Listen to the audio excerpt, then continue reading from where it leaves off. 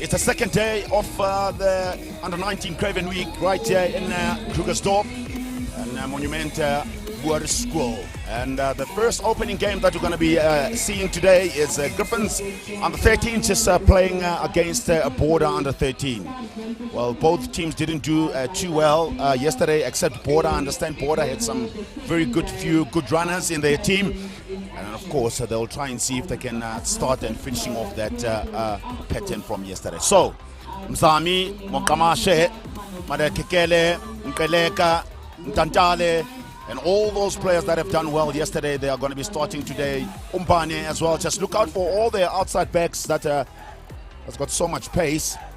And of course, Griffons as well is another team that is so exciting to watch. Tongwane at 4 will be operating there with Strauss. And of course, just look out for Borderman at 9. And of course, Kruger, who has done very well for his team yesterday. So, with me, I'm not alone. I'm with Kennedy Tsimba, one of the legends here in South Africa. And of course, Zim International.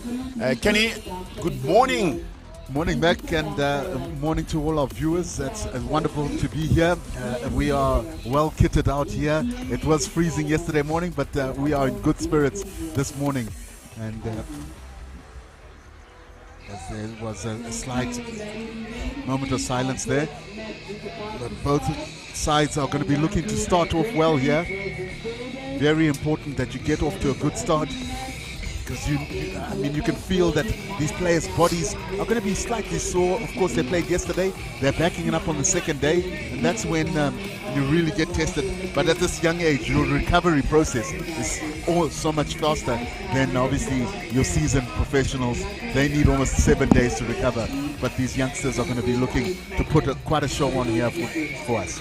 Well, I'm sure the guys will be very happy about this, as the captain of the Griffons taking the team onto the park. It's JP Strauss just running in onto his park with his team. They look exciting and they're keen to play, as Kennedy says, that all the time players will always be looking out to enjoy themselves. Uhlumla Ngokoye will be leading the team from Border Bulldogs team from East London. Well, exciting times, of course, Kenny, for the youngsters. Just pre-COVID, there was no rugby under-13 at all, so it's the first time all the youngsters are coming out and having fun at the Craven Week here at the under-13 here in Gauteng, Krugersdorp side. So, results won't really just matter that much between these two teams. All they want to do, the youngsters, they really want to just express themselves and play. Yeah, we can hear in the background the theme music for Triple H in WWE. Of course, it's all about the game, and that's what is going to be happening here with these players. It is all about the game. It's a suitable soundtrack to be able to open the second day of the Under-13 Craven Week here by Monument High School. Porter, he's in his starting 15 today. He restarts the game, he kicks it short. Underneath that ball is Griffons. Oh, been taken inside. Trailing there, just looking after the ball. Portman already with a good pass there to Strauss. Portman finding his forwards. Already you can see a little bit of a pattern there. Just good run from Masuluane, the tight head prop. Portman to Kruger. Well, Kruger just looking after the ball there. They're setting up a maul just a little bit inside the opposition's half. Good counter ruck there from Border Bulldogs as penalty, says the ref. So it's the first penalty of the opening 30 seconds of this game, as a lot of the teams didn't want to really just kick for poles or for touch. They'll normally just tap and go in this tournament, Kenny. Yeah, which is a good tactic. And it's a good tactic because the field is so big for you to be able to find touch, especially for the under-13s. But this is a good run here by Border. They made sure they've moved the ball out wide to these exciting backs, and they continue just to push and probe here. Wonderful play here by Border. Border again, just running at 9 now. He gives it to Lucia. Lucia is still running. Now he's approaching the halfway line. Now he's going to go. He's got about 30 meters to run. 40, 50. Try time for the young man. Well, celebration as well, just being very, very evident from the supporters. Show a lot of parents really just supporting them. Just good run there from the young man. And it started with the border, just change of direction inside the opposition's half, Kenny. And I tell you what, I've been said, well, people have been said that, you know, this border team with the ball in hand, they're very dangerous. No, they're very dangerous. And this is an exceptional try. He just maneuvered and tried to look for enough space. And when he found that space, he put the hammer down, and boy, has he got gas. Oh, this is an exceptional try here to open up the second day of this under 13 Craven week. Lugiza just scoring his team's first try and been converted by Porter, though he gets it over, so he adds another 2 points in this game. Well, Lugiza comes from George Randall Primary School. He weighs 55 kg, so he's not a small man. He's quite average for his age. Good size for his age. And there we can see the supporters who were so ecstatic here. Once that try was scored, we can see them jumping around.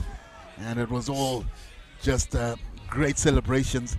And it's a wonderful start here by Border. Of course, what's important here is that they need to regather this kickoff, because that's always the challenge after you've scored. Derek Relling just restart the game. He kicks it deep. Just misfielded there by Joshua Nunku, the left wing. So that's going to be the first time Griffons are right inside the opposition's half, inside their 22. And perhaps maybe it's the first time where we're going to be seeing their first line out, Kenny? Yeah, well, we spoke about the kickoff, and all it took is just one accurate kickoff, and they found themselves right in the 22 here. And that's a good gather up of the line out there, front ball. It's a good drive, so they're sticking together. They're not really just pulling off from the line.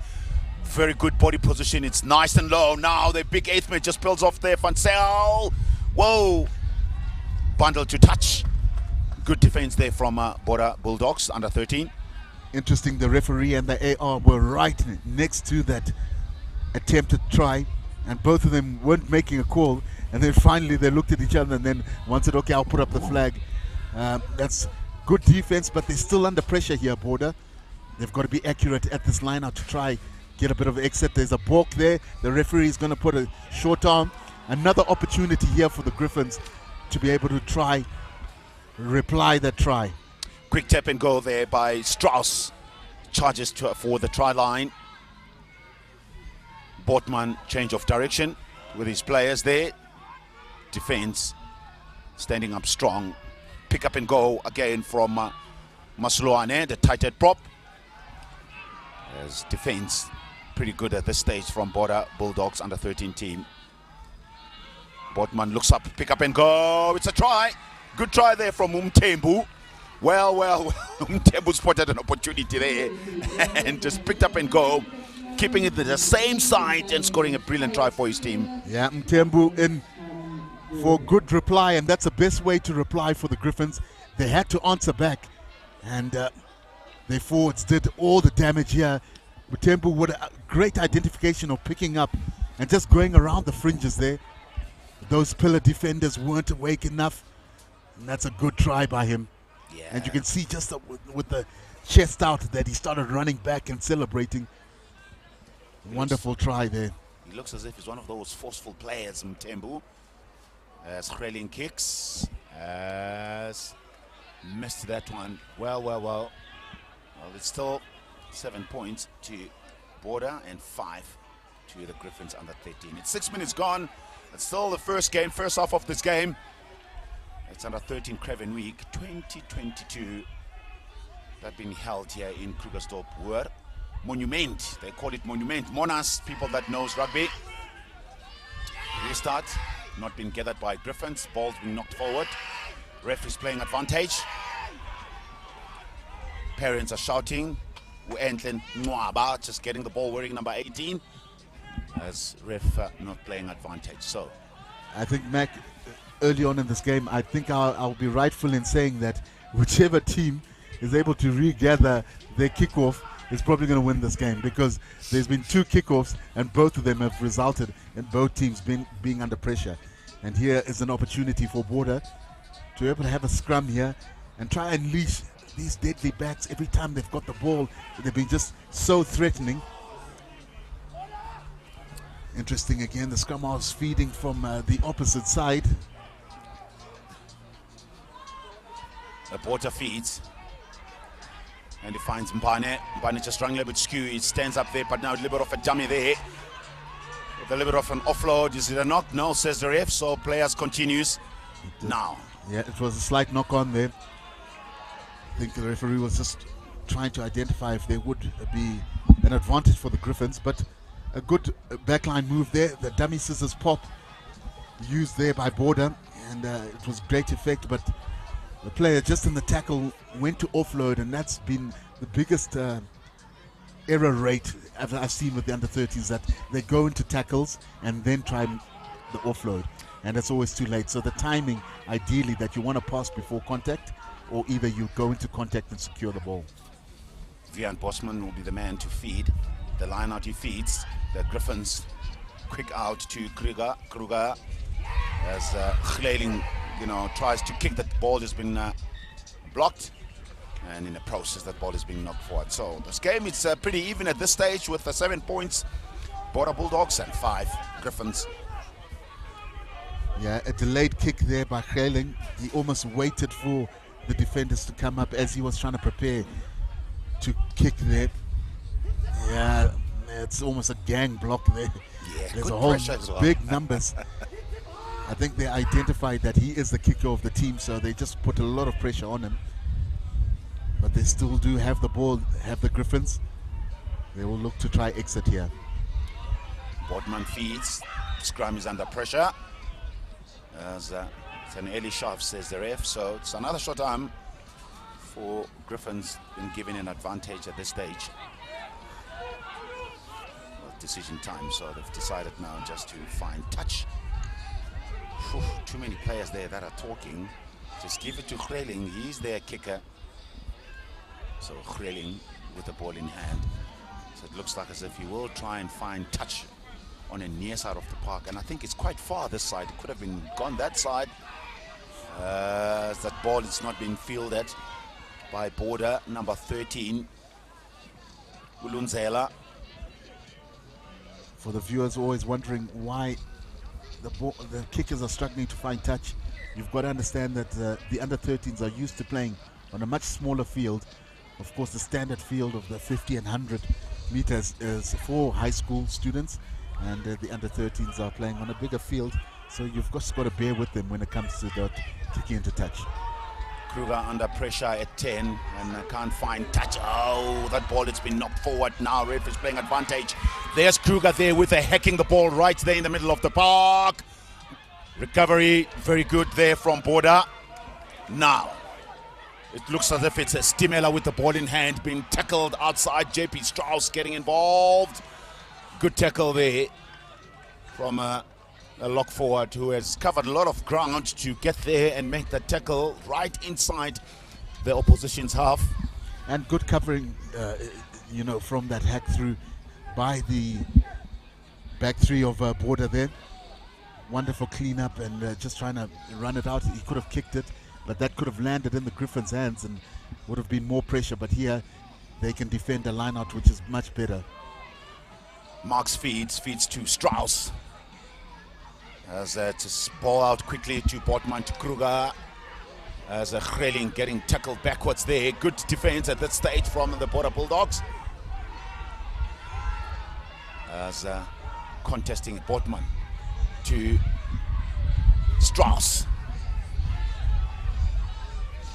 Botman again to Kruger. Kruger to Gleling. Gleling to Oberosa. Oberosa there. It's penalty. No advantage, says the ref.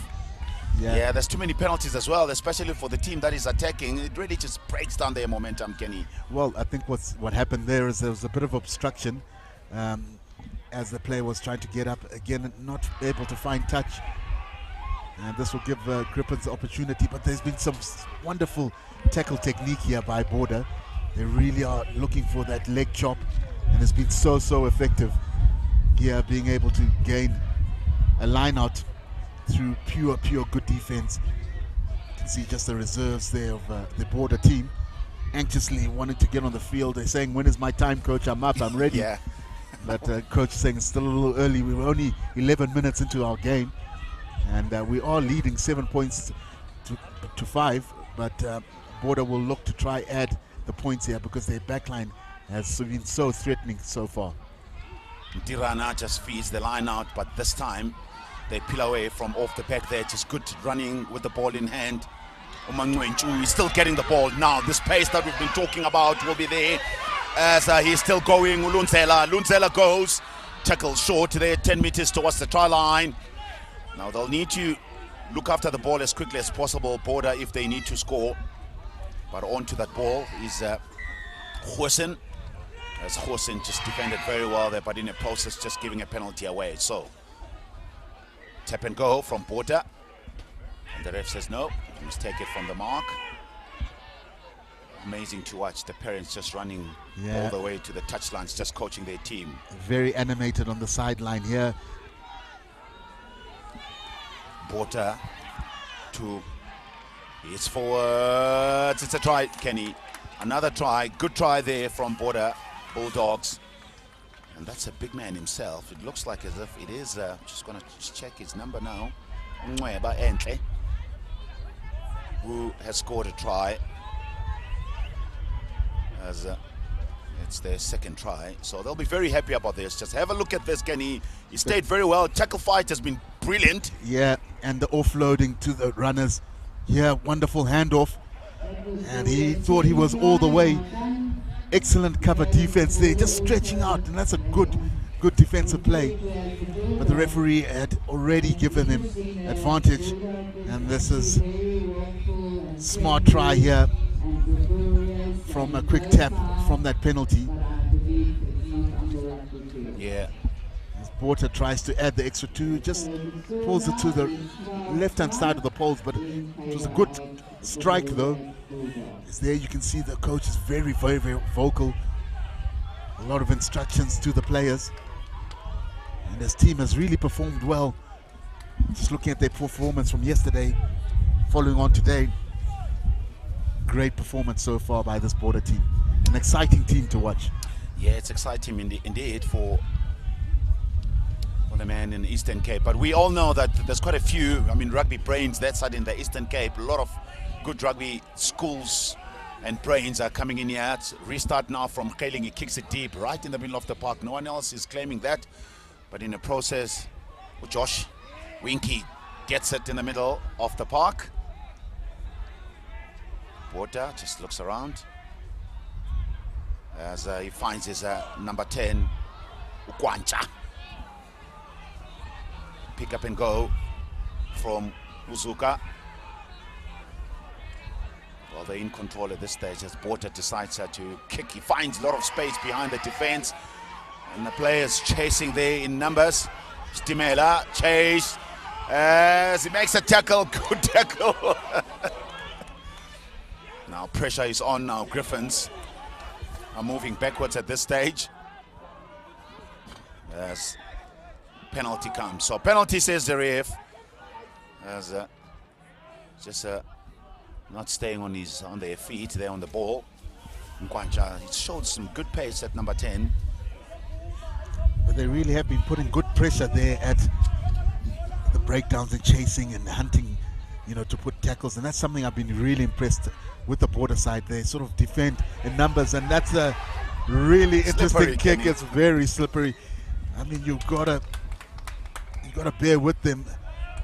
The field is so wet. It's extremely cold, and it's not easy to be able to kick a ball barefoot, craning there, just slipping and sort of slicing the ball. At least wasn't too much damage done. Worst thing could have happened that a ball lands in a Border player's hands, and he trucks right to that try line. But at least they've been able to recover, and it's easier to defend from a scrum where there's structured defense. But the kicking is obviously been a challenge from those penalty areas. Yeah, Kenny, you might really just explain it very well, because as a kicker you need that one foot to be very steady, so that you can able to strike with the other one, and it was not like that. Yeah, well, your support foot, as we call it in kicking terms, needs to be steady. That's where the importance of your kick lies, and your stability. and with the dew and the grass being really wet, it's very difficult. But here is another backline move. Yeah, this time they're just running on each other. Botha again tries just to unleash the ball as quickly as possible. So the big runner, Lujisa, just takes the ball up again. And Lujisa looked very good with the ball in hand. As a defense just there, not trying to release the ball. So it's a more. Ball out, says the ref. Now the try scorer, Umongo Inchu, takes it up again. As it's been held up there, it's a little bit too high there. So he gives a 50-50 ball to Griffons. Ripped. As a try. Well. It's Uzuka who has got a try. He just ripped the ball. Well, in my books here, they say it is Van der Bale who has scored a try. Yes, it is Van der Bale, number 20, who has scored a very good try. As a very forceful try as well from the young man. So they kept it alive until they really just scored a brilliant try for themselves. And they were fighting the ball here with the forwards, but Bell able to get through there and score a try, and you can just see the elation as he comes here. Might be his first try of the tournament, and you can just see how excited he is as the supporters here, the parents and followers and supporters are really in a buoyant mood because their team is performing well here. As the conversion has been slotted there by Botha, and Botha is satisfactory here in terms of their start. They're extremely happy with a 19 points to 5 lead. Yeah, we can see there the parents, the flags are flying. It's always great to see wonderful support, especially at the under 13 Craven week. Yeah, remember, Kenny, these are still kids. I mean, a lot of them, they're probably just turning 12, so they're still babies to their parents. Yeah. So I'm not surprised parents are so passionate about being here, supporting their kids. There's still more games that will be coming your way, so lots of parents will be here supporting their kids. Well, even others took the trip all the way from Zimbabwe, Namibia. They're all here supporting their kids, which I think is a very good thing, you know, for the parents just to come in and support. No, you have to, and it's an important part. And I mean, Mac, you know, you're a player. The support that you get from your fellow players and family is so important in terms of encouraging you, and it's always good because they help you review your game after the match. Well, pick up and go from the big 8th man, Van Zyl.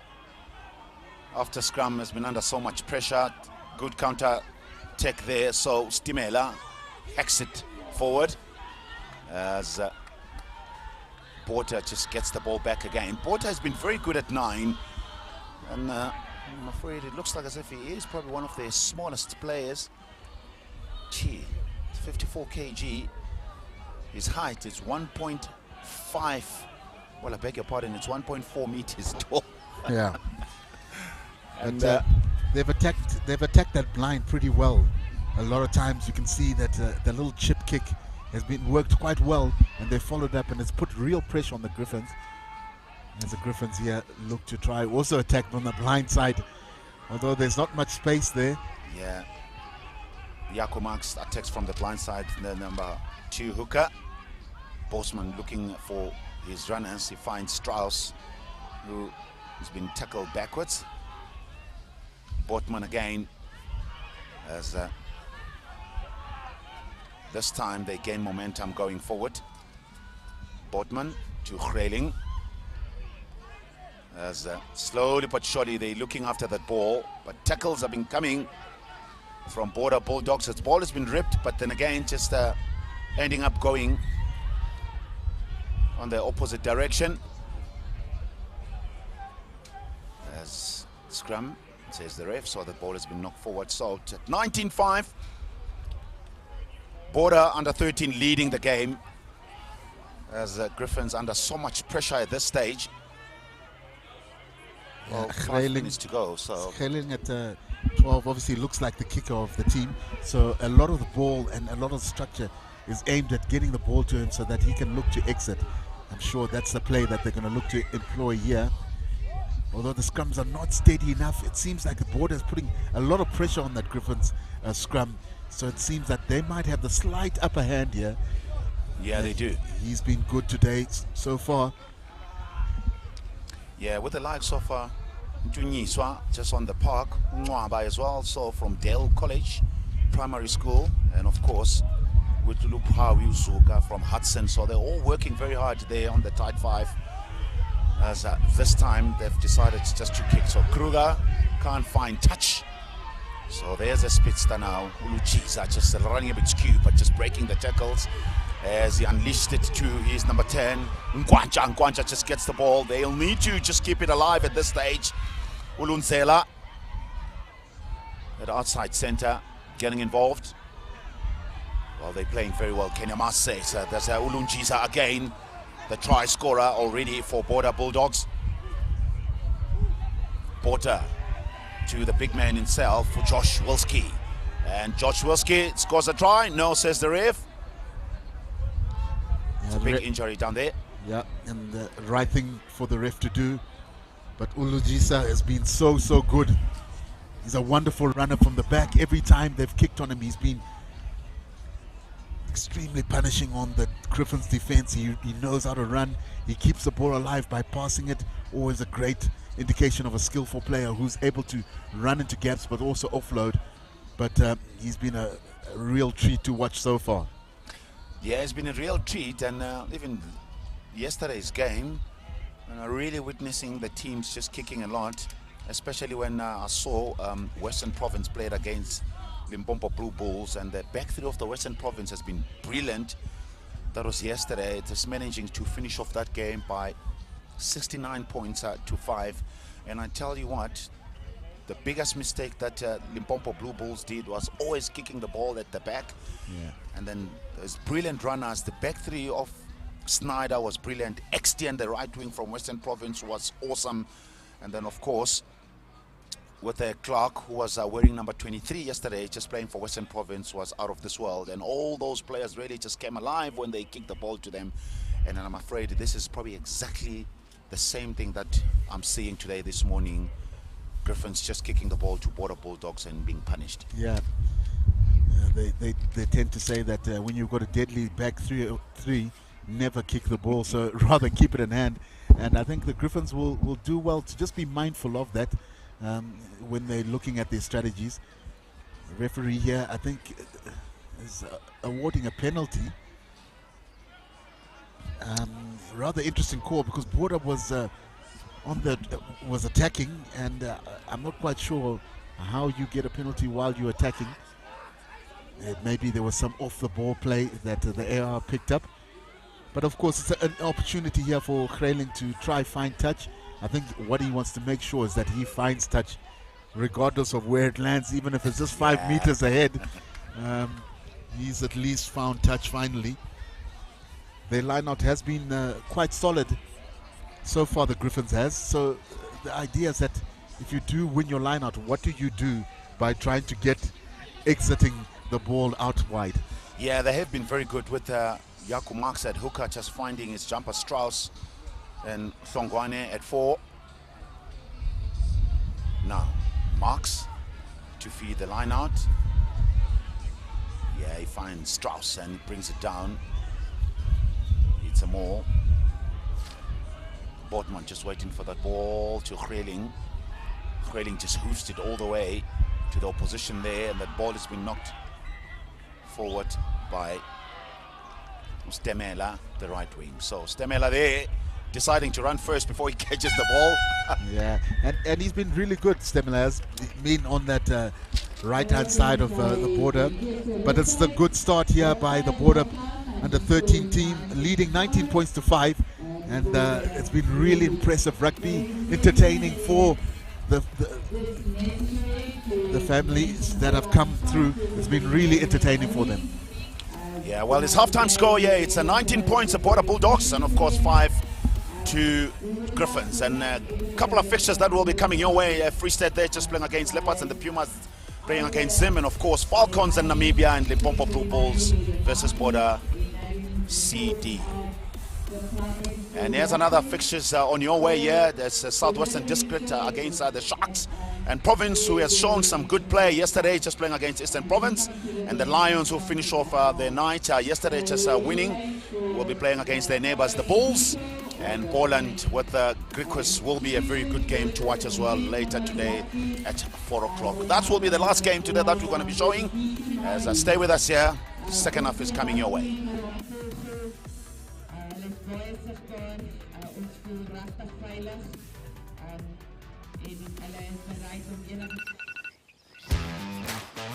You have too many new voice messages.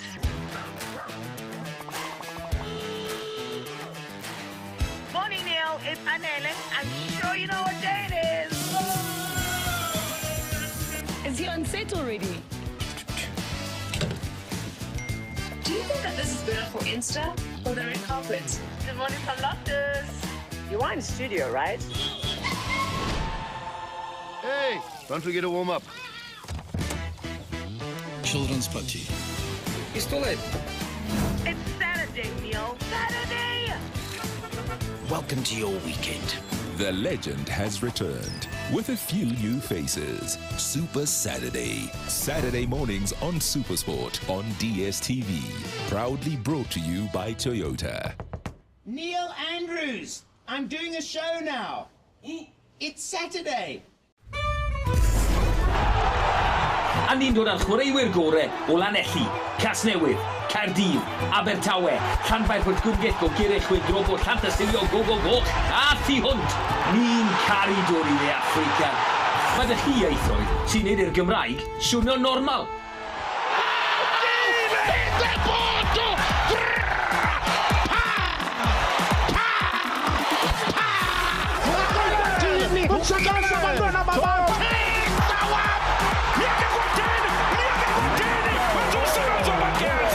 Felly, hen campwyr byd!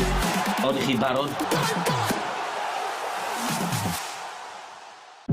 Hello everyone, welcome. The cup won't spare your feelings. It won't comfort you when you lose. And it won't come easy. Nigeria, champions to beat. Instead, the cup will test you. Oh, lovely pass, that planner! It's spectacular! It will test your commitment, your determination, and your skill. Because not everyone deserves the cup. The cup is reserved for those who live to be remembered. Those who trade personal glory for the glory of a nation. Those who don't take no for an answer and see opportunities where others see boundaries. The cup is for those who seize every second and use it to prove to the world that they are worthy of Africa's most fiercely contested cup. The Total Energies 2022 Africa Women's Cup of Nations, live and in HD on your World of Champions on DSTV.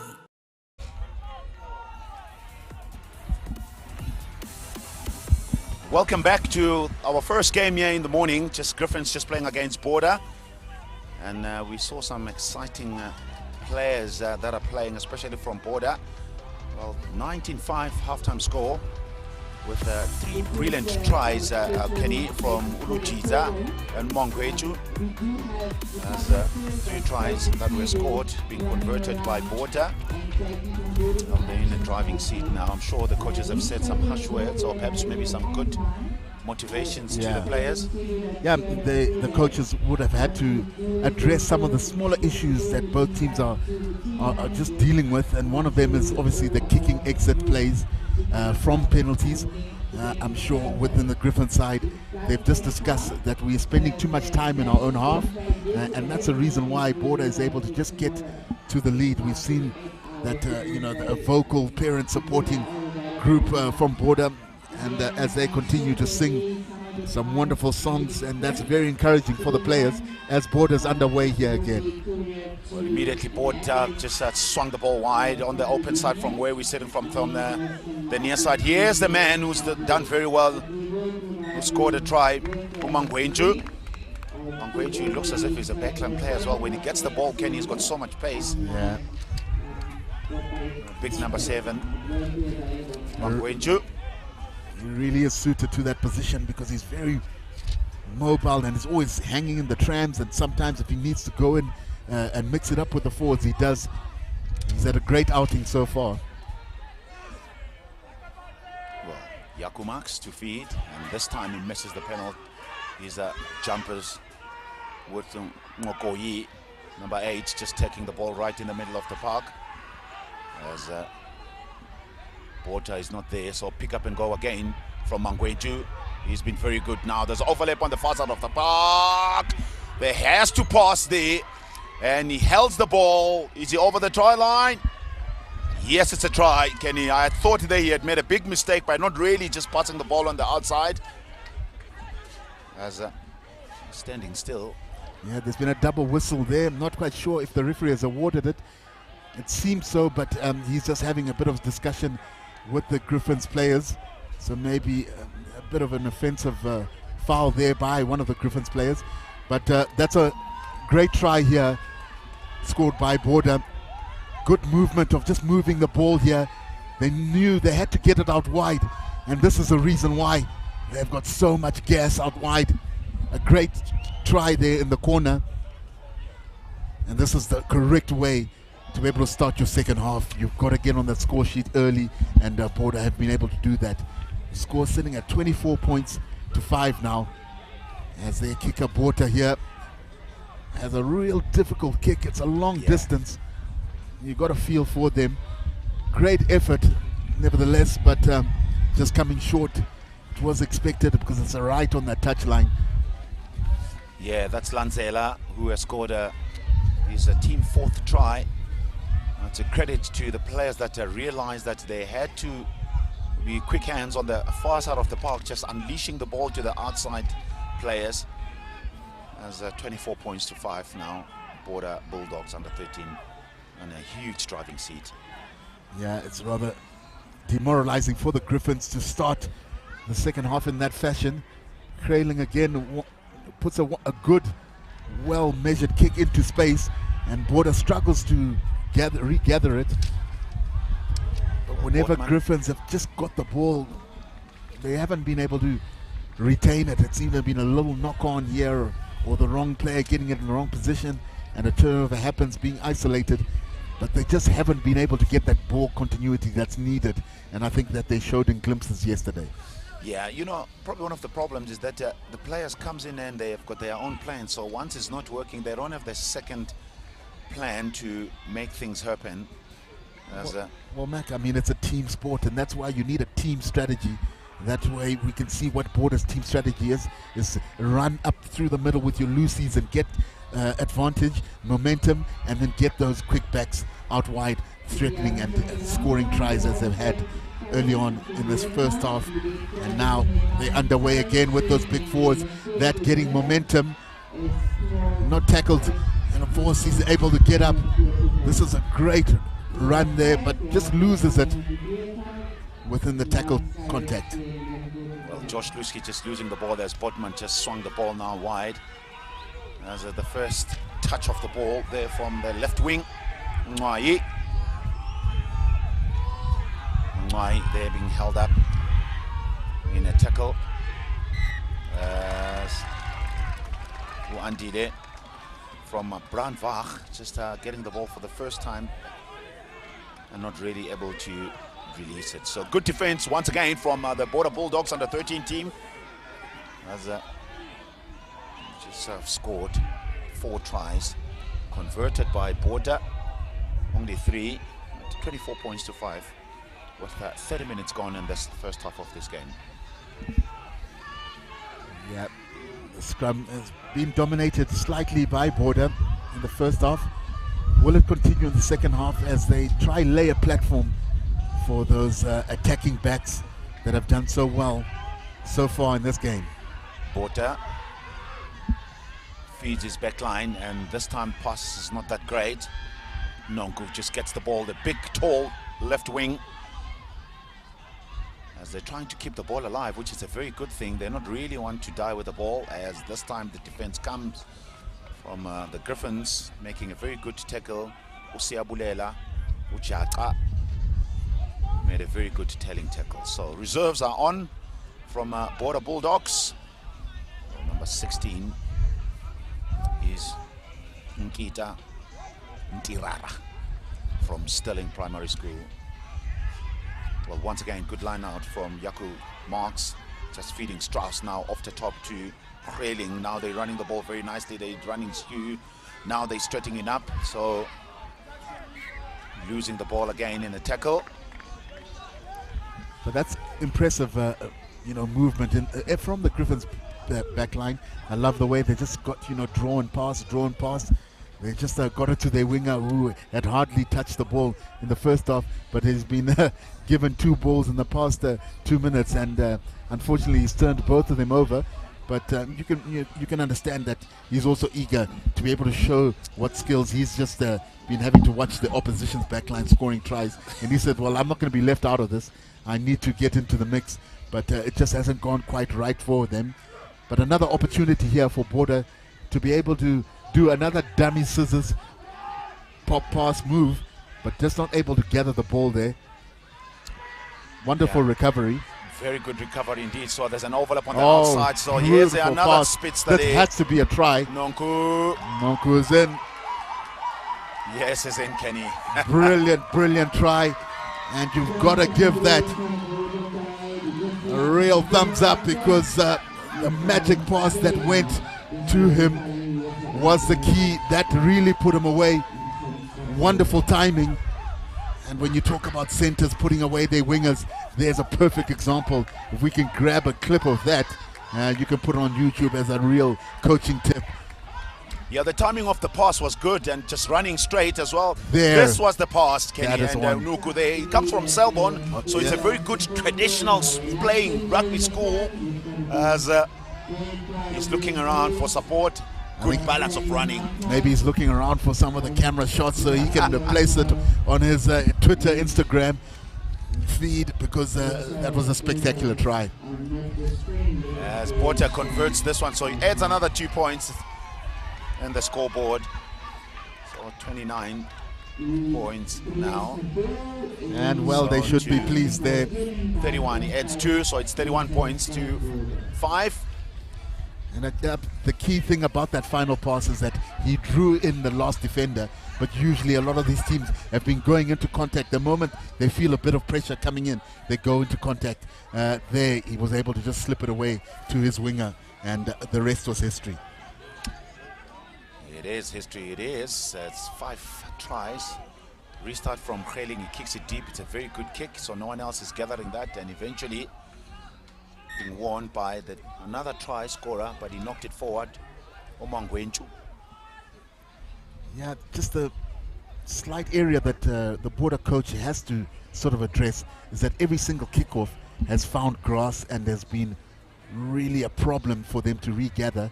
I think they just need to place more bodies in those kicking receive areas, because they're extremely thin. They're stacking their 22 with a lot of ball receivers, and they just need to get more bodies closer to that 10-meter mark to help get a clearer receive. Portman feeds. It's a little bit messy again from the Griffons. Yeah, once again, just a slight little error there. A handling error has really hindered the Griffons' progress in this game. They've had bits and pieces. Of course, when they scored that first try, I thought this game would be really tight, because the Griffons showed a clear intention and of good handling skills. But ever since then, it just hasn't quite fallen right for them.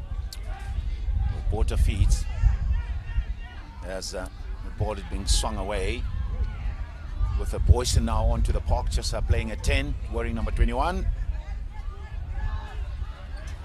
As yeah, they were completely offsides there. The Border loose forwards, they sort of took the space over the ruck, which was quite clever, but the Griffons weren't really cleaning over the ball. And that was a good tactic by Border, but the outside players weren't quite on sides, and the referee blew them. And this could be a right decision, rather than trying to kick for touch. Maybe let these forwards have a run. Boardman digs in again as he finds his big number 8, Fansel. on the blind side. Van Zyl just takes it in. Pressure is definitely coming, and the ball has been turned over. So Mongwenchu, as Border Bulldogs just coming away with it. Now there's a danger man again. Now just coming in the middle of the park. Lujiza. This time they've decided just to kick it. The ball stays in field, but not being able to be gathered by the Border Bulldogs. Boy, I tell you what, every time the Border backs get momentum, they really sort of flood all areas, and just almost an urgency of them rushing through just to run as support. It's something that's very impressive. You hardly see that in any teams, that if there's a bit momentum and a bit of a slight break, you just get the rest of the supporting players flooding through. Just urgency to try and get their hands on the ball. Yeah, pressure is on. 31 points to 5 to Border Bulldogs under 13, just leading Botman feeds. Now he finds Boysen just standing just behind the scrum, and then he hacks it forward. Oh, underneath that ball is Stimela, who takes it up again. There's a huge overlap on the far side of the park. Stimela still goes to, and there's an overlap. Now the overlap comes, and then guess what? Guess who's got the ball? It's the try scorer, Lunzela. Lunzela again, the outside center, scores another try. They have certainly put on quite a show here, and there are the supporters, and well, they should be happy. It's been quite a stellar performance. Well gathered at the back there, a kick not finding touch, and has been punished. He seemed to be running across, but he knew exactly what he was doing. He knew he had to just draw some of the defenders in. Wonderful pass, and great keeping the ball alive there. And you just need to get him the ball in hand, and he'll do the rest. He's shown by scoring 2 tries so far in this game. They've changed kicker, have Border in an attempt to try get some extra 2 points here. With the score sitting at 36 points to 5, the Border coaches will be extremely happy. There's nothing better than getting your wingers and your outside backs scoring tries. That's just a great sign of a team that has just veered to the right-hand side. A great attempt, of course, but it's just a great sign of a team that has got so much confidence. Yeah, it's so much confidence indeed. So that's why they've changed their kicker with Usamkelo Stamela just changing, trying just to convert, and he misses that one. That's their right wing. And 6 tries it is, so 36 points to 5. The true test will come now, of course, for them is the kickoff. Can they recover it, regain it, and be able to launch another attack? Well, Craven, who's been kicking all the time, as ball has been knocked forward. A penalty, says the ref, so good call indeed from the ref.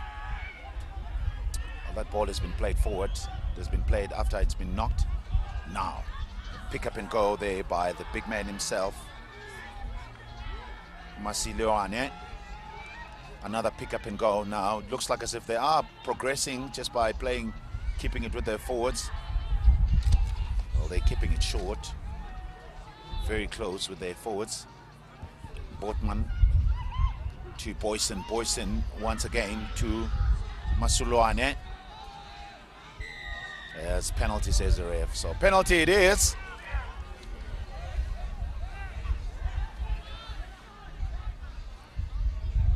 Pick up and go again. So this time is Ulisedi Sibulane who picks it up, has been bundled into touch. So perhaps maybe there's a lesson there that needs to be learned from the players, Kenny. You always got to work your way infield. Yeah. Rather poor play there by Siblani. He had to opt to stay infield and work towards where the supporters infield rather than going closer into touch. They're not quite sure what decision they wanted to make here. Of course, they've opted for a line-out. It had to be a line-out. He was tackled into touch. They're obviously going to opt for that front ball. Ntinka Ntirara will feed the line out. It's a little bit messy, but managing just to come away with it. He's still staying on his feet. Now here's Botha there, just running the ball from inside. He's 22. Head forward as pressure is on again. So Chaka gets it and he kicks it back. So this is where the trouble is. You gotta kick the ball out against this Border Bulldogs under 13. They will run at you after that. Now Botha just looks, as this time can't find his players there. That ball has been knocked forward. So everyone was not really looking to where the ball was coming from, just looking up. So hence that ball was not being fielded by the Bulldogs. Yeah, I think the error there was the skip pass. The first time they've thrown a skip pass, and it's always difficult, especially in this weather, to be able to regather it and try get the ball into hand.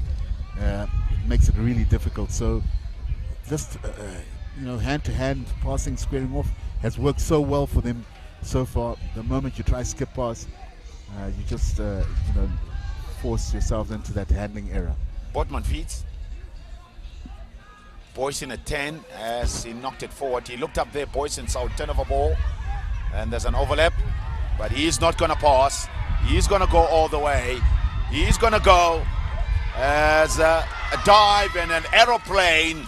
Try time. Oh, these kids, they've seen a lot of things happening on TV, so they repeating that.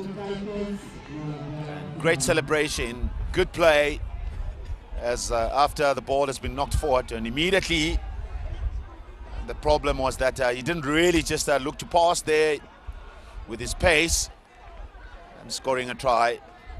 And once again, that's his second try there, so it's Omangwenchu.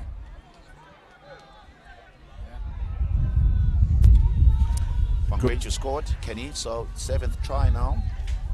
Yeah, they've been able to just... So Botha will definitely convert this one. Yeah, you can take that to the bank. But they've put on a good show, a great team effort, and they've shown us what running rugby is like. Even if it is a cold, dewy, frosty morning, you still can move the ball around. Yeah, they have moved the ball very well, I must say. And then they've really just looked good, especially when the ball has been just passed around. Their outside backs has been phenomenal with their inside center, outside center, their fullback just coming in. And Ongwenchu has been very big in terms of contributing to his teammates today for Border Bulldogs under 13. Now, here they come again. Border. Koki with the ball in hand, the big number 8 running the ball from inside his 22. He's untouched, Kenny. Well. Have they given up already, the Griffons team? Wow. Yeah, the defense is now absolutely lacking from the Griffons.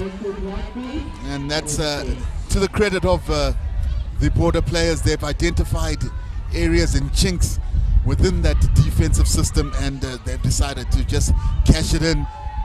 And now it's almost a situation where I haven't scored a try. I need to get on that scoreboard. Just running straight through the middle. Yeah, he's got good running motion. Oh, yeah. The real athlete. Yeah, he looks good. I must say, Ushumla Ngokoyi comes from Hudson, 74 kg, 1.79 meters. Yeah, he's a very good loose forward, and he's got so much pace, so you can easily slaughter him at outside center or even at a wing. He's got so much pace and very aggressive, and then he can definitely see the gap. So Botha will convert. Boom! 2 points for Botha. As I'm afraid now it's 50 points that has been put now early on into this morning. Well, it's not looking that good indeed from Griffons. They're not looking good. Looks like as if they've lost everything, their confidence as well, just being beaten like this. 50 points on the board. Yeah, it's never good to have half a century put on you in rugby. But the kickoffs continue to be an Achilles heel for Border, as well as they've been able to entertain us with some of their spectacular running. Their kickoff receipts maybe indicates, what sort of let them down yesterday, and that they're going to need to address that as we approach the day 4, of course, on Thursday. Tomorrow a day off for most of the teams, and a much needed rest day. Yeah. The bodies are going to be slightly sore, and a lot of those who've been doing these morning games are like, shoo, I don't have to deal with that dew frost that's on the field. Of course, the sun is out now. That's broken the dew as the Griffons are looking to try get their back line with a little bit of movement, but every little ruck Board has been able to contest, and they've really made that breakdown a contentious issue for BOLAND. Once again have got the ball here. Oh, that is just a frustrated tackle. Yeah, he was frustrated. Pure frustration. Oh, he's in trouble. Onyakalo, Masluane, big target prop. He was very frustrated there. That tackle, you could tell that it comes from really deep inside. A deep place. Quite interesting that the referee needs to discuss something with his AR. I think everything was so clear there. Yeah, it had to be a yellow card. Yeah. As we can see, I think that's his coach just sympathizing with him. Yeah. Sort of brought him around. And not just bringing down him safely. This border now are not waiting around for discussions. They try to take a quick tap, but the ball fortuitously bounces into the Griffons' grasps. Yeah, another penalty, silly penalty this time from Boulder Bulldogs. So having a chat there. There's a Boyson with the ball in hand. He's looking around. Now he decides just to run.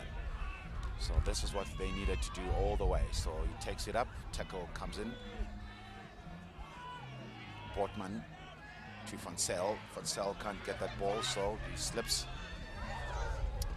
Well, it looks very dangerous there, being tackled on the ground. So penalty, says the ref.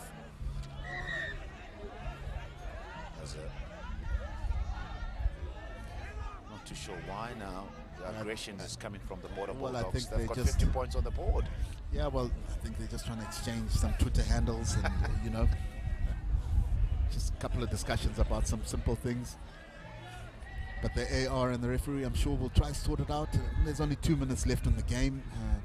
You know, it's been an entertaining game. You want it to end off on the right note, with the understanding of that they still, as you mentioned, still are real youngsters. A lot of them 12 years old, 11.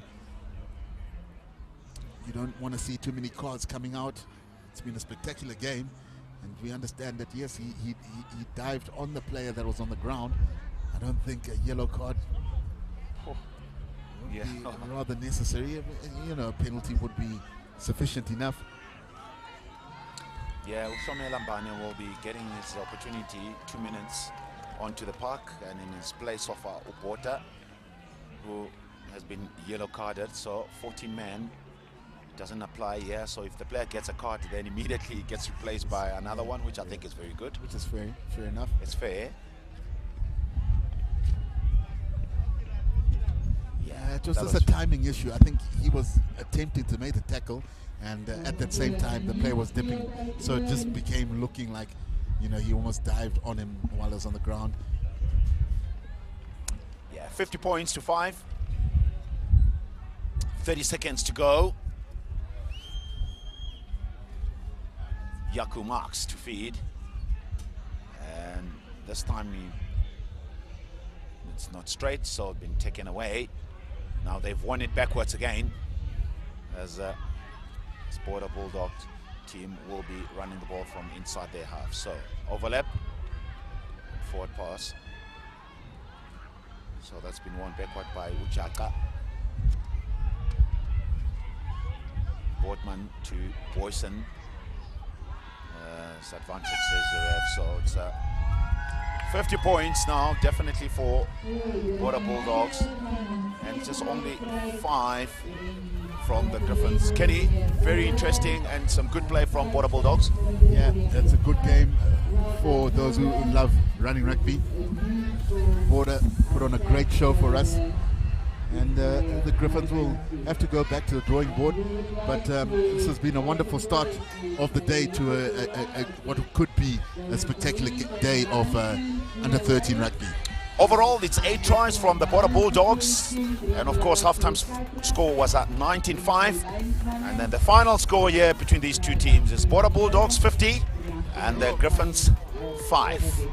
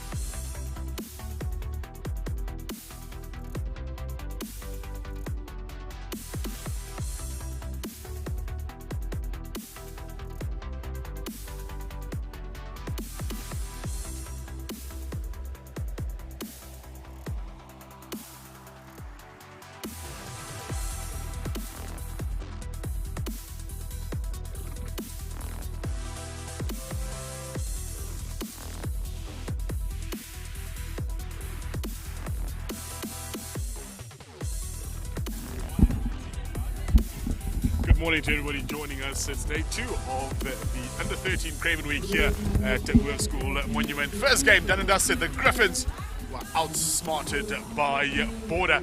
50 points of 5 that score was, and now we've got the second game about to get off underway here. It's the Cheetahs. They take on the Leopards. Joining me, commentary here, Lawrence Mpaka. Lawrence, lackluster performance yesterday, to be perfectly honest, from the Cheetahs. Hopefully they can bounce back today. Listen, it's a new day, new opportunities, a bright new sunny day, so it cannot be compared with yesterday. So today, if you did everything that you did yesterday, nothing worked. Today, if you didn't change it, don't expect a different result. Certainly so. Leopards with lots of work to do as well.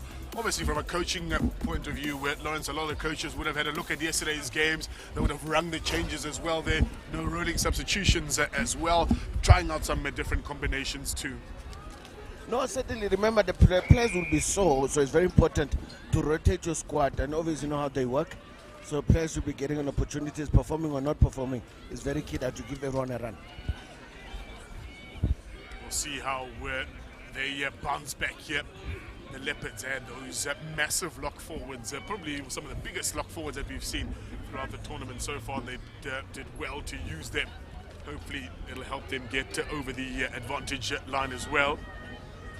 For the Cheetahs, I see the likes of Geisman has shifted in position. He was a fly half there yesterday. One of the standout players for the Cheetahs was Lahanko Malan in the number 13 jumper. He's a decisive centre. Let's hope he can get ball in good position. Spreading it nice and wide very early on here. The Cheetahs are off to the right hand side for Kambuza Koiko.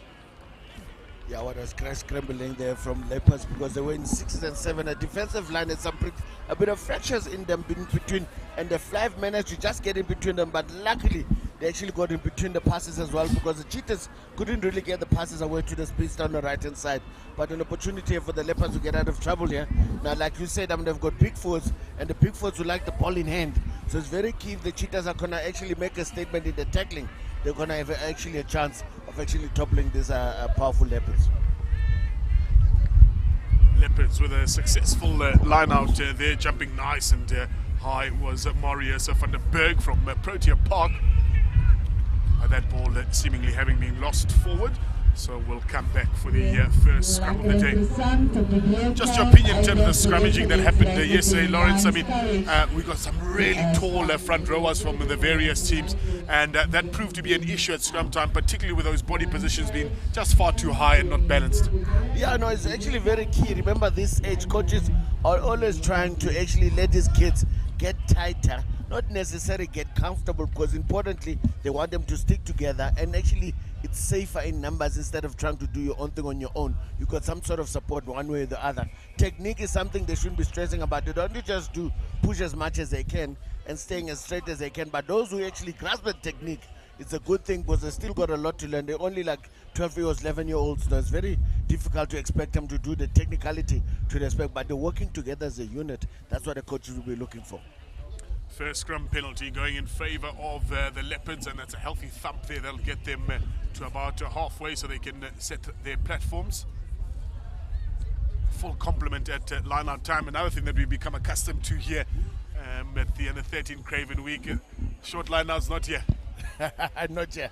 You don't want people getting lost in the back No, line. they're going to get lost. They're going to get lost. Let them do what they know how to do. It's a good gather from the 8th man there. Almost thought he was going to lose it for a second. Gerrit Kuhn. And now we're split amongst the backline. Hopefully the Cheetahs would have sorted out their line-out issues. Kennedy and I counted 9 times they were called for booking at line-out time, the free state. So hopefully that would have been fixed from yesterday. Yeah, no, listen, I think the one team that I noticed that actually is very good in the air in terms of that back ball. It's only one team, that's the Sharks. I haven't seen it from anywhere else. Tester here for the Leopards sweeper. Penalty. He was in front. Should have been a penalty. I think the ref missed that one. Come back for scrum time. The maturity displayed by the GRIQUAS team yesterday, using the sun to their advantage. They were trailing against the Bulls there, but then come second half, the sun was behind them, the wind was behind them as well, and they just launched the balls in the air there. No, certainly I think the one thing the Bulls actually struggled with was actually this scrum. But everywhere else they were actually dominating. I suppose that shows you as well. Rugby's got lots of facets. So just focus on doing everything right when you can and where you can. Scrum success after conceding the penalty. The Leopards, Heiserman having to take the ball up, but to set a platform, didn't have enough room with which to exit. He's not keen on the box. No, he's not keen on the box. We saw what team was that yesterday? We saw some great box kicking. No. He actually was not keen because he waited for someone to get in position. And that box opportunity was actually there. Would have been the preferred option, yeah. Yes, and the fullback of the Cheetahs was too far. He would have actually got into space nicely. Maybe it's something he hasn't practiced, because some scrummers don't like to kick, especially so early in the morning. I'm sure their feet is like half rock, half human, so it's very important that you don't hurt it as much. But like I said, these boys, like I said, they're tough. I wouldn't be able to handle this. No, the border scrum half yesterday, he was box kicking Yeldag, and he was pinpointer. The head down position, everything look there. At that. Solid there. I mean, if you consider the age, some of the maturity that they're actually displaying here is actually immense. I mean, that kind of technical kicking, some senior guys actually struggle to get it right, and these young boys do it at ease. I don't know if it's maybe watching.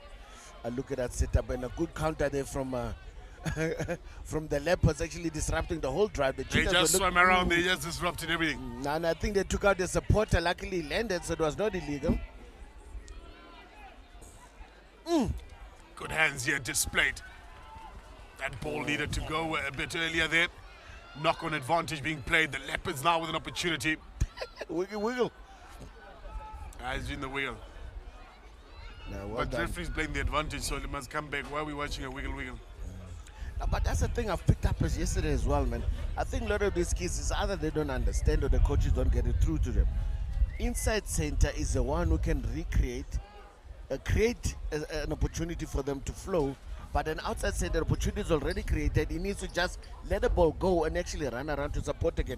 And a lot of these kids take the space away for the outside backs to actually strike, because they take so much space and give defense a chance to come back. Same position here, center, tucking the ball in with 3 players on the outside is something that the coaches really need to look at and try to fix with these youngsters.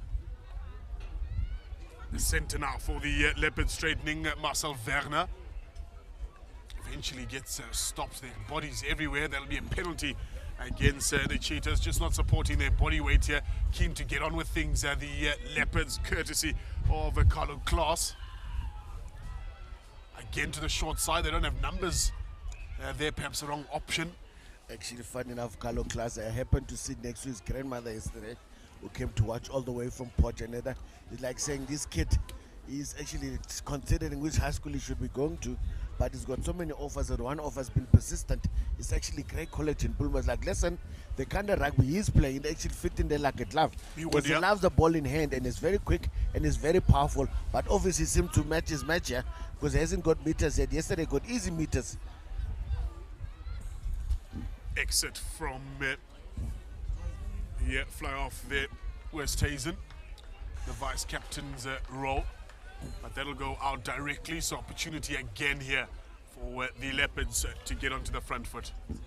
Yeah, unfortunately they just got a technique wrong. I mean, obviously he's going against the sun, so his gauging must be super tight. I mean, that was outside the 22, so he needed to stay in field, and then obviously to that happen, gives the Leopards an opportunity. Look at the height of the Leopards.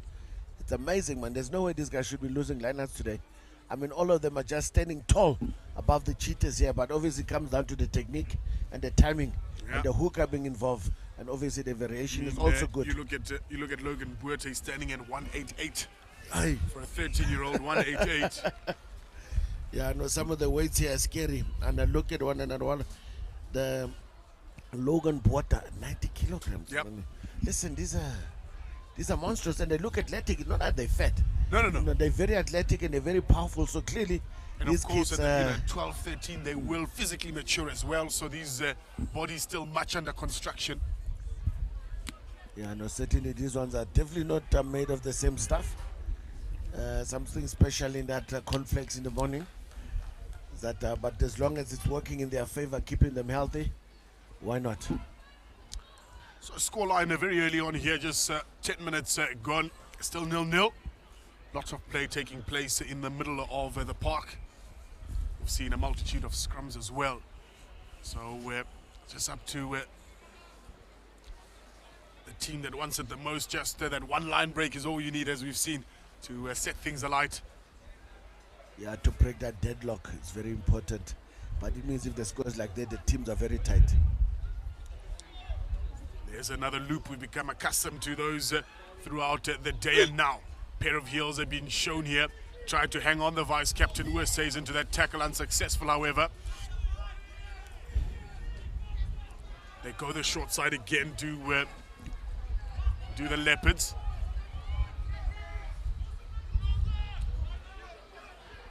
Counteract good, says the referee. And now they launch with Westhuizen across there to Depena. And now the Flyers onto the outside here. Lindo Guhlepini. He'll be in for the first try. We just spoke about it now, Lawrence. All they need is a half gap, the team that wants it, that first snipe. Yeah, and certainly good start by the big man, Bolwan, and that the pick and go, just pulling an extra few defenders that gave an opportunity to the outside backs to strike their strike. I mean, look at that. Quick ball that was required. They had ball through their hands, and the ball is quicker than the man. And obviously that dummy run on the back, they were not sure he's going to give it to him. And of this man, all he had to do was pin his ears down, and certainly pinning it was a thing, and it just a pedal to the metal. He had confidence to go all the way. Well done to him. First try of the day. I'm sure there's more to come. It's a brilliant strike from the right-hand side there. So all of a sudden, 7-0, the scoreline here. And this is a Cheetahs kind of style, and I mean, they play this kind of game at such a young age. That makes wonder they're flourishing at that high level. Because for them, this physical game, it is a part of the game. But to play like this is even more important.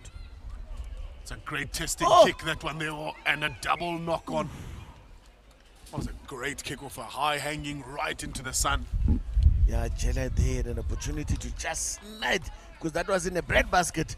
Unfortunately, maybe was also not really geared to actually take it. He caught it with his arms instead of his hands. if Jelle, Bonga Jelle here in the number 20 jersey, if he had gotten a hold of that, because it bounced one way and the other, would have been gone. No, certainly, because when he caught it, it hit his arms instead of his hands. So they actually had to regather. Oh, look at that machine. Beautiful good scrum from the Leopards. These have been impressive. And now he's getting involved again. Is Bonga Jelle. Oh, counter's good. One man. One man. Ball is out.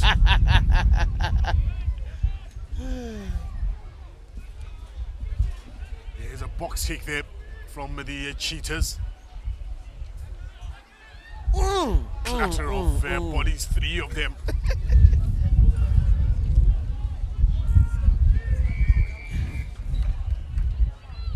Ruck formed. You can see the intentions of the Cheetahs every time they come to ruck time. Their job is quite simple, and I'm assuming there's an instruction from the coaches: disrupt. No, they kick, they push, they disrupt everything in that. They might have picked up the big boys. Usually they're very lazy to go do the racking work because they want a ball in hand. So that leaves an opportunity for players. Look at that. I mean, oh, you was lucky because you got hit by the hooker who didn't connect him properly. But 2 other players actually took each other out of the way to get him. That's how eager to make the tackles. They've got a 6-man here and with 2 pods. I mean, they've got a full man, but Cheetahs decided to just use 6. Oh no, they do 7, 2 pods, and they're certainly ready. This is watching what they do. Just need to go up in the air. Oh, beautiful. Well, luckily taken out. Because I think the pressure is on. The back there, brought down by Captain Durant. Again, can you see that disruption that's happening at breakdown point? Yeah, and I think that they were actually, the counter rack was good, but someone just got the timing wrong in trying to get their hands in there prematurely. The rack was still formed. So it's very important that they keep their discipline. I mean, they're getting it right, but they seem to be doing it every time now. So it means the Leopards need to be awake to it now. They can't leave the racks unattended. There's a big man. Can expect a pick and run here. Let's see if the Cheetahs are going to meet him with force, because that's one thing they haven't seen it all drive. A bit too high.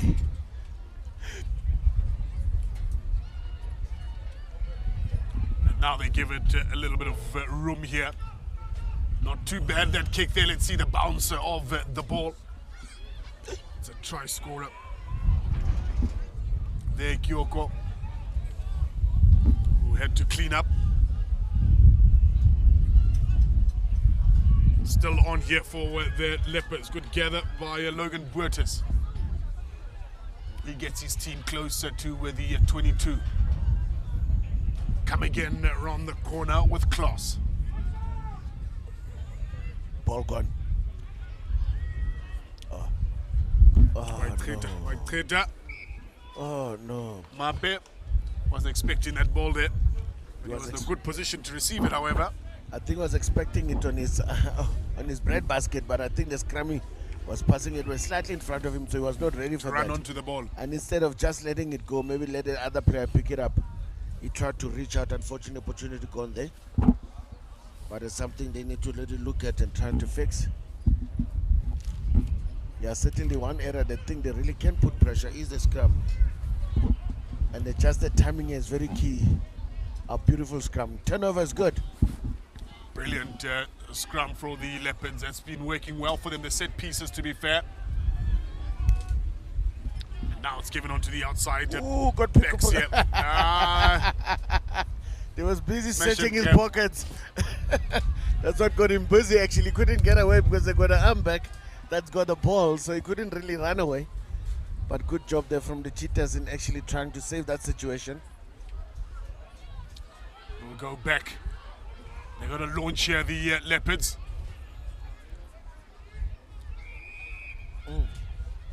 Tackling the player without the ball.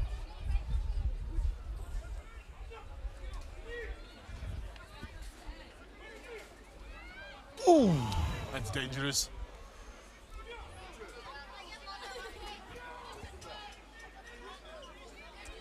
Class will take it forward.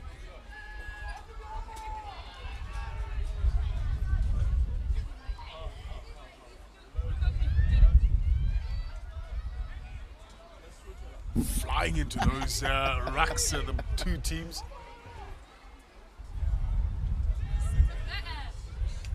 They come again here. He's been busy, has Van Heerden.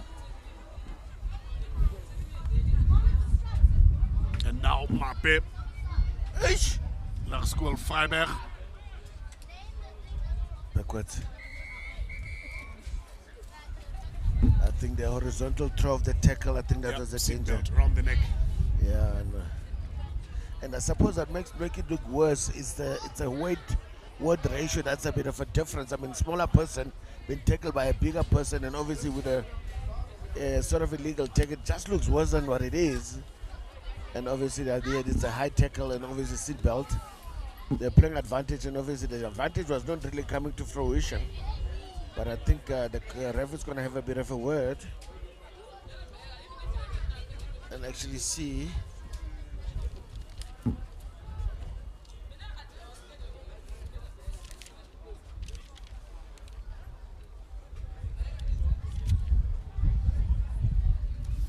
When I certainly a yellow card, when they're calling a coach in like that, it's tickets, Baba.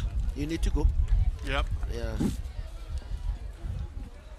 No malice, I think, in the tackle, like you said. Player was coming down, swiped there, but nonetheless still dangerous. Yes, just safety is important. He'll have a seat on the bench with Christian Leroux. But I must say that chair is busy this morning. Huh? Yesterday we had to count how many guys got yellow cards. We're actually looking for them. But today, already in the previous game, I think I've seen 2 guys having a seat. Now already had 1 already. So I think discipline is something they need to watch for today, because I suppose the competition is getting tighter.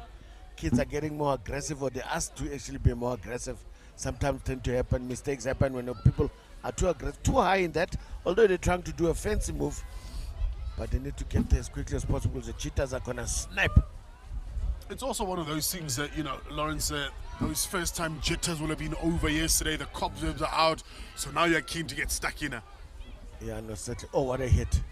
Yeah, they did well. Oh.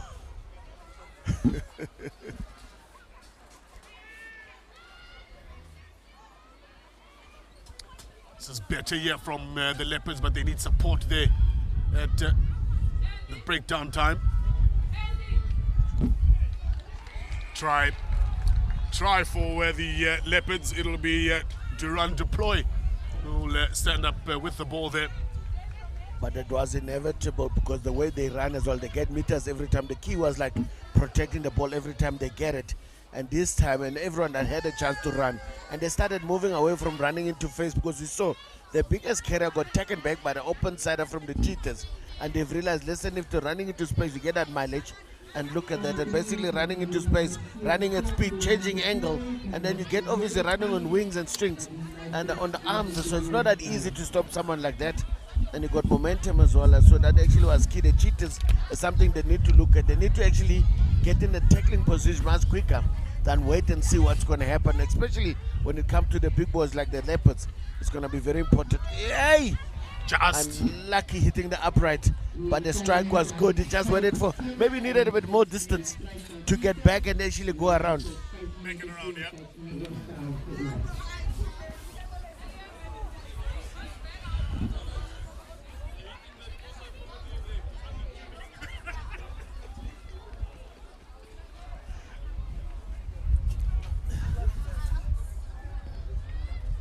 Kick restart again. That's quite deep there. It's allowed to bounce, and the first one to get onto it.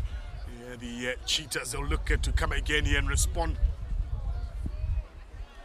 Attempted counter-rack here. He's playing the ball on the floor. He can't do that. They got a bit of their own medicine this time.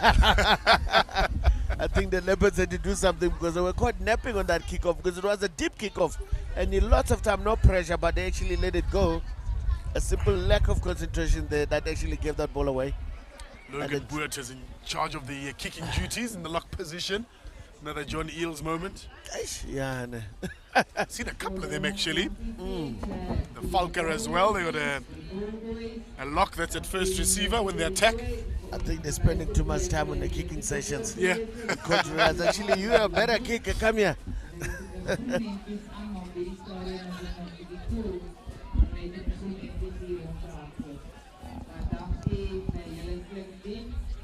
It's a long pass on the outside, but a good gather there from Bomajele. Was a bit too late to his teammate there. Same side, they come again. They're busting the runs now. They are the Leopards. They really are feeling it. He's got it. Change of possession. And now it's opening up here. They just need to let the ball do the work. Oh! Looper pass there that needed to be flatter towards the teammate. They've still kept it alive, however.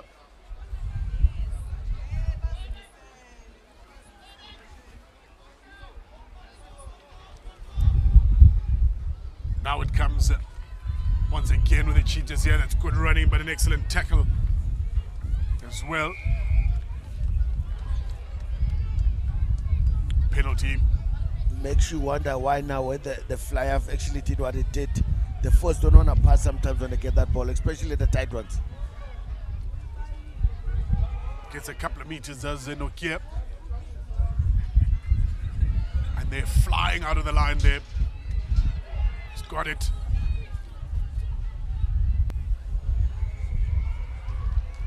They stole it. They lost it. They stole it and no one secured it, and the Cheetahs stole it back. I mean, I've picked it up, and the Cheetahs, maybe the fly have realized that they start forwards. When they get the ball, maybe the instruction is to keep it tight and secure the ball, so they don't let the ball go and take the run. The hooker did it, and now the lock did it, and now the reserve lock as well, number 19, did exactly the same thing. That ball needs to go through the hands. I mean, that's what we know they can do. And obviously, this opportunity is gone because they had a two-man overlap. And the simple loopers actually took away that advantage, and defense recovered. But now they're going to strike from there, right on the 10-meter line, just on against the wind. Against, no, listen, he must be a special one. That way. If he gets this one, he must be a special one. Oh, no, not the way he's setting it up as well. He's going to scoop it, and the wind is going to just bring it back. I hope they're ready to actually run and follow the ball, because they must chase. Certainly would be in their interest to chase. It's a healthy kick, that one there. It was just missing. 2 meters he was there. Yeah, listen, he's got a range, eh? That was against the wind. Certainly it's not an easy kick that he did very well. Unfortunate. I think next time he can take it a bit closer, he should be fine. Hey! Jeez, okay. It's a kicking contest here. How's that for a good thump? Against what you call a giant in a David and Goliath situation. Yep. Oh no! Big Ben tried to do the miraculous pick up and run a Steenkamp. Unfortunately got it wrong. Just needed to use a bit of footwork. They had time to pick it up, but he tried to pick it up on the run. Would have been spectacular, but unfortunately that one came a bit of a shortfall, giving the Cheetahs the opportunity to scrum. But like I know, the one area the Cheetahs really needs to be concerned about is the scrum. But they need to focus on making sure they get that channel 1 ball and actually get it out.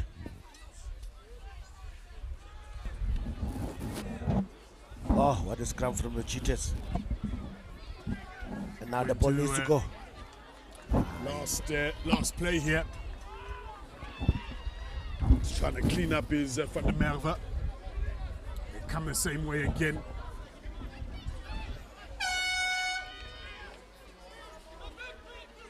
He's had enough.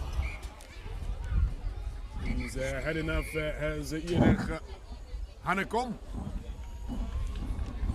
Yeah, what a first half, really end-to-end. Just 2 points in it. The Leopards, the second team to score in this one here after the breakaway by Londoguhle Bini to dot in on the far right-hand side. It's evenly poised, folks. It's getting warmer. Hopefully not just the rugby. We'll see you after this break.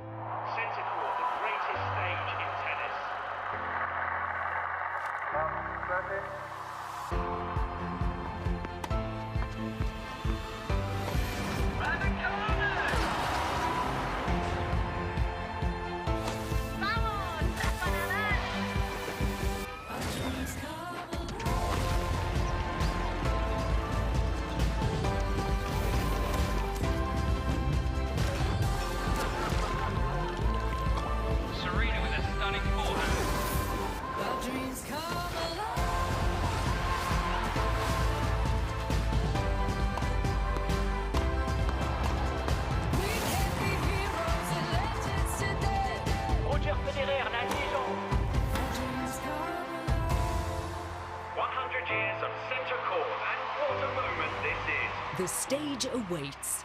Join SuperSport in pursuit of greatness at Wimbledon on 2 broadcast channels.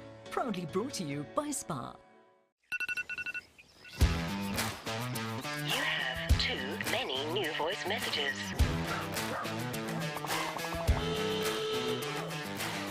Morning, Neil. It's Anele. I'm sure you know what day it is. Is he on set already? Do you think that this is better for Insta or the red carpet? Good morning from Loftus. You are in the studio, right? Hey, don't forget to warm up. Children's party. It's too late. It's Saturday, Neil. Saturday! Welcome to your weekend. The legend has returned with a few new faces. Super Saturday. Saturday mornings on SuperSport on DSTV. Proudly brought to you by Toyota.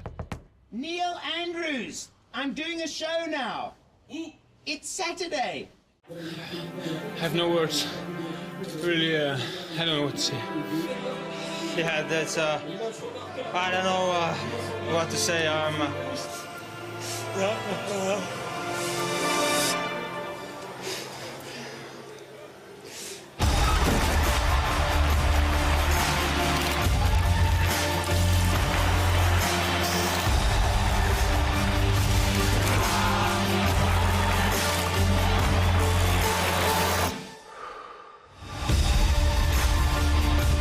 The Tour de France on SuperSport on DSTV. Proudly sponsored by Cecil Nurse and Marriott.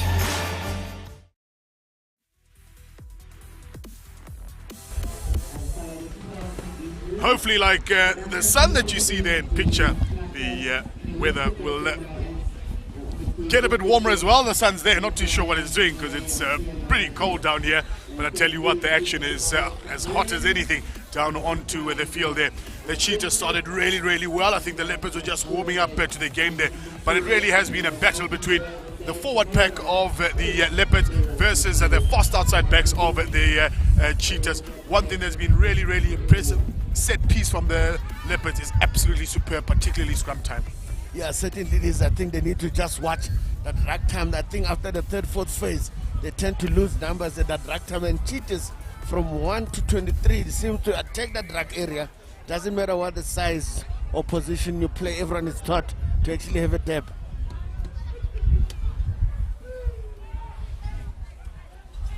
Slender lead there. There was an attempted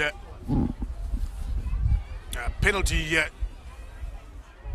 towards the later part of the first half. And the Cheetahs almost looking to pick up from where they left off with Ulindigo Hlopini in the first half there, where he scored his first try. With the positive one thing now, that seems the coaches have got the message to the ball needs to go. They did get the ball to the wing, unfortunately ran out of space. But like I said, it's a positive sign, so the Leopards needs to watch. The Cheetahs are keen to run.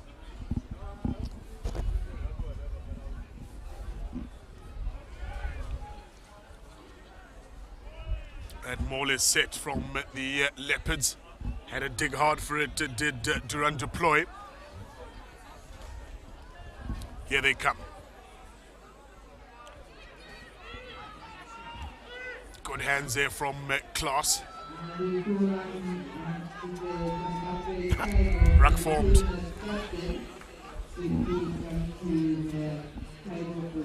This time they got it slightly wrong in terms of deciding when to go for that ball. I mean, listen, the big man was in there. They might have a few bodies lying around as well. I mean, the big man is going to have a dab. He's going to have a shot at the poles. So if the little man, as he pointed to the post, look at this wind now coming.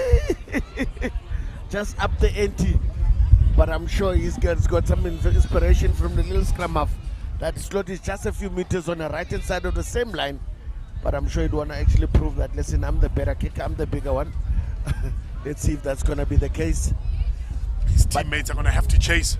Yeah, they seem to be getting ready for it, though.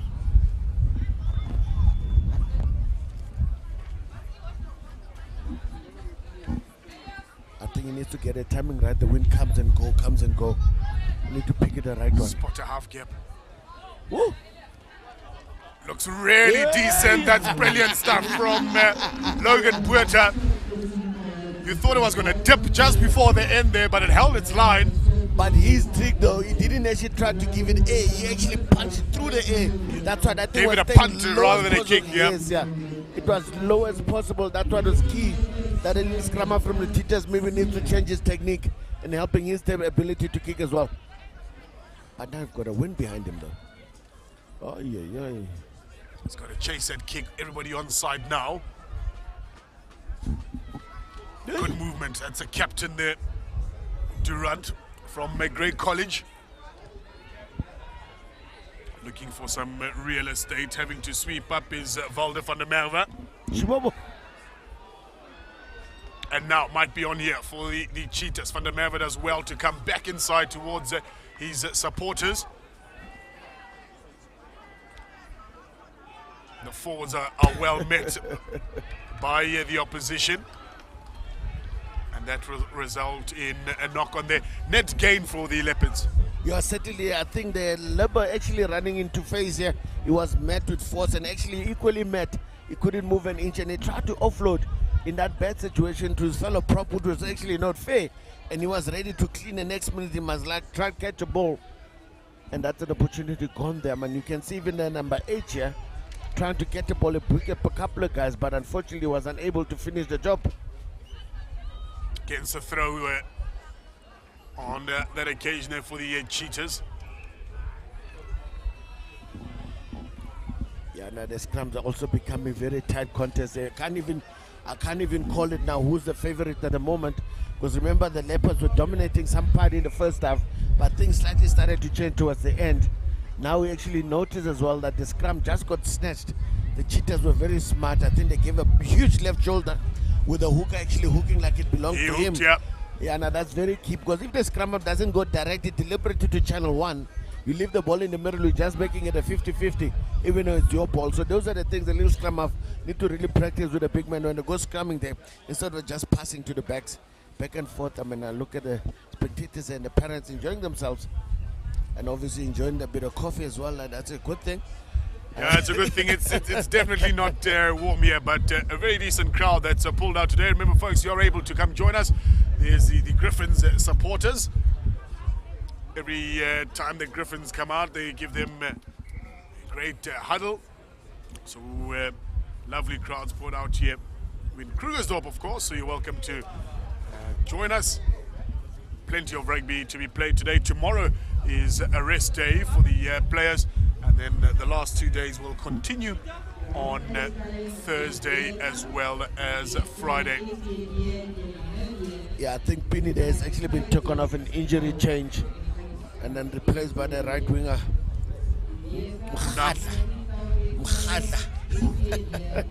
So basically now needs to get into the left hand side of the scrum. Just double checking, should I stay this side or should I go to the right? He does have a foot in, although this boy doesn't really matter as long as he gets to play.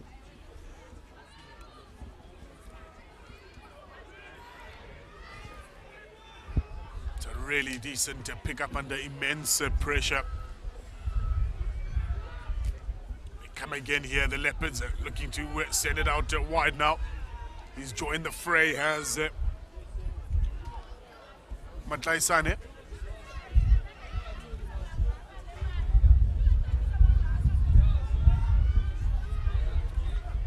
Busy as Klaas. And now Logan Puerta gets in the fray here. Twisting and turning. Takes 4 to bring him down. Oh. Over the top there for Heiseman. Knocked on and played by a player in front there, yeah. So it'll be a penalty. This is a good platform from which to launch for the Leopards. Let's see decision time. Papa. The lineouts have been very, very tough at this point in time. It's actually a fair contest, to be honest. So these should be easy points, but they seem to have a different plan though. But having Van Heerden there, obviously I must add, is the son of Vickers Van Heerden, former Springbok and a loose forward who plays for the Lions and the Bulls a bit. Yep. Yeah, no, certainly runs in the family. Wow. Not part of the script, and it might be on here for the Cheetahs.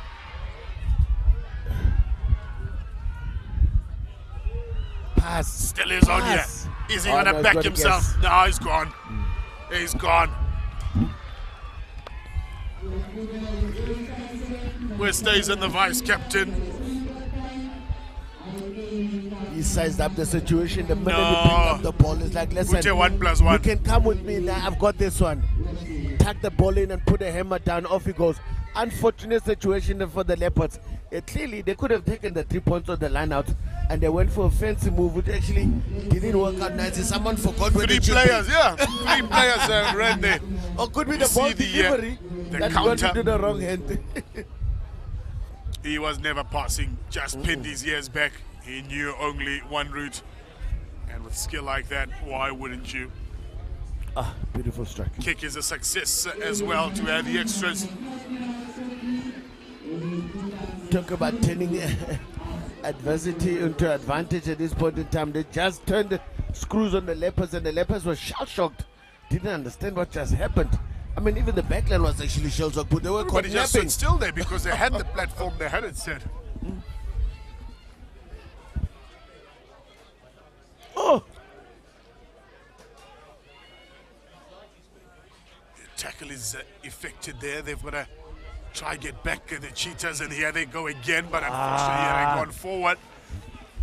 Maybe it's a good thing the ball gone forward. The number 19 player I've mentioned before, Depis Depenar. He actually was already not planning on passing because he was just running the ball tucked in the wrong side. And maybe it's a blessing in disguise. The referee call him back, but I'm sure the coach would have been upset with him this time. I'm sure the word must have gone through. Listen, in the middle of the field, there's players on the outside. Let the ball go. And then let's go for the scrum. Let's see the little scrum out there. Trying to get it in Van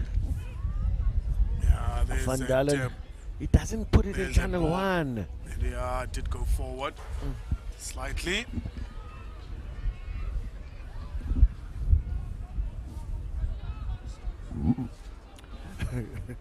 Depis Depenar. I wonder what was happening there. But listen, must be very nice. I'm sure he's got a nickname, Didi. I'm sure he's got a multitude of nicknames. Yeah, I know. Good ball presentation here for the Leopards. Matlaisane off to Lamarck.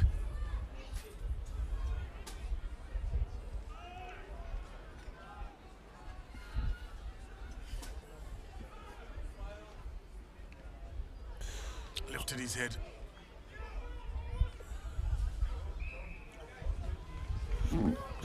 Double knock. Yeah, he lifted his head at the 11th second. And just before contact, and then he actually lost contact of the ball there, which is unfortunate. They've really been doing well in that one-on-one running because they actually got the ability to bulldoze their way out of trouble. But the Cheetahs, really at some stages, have actually met him very well. But I think they need to choose where they run like that. Because when they run into the force, they really get met with force.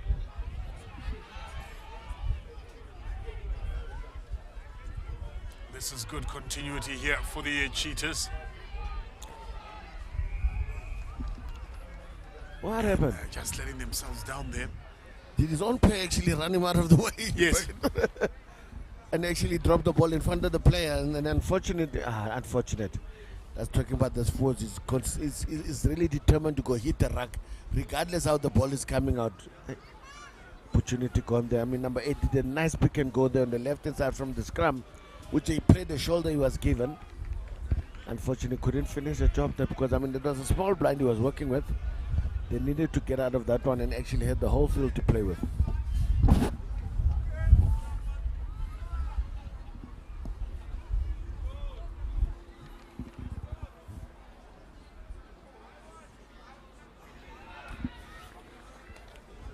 Get a reach over to get to that one. They're all a bit too high though. I don't know what's going on there. It comes out eventually here. Good pass, good receipt as well. He's got to give that ball. Slightly too late though, but he waits for his support to come around him, does Werner.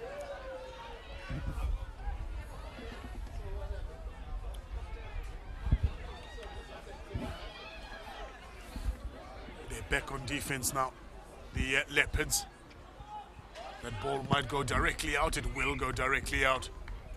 Good communication there from the bench because he was tempting to catch it. Yep. And he might have actually just given the opportunity back to the cheaters.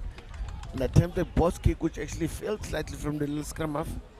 Listen, I haven't seen him do it yet, but I suppose he's got to the term that he needs to at some point just to relieve the pressure from his fellow flyers. I'd like to a fresh coat of paint here. It's difficult to see the line sometimes here. Where are you going? Good tackle. You had to make that tackle. You had to. Matulu. And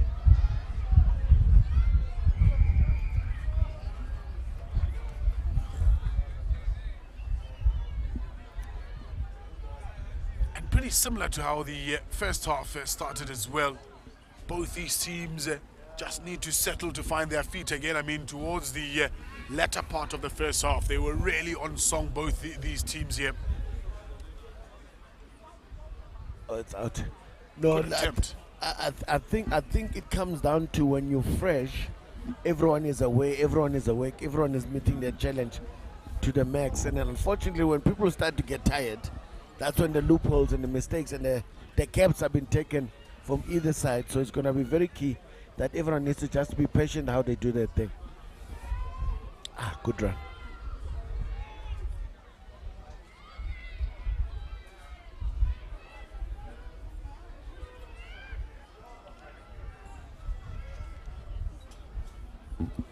Into the 22, they near.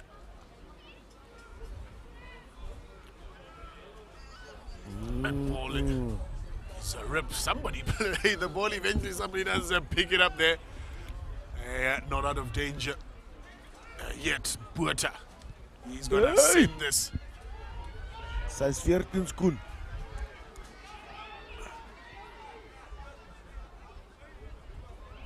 Nice. Okay.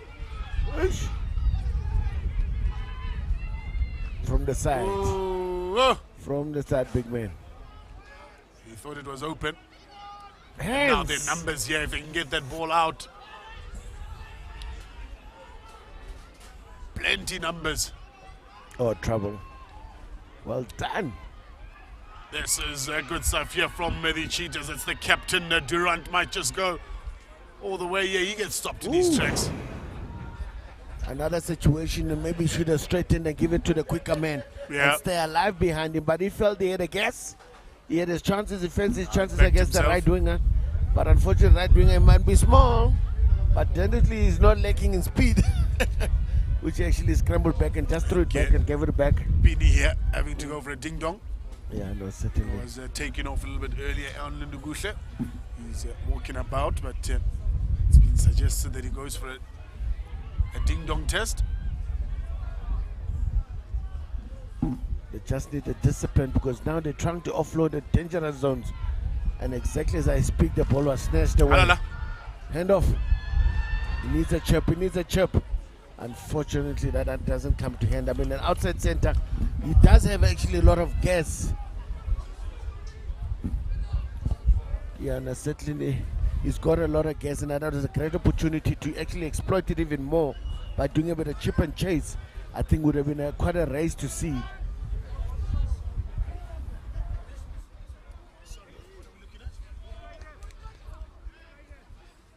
Yeah, Ruben van Heerden.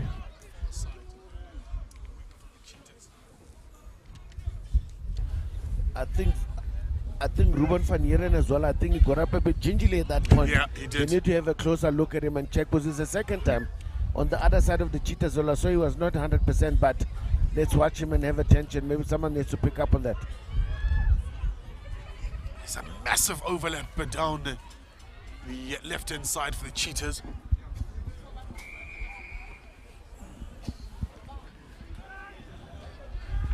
Yeah, just the calculation of the Cheetahs. I think at times they need to ball that go. Sometimes they've got an idea. They need to actually run it up instead of letting the ball go and run around again. But listen, they still got an opportunity. They're looking good on the scoreboard. And now they need to keep calm heads and make sure they just play their phases, get closer to the action, and wait for the right time to strike. Remember, the pressure is not on them, Rand. It's actually on the Leopards. Yeah. Being trailing and obviously they have to cover and defend the whole time. They just need to do their basics and get their ball and get going with their business. Good line out. And with under 8 minutes to go here, you'd think if the Cheetahs score here, it's pretty much job done for them. But if the Leopards were to survive this phase of attack, I doubt they would survive it, but the look of how they're actually trying to stop that maul is not going to help at all because they're all too high. But that's the Cheetahs didn't show some composure there and stay together and actually stay tucked. The ball needs to go. as a go himself again there. He's lost that ball forward. They need to go, the Leopards. Puerta, I'm sure he's going to give this as much as possible.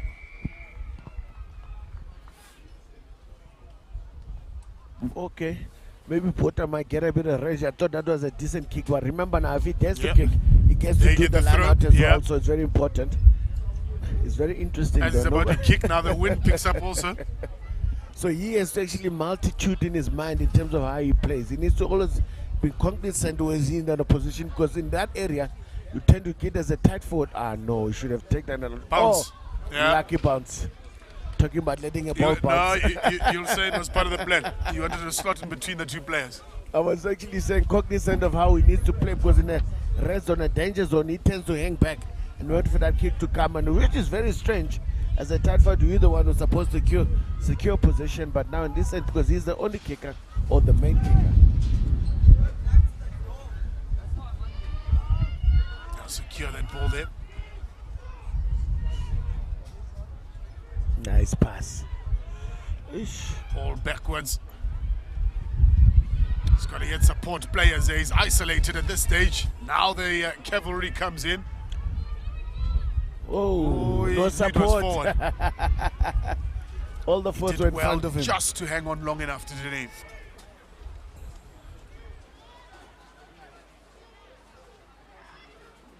The clearing out is much better in the second half by the Cheetahs. He's got to give that ball. No. Shouldn't have let that bounce. It was on. If he caught that ball, he was on. I'm convinced now the big man is probably thinking he's a fly-half, because he was in first receiver there and it was nowhere near exit zone. He needed to actually either take it up properly, not run skew, but pass early, and the Cheetahs need to just set better. They're a bit high as well. I think they're being trapped into thinking they're actually a good height because the Leopards are too high. This is good stuff here from the Cheetahs. Textbook stuff here. One more to give on the outside. No. He's going to fancy his own chances here. Van der Merwe fortunate to have stayed in field. Oh, good run. Ah, he's gone. Good run.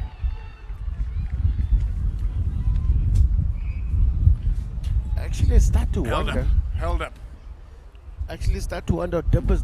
Is he moved to the backline players, or is he actually because he's actually now seems to be very proactive in the backs, and then maybe they just multitask as well, where they get the capabilities of playing in front of the end of the backs. How's this for a mature team, eh? So, here's a Dippener. I don't think, if you look on the replay here, I don't think he knew where he was, because he could have turned to dot the ball and place the ball. Councilman, can you come please paint the white line? We can't see. It doesn't help if you do the lines in green when the grass is semi-green, so that's how it quickly disappears like that. Conversion is good. The Cheetahs are just pushing their lead to 17 points now. I suppose they're not too unhappy, but they're not scoring the try. They still got a penalty right in front of the post. So it means the work for the Leopards just got doubled, eh? So it's more work for them to do. Oh! Ouch!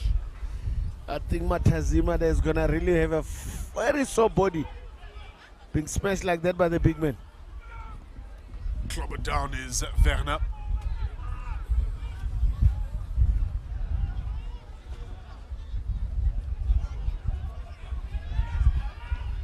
Going backwards here, the Leopards. Another smashing hit on the outside there. Dippener's an angry child. Hey! No, maybe he's feeling sorry for his fella number 5, Loke Matazimu got smashed. And Like, I'm gonna get free one. No, don't worry. I got your back. No, Cyril is really got me confused now because I need to watch now. Is he gonna be part of the scrum? No, he's in the backline. He's settling in the backline, playing center out of all positions. Boom! No, the mere fact he got out of that one unscathed, it's actually very good. So his body is very flexible and nimble. Nimble. And then Dippena said, okay, even me, I can do more better. Good scrum from the Cheetahs.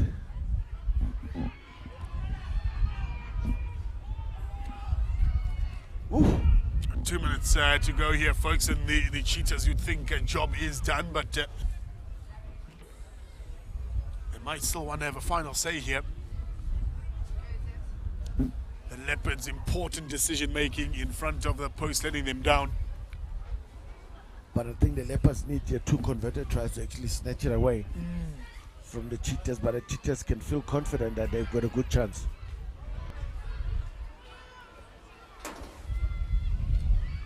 There goes Dippena. Still going Dippena. He's making it all Still the way. Still going, okay. Definitely going to get his try now. No, much to the excitement of the coaching staff. No, definitely had a couple of dips there, but eventually sometime it had to pay off. And Dip is actually getting his reward there eventually. And I'm sure now the Cheetahs can count their chickens and see how many of them have hatched, because there's no reason to stress that the game is out of the bag. Look at that run now, because sidestepping into space, that's a good thing though. Remember, it's a very good ball carrier, but then if you run into people, you just make it easy for defense. But then you're a good player like that and you run into space, it's actually so much more difficult. And I remember the time of the game as well is towards the end, so there are a lot of tight bodies that probably not even keen to make a tackle at times. Goal! Unfortunately, just hitting the below the upright. Below the upright, we needed yeah. upright, and that's why now obviously it's become the goal there. Unfortunately, it doesn't count in rugby. It's just for us to make a bit of a banter.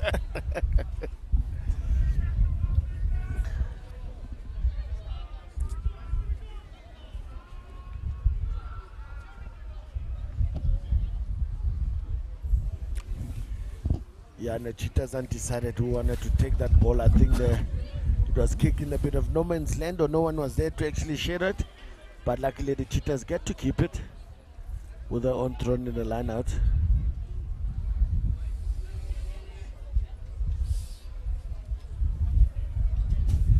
A good take there from Norche. And now the exit comes, slices it. One of the few slices I've seen with the barefoot. Yeah. So time pretty much done and dusted here. May well see the last section of the game.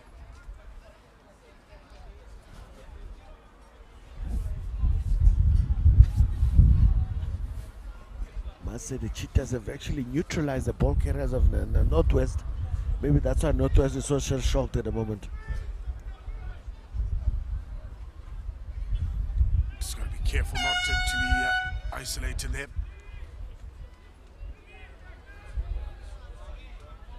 That ball is not coming out. The ref is still holding the bucket upside down.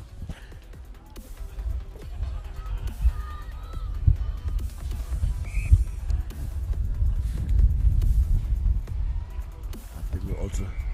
Yep.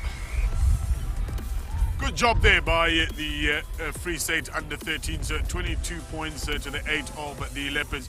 It looked interesting at one stage, but critical decision making, particularly in the red zone for the Leopards, letting them down slightly.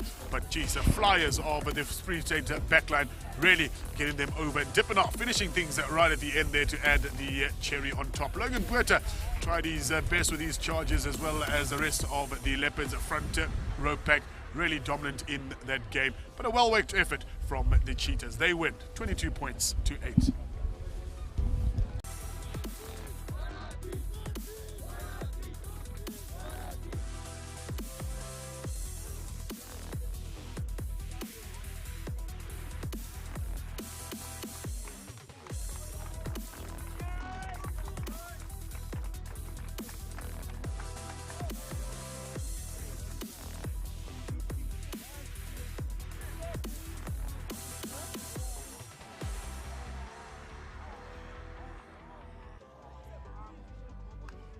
select van die freestyle cheetahs, van die vrytelse cheetahs, en ons man van die wedstrijd is Jaco Oosthuizen, die nummer 12 van die cheetahs.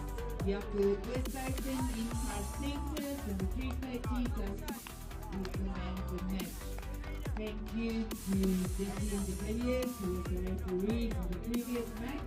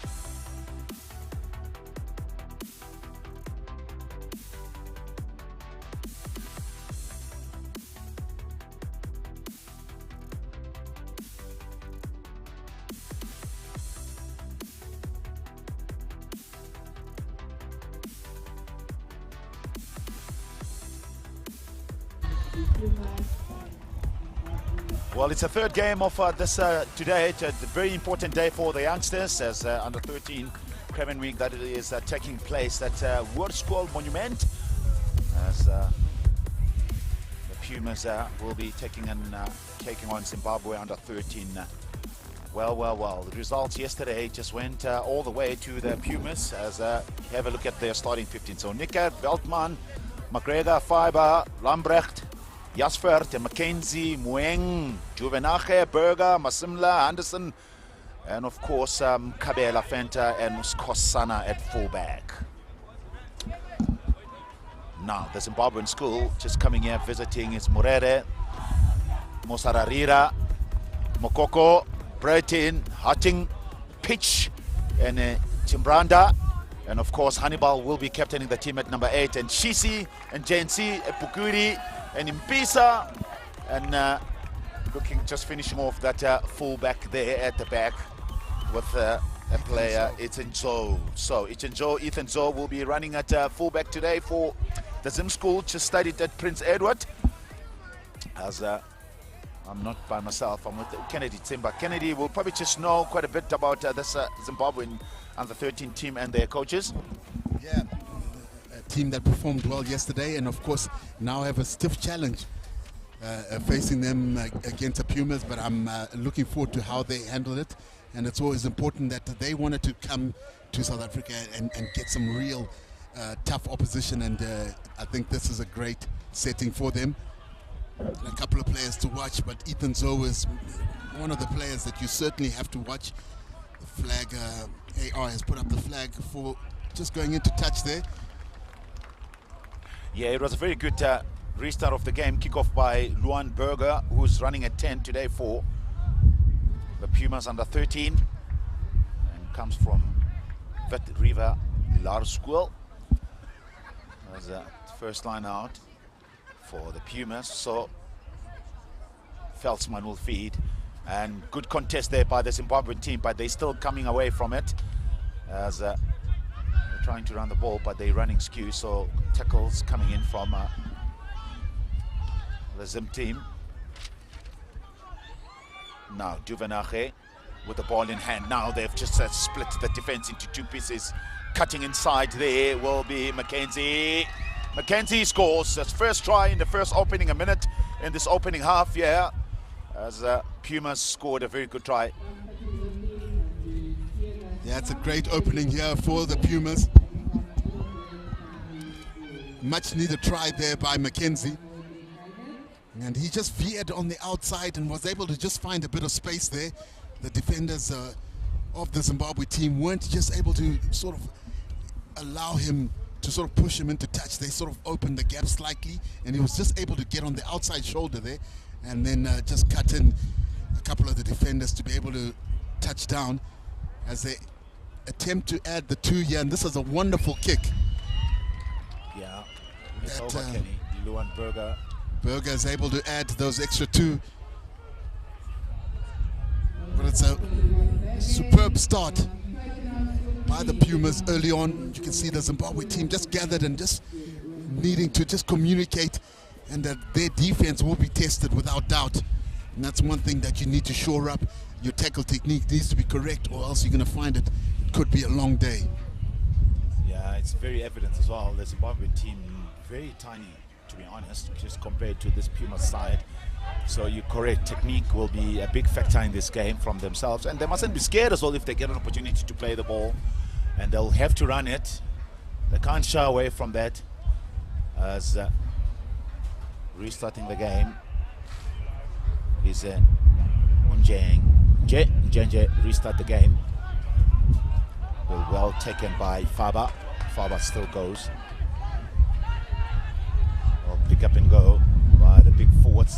There's the tackles are coming in. Well, defense being set to go. Now they're pressing, they're putting pressure, which is very good. Turnover that was made by the Zimbabwe team. Now they have to spread it wide, and the ref says no advantage.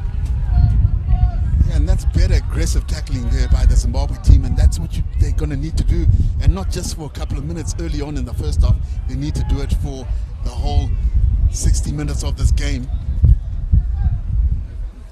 Or if you're adding 60, adding 10, you might need a little bit more, but you know, it's extremely important that they get that tackle technique nice and low, especially on these big, tall runners. But this is a good opportunity for them to be able to show a little bit of their skills. They've got wonderful backs and with great speed, and if they can get them in the right areas, they sure are to score a try. But here's a tight head. The referee has given them a short arm because that was an early shove by the Pumas, but just early warning signs there at that scrum that the Zimbabwe team need to get a little bit lower and unity within that scrum so that they don't get pushed. Smart option to be able to tap and go, because you don't want to get stuck in this set phases with the Pumas team. Well, Chiti just letting the ball go to the outside with big forwards there, just coming around, and Unjenge getting involved, and penalty says the ref. So they're getting it away, and which I think is very good. So Chiti again wants to take a quick one. Makudzi Chiti from St. John's College in Zimbabwe. Well, Chiti play.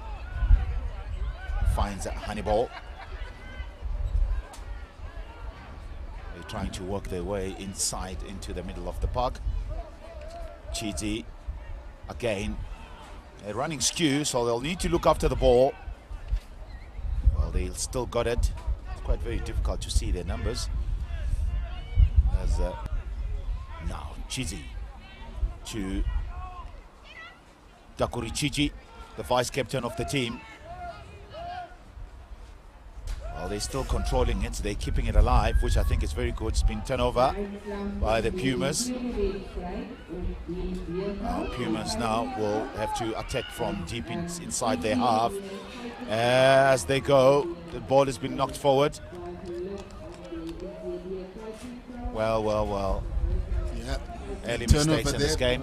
Turnover there by the Pumas, and they tried to attack on the blind side, but this came extremely close to the touchline, and that's defense just forced them into touch, giving the Zim team an option here, opportunity to have their first line out, and that's a great take, great option. Yeah, it's now they can unleash those backs. Yeah, his first throw was good from the hooker Masariri. Now this is where they would like to see, just running all the way from inside their half. Well, they'll need to look after the ball now, so they've got two sides just to attack on. A counteract just coming in from the Pumas. Knock on, says the ref. So it looked very good. Yeah, and that's very positive from the Zimbabwe team, and that's where their threat is, and they've just got to make sure that they try to get those runners into good space, and that could end up being favorable for them. As you see, the reserves, some of them started yesterday, a lot of breeze and a lot of cold. It's not the ideal place to be. You'd rather be on the field running just to keep yourself warm, but it's important that all teams just keep on, rotating their players. That's part of a squad rotational system that you need to do, especially when you play 4 games in 5 days. Yeah, you have to rotate the squad, as once again it's a restart of the scrum. As the Zimbabwean team look to attack now. There's a huge blind side on the far side of the park from the opposite main grandstand from where we're sitting from. As no one else is really covering that space. It's only at one Puma player, as they're the coaches from the Zimbabwean team. Yeah, Bright Chiwandire, quite a legend of Zimbabwe rugby. So much knowledge, but this is a great run here by Bryce Honeyball, leading from the front as captain. Again, he just got isolated slightly, and the referee picked it up that the Pumas had all rights to the ball there, and Honeyball didn't release the ball. But this is a wonderful run by Honeyball. Yeah, that's a good run indeed, Kenny. Also, the support play as well was not there quick enough. Perhaps maybe the cleaners should have been there immediately. Well, they were there, but they didn't really just blow the player away. Yeah, they didn't clean over, but stellar run there by Bryce Honeyball. Of course, former head boy of St. John's Primary School, and he's quite good at judo as well, and a provincial swimmer. And his favorite player is, as captain, of course, is Siya Kolisi. So it sort of matches up. You can understand why that is his favorite player. Yeah, that's so correct. The winning World Cup captain of the Springbok team, South Africa, in 2019, Siya Kolisi. So Duvenache feeds. Now the Pumas just are running the ball just straight onto their backline players now with Clyde. He just comes in, he cuts inside. The ball will be taken away, definitely. So counter ruck is good from the Zimbabwean team. Well, now they're getting it back with Mackenzie again. Well, they're using the width of the field, which is very good. So good pass there by Moeng. Duvenache. Berger kicks, he finds space behind the defense. As the ball that's been covered is under so much pressure, the fullback, Ethan. Pressure is on, a lot of bodies really just from the Zimbabwean team. As in the process, a penalty has been given. So I'm not too sure whether it's a penalty or a knock. Refs just consulting each other there. So they are the coaches of the Pumas team. Yeah, they look like they're having a great time, aren't they? Oh yeah, staying for Nameva and Gamba. And of course the team manager is Alex Younger. Yeah, so the Zimbabwe team almost just caught there by that clever little kick, just probing that space that's right between the fullback and the 15. And that's sort of press Zimbabwe in that left-hand corner. They're going to have to have their wits about them to exit from this scrum, and the scrum again put under pressure. The referee has to look closely at that early engagement just to try get a bit of stability. But I mean, I think the Pumas pack here has established that they've got the stronger forward pack in the scrum area. Yeah, definitely they do. Front rower. With the likes of Nicker, Welsman and McGregor being supported by Faber and Lambrecht. Yeah. And of course with even their reserve, Kenny, some huge players here. Akona, Masombuka. Now pressure is on, as Kenny alluded earlier on. So turnover ball, as the ball has been knocked forward just inside the try line there. So yeah, Zimbabwe just playing rugby in the wrong side of town, as you'd put it. They're just really stuck in that corner, and once you're in that area, the problem is when you make a slight mistake, you give the opposition that's putting you pressure even more of urgency just to try, exert pressure and get the ball. So they're going to need to scrum up here. Zimbabwe. Look at those flags waving high and proud. A lot of parents have traveled all the way from Zimbabwe to support their families here, and it's a great initiation. But again, the ball bubbles out, and the Pumas here. Yeah, it's a high tackle, says the ref there. So with the ball there, can't be fielded. So they're really defending very well, Kenny. Their try line, they're trying their best. International Zimbabwean team there, just making sure that they're not giving anything away now. Pumas just with the ball in hand, just using their big forwards. They're rumbling forward, and penalty, says the ref. Yeah, he was playing advantage there for one of the tacklers coming in from the side, but the Pumas are showing a little bit of urgency here. They understand that they're close to try line and they could be in here for a second try. Yeah, Walsman picks up all the way by And himself, that and they then are. he scores a try. Definitely are in the corner there from a quick tap. And they have been exerting pressure on Zimbabwe in that right-hand corner. It's a smart play here. Just a little step, almost evaded the defenders. Yeah, the Zimbabweans won't be happy with that defense. Yeah, they won't be happy at all. Slightly too high, and they needed to almost meet their, their attackers on as the conversion attempt is a great one, and that's a wonderful kick. Wow. That has to be probably one of the best kicks of the day because it's right on the touchline. And we've seen that a lot of the young kickers have struggled to even get it close within that ball region, and for him to start it over, that just gives them extra encouragement. And with the score on 14 points to 0, the Pumas are starting to gain a little bit of confidence here. Zimbabwe need to respond, and respond quite quickly. Well, Mudiwa Genja will restart the game for the Zimbabwean team, wearing number 10 today. There's a hold up with an injury from the Pumas players, so getting medical attention off the screen. Yeah, you got a feel for the players. Some of them may have had some tough outings yesterday, and having to back it up the following morning, not even the following afternoon, it's quite tough. But that's why you've got a big squad, and we can see them making their subs, and it's a great occasion for some of these players to be able to run on for the first time. Yeah, Mgomezulu just comes in onto the park as a reserve flank forward.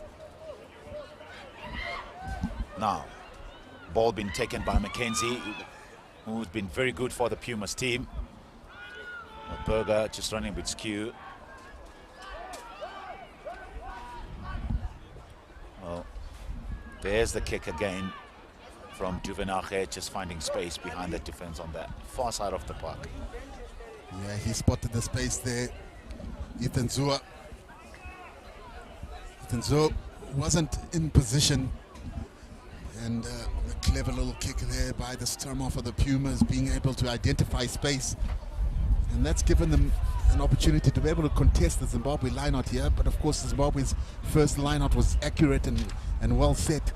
They're going to look to follow up and do the same here. Slightly skewed, the referee doesn't pick Masarira it up. just plays it there from on top from Plumtree.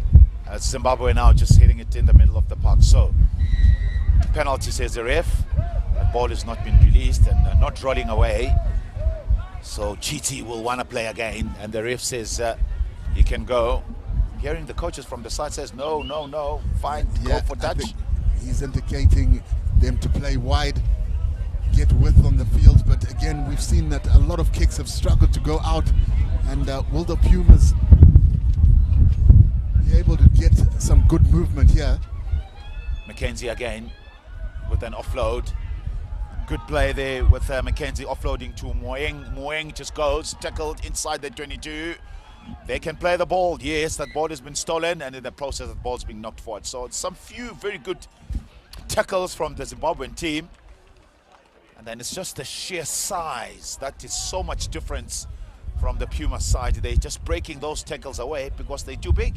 Yeah, that's the part of it when, especially at this age, you do have some of the players that are strong and big in stature, and it just gives an opportunity for maybe the smaller players to be able to practice their tackle technique, because it really doesn't matter how big you are. If your tackle technique is accurate, you need to just get your timing right and get into the right position before you allow the players to get momentum. That's why we always ask the defenders to meet them at that advantage line, to not give them momentum, because it becomes even harder once they start getting momentum. Well, 14 points to the Pumas. 17 minutes gone in the first half. Zimbabwe with the ball in hand, now just running it all the way with their forwards. As now, good offload there. Well, they're keeping it alive as the ball has been knocked forward. So, advantage, says the ref. Ngomezulu to Mackenzie. Mackenzie with his dummy. Now it's the long pass to Nyumba. Nyumba now to the left wing. He's going to go all the way. He's going to go. It's Khunsi Masilela. It can't be him. It's Fente, who is playing at a left wing today for the Pumas, just scoring a brilliant try. Well, they've just shifted the ball very well there, the Puma team. Yeah, good movement of the ball here. And well identification and good pass there, being able to get to his winger. That tackle, again, it almost sums up the Zimbabwe's defense so far. It looked like it could be Dyer. Yeah, it could be Dyer. Dyer. We'll just double check that with their management team. You've got to bear with us. And another kick that has just dipped right at the end, but it was accurate, and a great attempt there by Berger. But the Puma side have really done well here to execute every opportunity that they've been given. The Zimbabweans, you can see them just trying to strategize on what they need to do. But first of all, you need to just make sure your tackles and your tackle technique is accurate, because you can't have 2 or 3 players tackling one player. Yeah, they have done well just by shifting the ball around, just using their width, and with their big forwards just setting it up in the middle, and straight after that just letting it go to their big wing, the likes of Dreyer there running with the ball, and Divan Fente, the right wing, he hasn't really just touched the ball. So restart short, quite sneaky, and they got what they wanted, the Zimbabwean team. So they're getting the ball back. Now, Mapisa gets involved, as no advantage, says the ref. So they're trying their best. They're making sure that it's not that easy for the Puma team to get the ball, their big forwards. A nice little sneaky kickoff there. Yeah, I think it wasn't intended, because it almost like a spin, bowling, spinner bowling, because it just bounced and spinned around, as we see there in sight. Bobby Hubert, one of the great players, of course, now director of rugby at Grey College. No questions and no wondering why he's here. Also just eyeing out some of the future players. And it's good to have some of the great rugby men gracing the fields, and that's a wonderful run here. Great pass on the inside. Yeah, and so just getting involved there at fullback. He runs very well. Well, ball's been taken away again. The Pumas just winning it. Well, Mwing takes it up. Duvanache has knocked forward there by Henderson at 12 from the Pumas. So advantage, says the ref. Yeah, not quite the ideal tackle there. The referee says it was just slightly high. Honeyball there in picture. And a good nudge there by the Pumas as they just edge closer to the Zimbabwe's try line. They're going to look to execute a line out here and have some sort of play. Of course, their first try came from a line out where the hooker was almost peeling around and ran right to the middle of the field, and then they attacked on the blind side and were able to score. So they'll be looking for something quite similar. Yep, 19 points to 0. It's just 9 minutes to go before halftime in this game. With the throw, Ngomezulu just feeds the line out there. Now they're setting up a good maul, but Zimbabwe there is really just defending very well at this stage, just keeping it high. They're moving a little bit backwards, sideways as well. It's all about the fight. So Duvenache to Berger as that pass can't find Pumas player. So 10 of a ball. Now that's what the Zim team will like to do, just to run away. Well, no one else is cleaning there, Kenny. And they've just turned the ball again. Yeah, you're quite right there, Mac. Is that the cleaners of the Zimbabwe team haven't been accurate enough. You can see some of the Puma supporter parents there having a look over. They've got everything. They've got everything. They're really the caps. Branded, everything is ready.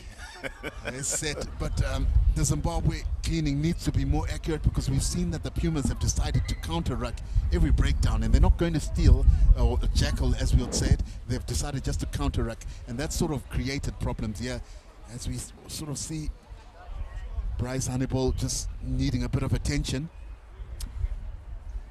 Yeah, could be just a little bit of blood on himself, so he'll needs to be cleaned so that he can be back again. So maybe a sub will be introduced from the Zimbabwean team. It looks like as if it's Ebenezer Muzi Rikadzi, who is in the park. So he will slot us straight in at 8th man, just replacing his captain, who's getting medical attention today. Yeah, the wind continues to just blow in from that far side of the field, and it makes it a bit challenging for when you're passing, as the Pumas are going to try and get a backline move here. Ooh. Slightly backwards. Referee says it has gone backwards. Will they have another opportunity here? But he's stretched out, and that is a try there. His second try of the day. Might be mistaken if he didn't score early on. Yeah, he has. That's not his second try. Third try? No. Well, that's his second try. You are correct, Kenny. That's Drea, the left wing, who scored a try after a very good movement there, just keeping the ball alive. Well, initially they thought it was a knock-on, but then again, just good thinking there by the inside center. Henderson just picking it up, just feeding the outside again. Well, the tackle fight, I love it. Really fighting very hard, just using his strength and his body just to go over the try line. Yeah, and the Zimbabweans won't be happy with that defense. They had almost 3 or 4 players around him and just weren't able to put him away. But as you said, that tackle fight, very impressive. And I think they sort of found their key and their gem here in terms of getting the ball to him. And he will dodge down. There you can see one of the supporters explaining what he did. He almost, put his, body positioning in the right angle and was able to just drive through. The Zimbabweans didn't commit proper shoulders to the tackle. And he was able to cross over for what would be his second try. Yeah, the restart and the last play. Well, that ball has been gathered by Faba. As they've just decided now just to nudge it outside and make sure that they just finish off this game. So halftime score here at Monash High School, Craven Week under 13. As the Pumas already, they've scored 4 tries already, with converted by Lohenberger. Well, still no points on the board here for the Zimbabwean team. And of course, halftime score is Pumas 24 and Zimbabwean team 0.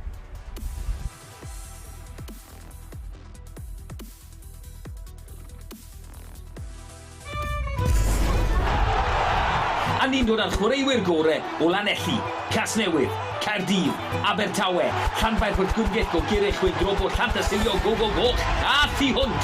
Ni'n caru dod i dde Africa. Mae dy chi eithroedd sy'n neud i'r Gymraeg swnio normal.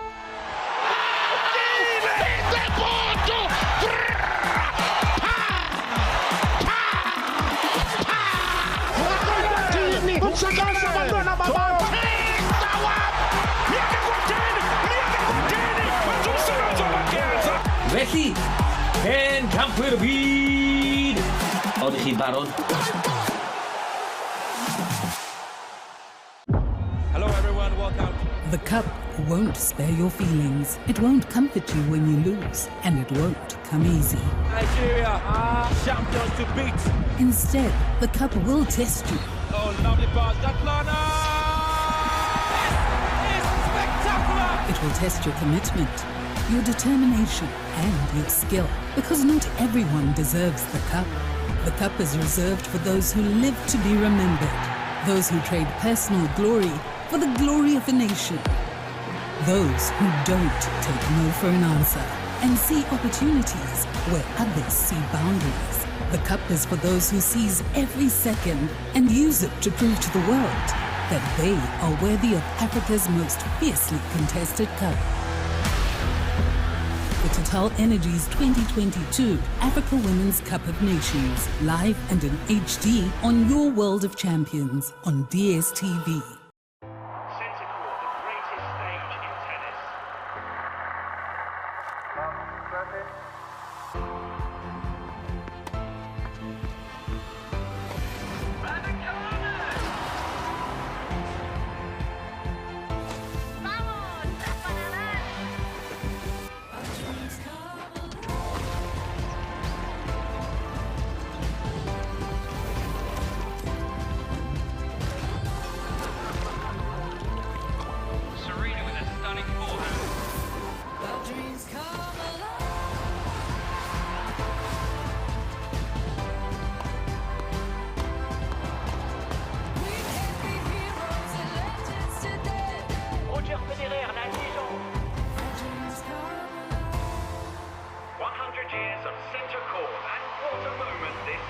The stage awaits. Join Supersport in pursuit of greatness at Wimbledon on 2 broadcast channels. Proudly brought to you by Spa.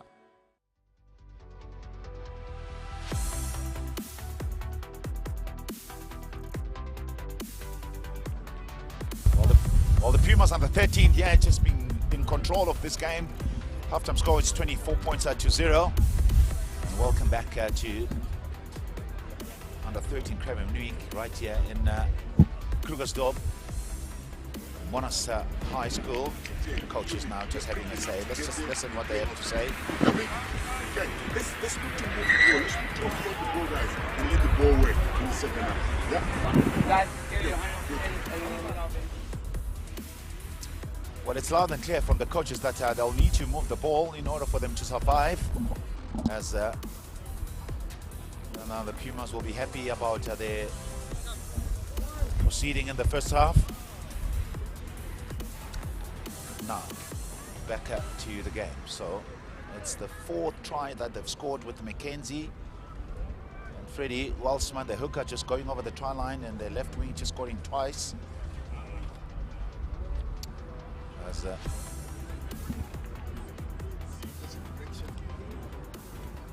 there's a correction there.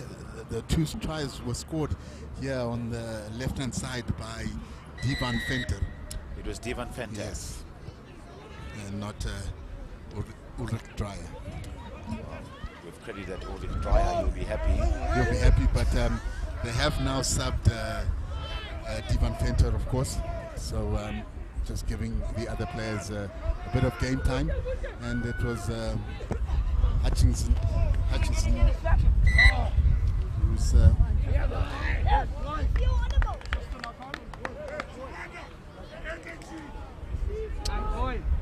ball has been knocked forward. The pass was not that great there from.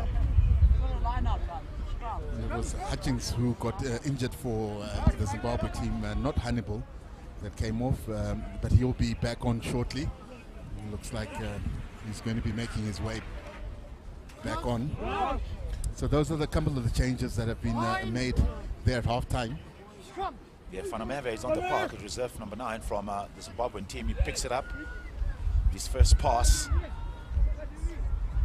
Now, this is what the coaches had said, that they'll need to offload a lot and just to look to run away with it.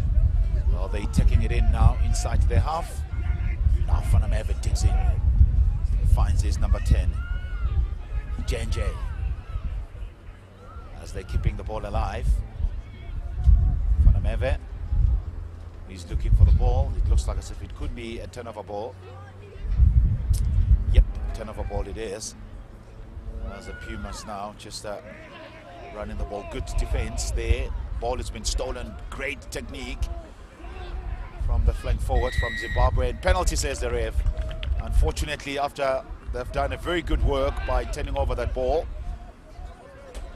We spoke about that cleaning at the breakdowns, and you know, early on in the half now, it's it just sort of played itself out, and that's one thing that Zimbabweans are going to have to sort of rectify. And I think the first where it starts is once I've been tackled, I need to place my ball. What's happening is the players are holding it in a position where it's easier for the jackler just to get his hands on, and those are sort of the processes that you need to go through while you're trying to regenerate and get continuity on your ball.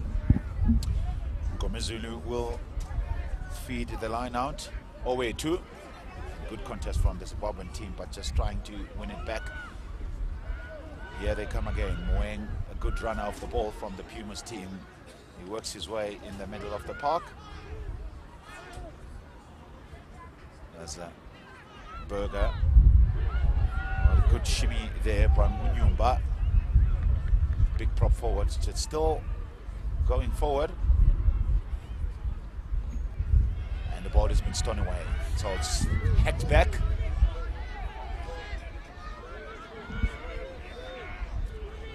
There's a good run there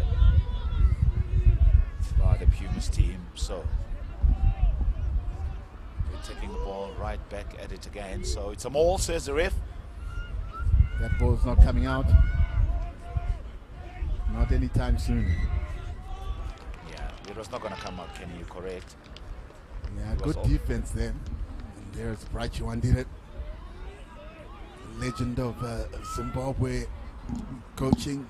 Used to be a great player in his days, but he's got a great wealth of coaching experience. You know, he's traveled around the world, just gathering up a lot of information, and has taken a whole wealth of that IP back to Zimbabwe. Of course, is involved at St. George's College in Harare in the junior level, at the under 14 level, so he's right in a correct position to be able to be coaching this under 13 Craven Week team. Yeah, better cleaning there from the Zimbabwean team. Fanameva there. Yeah, cleaned. They're just cleaning from the side there. It just seems like the Pumas have decided to attack every ruck, and at certain times they just almost get penalized for going from the side, and that's good aggression, but you need to do it with mindful that you don't give away the penalty. Yeah, that's so correct with Fanameva there. Just looks like as if he's not comfortable at all. Yeah, he really got injured. You can see him. He's in extreme pain. He is in pain, definitely. So perhaps maybe a change from the coaches. He's just came on though. And he had a good outing yesterday. He really distributed the ball well from the scrum and the breakdowns. Yeah. Coach is having a chat with him. Fanameva, he tells the coach that he's okay, so he's back in action.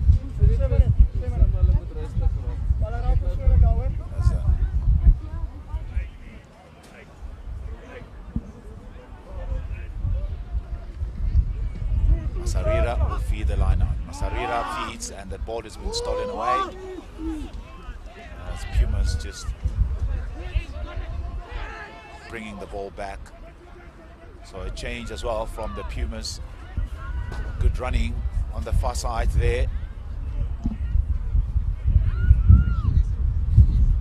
Now the ball has been won back again from the Zimbabwean side, so they'll look to secure. Yeah, you're correct. So there's quite a few off incidents there in a tackle.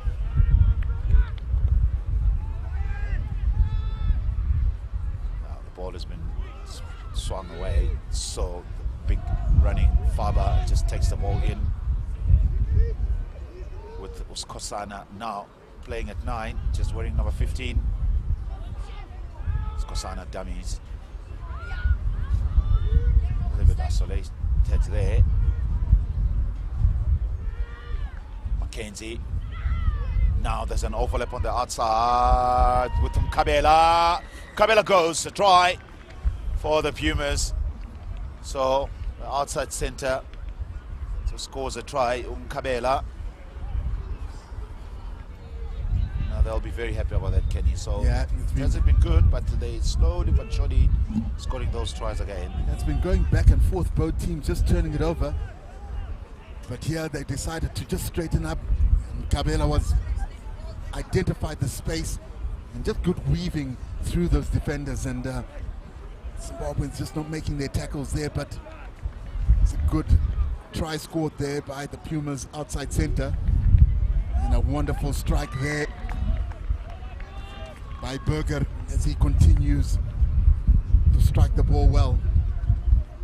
Just indicative of the wind, you can just see it there blowing even stronger since the second half has started.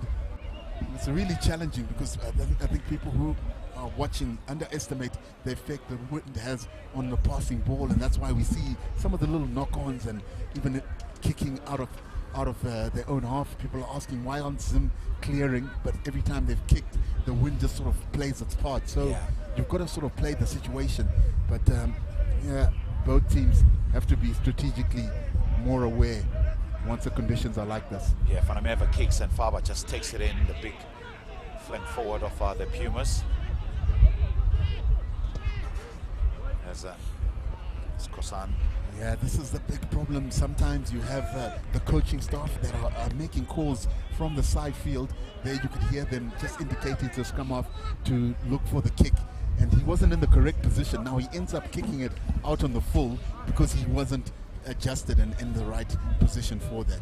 So, you know, you've got a coach, and I mean, we both are coaches. We understand that you want to be on the field almost playing and coaching, but sometimes you've just got to allow the players to make those decisions. Yeah, that's so true. The timing of getting that message across to the player is vital as well. Perhaps maybe before the ruck happens, you could have probably just given him that option. Yeah.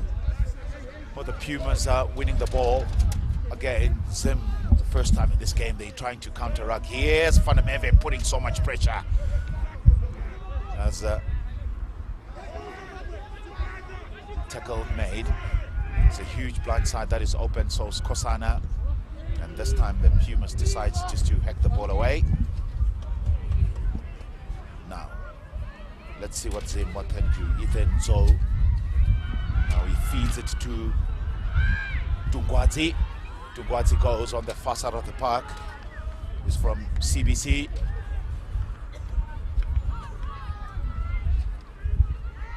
As penalty says the ref. So 31 points to 0 with the 34 minutes gone, and the second half of this game. Craven Week under 13. That is happening right here in Krugersdorp at Monas Monument World School. That's not going to find touch, and it's going to roll dead. And that's just not understanding of the rules of the game. You know, sometimes a lot of the players could have dotted it down, then you have your 22 kickoff. But sometimes when you're not quite aware of the rules, you think that you have to play. And that's, at this young age, you can understand that they're still just learning the rules, you know. So it's just some of that little rule, you know, changes that you need to be aware of. Yeah, Ngombe Zulu not finding his clean jumpers, but still the ball goes to the Pumas team as Moeng takes it in, outside center. Skosana to Berger as defense coming in there, so it's Skosana again. The big man himself there, Moeng, takes it in and then being bundled out of touch. Yeah, it seems that Pumas are getting enough balls, so the different runners, even some of the substitute players have come on and are looking to try get their hands on the ball to see if they can also cross the line here. It is a score of 31 points to 0. Zimbabwe stuck in their own 22, and that's a turnover. Will this be a try? Yeah, it's a try. From a line out, they weren't able to execute. And it's rather disheartening right in front of the Zimbabwean coaches. It's not their ideal place to have a line out go array, but the Pumas have been able to capitalize, and another try here, making the score 36 points to 0. They're not just able to gather it in. Yeah, it was good dive reaction from Mackenzie there, realizing that there was no one from the Zimbabwean team that was claiming that ball. So good reaction from Mackenzie, and managing to score a 6th try for his team. So it's a one-way traffic now, Kenny. 36 points to 0. That it is. Mackenzie scores his 2nd try. Of course, he scored, was the opener, and was able to just double it up for himself there. But great awareness and great heads-up play there by the loose forward. The Pumas are extremely confident now, and you're going to see a lot of them starting to carry the ball. Everyone wants to be a ball carrier and looking for a try. It's got to that period where 37 minutes into the game, and it's almost a point a minute here, as they've really looked to drive that kicks down the lane, and Zimbabwe haven't been able to really exit their channels. They've tried. It's a good kick, this one, and it's not been gathered by the Pumas, and penalty says the ref. Yeah, the kicker in front of just not understanding the rules. Once a kick has been made, you see all the Zimbabwe defenders were advancing, and the referee asked them not to advance. But that's just game awareness, and again, we spoke about it at this young age. Sometimes you're not quite aware of the rules. The referee has given them an option of a scrum where the kick was kicked from, or a penalty where the ball landed. The Pumas have said, listen, we've dominated the scrums, let's have a scrum right there. Yeah, it's a good call from the Pumas. They've been very good during scrum time, and there's nothing wrong with that. So it gives themselves 2 sides to attack on. The scrum is right in the middle of the park, so they just need to pick the right side. Obviously, they'll need to look up and see how many defenders are short when they look at the Zimbabwean team, and then play and take that side as pressure is on. So Fanameva really has been very good. He's so disruptive, the young number 9 from the Zimbabwean team, just creating havoc there during scrum time. Yeah, he's recovered quite well. Yeah, he has. He was in real pain earlier on. You could see the expressions in that face, a nar type thing. But he's recovered quite well to put pressure there. Yeah, he's a real skillful player, and you can see him that in high school he's probably going to follow that up. He's in a good environment. I understand he's at Falcon College, so that's going to do him a great value. Hannibal takes the ball in, and he feeds it to Chimbanda. Now the ball has been kicked away, with Dreyer now wearing number 23. Just comes in, he takes the ball in. It's Kosana. Oh, there's a huge overlap. Burger. Yes, you're correct. Overlap is there. As hands needed to be played there. He cuts inside, and the try has been awarded for the Pumas. Well, there are 2 options there. You had to really just go all the way hard, or just play the player on the outside. You're right there, Kenny. The overlap was there, and it was a huge overlap. Great heads-up play there. This pass was crucial for him to be able to straighten up, because those defenders were rushing to cross-cover defense with the Zimbabwe defenders, and he was able to straighten and get over for another Pumas try here. Yeah, it's Kladi. I was just trying to double-check the number there. It's Kladi. Mohoputseng Kladi, who scored a good try for his team. So that makes it 8. Yeah, good straightening out there by Kladi. He knew that he was going to get caught by the cross defenders and was able to just straighten out. There are some Grey College supporters and inside center of the 13 team there for Free State.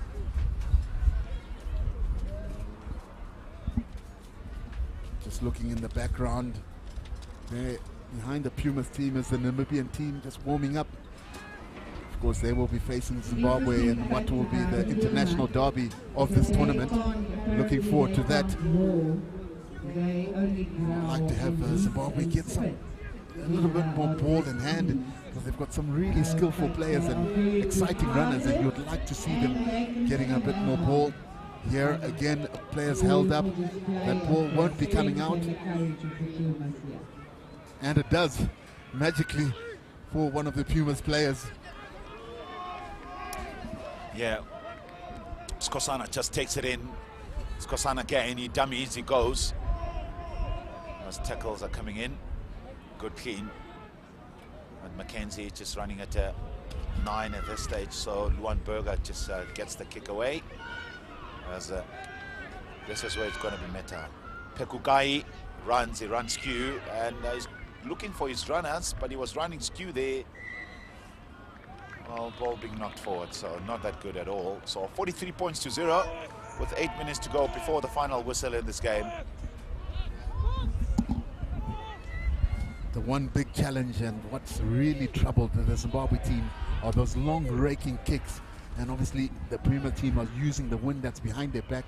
Those kicks have been dealt with by Zimbabwe in a interesting fashion, because every time they found themselves back into the 22 with a scrum of a knock-on or turnover. And here's another opportunity here for the Pumas to have a scrum play with a backline that sort of started running riot here, with the score sitting at 43 points to 0. The Pumas are again underway here. Yeah, well, Munareng just picks up there. I beg your pardon, it's Moeng at number 8.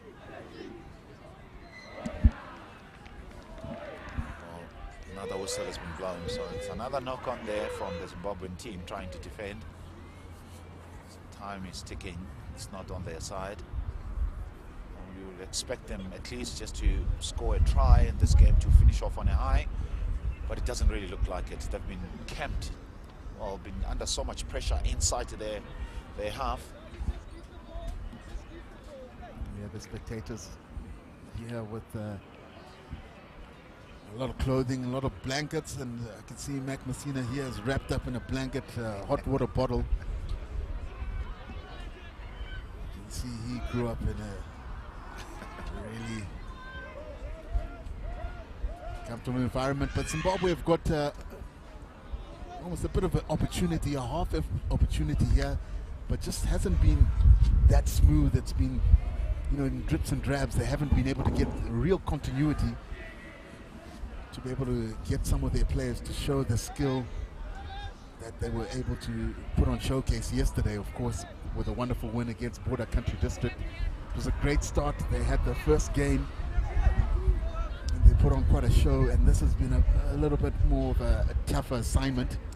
Yeah, very tough assignment indeed, playing against this Pumas team, who have already scored 8 tries with Ngomezulu feeds. Gives it to Skosana, who was at 8, now Berger to Henderson. Henderson is still going. They've got an overlap on the outside there, with Tladi just coming in at centers, being tackled on the far side of the park. As he's just ran into the touch there, so yeah, time is ticking away. The opportunities are just getting a bit less and less here for Zimbabwe to be able to cross over the line to avoid into this game with that 0 score line, and here could be an opportunity. But they've just put Van der Merwe under huge pressure. Yeah, from a line out. I mean, you don't want, as a scrum half, to be receiving a bobbling ball that's on the ground. The referee has sort of called, luckily, a high tackle for one of the Puma players. And again, Van der Merwe has been in the trenches. His forwards haven't really done him any favors, and they almost are carrying him off the field. Not a great sight. Yeah, shame. He's been under pressure. He's had enough. Yeah. You don't really just give an off-the-top ball right inside your 22 anyway. The forwards needs to bring it down, at least just to set up a run. But this is what Zimbabwe would like to do. So a good run there. He could be away as he's been chased. Oh. He's going all the way, Kenny. Oh, yes. Chaku Chizi. Try the outside center, the vice captain. Tadiwa. Chaku Chichi, who has scored a brilliant try there, just running from inside his half. That's exactly what they've been looking for. Well, I did say that at least a try will be very good for the Zimbabwean team to finish off this game on a high. Yeah. This is exactly what happened. Yeah, this is a wonderful try. I think it's probably try of the day. We had all of us Zimbabweans had given up hope here, but they weren't going to let us down. This was a wonderful run right out of his own 22. You can just see their expressions on his face. He's got pure gas and was able to beat all the Pumas defenders to touch down. A wonderful try, a spectacular try. And this is ideal fashion to be able to close the game off. Kenny, this is off like close to 80-meter run. Yeah. Hey, showed very good fitness as well. Stunning try. And they were under the cosh here, but to be able to score that try. And could they add another one? And sort of just unleash some of their good runners. Oh, a sneaky behind the back door pass there. As the Pumas have sort of gathered the ball here, the referee's going to blow for just going off their feet as the Zimbabwe team here. Yeah, just Mackenzie picks up and go. He charges straight through. Moeng was involved there. And Kabela just cuts inside. I'm not quite sure why they kicked the ball away while they're in a very good driving seat. So penalty says the ref. So ref is not playing. He's playing advantage there. Yeah, he had a massive overlap on this outside, and that option of the kick, he'll probably tell you that I knew we had penalty advantage and we were going to get the ball again. But here, front rowers once again trying to get over the try line. Yeah, rather isolated there, but finds his way down to the ground. This could be a turnover here for Zimbabwe. Again, they could have an opportunity with 1 minute left on the clock. Another great opportunity, and I'll be excited if some of those runners could get their hands on the ball there for the Zimbabwe team and really show some of that gas and speed that we witnessed for their one and only try. It was a real stunner of a try. Yeah, it's a good try, good individual try. They can show what they can do if they that will definitely get go the ball to his personal highlight reel that he can place on YouTube, and he's going to get some great views there from the Zimbabwean nation. Yeah, pick up and go there from the Zimbabwean team. So they've lost the ball. Lambrecht just picks it up. That's Mgomezulu to the inside center. Henderson there. Henderson finds Mkabela. Mkabela being held up. As the hooter goes. So Zimbabwean there, it's still defending. So, could be a turnover. No, says the ref. Now, Nyumba, the big top forward, just picks it up. Ball has been knocked forward, so this should end probably at this stage between these two teams, with the Pumas really being victorious by 43 points to 5, and not a good day at all for the Zimbabwe team, Kenny. No, not a good day for me either. Yeah, this game really hurts. Of course, a great outing by the Pumas side. They scored, of course, 43 points here. Zimbabwe scoring that spectacular try to have only 5 points on the board. Both sides, of course, are going to have a much-needed rest day tomorrow as they look to lock horns with other teams on Thursday before that schedule gets placed out. I'm sure, let's hope both teams get a much needed rest, but this was a good outing there by Pumas, scoring some good tries as well. Well, the halftime score was 24 points to the Pumas, and still no points on the board to the Zimbabwean team. And of course, with only a single try in the second half for the Zimbabwean team, and the full-time score here as the Pumas 43 and the Zimbabwean under-13 team 5. Namibia, our second international team playing here this morning. Namibia versus the Falcons.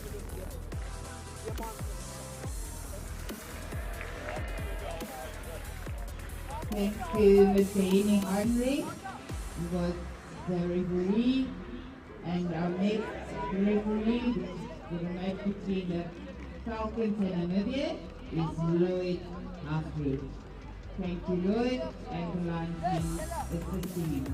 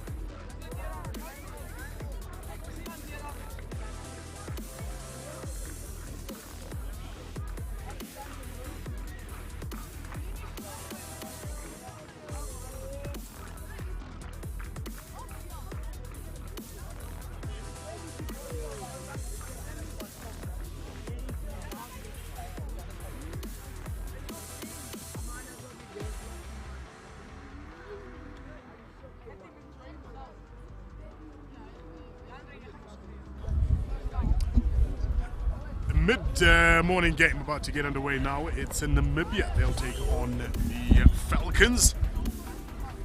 Just concluded the game between the Pumas as well as Zimbabwe. Zimbabwe with a late try right at the end there to break that duck there. Namibia now about to take place together with the Falcons. Looking at the Falcons there, the standout and big talking point of yesterday. Bodenstein there, the big lock forward operating in the fly half position. Pick your guesses as to where he'll be playing today. Skeppers, he was good at throwing in the lineouts, and very tall locks, as if none of them ever jumped for the ball, so we'll see if they do the same today.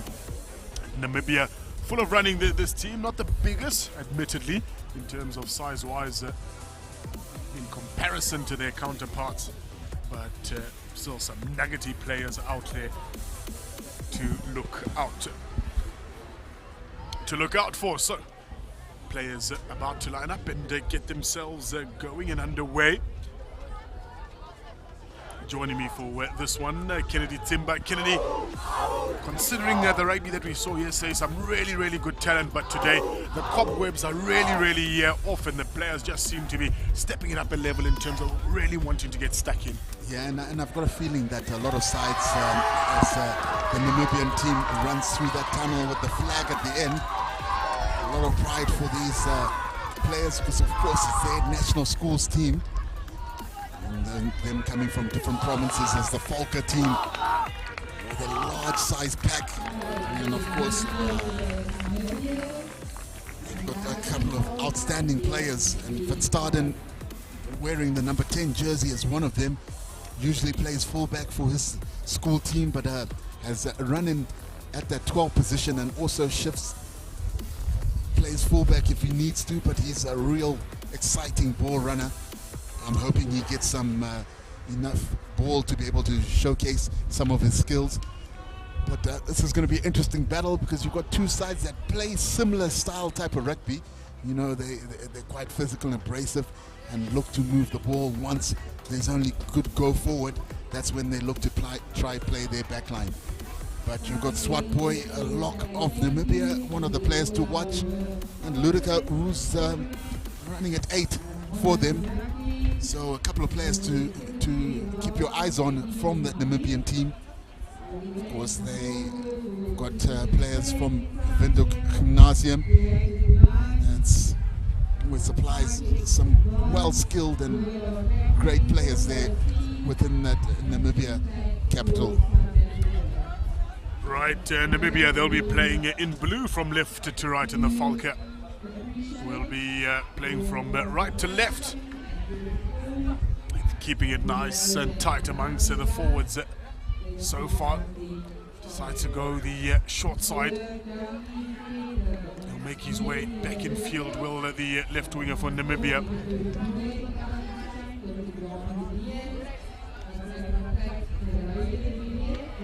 We saw a lot of this yesterday. They keep coming around the corner. That ball has been stolen. In possession at the moment there now is Du Plessis, the captain. Now we're across to the fast man, Fakude. Still going is Fakude. We'll see the first line up. That ball makes its way out into touch. Like we said, a sizable height difference at line-out time. Yeah, Fakude just getting tackled into touch there. Shows I've got a slight bit of gas there, and just being caught by the cross cover. And at this level, you've almost got 20 players that are rushing to cross cover there. So you just need to try keep into touch. And this is a long kick, not finding touch, but an opportunity here for the Falcon to be able to run. That's a good reply and return there by the Falcon. Got some strong ball carriers here.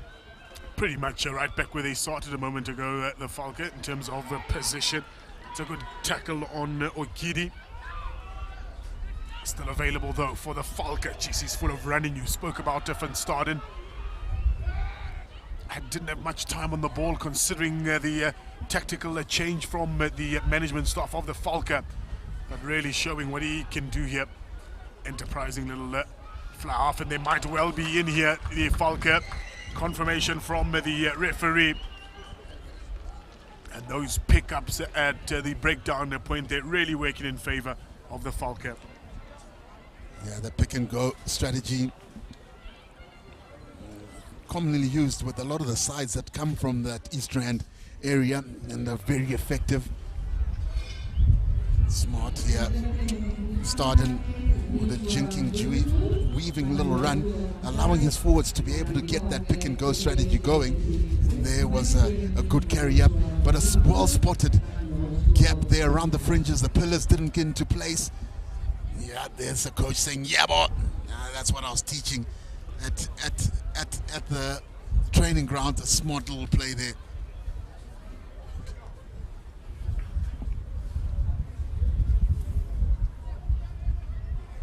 Buchu with the try there for his side, and looking to add the extras is Tienus van Rensburg as the flags go up. Been really impressed with the kicks.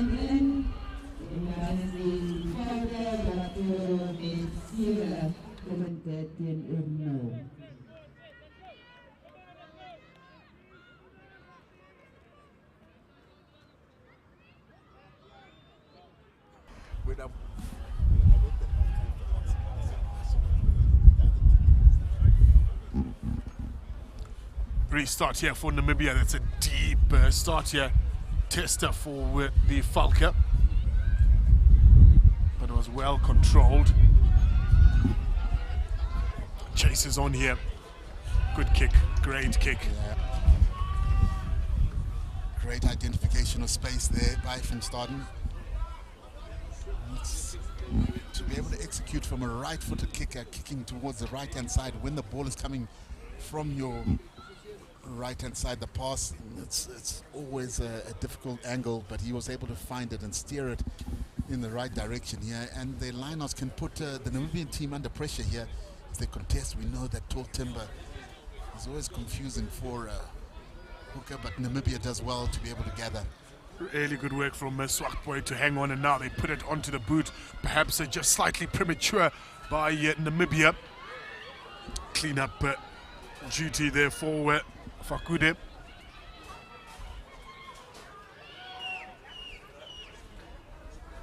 Play just outside the 22-meter here.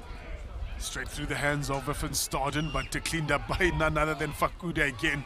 He's been busy in these first couple of exchanges. Needs one more to give on the outside, perhaps not for the fullback. Kingsley Pule will dot down right under the sticks there. No, a real smart play there by Kingsley Pule. I just love the way he did the in and out. He almost said, "Hey, where are you going?" and gave him that inside out. But he was well underway because there was no cross-cover defense. He's got a good size frame on him, and he's got a great running style. Yeah, the coach is there just giving the high five. Again, just indicating that that's what I was trying to show him at the training ground, and he was able to execute in the game. So I do know what I'm talking about.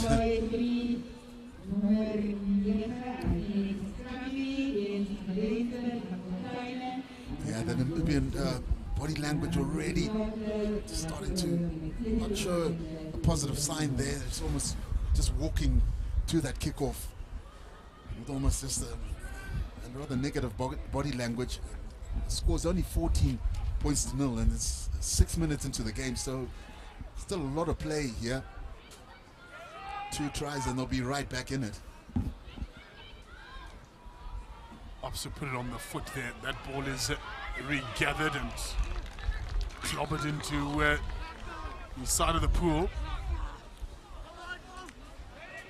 The opposite side, the body language of the Falcon, high spirits, high fives everywhere. Yeah. Words of encouragement and motivation.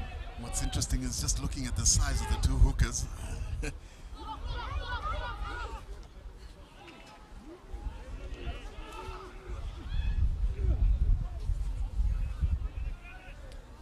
Pick who you want to take the ball out. I mean, it was out about half an hour ago. I tell you, boy oh boy. The AR is right there looking.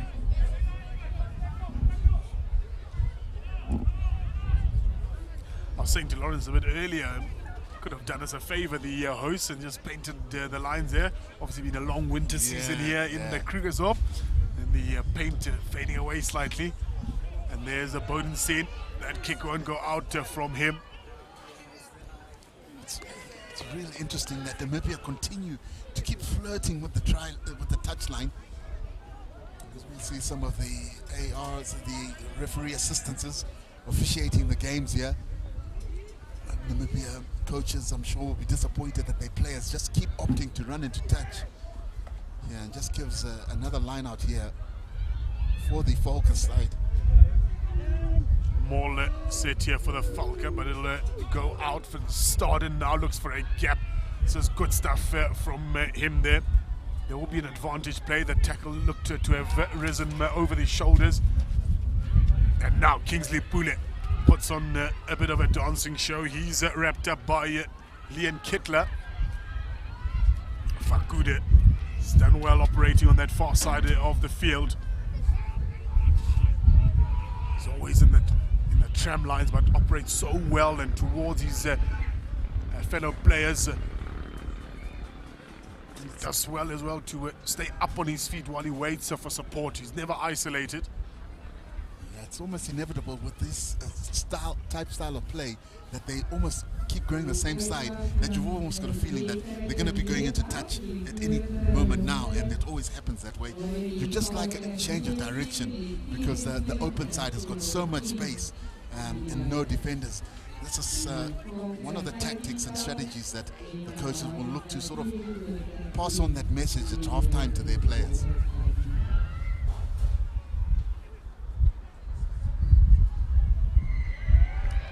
Penalty for holding. Good much steal to there. the jubilation of the travellers from Namibia.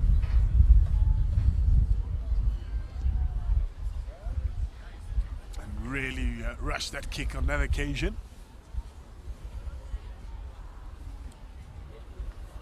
The lineouts have been pretty solid in Namibia. They'll look to continue that and maybe just try exit out of this 22 area, because a slight mistake then you allow the Falcon dominant forwards to maybe get their hands on the ball, and you don't want to be defending so close to your try line. They look like they've come away with the ball there, the Falcon. Van Staden gives the ball off to the captain Du Plessis.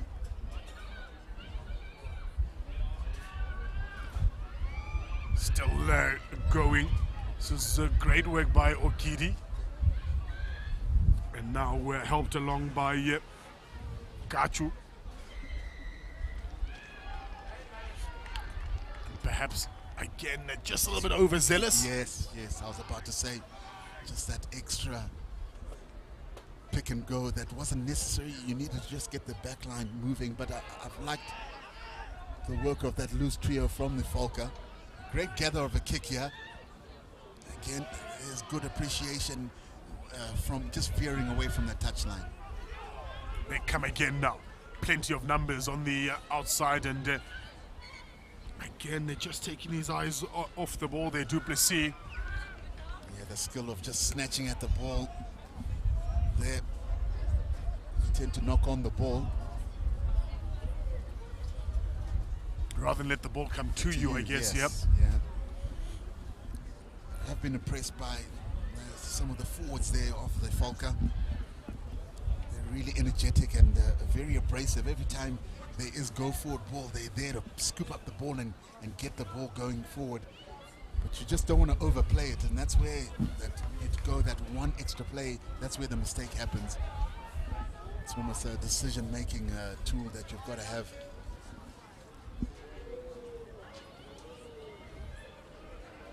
Tight head here for the Falca. It's a knock on, so they've got to play here. Tackle. Is effected there. Available still for Namibia.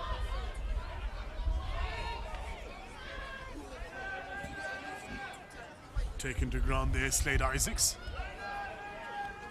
And now if they can just lift the head, the halfback. Ruck was formed. Still available if they can get it out. They do so. They oblige the coach's instructions here.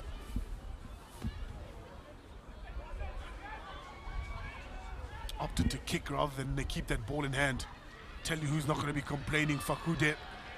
He'll come all day. That's probably not the person that you want to kick to in this game. He has shown how comfortably he is under the high ball. His counter-attacking skill as well, and just how strong he is working in those tram lines.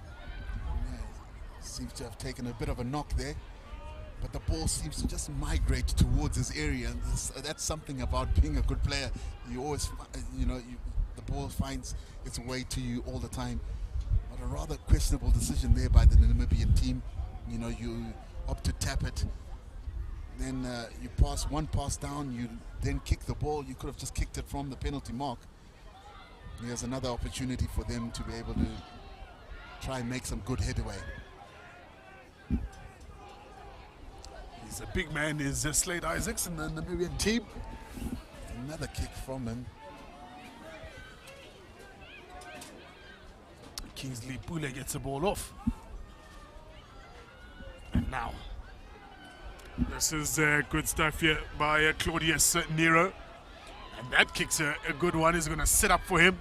Some football skills on display here, but it's a great solo effort by Claudius Nero. Yeah, a smart decision there, and he was able to just have enough gas to get around all those defenders. And there is one of our fellow commentators, Mr. Lawrence Apaka. Questionable what is in that drink. But smart play there by the Falca. Got a clean line out here, and that's a really clever kick here. Can they gather it? Namibia have been able to catch it, and he's also again flirting with the touchline. And the Falco win a line out here. For starting with a nice little cross kick pass, as you'll call it. Just putting a little bit of a testing kick there for the Namibian back three. And it was on, huh? Yeah. Just the calm and the poise to execute something like that. He did it yesterday as well. Yeah, these lineups have been so assured, have they been, for the Falca? Van Staden, and now he hangs onto the ball, does Duplessis.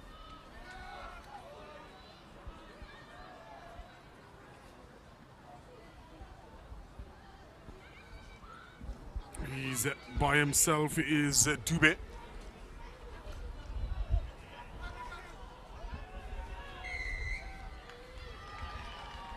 Again, one passage that's been really, really good for Namibia is the understanding of the laws and getting right over that ball there. It's their 4th steal of the game so far. Yeah, you've just got a feeling that they're more comfortable in defending their line rather than defending from out wide, because it just seems when the Falca attack from within their own half, they're just making easy headway, but once they get closer to the try line, Namibia have got a really strong defensive system, and here another opportunity for them to try exit. Lineups need to be well executed, but the hooker is able to just come around. They're stolen from the ground, and another opportunity here for the Falca to get some front ball here. It's taken a lifetime to come out, hasn't it? Now eventually does come out. Very lateral running from Mkachu. Yeah, Mkachu has a really been a willing ball carrier. Yeah, a really innovative microphone there using the cone. Talk about innovation there. We've seen these mall setups. The trick here. Try.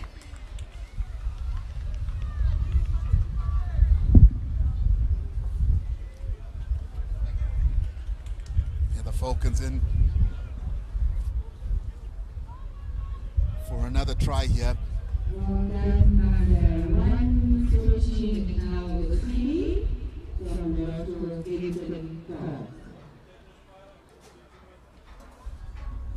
Just seems like there was almost an extra double movement there. The referee was happy with the movement, that it was momentum, and was able to just stretch out, just allowing the Namibians to score their 3rd try here. And the conversion goes over, 21 points to 0.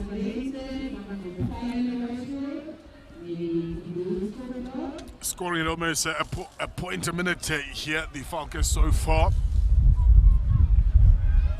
It's been really good work by a combination of forwards and backs. Yeah. But so plenty of rugby to be played from a Namibian point of view. By no means should heads be down. And that's a well-placed kickoff. Needed a bit better chasers. Yeah, it didn't it? Because it found ground and just bobbling a bit, and Namibia have been able to just turn it over here. And it just seems that at every breakdown there's a potential for turnaround, and that Namibia have got a real good chance here. They can just move the ball, and this is good ball movement. Can we see the first time the winger, and he's got great gas. Got to back himself. Yeah. He's got to back. Had a little look. He was just shifting the gear down into second. But just wasn't able to hinge it up again. Yeah. That's where the hinge kick comes in. It's going uphill with a 1.8 engine. Yeah. That's a real positive play by the Namibian team, just getting the ball through the hands. Because every time it's got to that 10-12 position, they've kicked it away. But he's got a lot of skill. Van Staden able to just switch his kicking foot. Do you want it? No, I'll take it. Yeah. Okay, now I'll give it to you. But they're nicely to hang on there, because they could have gone pear-shaped. Now they employ the big services of Jaden van Wyk.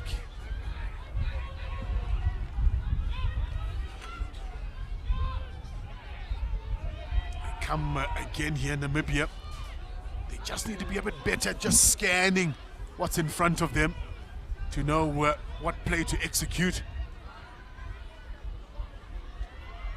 And they're really working towards the favor of the Falcon, because they go right back into the traffic, so they don't need to do too much shifting, the men in red. And you're so right there. It just makes it easier for the defenders, because you sort of are coming towards them rather than them having to work to get towards you as an attacking team. Yeah, it's almost a strategy that every player that gets it just cuts back and goes towards wherever that whole bulk defense of the Falcon team is, and that's why Namibia are still sitting on that donut here. Haven't been able to look like threatening to score a try or get any points on the board here.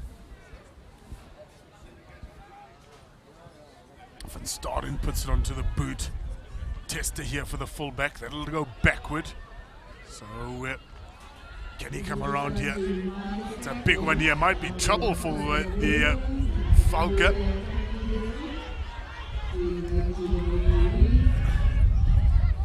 There's no ruck form there, so full rights to that ball.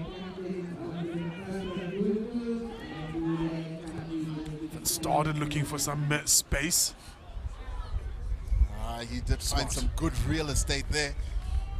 He's always scanning, and I can understand why he plays fullback for his school. He's always got great vision and looking, and he's been able to identify some good space here. And it's almost sort of pressed the Namibian team to get stuck in that 22 area.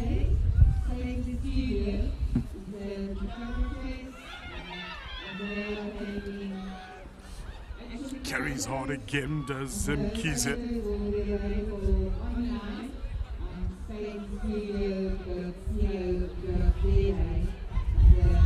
Now they come blind.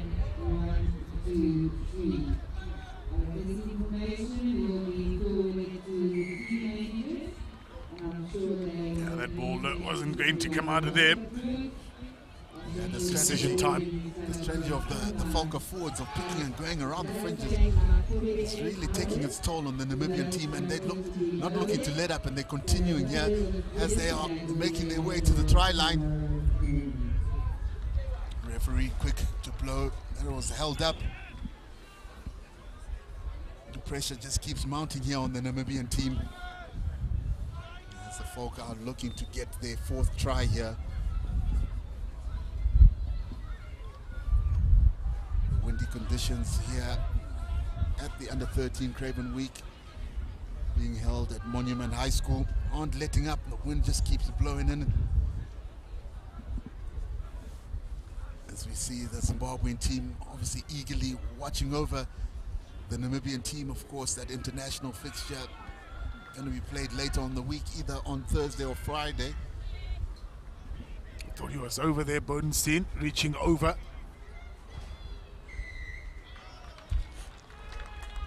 Yeah, the assistant referee had to come into play there. Just letting the referee know that it was a clean try.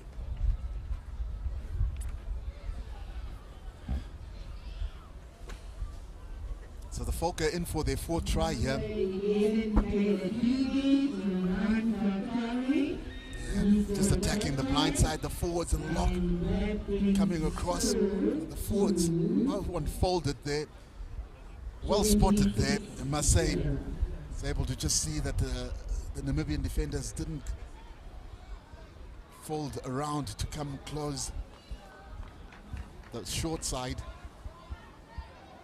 And a clever little try there.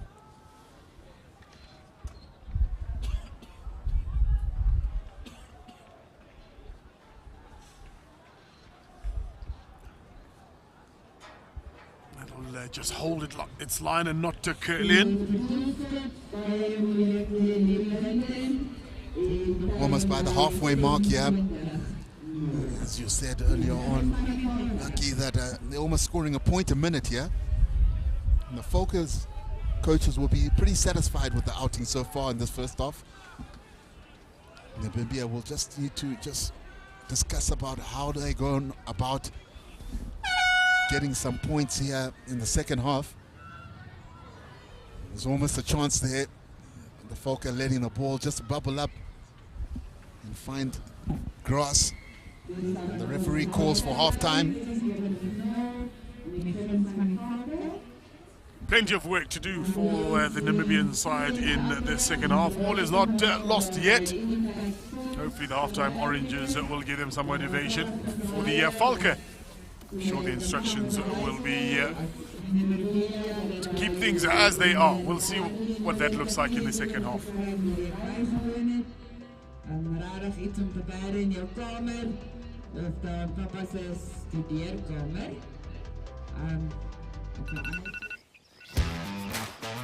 You have too many new voice messages.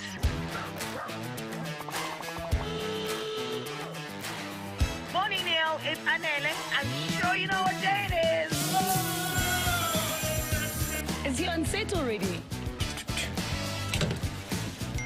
Do you think that this is better for Insta or the red carpet? Good morning from Loftus. You are in studio, right? Hey, don't forget to warm up. Children's party. It's too late. It's Saturday, Neil. Saturday! Welcome to your weekend. The legend has returned with a few new faces. Super Saturday. Saturday mornings on Supersport on DSTV. Proudly brought to you by Toyota. Neil Andrews, I'm doing a show now. It's Saturday. A ni'n dod â'r chwaraewyr gorau o Lanelli, Casnewydd, Caerdydd, Abertawe, Llanfair Pwllgwyngyll o Girechwyd, Drobo, Llantysilio, Goch, a Thu Hwnt. Ni'n caru dod i dde Africa. Mae dy chi eithroedd sy'n neud i'r Gymraeg swnio normal.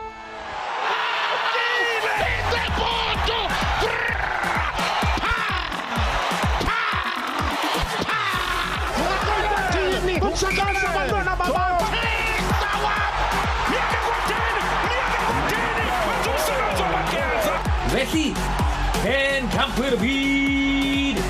Oeddech chi'n barod?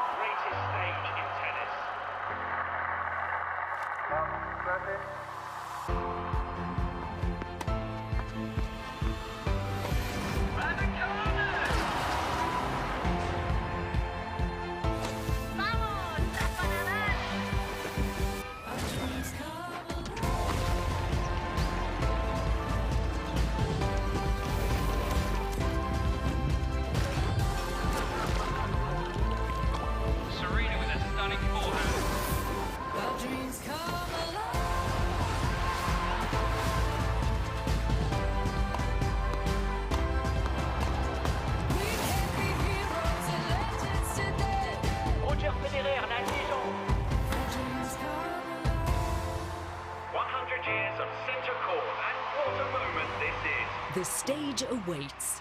Join Supersport in pursuit of greatness at Wimbledon on 2 broadcast channels. Proudly brought to you by Spa.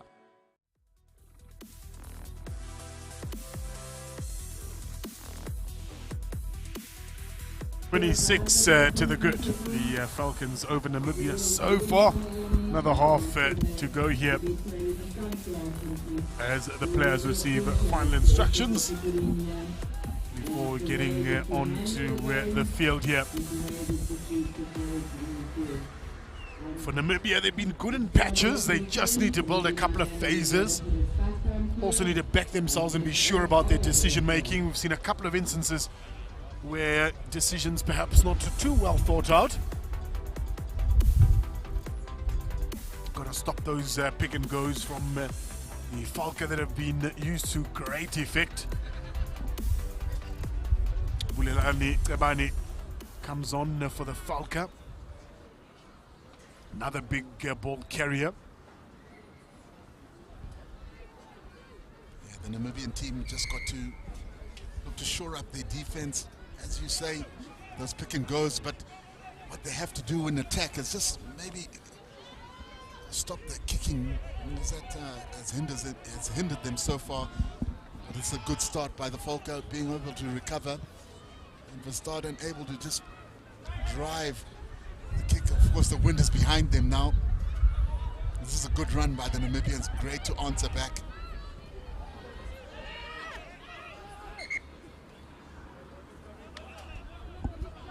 Yeah, the little handling errors. This is truly a test with the wind playing its part. It really tests the micro skills of each player and how you're receiving the ball. If you snatch at it, the chance of it being knocked on is pretty high.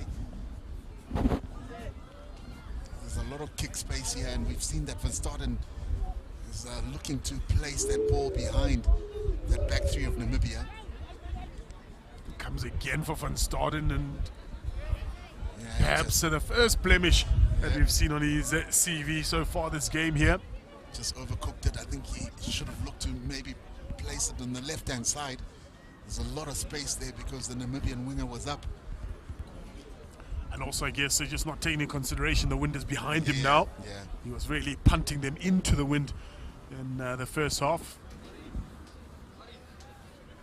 Namibia have got a good opportunity here. Their lineouts have been fairly good. The Falco have decided to contest both middle and front ball, and that makes it so difficult for that thrower to find the ball, and that's where the referee is saying the ball was skewed. And towards the Falco, the scrum here. Just giving Van Staden a second go at it. And let's see what option he picks this time. You can see his outside center. Yeah, but the way they stacked up with the fullback standing directly behind him, the chance of a kick coming is pretty high. Great option. Well, this is good stuff here. It's a Pula try scorer from the first half. That ball should have been given. Staden is clobbered to the floor. The wind really picking up now.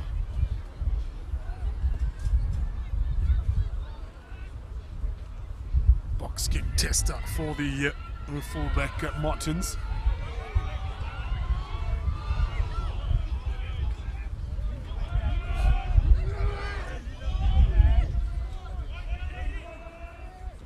All off there.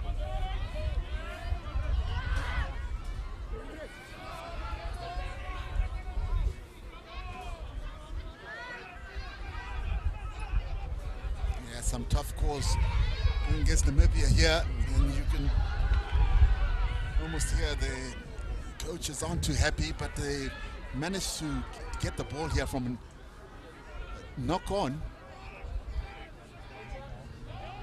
Again, isolated player.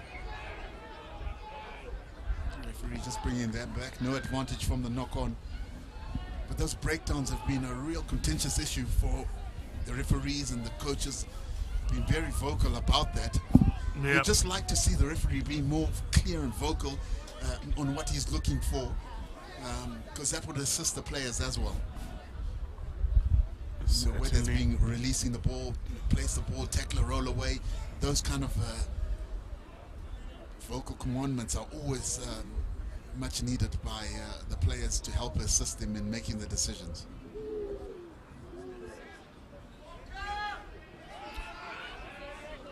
Good scrum here, ball in two-hand stuff here. Centre's doing excellent work is Leon Kittler. He needs the support. There it comes now. Halfback at the moment is Jaden Mostert. Yeah, that's stolen. Now that ball.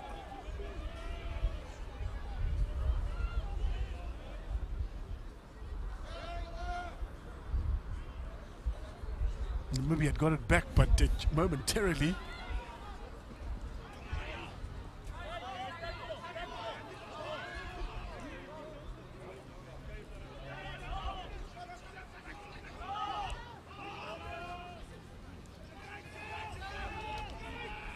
Gotta back themselves here in Namibia. They really have to have a go at it. They come this side now with Sammy Rousseau. Same way again, Kittler across now then to Dahana Isak. The forwards now lining up, looking to take it forward. Stefan Horn, one of them.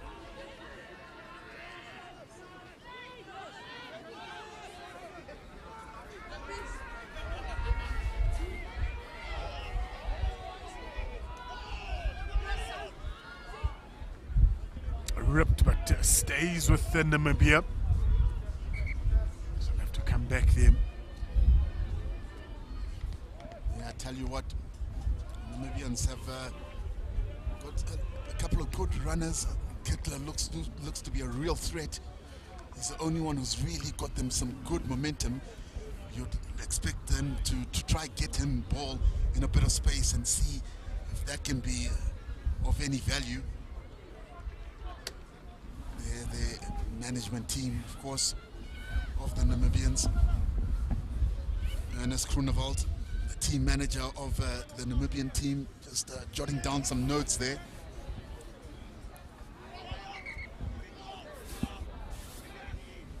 Referee just trying to get the scrum steady here.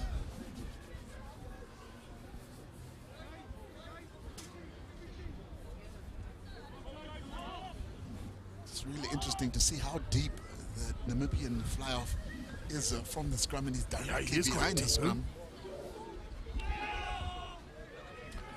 Coming around there is Leon Kittler.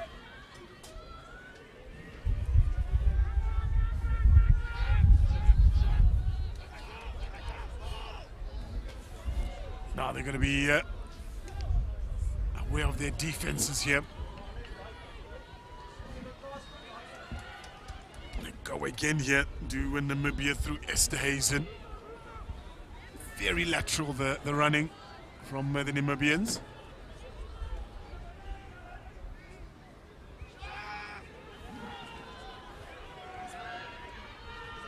Now the ball is handed off. He attempts to straighten, does a Kittler. He needs help. It does come with Oliver Seeger.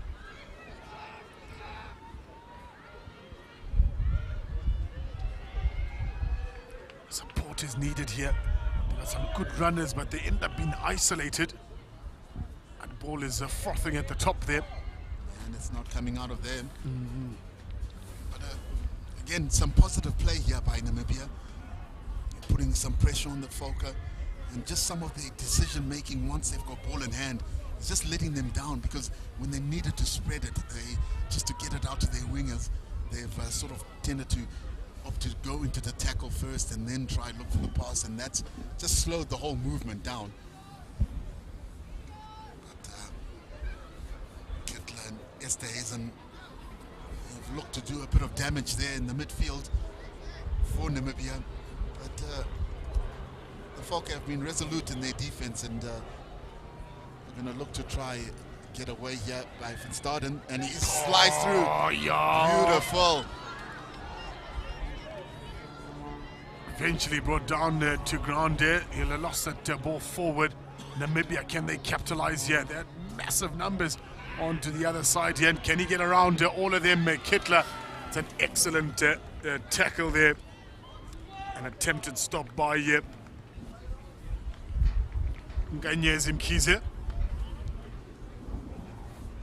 Yeah, vital tackle there. Kittler looked to be in for all money. Reinhard van Niekerk has come in to replace his fellow prop.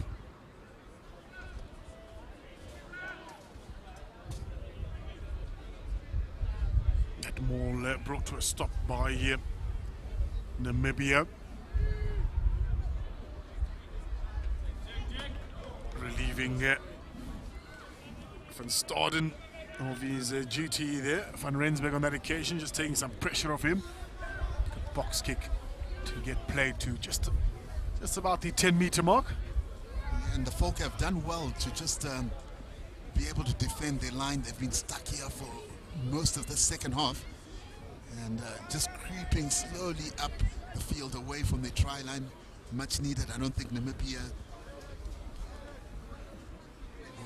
want to let them off the hook here. They need to come away from this area with points. A lot of injuries starting to occur. Of course, we know these youngsters are just backing it up on the second day. They played, of course, some tough fixtures yesterday, and to be able to back it up the next day, you've got to take your hats off to the players. Of course, only being 12 years old, some of them 11, still, you know, young gentlemen here. That'll go over the top. Who's going to get to it first? Put on the boot by Kittler.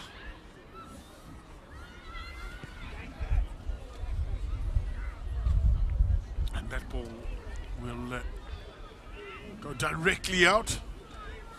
So they get a second bite of the cherry. A pretty similar position, except on the opposite side of the field here. Yeah, it can't be ideal for the hooker, of course, in Namibia. You've got the Falca just throwing both their contestants right up in front. There's made it real challenging to find his jumper. And of course the wind not helping the situation. Almost got to it.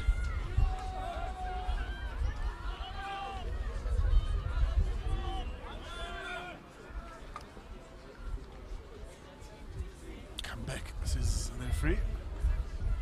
For a slight knock on there. Now if they secure the ball here, good opportunity for them from which to launch something.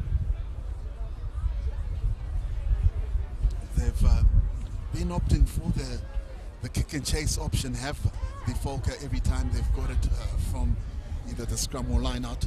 Are they going to vary their tactics? You can see their coaches have been very vocal in terms of what style of play they want to play. So it's going to be interesting to see what they do from here. Kingsley Pule. Around the merry-go-round he goes, and eventually down to ground. Well stolen there by the Namibians, and this could be a great opportunity here for them. They need to let the ball go wide.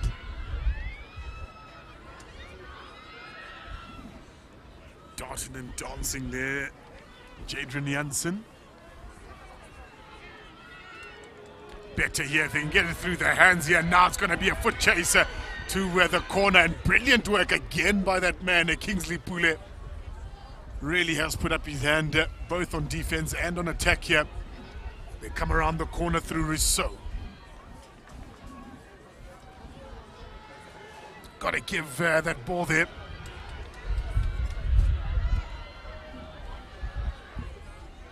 Still available, same direction.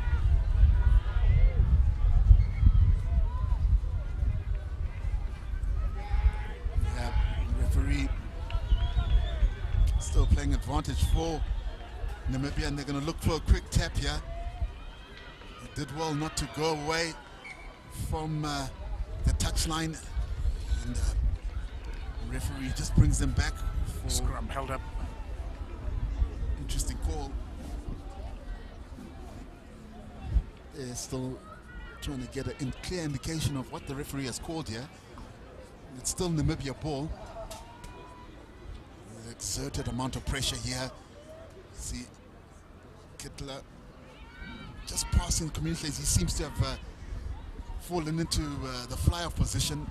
Yeah, they just need a general to handle things a bit better there. By the time he gets the ball to the centers, it's often too late. Comes around the corner, does Kittler. He seems to like this move. It's the second time they've played it. Where's the eighth man there? Inches here for Namibia. Try, says the referee. No, I think he's indicating a penalty. They seem to be celebrating slightly early. I think it's a penalty. This is the communication we speak about. I mean, if we're confused about the call, because he just walks away, there's no indication. There's what it is. He's just asked the Falca to have I guess that's a first warning. Yeah, to have the captain have a few words with his players. Yeah, Duplessis there, just having some harsh words with his players. They need to be clear here, Namibia. Tis. Not part of the script. Yeah, not at all. And that one then, it may well have been stolen here by the Falca. Oh, that's a really demoralizing kick if you're a Namibian player. So close to the try line, even under a warning for the Falca, and here, wrong decision. Just went to ride that pass. And almost just running skew the whole time. Running across here. They were able to dislodge the ball. For the Falca, that does look like it was a try there. Ooh. Again, sitting right on that try line. And a bit of a knock-on from the Falca. The call comes in from the AR. The correct decision there. But Namibia might be feeling hard done there by a try, possible try there that they scored, but the referee wasn't in sight, and that's maybe the right way. If you don't see it, you can't give it. That said, I mean, resolute defending from the Falca. They've spent a good 10 minutes in their own 22 on D. The game is almost in that static situation. Both teams haven't scored any points. They're sitting on that mark where the Falca are leading this game 26 points to 0. Maybe I need to get on the score sheet.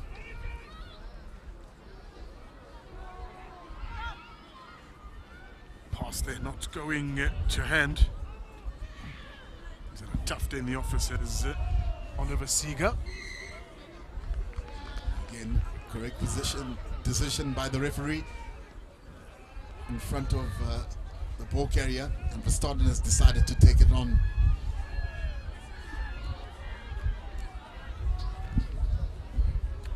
Into the 22 they come now. Attempted counter-ruck from Namibia. Might be in here. Might be in here. Is in here. Okidi. Well deserved. Second. Okidi has been so influential in terms of those pick and goes and being a damaging runner. And there's a well deserved try. The Falca have just had a slight opportunity and they've been able to cross the line, where Namibia have been sitting within that Falca 22 for quite some time now and not being able to execute. Just one opportunity and the Falca are in.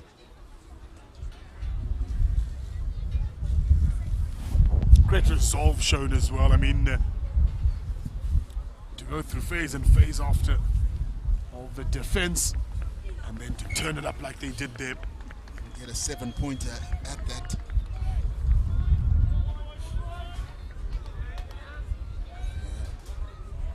Great response there by the Falca. Exactly what they needed.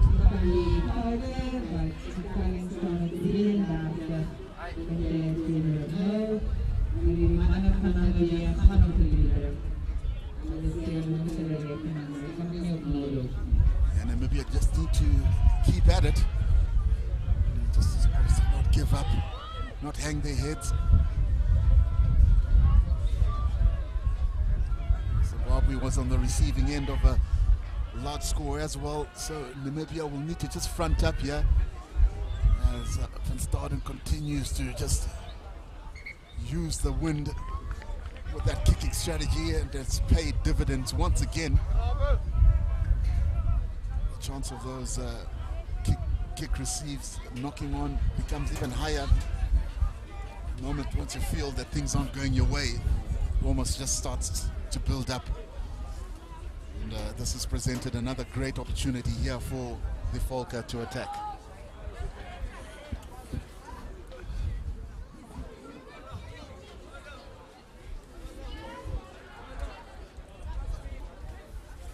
Comes here for the Falca, Van Staden off to Duplessis.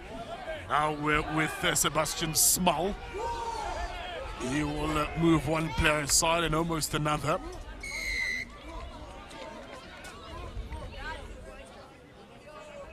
Holding the call there. So he just shrugs off the Namibian fullback.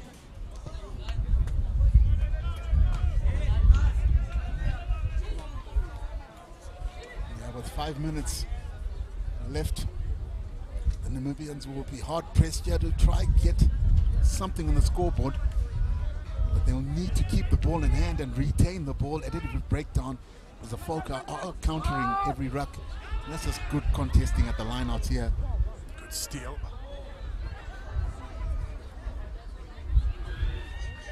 Kingsley Pule needed to go a bit earlier. Excellent on the ball.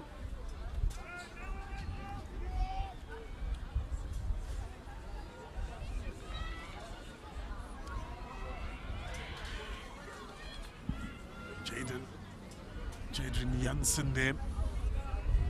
Not much room to work with.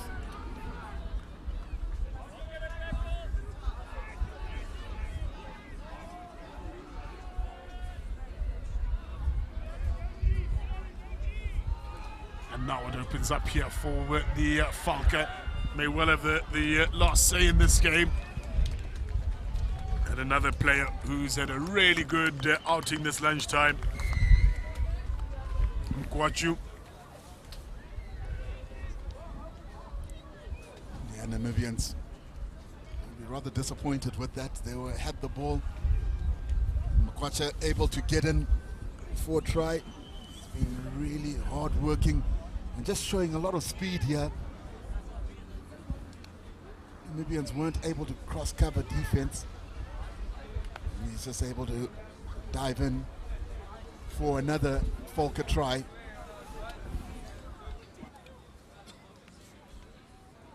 As they look to add the extra 2 here.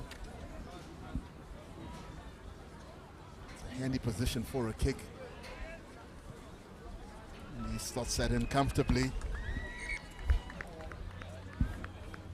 Extending their lead once again. The kickers have really put on display from the Falcon between Van Staden as well as his partner there, Van Rensburg. Yeah. Must be so good for a team to have a comfortable kick at 9 and 10. Yeah, especially when you've got the wind behind you playing such a vital role and just making it also more difficult for the opposition. The changes are being made here by the Namibian team. I'm always amazed how much space a lot of these teams are giving with that front line receiving section of the team just by that 10-meter mark.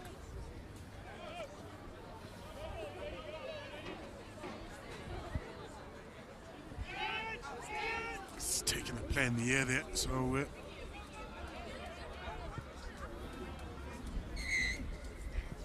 yeah, as he was trying to just come down, Isaac's brought the lifter down. Yeah, with 1 minute left, the Falcon, I'm sure, will be looking to try drive this kick down into the Namibian opposition's half and trying to make sure that goes out. And that is a splendid kick. What a Tory, as they'd call it. And that's put them in a really good position here. As the final hooter goes, this could be the last play of the day for these teams. Yeah, Van Rensburg's taking over from Van Staden at 10. New man for the last couple of minutes is Claudius Nero.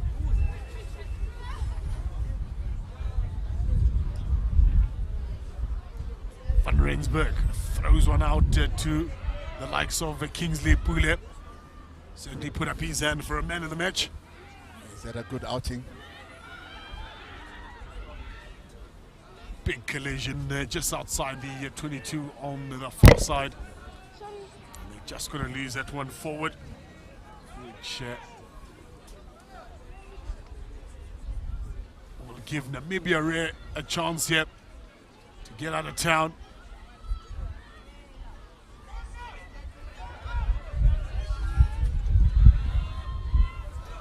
Still going is Kittler. He's toiled hard today, often on solo missions.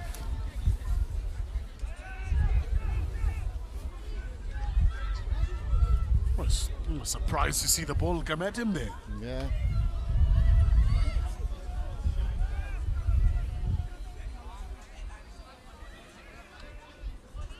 Standing miles apart, this backline really stretched. Yet Namibians. And now, Jadrian, he gets his team just outside the 22.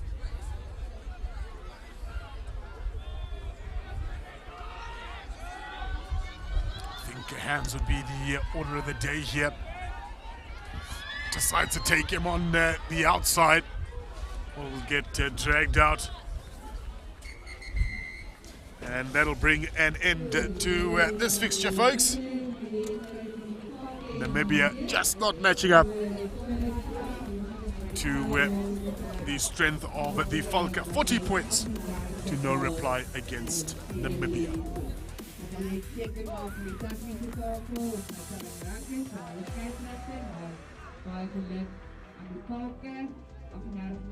In Namibia, jy het anders speel dat die wys regop hier aan die einde van die wedstryd. Our man of the match goes to the number 10 Falcons Stolen from Law School Craven in FIXTURES. The man of the match Falcons Stolen, number 10.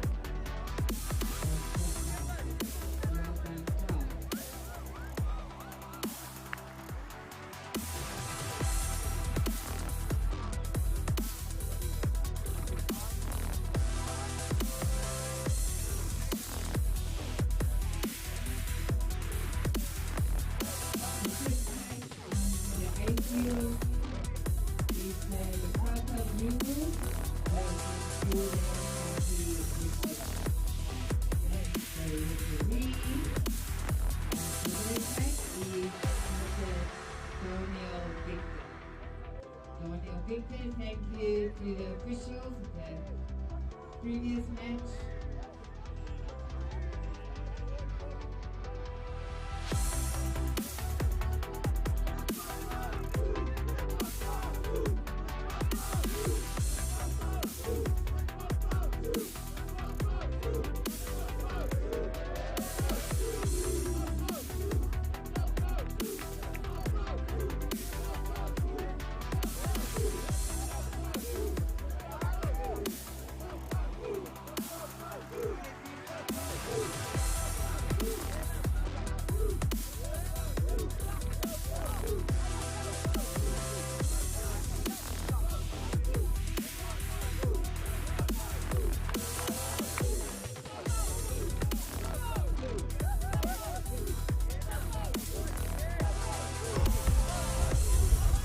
Welcome back to the World Squad Monument as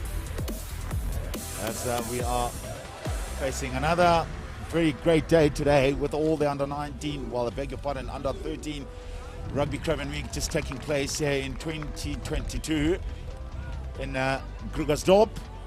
And this time it's going to be Border City who's going to be facing LIMPOPO Blue Bulls. So, as you see there, number 10 there, just taking the lead completely. But that's LIMPOPO Blue Bulls team being led by Potgieter, just wearing number 5.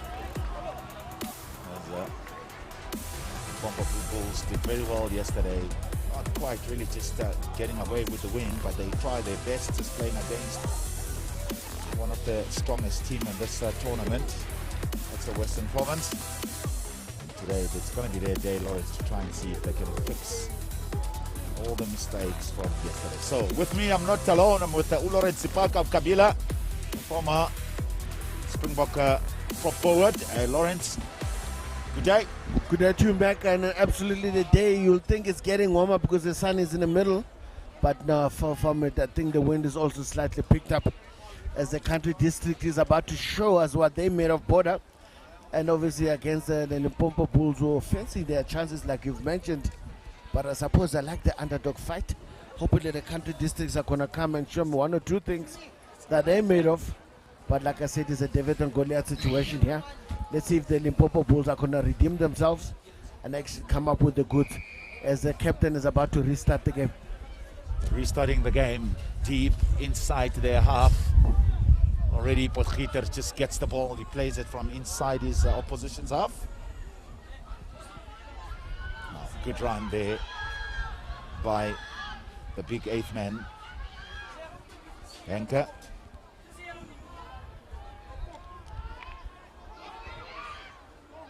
Another good run by Koch. So now it looks like as if it's going to be all the way just running with the ball. So tackled there, Du Plessis just being tackled.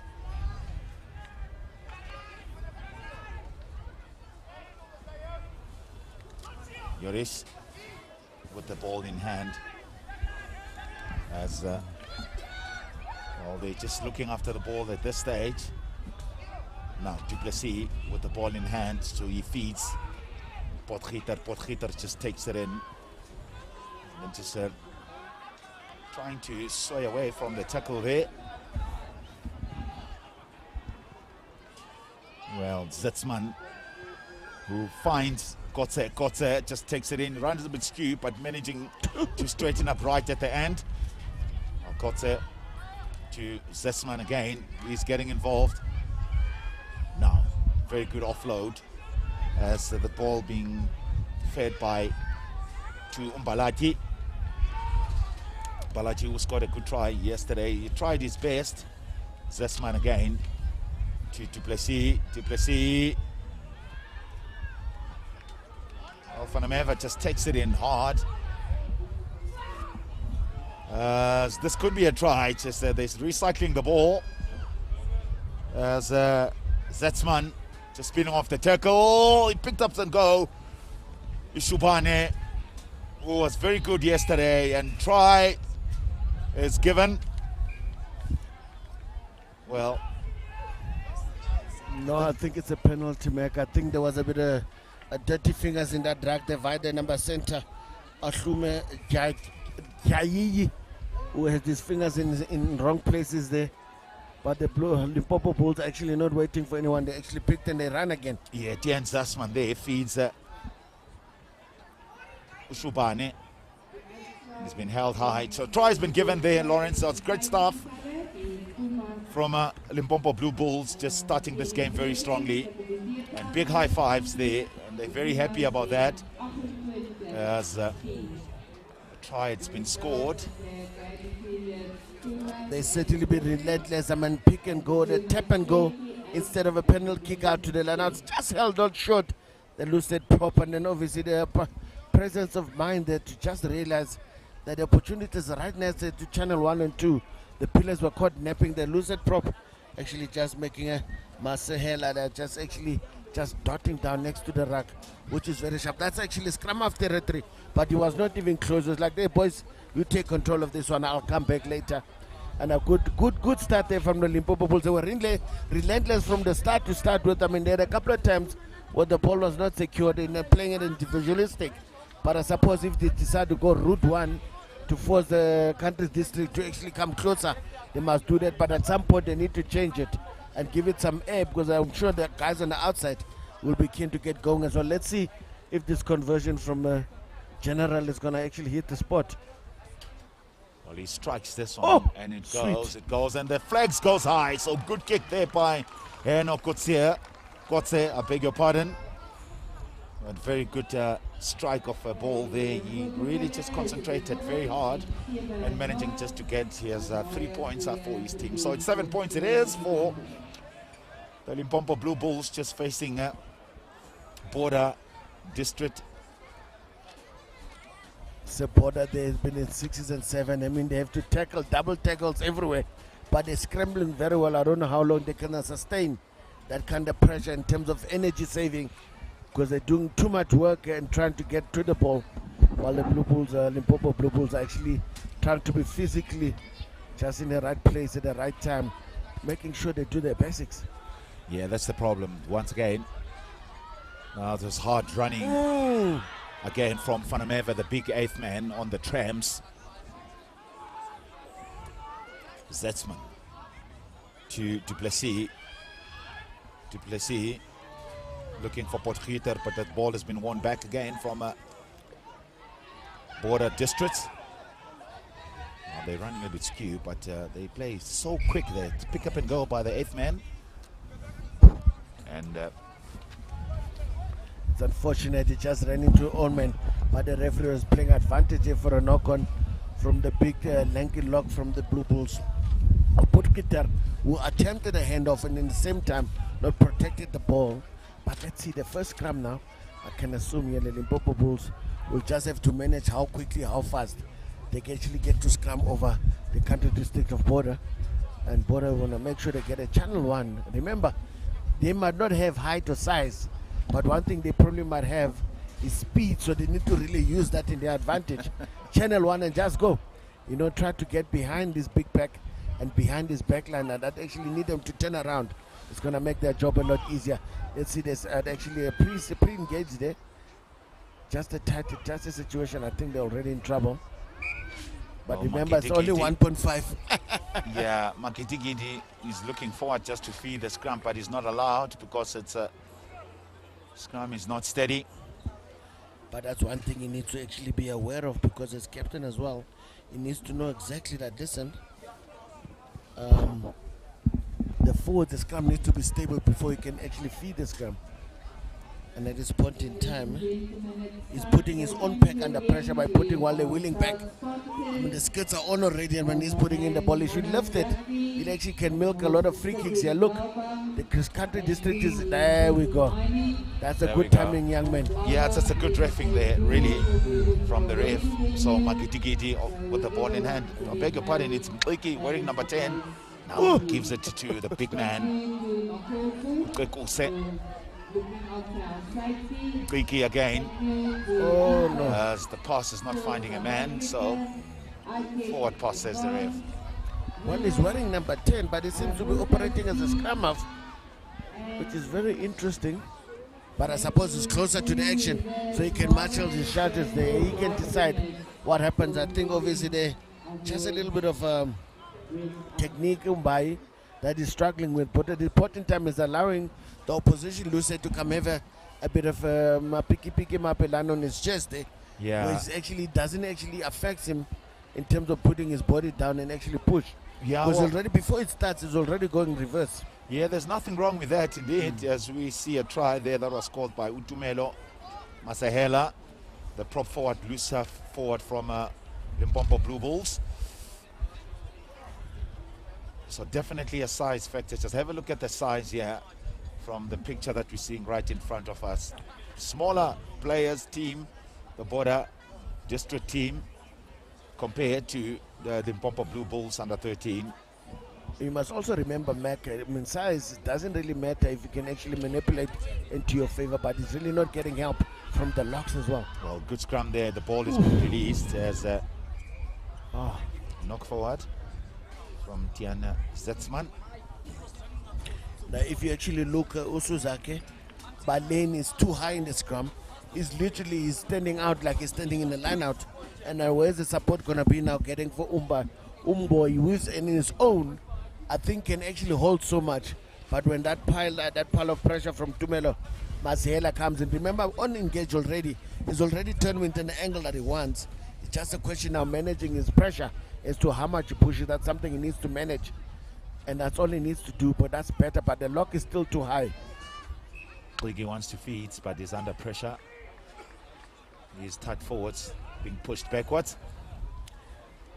Yeah, no, listen, man, if they do know what Channel 1 is, I would advise, listen, Lucid prop there must make sure go to Utrikuso, just open up his leg, let her go straight to number 8. By the time they think they're scrumming, the ball must be long gone. Iki feeds.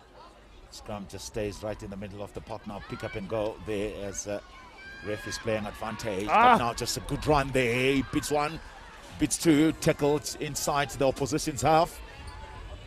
Iki just digs it in. He's looking. Now Iki feeds, and he feeds Dandala. As penalty comes there. So injury as well. Well, they're looking to play. So Iki just takes again. He gives it to Mboyi. Mboyi, tighted prop, just takes it in. They don't waste no time. Nangamso. Iki again with the pass. Well, they're looking to spread the ball wide, which is very good, Lawrence, but the execution of the passing not that great. Yeah, just a bit of lack of control there in terms. Remember, he anticipated of passing, but he didn't expect the tackle was going to be that impactful that is going to affect us to where the ball goes, because he was tackled backwards and he left the ball in front of him when he was actually looking to offload to someone before contact. But that's the kind of pressure that Limpopo Bulls are putting on his border team. But I can imagine as well, I mean, the mere fact that they're trying, they're having a depth. I mean, the Eastern Settlers already broken that backline play. He needed just to keep that ball alive in order to stay behind the Limpopo. Turnover scrum. Oh no! Unfortunately, number penalty. 8 was on the wrong position because the ball was coming from the back. It was a knock-on, and he just stood up and picked it up. I mean, that was a good turnover scrum though, from the unlikely characters. I think, like I was saying now, the number 9 needs to put in channel 1.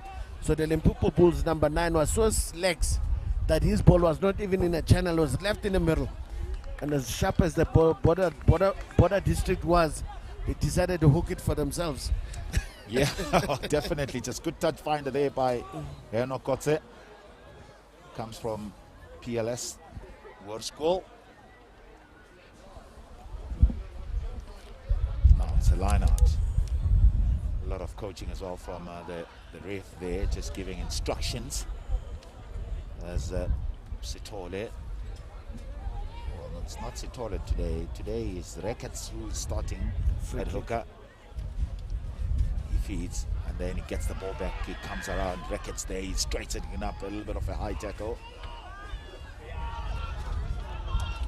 Zetzman to hands. See, hands says the Lawrence. Lawrence is calling the hands tackled. Mokhale just getting tackled on the far side of the park. Well, they still got the ball in hand. Zetzman again. Hard running Shubane. He still goes Shubane. As Zetzman again trying to pick up the ball. So penalty says the ref. Offside lines there from border districts. Now quick take. Try time. Is he over? No, he's short, Lawrence. Desperation there from border district there. Mokhale comes inside. Now Zetzman picks up as the reserve hooker gets the ball. Rietz, and Rietz just go over the try line. Listen, he actually started very well. I mean, started from that beautiful line out that he threw in at a couple of dummies, but the support was excellent from the Limpopo Bulls. Got a middle ball there by the 7th position, and obviously innovation. He came around as well, collected. He was the first man to start going forward, and obviously a couple of phases after that, and decided, listen, let's stay close. I mean, a couple of times when they were probing to get closer to that thing, but they were running back into trouble, into traffic to sort of keep the border district in that space. But the big man is like, no, thank you very much. You two have got no chance, yeah? Yeah, it's a sheer size there that really dominated that contact point, Lawrence. I don't think that it was going to be an easy stop there for the big man himself, who didn't start yesterday. Today he's starting at hooker, as he scored a DP. Reckets, I beg your pardon, he comes from Unitas School, 74 kg hooker. Good size for the under 13, I must say. That's 74. I think I can add a few kilos. They look like a very big man. Eh? You reckon 80 maybe? Nah, maybe 80. I think someone must have been stingy with the numbers there. Now here's a man who has kicked very well today, Kotze. He strikes this one, Kotze. And this one goes to the left-hand side. So a missed conversion. So that should take Limpopo Blue Bulls now to 12. And Border District still no points on the board with 15 minutes gone in this first half of this game. Scary enough, I think suppose the scoreboard is flattery for Border Bulldogs country district here, because I think if the Limpopo Bulls would just let the ball do the work, would have been much better there. They would have scored a couple of more tries. But like I said, they really want to flex the muscles as far as they can. Maybe it's going to come in the second half. Restart has been taken. Underneath that ball is Du Plessis with a white scrum cap wearing number 10. And then finds a good touch on the near side of the park. Good kick indeed. Almost 50-meter kick for the young man. Certainly a great exit. I mean, certainly you've got so many kickers in your team. One are actually mending the poles, one are mending the technical kicking. Suppose they've got everything in their favor. I mean, look at the line-out options that they have.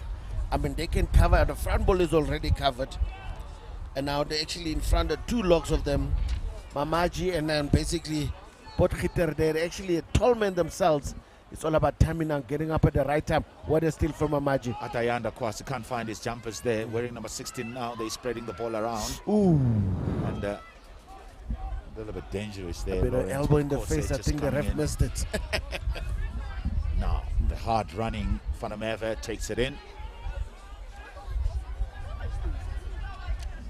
Ball is just coming away. Ooh. Balaji still got it. A little bit of a juggle from Balaji. Ball just comes out very quickly there. As Zetsman getting involved. Oh, Zetsman digs. Ball has been stolen. And I don't see them really kicking, Lawrence. They will run the ball. So penalty, says the ref. That's just coming on from the side there from Limpopo Blue Bulls being penalized. Yeah, I think Limpopo Blue Bulls have been guilty there for not securing their ball. Remember, these are hustlers. Border District, they're not very big. It means they're very quick. Oh, almost got it right. Unfortunately, just missed time that I don't think he believed. Mama Bola Wuti, that ball is actually mine, and he actually fumbled it. Luckily, obviously, it was a penalty, so it would have been their ball anyway. So that's just an opportunity that I would have got. But now the country district need to make a plan. They've got a tall man in the middle, which he can simply just have his ducks in a row. He can actually out-jump his opponent here if it decides to do so. But unfortunately, it's not happening. Kwasi feeds. Lost line out. They're spreading it wide very well. Kotze as the ball has been knocked forward again. It was an attempted tip on, but actually didn't go to the script. And then obviously looks forward there from me. I thought he dropped it initially, but the referee was just on point there to call it. I mean, those are the opportunities I'm talking about. They see the idea is good. They want to get the ball out as quickly as possible, but they want to give it a. But sometimes they just need to buy time. It is a turnover ball. Golden rule of turnover. Send it to the quickest man on the outside. The Fords have been doing the goods. They've been stealing a couple of balls. I mean, they've stolen 3 already. At ease. I mean, you got to feel for the border. Hooker here has been really rough. He hasn't gone his way. Umkwazi here. He's not going his way in the scrum. He's not going in the line out. So it's a half day at the office. Koiki feeds. The ball has been stolen again. As a pick up and go from Ubaloyi. Ubaloyi still got the ball, but then again he's coming away with it again. Oh, tackles are really coming. No, the ball is out. Tian Zetsman takes it in and finds to pass it to Du Plessis.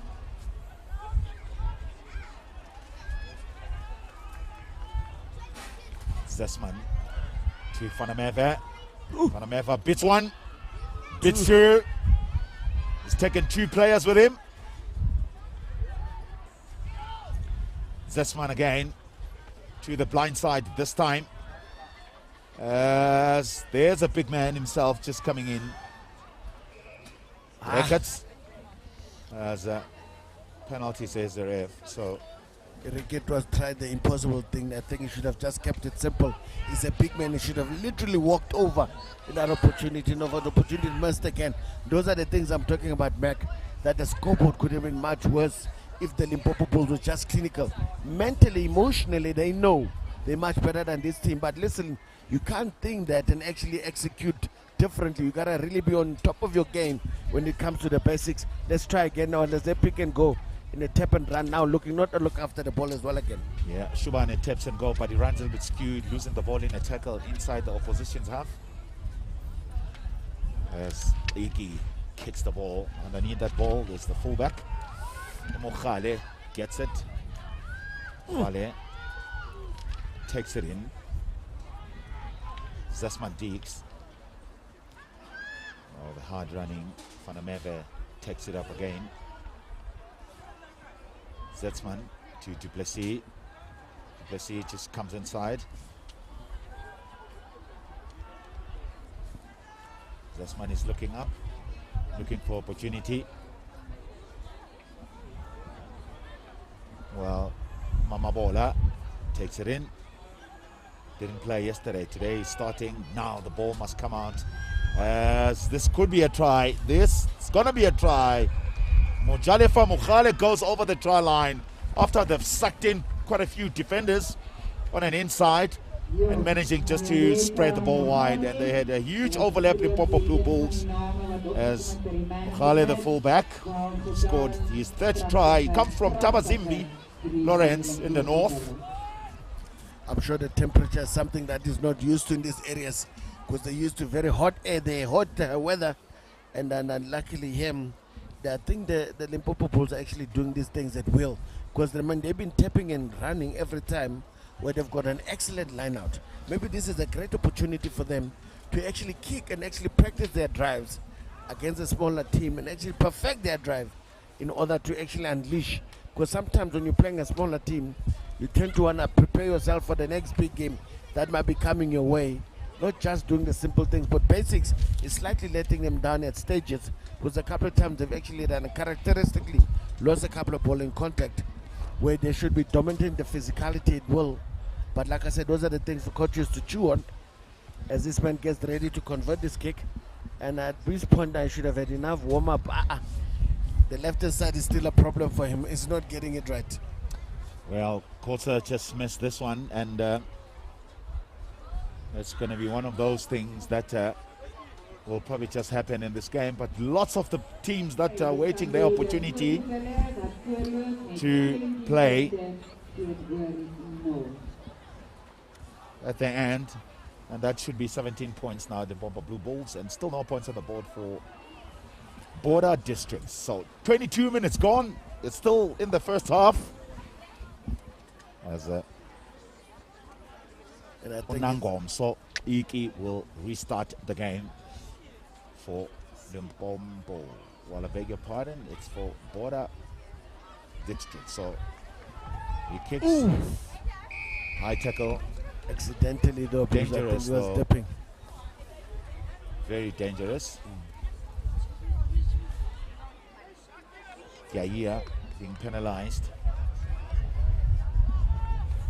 But to his defense as well, I think Mamabola was actually dropping in a tackle.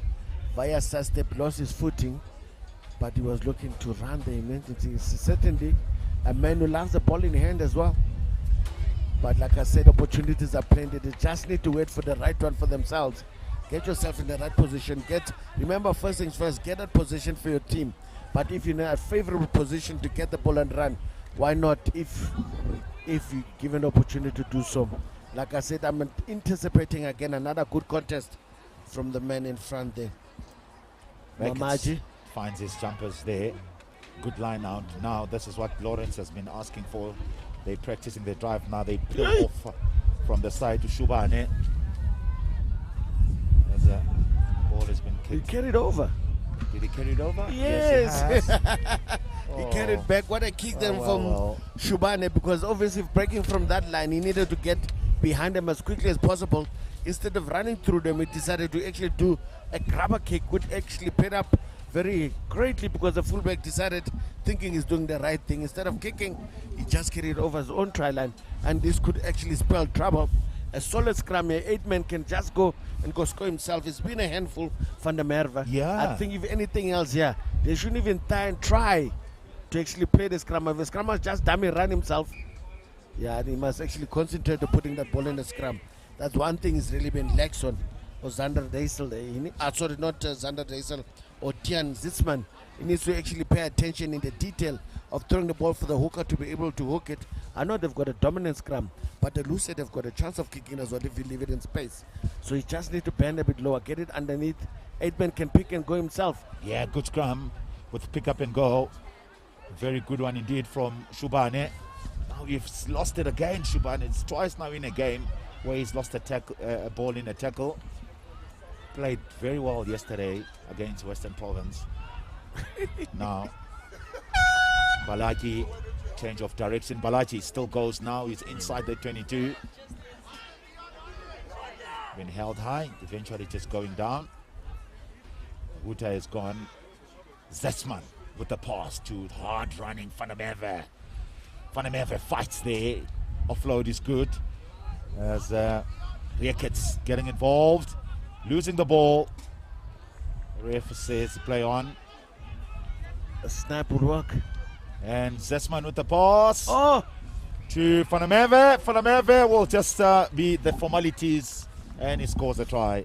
And I'm thinking the kick as well will actually be also a formality because it's right under the poster. But I think the opportunity there was missed by Shubane because the scrum was given a left shoulder, but he decided to go right. I think if he went left, it would have been perfect. But obviously, the Border Bulldogs, Country District, trying by all means to just drag as much as they can. But it was too much at this point in time when the number 8 just went on over there at ease as you like. Certainly didn't even have to run over someone. Yeah. Just ran into space. Yeah, it's a hard running. Van der Merwe comes from Tabazimbi, 73 kg. As they scored the team 4th try with a conversion from Kotze. That should be the first half gone just like that. 22 points to 0 as Limpopo Blue Bulls on a driving seat. Lawrence? Yeah, that's certainly, I think the Country District must just keep on punching as much as they can. Remember, they're outnumbered, they're outmuscled, and at this point in time, you just get to put your best foot forward. Sometimes you never know what result it might yield, but the Limpopo Bulls need to actually focus on the basics. I think the basics will turn a turnover, turn around what you're doing, dividends in the scoreboard. But the basics, don't try the fancy stuff. Do the basics well, they'll get over and they'll score. I think this score could double if you not see another 50 mark here. Would be a miracle. Halftime score 22 points. Limpopo Blue Bulls and Border District 0.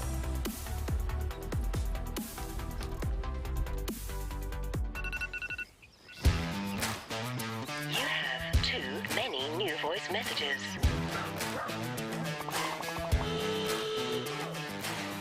Morning, Neil. It's Anele. I'm sure you know what day it is. Is he on set already? Do you think that this is better for Insta or the red carpet? Good morning from Loftus. You are in studio, right? Hey, don't forget to warm up. Children's party. Pistolet. It's Saturday, Neil. Saturday! Welcome to your weekend. The legend has returned with a few new faces. Super Saturday. Saturday mornings on Supersport on DSTV.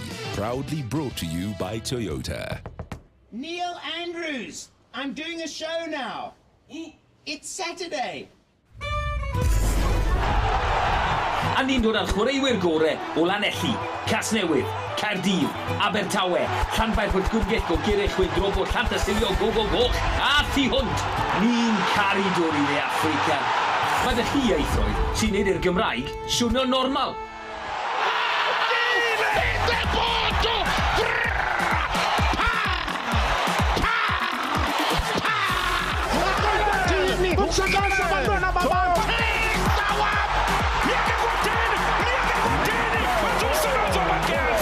Felly, pen campwyr byd! Oeddech chi'n barod?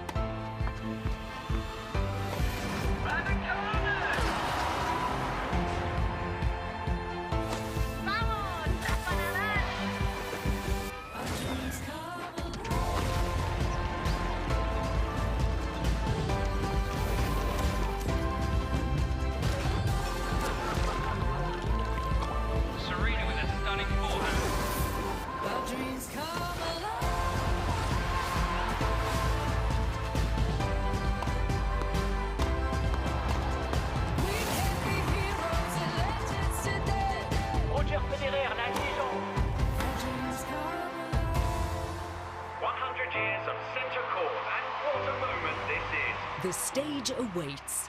Join Supersport in pursuit of greatness at Wimbledon on 2 broadcast channels. Proudly brought to you by Spa.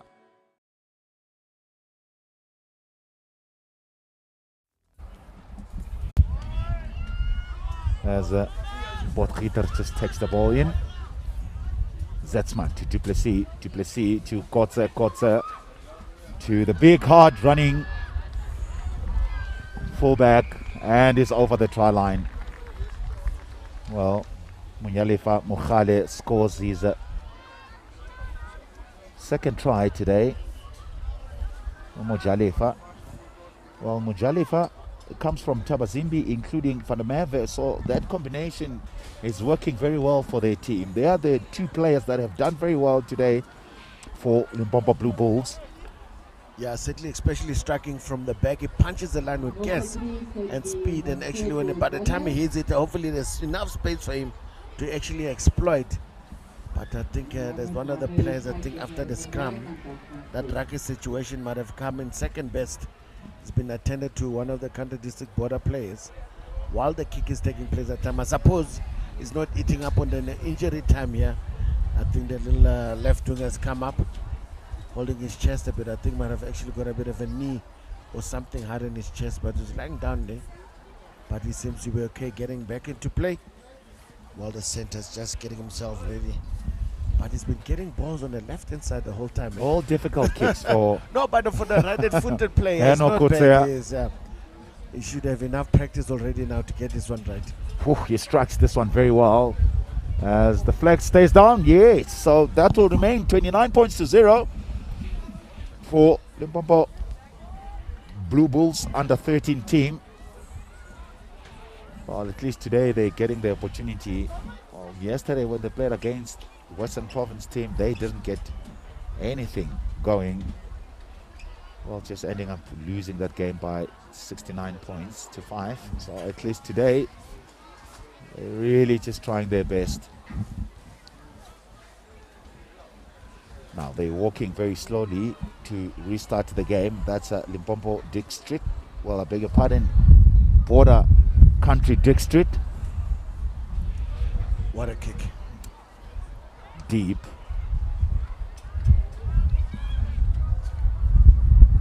Underneath that ball. It's good running inside their half. Zesman to Van der Merwe. He's not going to stop and not going to pass either. It's working for him. Zesman again is keeping it short. Finds Duplessis. Good ground that he found behind the defense. Now a kick that was not good from Saliwa, the fullback. Penalty, says the ref. All of them offside. I think that kick put everyone basically offside because they wanted to go assist, but unfortunately they were all in front within the 10-meter radius. The fullback was all in 6 and 7 to Tukade. Saliwa was actually left alone. Good technical kick from Limpopo Bulls, and then basically he had to make way, but he ran a bit though. I would think if you decide to run, there was a lock in front of you, but then you realize I can't get around this big man, let me kick. And then it was also a rushed effort, which actually forced him to do sort of an up and under for himself.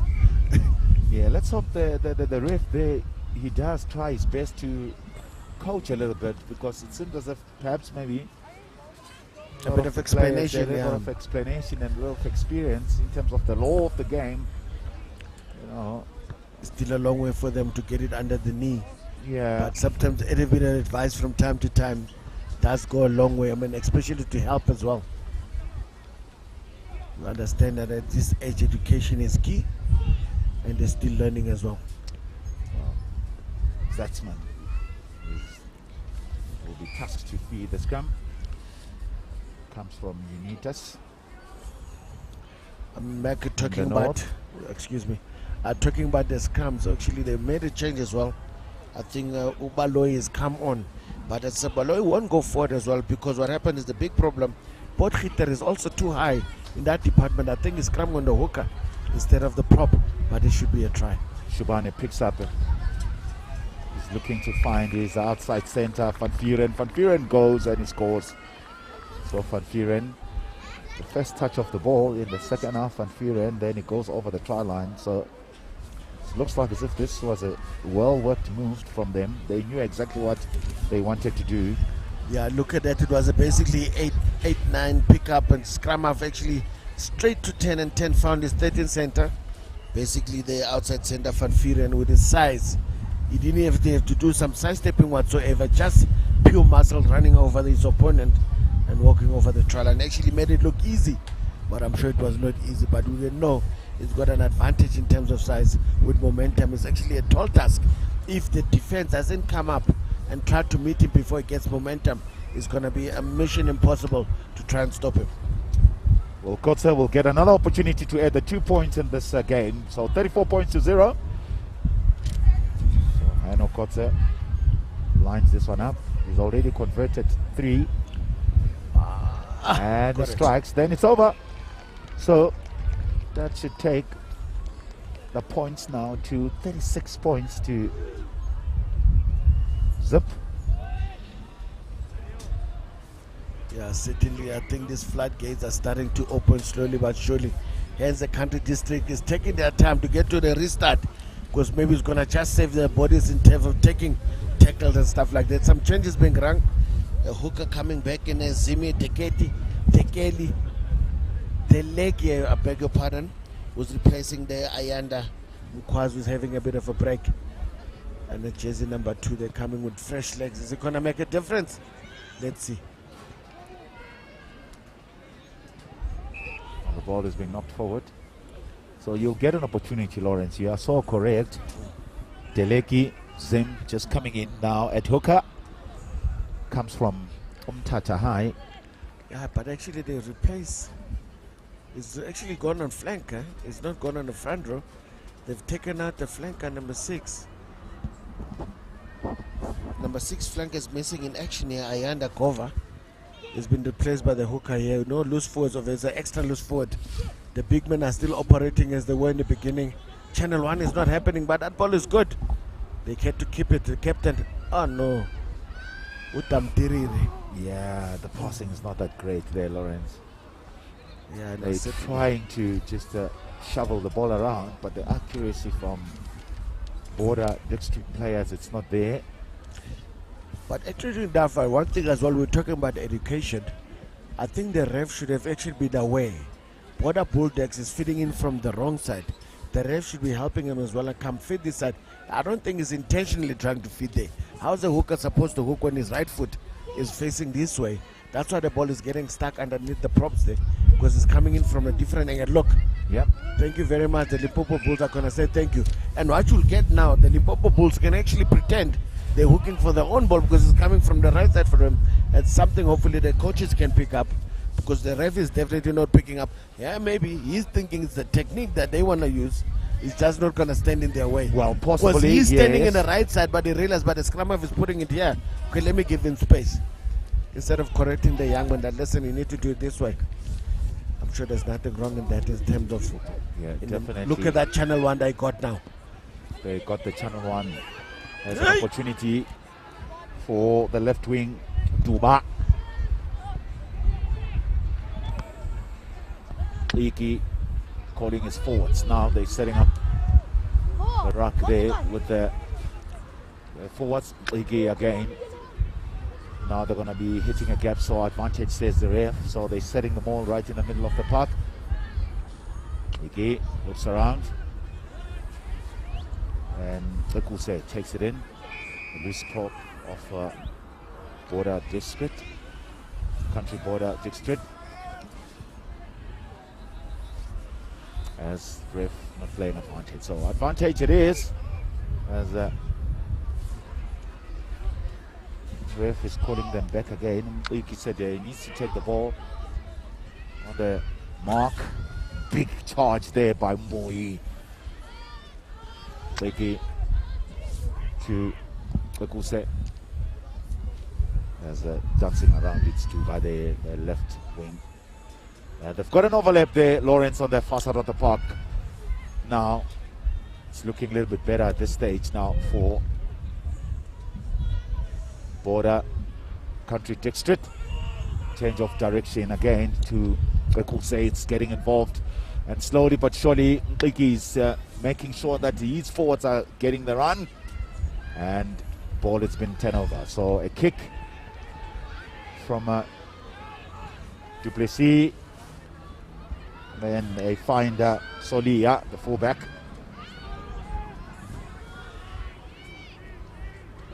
They'll need to protect the ball there, Border Country District. Ricky eventually finds the ball, so a kick comes again. As not too sure whether he was in front of the ball, and Duba knocked it as the whistle has gone. Yeah, he made a mistake. It was a perfect cross kick, that one. He should have actually catch it on the run instead of wait for it to bounce. Because when it bounced, that's when it actually went all pear shape. Or Duba, they're not reading the book or reading the script. It was a cross kick that was actually perfectly kicked, but the captain there, unfortunately, an opportunity missed, and it was an ideal, probably the best chance they've ever had of scoring. But we're talking about chances, and look at this. He didn't need to let that ball bounce. He needed to catch it on the run. He still had time, but composure was lacking from the left winger. Unfortunately, he had a chance one-on-one against his opponent there in Libya, which Libya was like, thank you very much, because he was beaten for all money. Yeah. Ball come up very quickly during scrum time. A good kick, and underneath that ball is Tutuko Soliwa. Tutuko Soliwa goes. He steps on.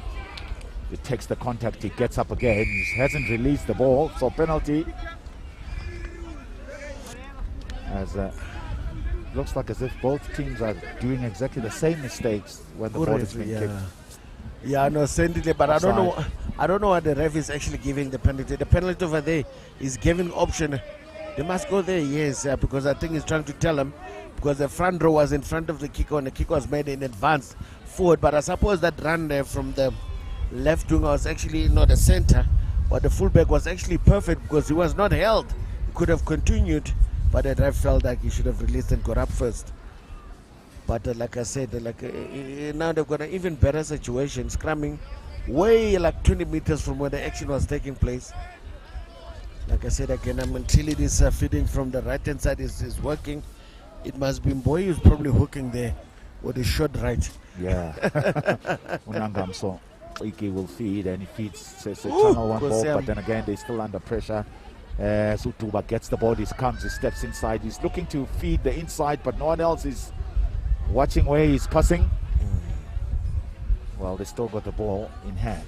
Iki duck and dive to Magada as Malini just knocking the ball. So the ball, they still got the ball. Duba now turnover ball. Ref is playing advantage, so a hard running Fanameve just takes it in the middle of the park. As in the process, he's lost the ball forward. So no advantage, says the ref. So it's going to be scrum right inside the 22-meter line as the Limpopo Blue Bulls will feed. So 40 minutes gone in the second half of this game. Only 10 minutes to go before the final whistle. And it's still the team from Limpopo up there in the north, just leading the charge by 36 points to 0. Yeah, certainly I agree there with you, Mac. I mean, I think that was an opportunity. Obviously, they tried to play the loose game and it didn't pay off because the ball was lost in contact by the left winger, resulted to a scrum advantage to the Limpopo Bulls. I think also guilty now for an early shove in the scrum. I don't know, a bit of nerves or trying to get ahead quickly as possible, knowing that everything is actually a mountain to climb. So they're taking every opportunity that they can get. The captain coming to cover a kick, coming to help the fullback. Oh, what a take there from the fullback. A return kick definitely from the fullback from Border. In the process losing the ball. So Zetzman to the hard running flank forward number 7. Now they've got an overlap on the far side with Subane just having that great pass, and then a kick has been put down. Oh! A knock, a try. It could be a try. Yes, it is a try for I think the fullback there, Saliwa, just fumbled that one. He tried to dive on it, but he actually missed it completely. And the left winger basically falling up on his own kick actually paid dividends because it was a grabber kick. There was some cross reinforcement coming, scrambling on that defensive effort. You can see that the ball is going to the hands, and then it decided, listen, the outside center just making sure, get your ball early, do what you do. As the cross defense was coming, a bit of a chase and a kick and chase. Great one by Mbalaki. And then unfortunately the fullback just fumbling that one on the 11th hour. For some reason he tried to pick it up and place it in his own goal line instead of falling on the ball and actually hope for the best in getting up and recycling the ball. Unfortunately, a mistake there from Border. Like I said, these floodgates keep on leaking some tries from the country district, and I suppose this mountain is just getting harder and harder, and they've managed now to double their score. And let's hope this conversion is going to also pay. But with the amount of kicks he's been doing today, I'm sure he's got a lot of practice. Even the most difficult kicks might seem like a breeze in the park at the moment. Yeah. With the wind behind him, he needs to just give it a curl and hang it. The wind will do the rest for him. Zalama Mbalaki scored the try, 7th try now for Limpopo Blue Bulls, and this should give Coates another opportunity to add the 2 points. Beautiful. So he strikes and he gets it over. So I don't know, Coates with his scrum cap. It's a better play today. Good performance by this Limpopo Blue Bulls team after a very disappointing opening game loss yesterday against Western Province. No, certainly it is. But like I said, in this point in time, I'm sure they'll feel much better today. But their kickoff has also been a mess because they're not really controlling it. They're actually not in the right places. But this time they managed to just hold on. Potgieter with an offload.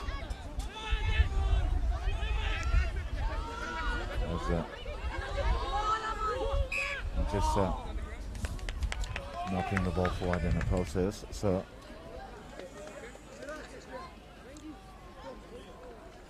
I must say, Potgieter has tried his best. Yeah, no, certainly has. Hasn't had any opportunities today, but he's still working very hard. Comes from Ellis Russ. Primary.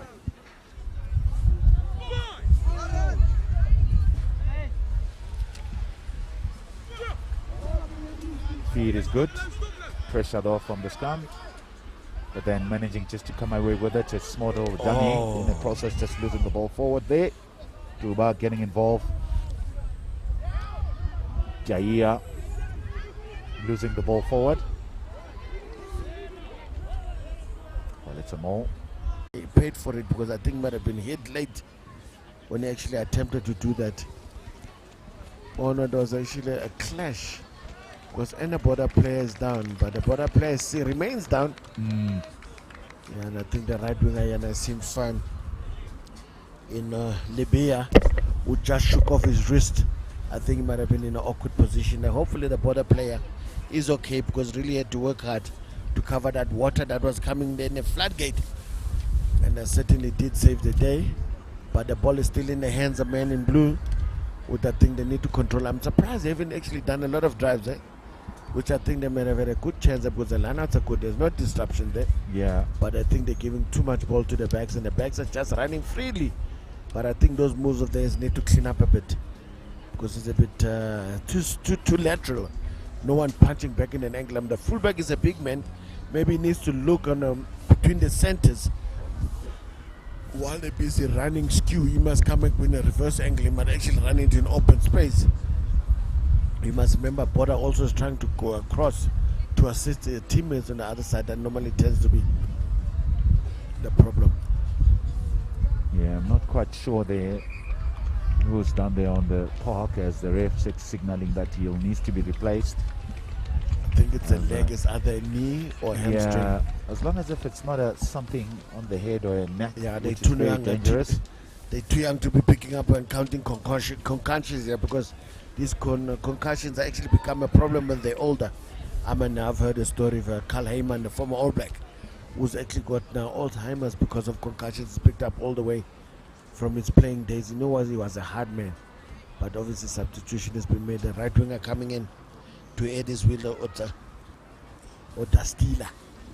I hope he's just quickly, but he's actually taking his time to get there. I wonder if he's keen to get going. Remember, he's watching an onslaught from the side. So Asabonga, Dastile just comes in. It's a straight swap. Yeah, it's a scrum, comes in, Zetzman. There's a punch. The good pass there, just good running pass. And good running and good receive as Mokhale go over again for his hat-trick. His hat-trick. Now certainly I think this young man, someone must have been having a microphone next to the field, because they do exactly that. Centers doing their thing in the middle, just confusing a bit of a diversion. And the big fullback coming back in the reverse line. Look at that line, perfect pickings. And player 23 there was left for dead. Makahla was cutting the grass there at the moment, because I'm a Sukshubil. He was showing people their number who actually didn't want to see it, because he was found wrong-footed. And obviously in the delight of the reserves and the coaching staff actually excited, because probably it was a practice. Was it the squad? Yeah. Yeah, well. Oh, what a waste. Ball being kicked there, just not being fielded by Mbalaki. Ah, wow, in front of the ball again. So basically, he just squandered his hat-trick. And I already counted my points here, so it was not the case. So it means I must delete. -5. Yes, please, I Lawrence. think with a bit of a disciplinary action at the end. Let's check here. Well, he had the ball there. Let's have a look what happened there. Oh! He has lost control, Lawrence. Goodness. Unfortunate, it was so easy. Now they come away again. So, Potgieter just comes in and is being held up to Van der Merwe. Van der Merwe will score. Definitely a try this time for Van der Merwe. As Van der Merwe just scores a try now, so you might as well just replace Mokhale's try with Van der Merwe's try, Lawrence. Van der Merwe just showing me, listen, my man, Mokhale, this is how you do it. If you're not going to do a swan dive, you must better and make sure you're putting it down properly, because he made sure now this time, and actually the kicking was even easier. Remember, he had people on his back as well, and he made sure there's no mistake this time. No mistake he did, so that should really seal this game. 48 points to 0 with a minute to go. I think the goal has been achieved in terms of doubling the score within 2 halves. Actually more than double, because remember the first goal was probably 24 in the first half. They've done an excellent job in actually keeping to a gun, and then obviously the ref feels there's no reason. Those 50 seconds really is not going to give Border any advantage. All Limpopo Bulls as well. Well done to the Limpopo Blue Bulls. I think they've redeemed themselves, putting up basically competing with the scoreboard here. 50 zips. Unfortunately, Country District back to the drawing board. But besides the drawing board, I think the drawing board must be put aside. These young men must learn here. This is the learning curve. They must actually try to prove and play better next time. Yeah, it's halftime score. It was 22 points to 0 for the Limpopo Blue Bulls. And then, of course, they continued with their try-scoring tendencies, just managing to score 8 tries, being converted by Kotze. And then, of course, that really just took them to 50 points to 0, the final score right here in this game.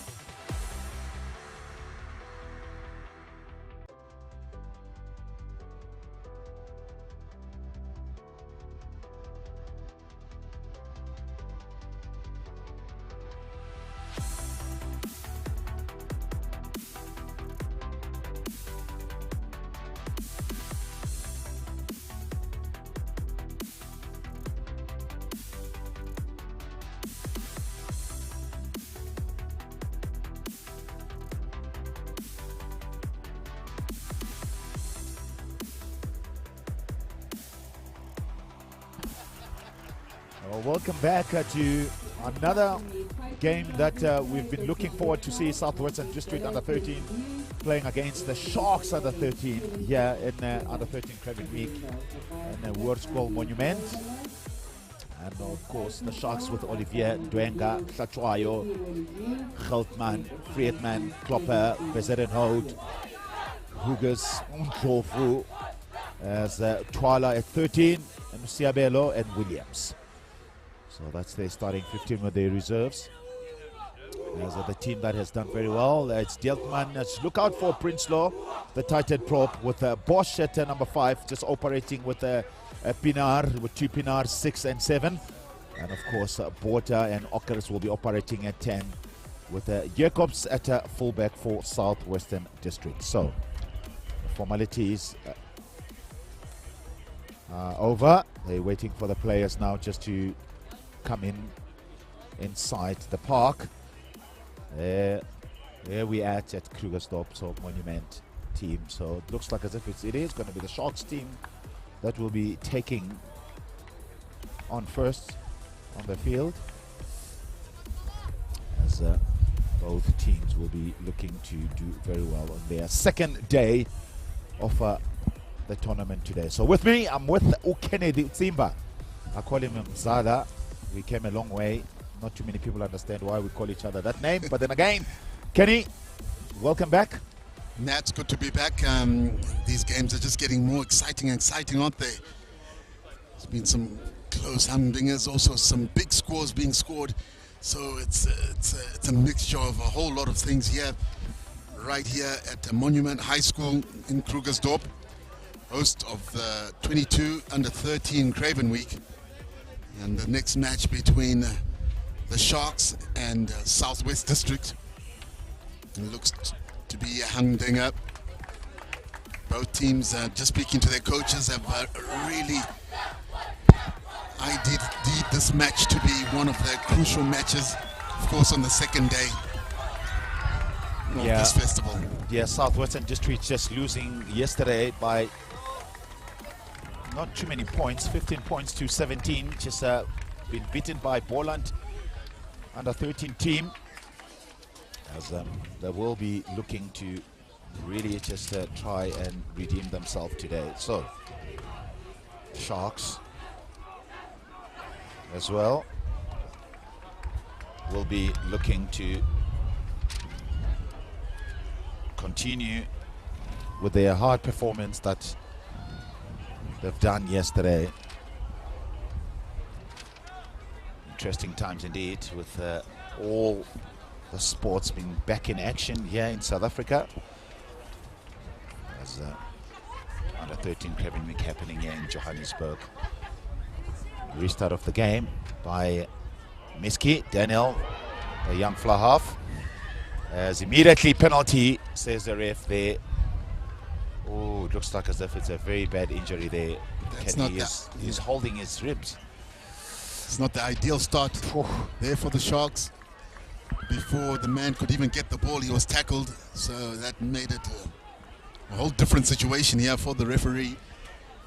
Made it quite easy for him to be able to blow the whistle. Well, good touch finder there from the Southwestern District's team, as Zander Swart will feed. Zander Swart feeds, he finds James Moore. Well, they're trying to run a little bit skew, not too sure why, but being tackled. Border digs in. A pass there being picked up. Well, it looks like as if it's a forward pass, but then again, they're still recycling the ball now. Delport gets the ball. Well, Delport yesterday, he had shown some pace, Kenny. He will be looking to get his opportunity today. It's still no points on the board between these two teams, and 2 minutes gone. Still the first half. Fortunately, good pace there by Delport. Unfortunately, just getting pushed into touch. But this is a good, secure ball, although the Sharks are right by the touchline there. And that's not great game awareness. you've always got to have a great feel of where the touchline is at all times, and them just getting pushed into touch there. Good defense by Southwest District as the referee awards. Zander feeds, and Pinard gets it from Southwestern District team.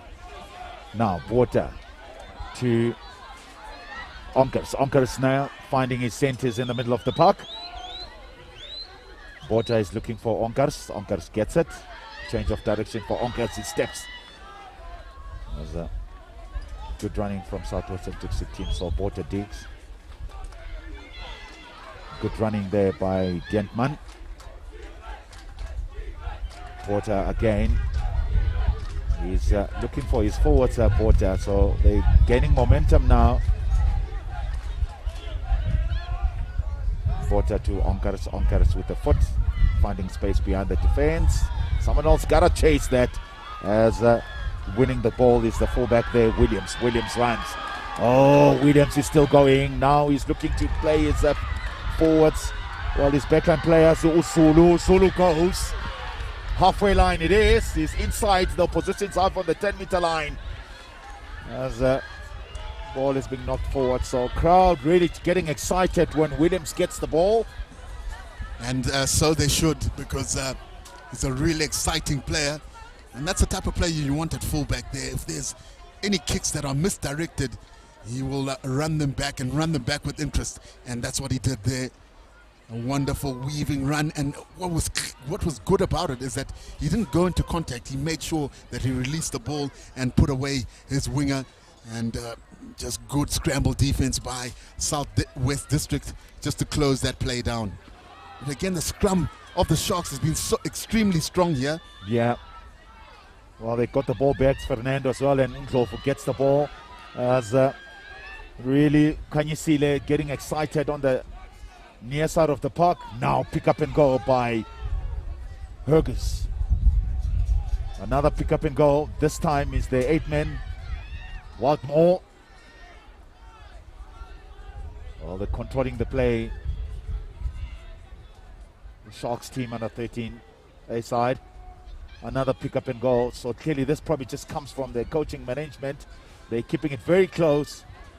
And now they've decided just to play it wide. So Miski gets it to Ferrero. As Williams gets the ball, the excitement again is brewing. Williams scores. Try time for Williams. Well, Kenny. Hands, they were so excited about Williams getting the ball. So that explains it now. So that's the first try for the Sharks. And Williams is over the try line. Also Williams scores. As it looks like as if he's a danger man, Williams. Definitely is. He had to wait for that bouncing ball, but he knew where the try line was and was able to cross over. Exciting player he is. And there it is. Well, wonderful celebration. And when your teammates back you up and support in that nature, it always encourages you, and it just shows you that there's great team spirit within the team as they look here to add the extra 2. How is he going to strike the ball? Oh, that's a spectacular kick over. And this is a good start here by the Sharks, leading at 7-0. You can see their B team there just wandering down from the stands, and they are in boyish mood here, really cheering along their teammates. Yeah, that was Daniel Miski who converted the young number 10, just adding the 2 points, so that should take them to 7-0 with 6 minutes gone. And kickoffs has been a problem in this tournament, Kenny. It really has. Now, Gensman takes it in. Ref is playing advantage. He's been held up.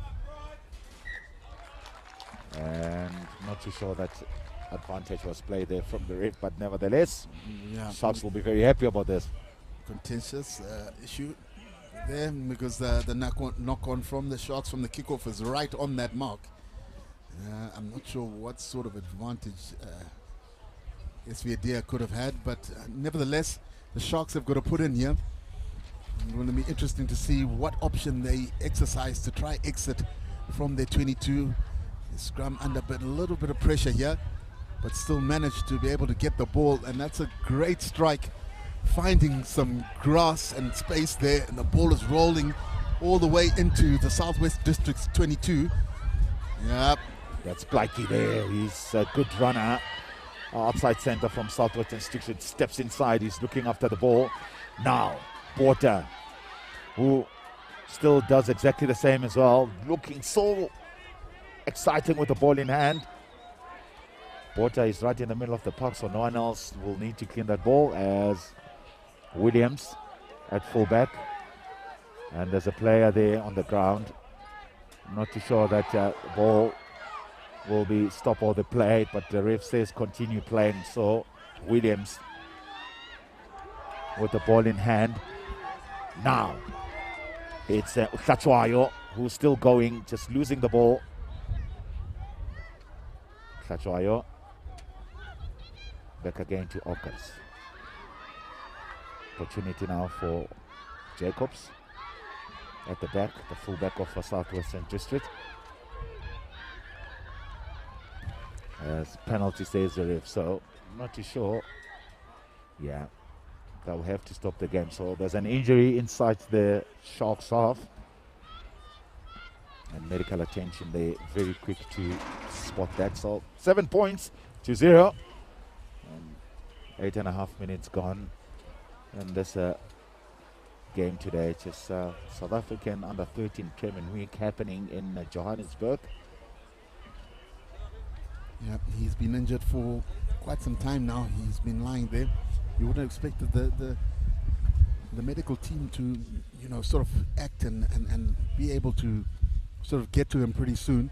We hope it's nothing too serious, but it'll be a great opportunity just to sort of talk about these two teams and how they're matching up. They've got you know, two similar back lines that like to move the ball. They've got wonderful steppers, and two forward packs that haven't really dominated set phases yet so far in this tournament.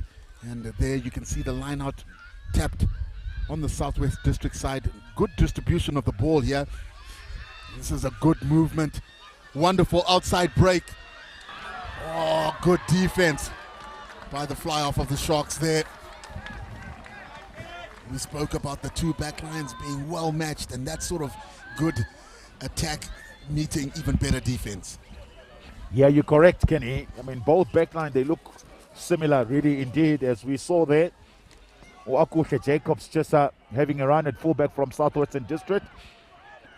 And ball has been stolen away. So Zander Swart just takes it in.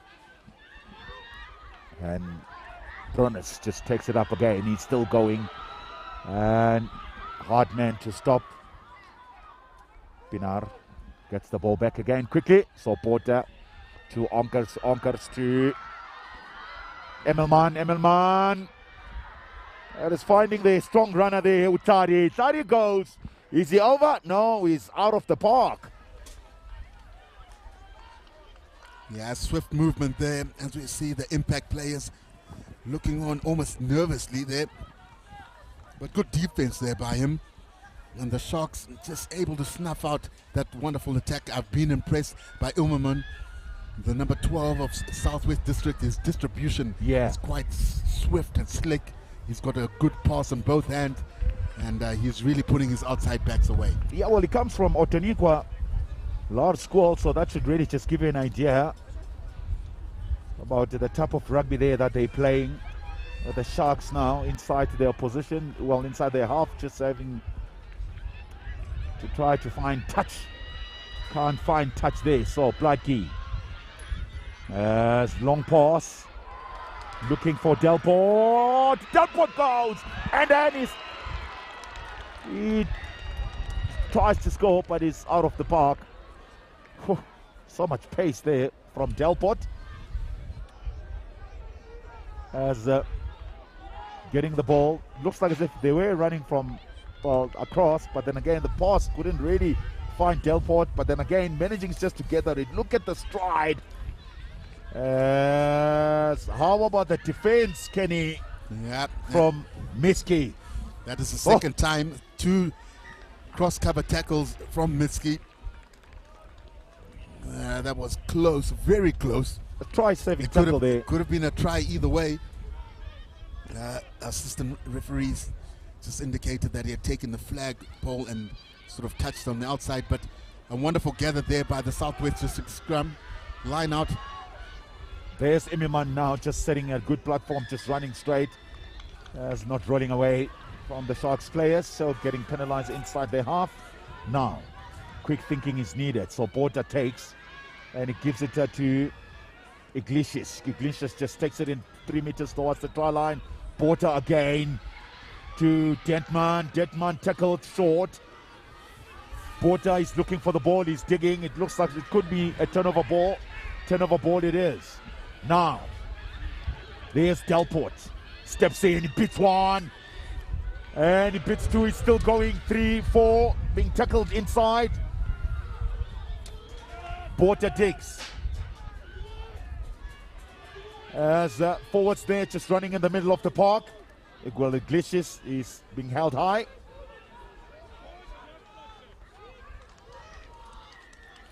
Well, penalty. The ref not happy about something there. Offside. Offside call. Indicating that they weren't onside, but another opportunity here for the hooker. Yeah. Oh, just made somebody sit down. Once again, here the back line are out. Immelman distributes it wonderfully. And this could be a try here, straightening out. Blakey. Blakey now just steps it in. Look, Porter again to Henry Deltman. Deltman scores, and he's over. So it's a try time for the loose forward. So that's their second try. Well, I beg your pardon, it's their first try in the Southwestern District. And well deserved. John Henry Dedman in with a great weaving and just maneuvering around. That almost a reverse pot pass. Immelman distributing to his back line. They were able to secure, and just this reverse pass that was given here to Dedman as he maneuvered around each tackle just to cross over. Yeah, that's a good try there. Yeah, Kennedy is looking for work. Well, the young man who has done very well comes from Larscoor. Yeah, look at the coach there. Boss. And they'll be very happy about his performance. Yeah, good performance. The coach there just giving his bench a high five as they convert the extra 2. We're all locked up here. Sharks 7, SVD 7. Yeah, Onkar's converted the kick. So it's 7-all it is with 15 minutes gone in the first half. There's a quick retake there from the Sharks. Quick thinking, just keeping the play alive.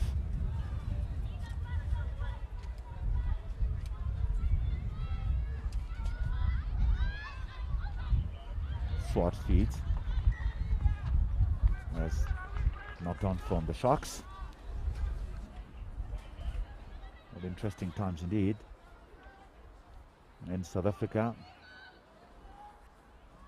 The sports has been open now 100%, so hence now all these games are continuing in South Africa with the Craven Week taking place, and Craven Week under 18 as well just coming our way with the game that is very important this year. For the first time, the Boks playing at home advantage with the crowd. That will be taking place at Loftus Stadium this Saturday, playing against the Welsh.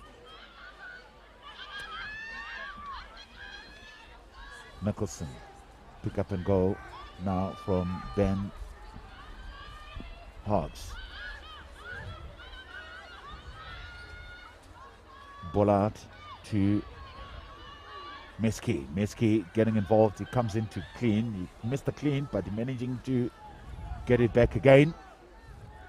Badenhost picks up another pick up and go there by Khatwayo.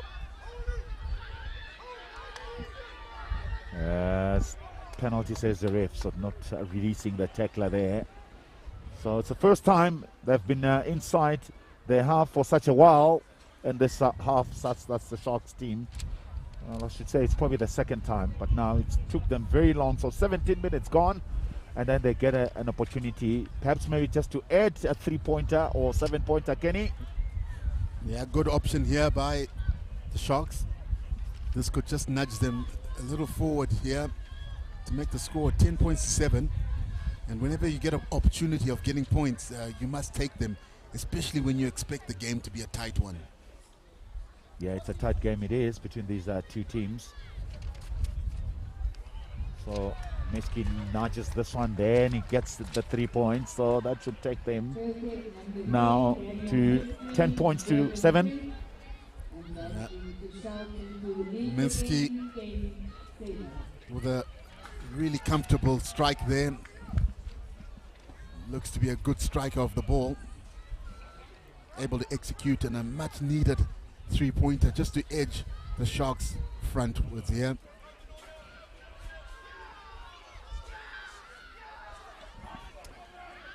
Well, ball being taken now from to Cropper.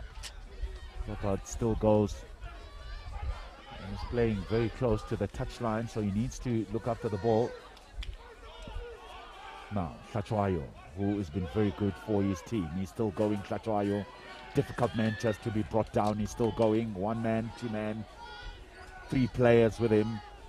Takes the ball to the 10-meter line. Inside the opposition's up. Oh, he knocked it forward. Oh. Yeah, just a slight little knock on there. He was really driving his feet in that contact area and made some good meterage, but just didn't go to ground when he needed to, and that's why the defenders were able to dislodge the ball from him, and it's a knock on here, giving Southwest District an opportunity. Yeah, Scrum that's from under a little bit of pressure. Yeah, they are. Referee has given a short time there for early shove and also just skewing. Again, you can see the boys aren't quite sure of the rules because they're standing there. They're not 5 or 10 meters as required there. The referee plays advantage. Delport goes into scrum off. Yeah, another strong run there by Deadman. The high tackle called there by the referee. Yeah, it was the high tackle there.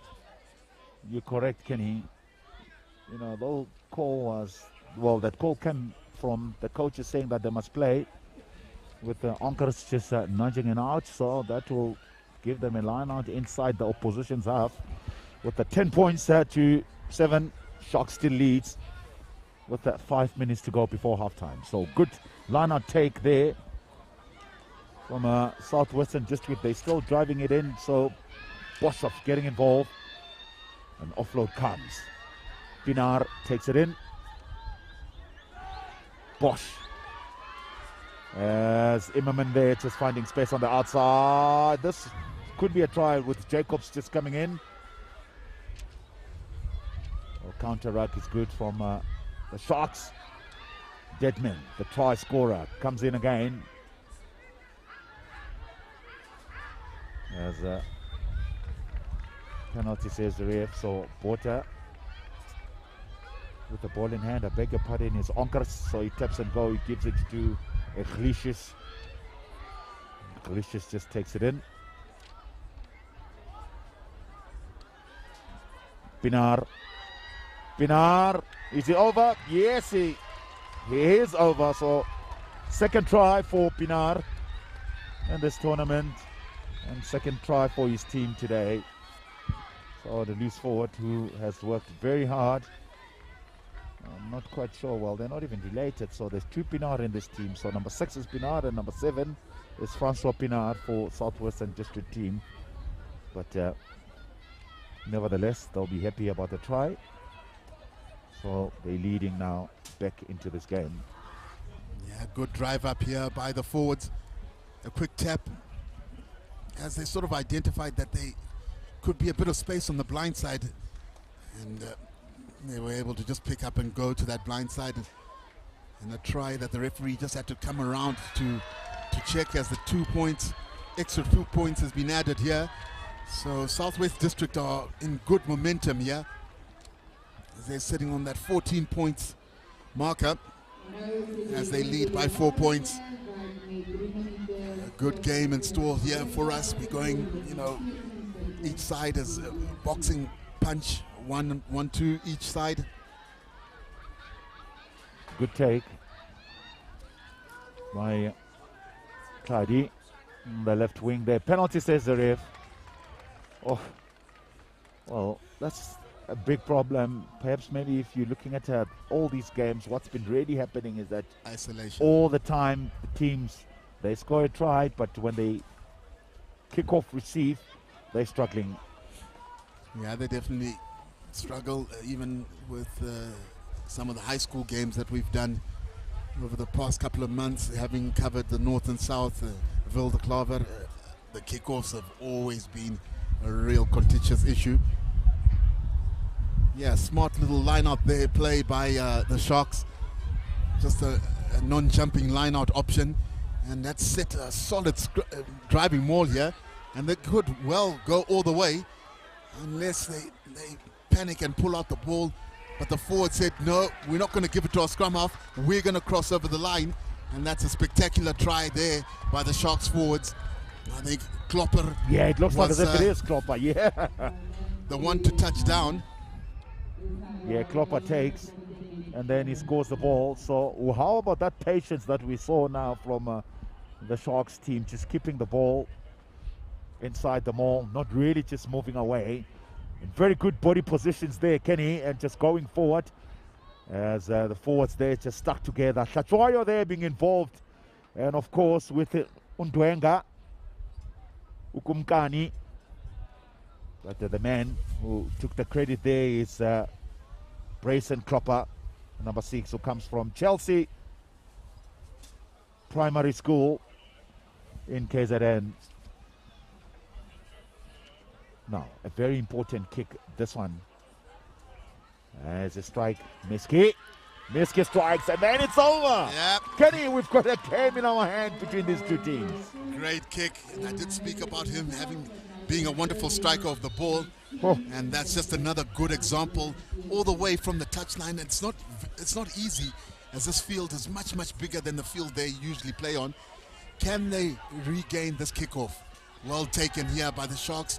They need to stay in touch. Do not go into touch, please. Does well.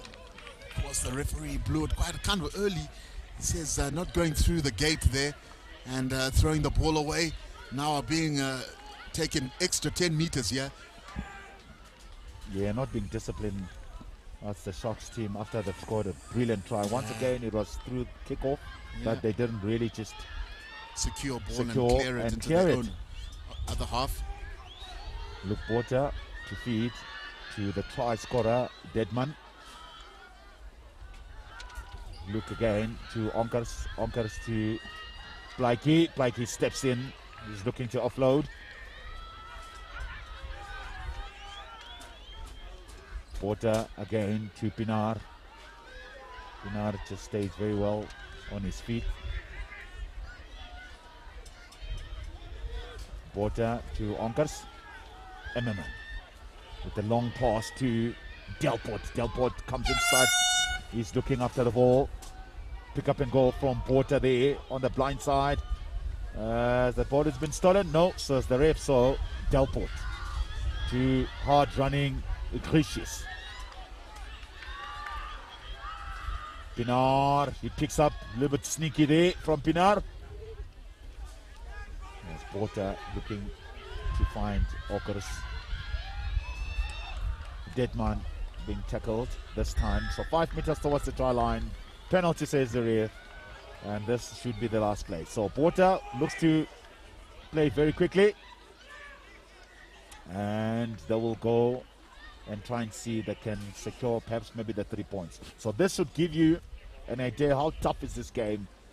Because they've realized that this game is so tight, they'll rather just take the 3 points. Yeah, an interesting call there, because they really have good momentum. you know, charging with the forwards, and they've sort of put real pressure under that Sharks defense. Maybe continuation of continued attack might have been a good option, but they've backed their kicker, and that's always a sign of a good team that says, you know, we'll back our kicker. He's got a real tight angle. I would have thought he would have pulled it slightly back, which means that he has to be extremely straight within his kick. And he's a talented player. I'm sure he'll be able to steer this through, and he has done it with relative ease. That's a wonderful strike there. As this game is locked up at 17 points all, in a thriller of a game. Been a really entertaining first half for us between Southwest District and the Sharks under-13s. Yeah, it is. I mean, 2 tries apiece with the Williams and Dropper for the Sharks, and of course with a penalty apiece as well. From the Sharks' point of view, Sismiski's kicking a penalty and converted those 2 tries. And then of course, looking at the Southwestern District as well, exactly the same stats. A penalty from Onkers and 2 tries from Detman and Pinar. And of course, all those 2 tries were converted by Onkers. So halftime score here between these 2 teams. Southwestern District under 13, 17 points, and the Sharks 17 points.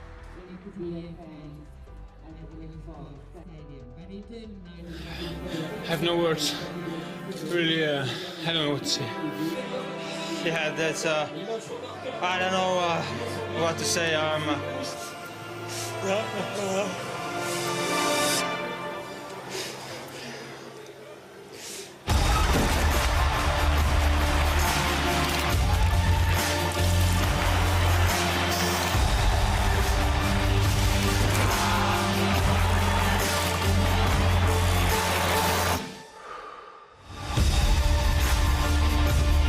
Tour de France on Supersport on DSTV. Proudly sponsored by Cecil Nurse and Marriott. Hello everyone, welcome. The Cup won't spare your feelings. It won't comfort you when you lose, and it won't come easy. Nigeria are champions to beat. Instead, the Cup will test you. Oh, lovely pass, that corner! It's spectacular! It will test your commitment, your determination, and your skill. Because not everyone deserves the Cup. The Cup is reserved for those who live to be remembered. Those who trade personal glory for the glory of the nation. Those who don't take no for an answer and see opportunities where others see boundaries. The Cup is for those who seize every second and use it to prove to the world that they are worthy of Africa's most fiercely contested Cup.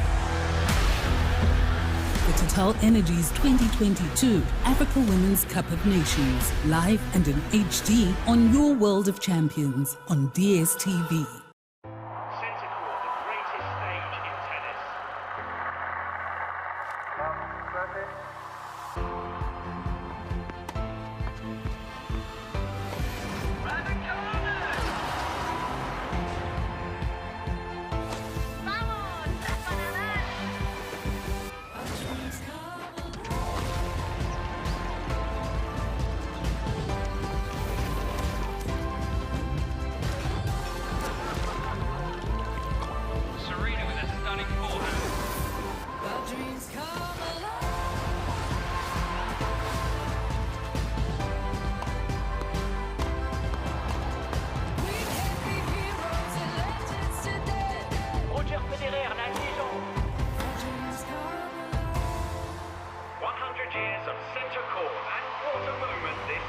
The stage awaits. Join Supersport in pursuit of greatness at Wimbledon on 2 broadcast channels. Proudly brought to you by Spa.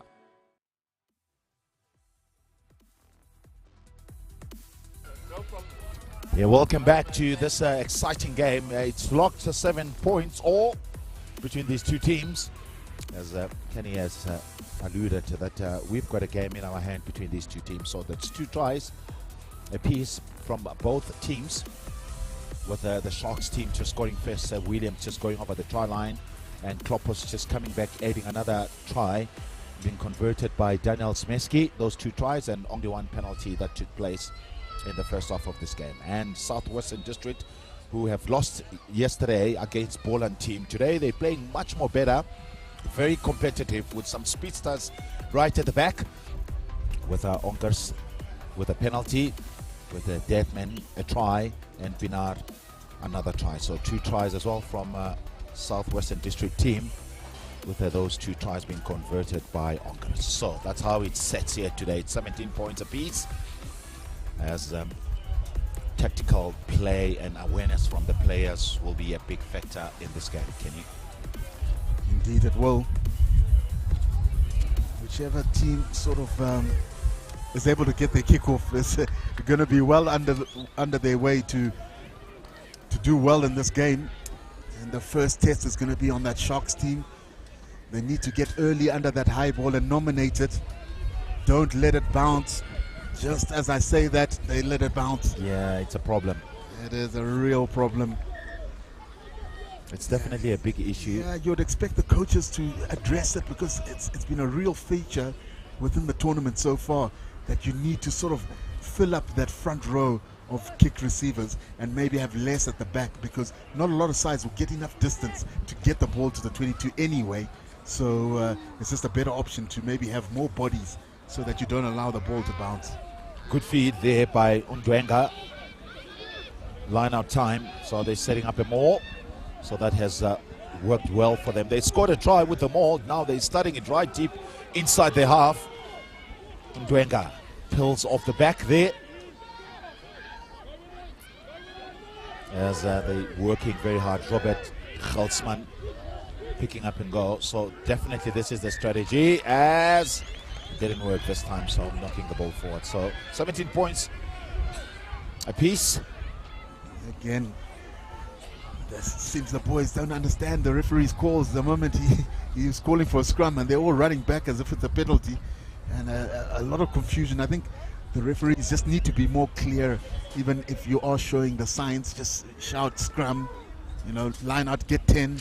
There's nothing wrong with that. That's just part of you know, that almost refereeing coaching type style. Yeah, that's needed. I think a little bit of coaching is needed, a little bit as well from the ref there, with big man just running in. And a glicious, difficult customer to bring down. Bota to Domi.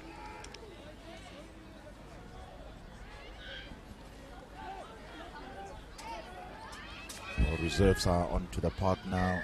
Hengdron on the park wearing number 20. As ref not trying to take any chances. So penalty. It's a high tackle.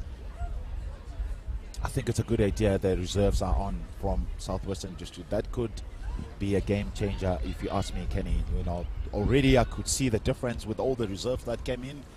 They mean business. So line out in a very good position, as you know, Xander Swart will feed. So Xander will feed, as not quite good. Ball has been knocked forward. Yeah, just a little bit of knock on there. Tough for the scrum halves getting tapped ball and try to gather it with the pressure of the flankers just honing in on you. It's kind of difficult.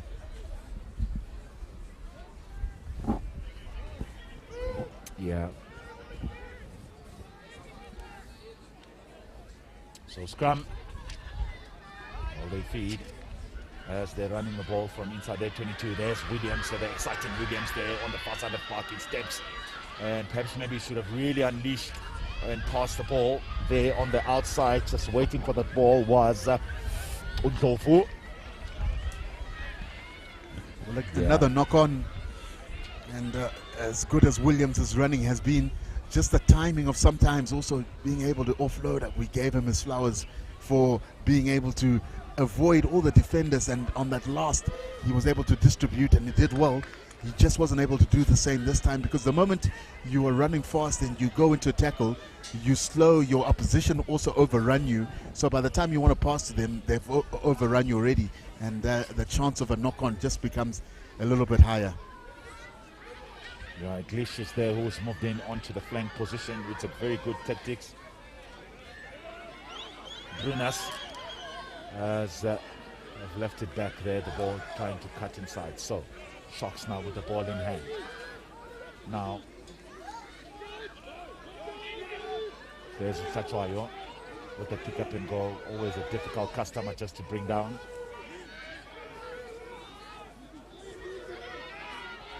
There's droppers. Now the ball has been spun out, so Michael to Ferrero, Rabia. Ben just making sure that he's looking for his forward. So Tachwayo again. And the call, it says fire. It looks like the ball could have been stolen by the reserved flank forward there. Under Dome. Good play there, deciding just to kick the ball away. So Williams couldn't fill that, but I'll tell you what, that's a great play. A turnover ball inside the half, Henny. The fly half sits in the pocket there, Onkers, and then he gets the ball as far as possible. Brilliant play from the young man from Southwestern District. Yeah, that's good. And the pressure is going a little bit backwards, but the Glitch just missed it. Picks up again from the scrum. High tackle, says the ref.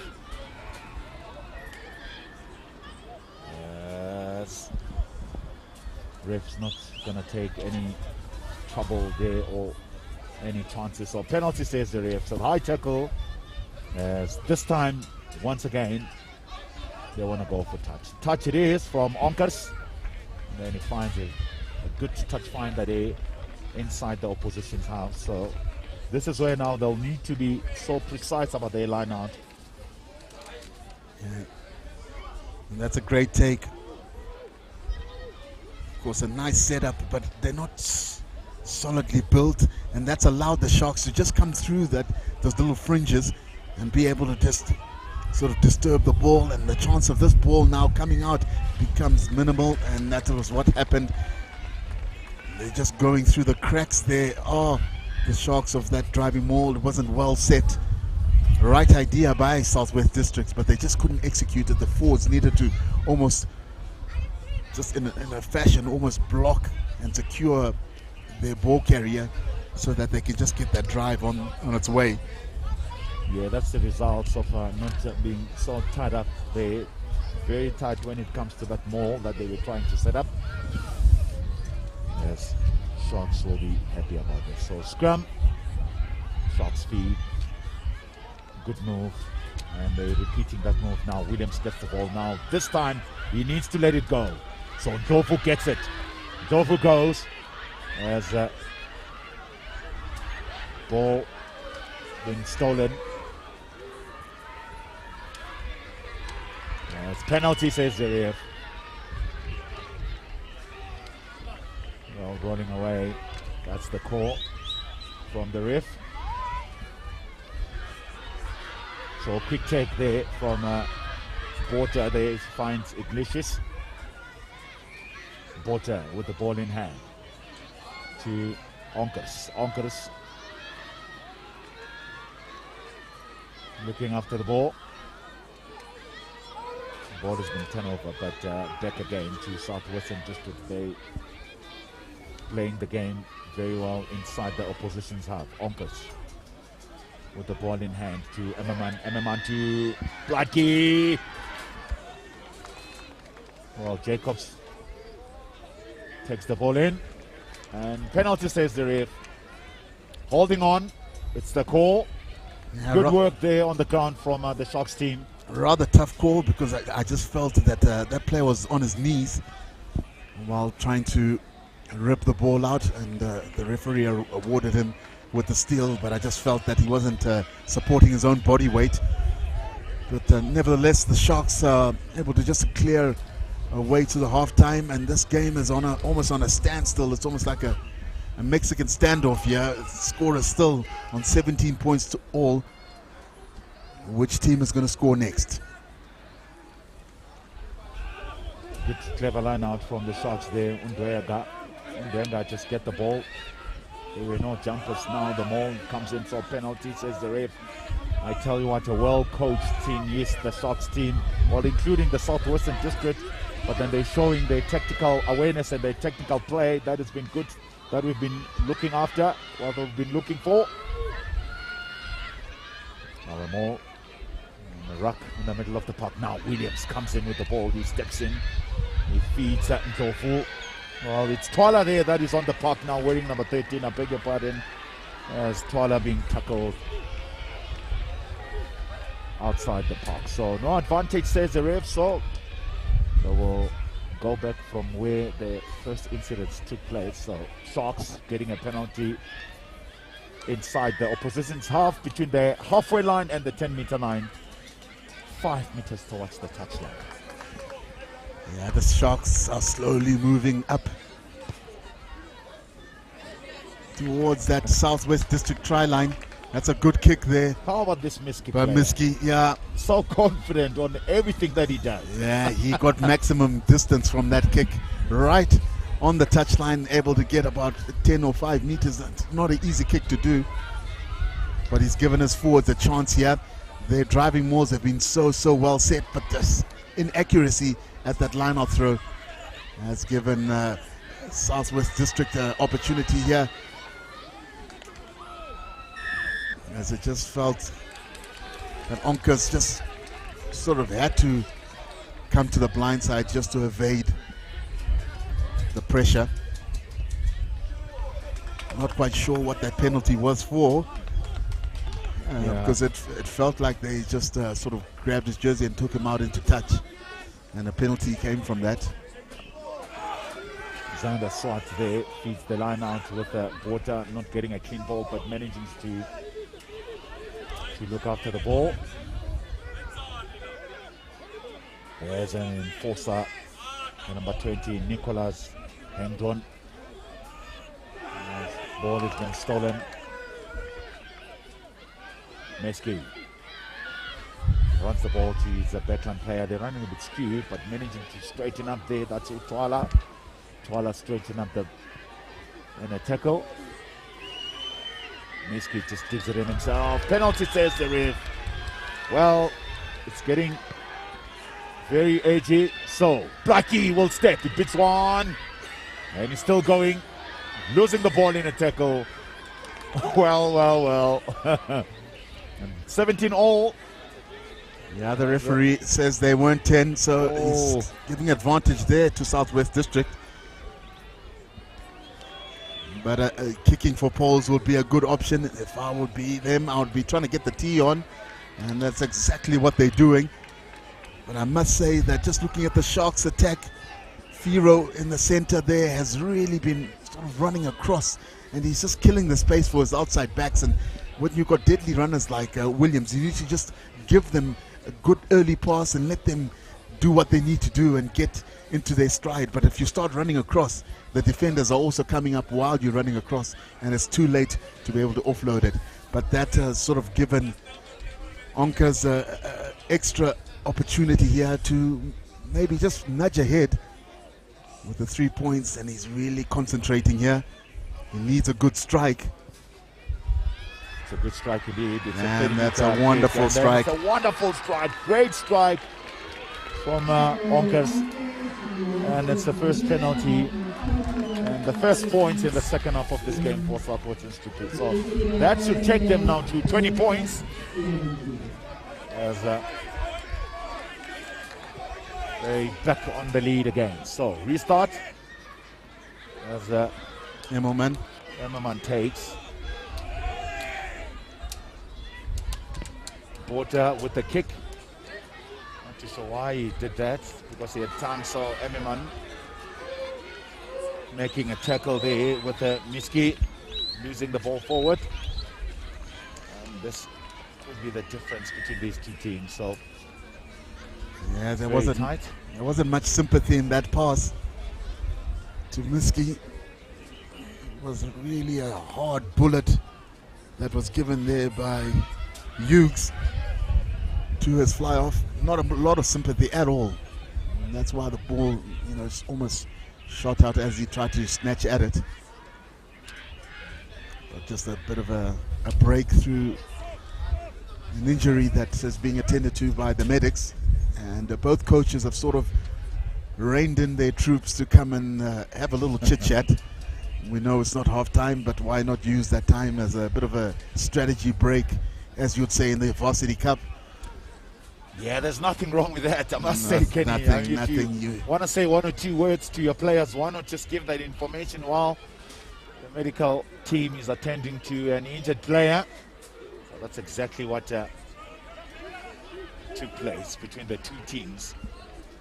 That should tell you how serious this games have been taken. So, unfortunately, he looks in a lot of pain. Finish the tournament. He won't continue, and let's hope that they can take good care of him. So it was an awkward fall in the tackle as he took up the ball there. Still presents Southwest Districts an opportunity here, and the ball usually finding its way to Onkers, and he generally decides what he needs to do. Water, the feed, a little bit messy from the back and knocking the ball forward. So Sharks now on the money with an opportunity. Just off the screen I see Williams is coming on the near side of the park from where we're sitting from. On the left side of the screen there's Williams there with Pharaoh just having a chat. That's exactly what we want to see from the players' development. They'll need to talk and communicate. So Hughes feeds while the pick up and go there from Wattsmore. And Hughes again, so tackled. Shatwayo picks up. Difficult man just to bring down. Shatwayo goes. It's inside the 22. Shatwayo. Good clean, another pick up and goal, this time from Kloppers. Penalty, says the ref. Well, very important penalty that, Kenny. A huge relief from Southwestern District. That is the try-saving turnover, if ever there was one, because the Sharks were on good momentum there. The pick and goes were working so well. And Onkers with a good touch finder. It's important that he found touch, because a lot of the counter-attacks are coming from those penalties that aren't finding touch, and they usually get countered and get punished with a try or a penalty. And just not able to execute with the line out, and it's a knock-on. Real anxious moments here. There's about 8 minutes left in this game, and only 3 points separating the two, with Southwest Districts in the lead. Very slight lead, and it's under threat here because the Sharks are really putting pressure to see if they can find a way back here. Yeah, anxious it is between these two teams, including the parents and the coaches and the supporters. Now Hughes feeds as Miski to Ferrero. Look at the Williams coming in there on that side, and it's a forward pass. The referee called it a forward pass. Well. That's a very marginal call. And it was a good move. It was almost a skip to where you've got your 12 center skipping the 13 straight into that fullback slot, and he attacks just outside the shoulder. And there it is, outside that 13 shoulder. Williams had a good line, but the referee deemed it slightly forward. So Southwest Districts have got to understand what they need to do here. Rather clear your lines, and you'd like to see Onkers take charge here. There's a lot of kick space right on the right hand side of the Sharks behind the left winger, as Williams is slotted right in the middle. So there's good kick space that Onkers can find, and if he identifies it, that wouldn't be a bad option. But he has a tight head here. Oh, it's a tight head, yeah. Make a Z to Ferro, running a little bit skew. Now he feeds. And a high tackle, so penalty says the ref, so he's just waiting for advantage. So he's over. Yes, Slatwayo. Oh, Slatwayo has been very good. He gets involved a lot, so the tightened prop. Pick up and go again from the Sharks team. So difficult players just to brought down. This time it was Unkoshu. Tlatwayo again with the ball in hand. He's still going, Tlatwayo. There's defense now getting desperate from Southwestern District. So Meki with the pass, Ferro to Williams. The pass there. A little bit forward. He overran it there, Williams, but penalty stays for the Sharks. Yeah, penalty for a high tackle there as the forwards were trying to punch through the middle. But they're going to look for a quick tap here and continue with this forward type play. Southwest Districts are going to have to lift up their defense. Yeah, there's only 4 minutes left on the clock. They need to really defend well, but their try line is under huge threat here. Yes, Tlatwayo losing the ball in a tackle, and another penalty. Now, pick up and go. Very quickly tap and go to Miski. Tackled 5 meters towards the try line. Now, that's Kloppers, who's been held up. So tackle has been made. Try there. Sneaky one as well. Well. It looks like as if it is Ignatius Fredman, number 5, who comes from Clifton School, as the look forward there, scoring a try for the Sharks. Well, now they're back again on the lead. Yeah, finally the dam wall was broken there by Friedman. Resilience defense finally letting a try there for the Sharks. And that's a second try. But Southwest District tried and was under pressure here. It was continuous pressure. The referee had given 2 or 3 penalties, but the forwards decided just to truck it up through the middle and said, you backs have had enough time. And Friedman said, I'm going to cross over the line. There was the touchdown right there. The pick and go has resulted in a number of tries today. Seems to be a real successful tactic. And Southwest Districts need to try and get the ball if they are to make their way back into the lead here.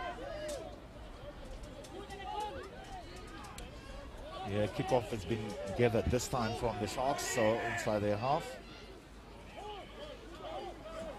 How much is this, Kenny? They deliberately slowing down the game, the Sharks players. As a tactical play, can't fault these players. Perhaps maybe execution is the problem, but they kind of know exactly what needs to be done, at what place, at what time. As coach is shouting the instructions from the side. So 2 minutes to go, 20 points, Southwestern District and the Sharks 24, so only 4 points difference in this game. Ball being spun out. Now this time Emmerman with the long pass to Blakey. Blakey goes over his man. He gives it to the pass, he gives it to the fullback. Fullback goes. Is he over? No. Well. Jacobs there, missing a try line by inches. As the excitements from the coaches. Kenny, this was good. Very good. Like he's able to just shift on the outside and give Jacobs a little bit of room here. But the cross-cover defense, you can see Miski there also just to add his extra weight as a fly-off. But that was good cover there. An exciting play. The Sharks have been able to regain the line out. And there's almost less than a minute here left on the clock. And I'm sure the Sharks will be trying to play for time. When they hear that hooter, I'm sure they're going to kick that ball right into the stands. Well, the ball has been blocked away, but being gathered back again by the Sharks. And pressure time now for the Sharks, as they're the one that needs to clear the danger. Well, they've secured it, so time is not on their side as well. So pick up and go by Tlatwayo again. Tlatwayo picks up. Another pick up and go, as they know how to waste time. Now Williams, he's going to finish off in style. Williams goes, he comes in and puts him on an inside. Williams going to go, no one can catch him. He's going to go for the try. That's going to be his 4th try, team try. So Williams, brilliant run, starting the run from inside the opposition's half, right under pressure at that time. Yeah, that's what you call a try from the edge of the earth, coast to coast, whatever you want to call it. It was an absolutely brilliant try by Williams, and that's the best way to shut off a game that's been tight for quite some time here. Yep. But he is quite brilliant, this young man. And I mean, here how he set up that final defender and the right step footed. Just look at him stepping on the gas here. So determined, so skillful. And yes, young man, you can celebrate. What a spectacular try. And the coaches are saying, yes, we did it. A real tight game. I mean, they were trailing with less than 4 minutes to go, and they ended up winning the game 29 points to 20. Here the Sharks have done it. Well, halftime score was 17-all between these two teams, and a good comeback in the last 10 minutes of this game, as the Sharks just showing the superior in terms of tactical play with their players, and ended up to 29 points to 20 to the Sharks.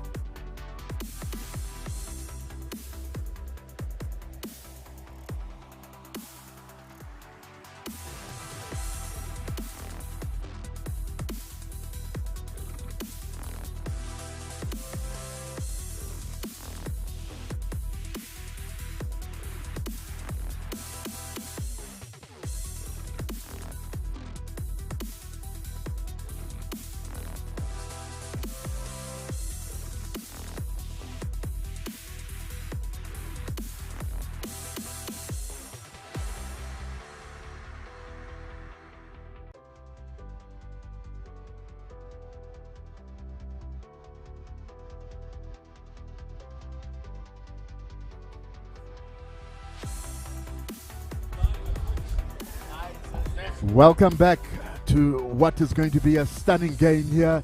The stage is set. Western Province versus Eastern Province, the under 13 here at World School Monument. And we've just witnessed what has been quite a spectacular game. The Sharks, of course, beating Southwest Districts by 29 points to 20. As we see the Western Province team running onto the field. This is going to be quite an entertaining game. We saw both sides as we look at that Western Province team. It's fully stacked with some wonderful players, some players to watch out for. Of course, that loose forward trio, Kraus, Gerber and Barnard, operated pretty well yesterday, and we can see by the score and result of yesterday. That was a great outing as the Eastern Province team also comes through. Wheeler, Leon and Scott in that front row are going to be looking to try just drive up the middle, but their defense is going to be tested without doubt today. They're going to have to make sure their tackle technique and all their defensive systems are in place if they are to stay in competition with this Western Province side. That was absolutely impressive. I'm joined today for this wonderful match here by former Springbok legend front rower Lawrence Sapaka. Laurie, great to have you on board. Yeah, lovely to be on board, Kenny. Listen, let's get on. The ball is hot, and when you gotta catch it while it's hot, you run with it. Yeah, you definitely have to. And great quick receive there by Western Province as they're looking to play the forwards, and that's just a early knock on there by Botha, and that's given Eastern Province a bit of a chance here to be able to get some momentum. The referee says he didn't see any clear advantage there, so he's just brought them back for a slight little knock on there, and just maybe some eager jitteries there by the lock of Western Province, and gives Eastern Province an early scrum here. No, certainly, Kenny, you call it early jitters. Remember, they must have seen the drama before unfold in front of their eyes as well. Yeah. So must have triggered something. Remember, Western Province supposed to be the favorite here. So EP needs to actually prove a point like this, and they might be the favorite at the end of the day. We're here to compete, and it starts right here. And if you put yourself up there and challenge, you certainly put yourself in good state to compete. Let's see if they actually have a solid scrum. It's a bit tight. The ball comes out the mouth, but the ref lets it go. Yeah, good pass there by Jean Fancel at scrum off for Eastern Province. And Erasmus there just with a late switch as they try to take it up through the middle. Yeah, and it's a good steal here by Western Province. Good distribution. As O'Connor was trying to put in a little kick through there. And the ball is real scrappy here. Again, a box kick. The Eastern Province are letting the ball bounce. Both teams just seem to be not quite sure what they want to do, but Western Province have come away with it here. Yes, he plays there. Japi carries the ball with a lot of defenders around him. Yeah, certainly. Also, when they need to get the ball wide, unfortunately, I think well done to the right winger there. High referee and well placed there. Just taken into touch, and of course the referee blows a penalty for high tackle there. Yeah, you're right, Kenny. Impressive play there.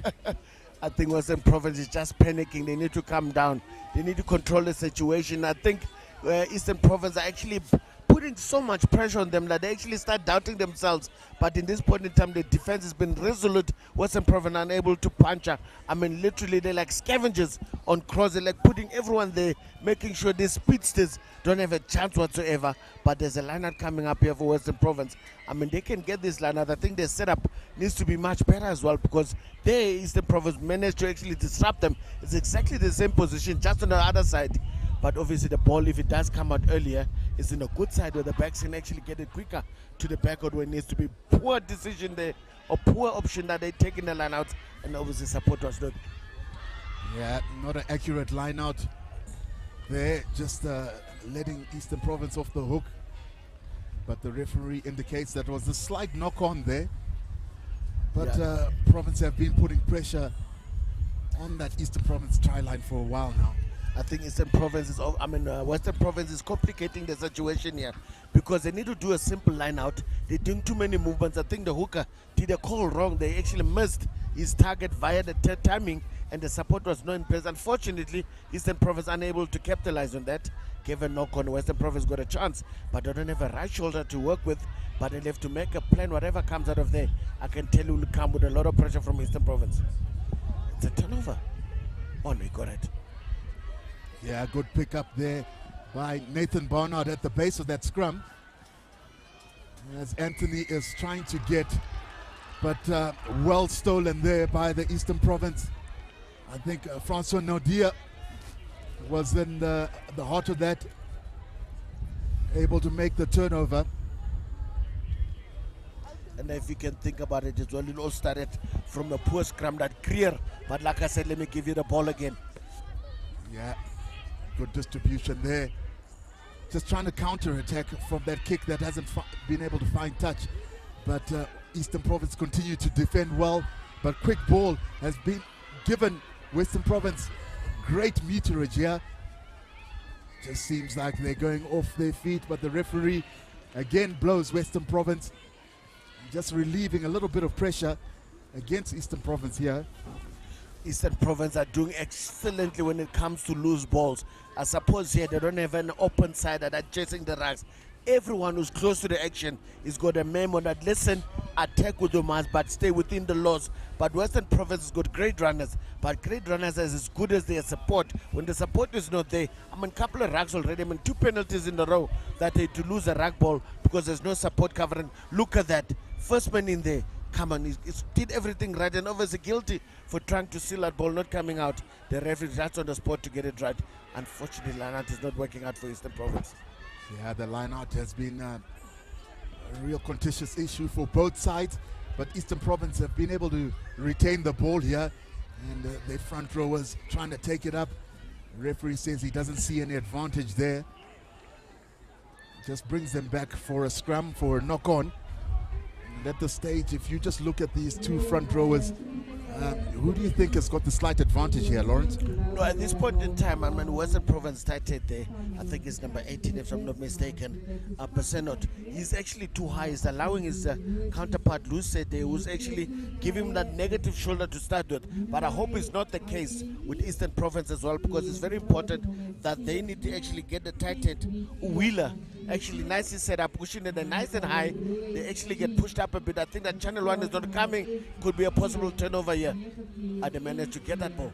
It just feels that Scrum went almost past that 1.5 meter that they are allowed to work with in the schoolboy level. I think there's a rule that you can't go past that 1.30 centimeter. Very. Yeah, and I also agree with you, Kenny. I've noticed it as well. There's a couple of scrums that actually have gone 1.5. It's like, hey, okay, let it go. As long as it's safe, I'm sure it's no harm done. But I've noticed as well, he should have given the ball to Western Province. That was a good scrum, but obviously Eastern Province knocked it on from that scrum, but the pressure's on. Yeah, Jean-Andre Fancel putting good pressure there on Matthew Anthony as Western Province continue with the attack, and this is good width here. Just a slight knock on there by Extian. I think he looked up for a second before he had control of that ball. And the whole danger as well, catching the ball with your body, those are the dangers that come out. If he had it with his hands, it would have been on tap. Basically, if he decided to chip and chase, would have been at a split second. Now, mere fact, he needed to assess his situation, but the ball was not under control. Just give that ascendancy away, and Eastern Province feel like that they've got a chance to compete, because at this point in time, we've been busy just over 15 minutes and under 15 minutes, and then these two teams have done is crossed the whitewash yet, but it's been a really contest between the two. Yeah, slight little knock on there by Erasmus. The referee says he felt it went backwards, but Eastern Province through Foncel go to the blind side, and some of their big ball carrying runners looking very, very impressive. As Foncel again opts to go blind. This is good play, but just losing the ball in contact. The referee was about to call a knock on, and he does. Yeah, rather unfortunate there. Yeah, and I talk about the big ball carriers, and is Solani who lastly the one who carried up. And as big ball carriers, but unfortunately, as big as you must be, if you don't have the technique of know-how, it's very important. If with that big you drop your shoulder, defense is going to have all sorts of worries they have to deal with. I mean, the big men like Maswana, there's no reason why he should be tackled backwards when he's that big. We should be just dropping his shoulder slightly. Good scrum there from Western Province, the right shoulder. Good backline move here and a good wrap around. Can they get it to the gas man out wide? That they have good platform set up. Again, I just felt that Eastern Province didn't go through the gate there, but the referee says play on. Referee indicating that they can play on. There's good width. You've got Extian here waiting on the wing for Western Province. Can they get the ball to him? No.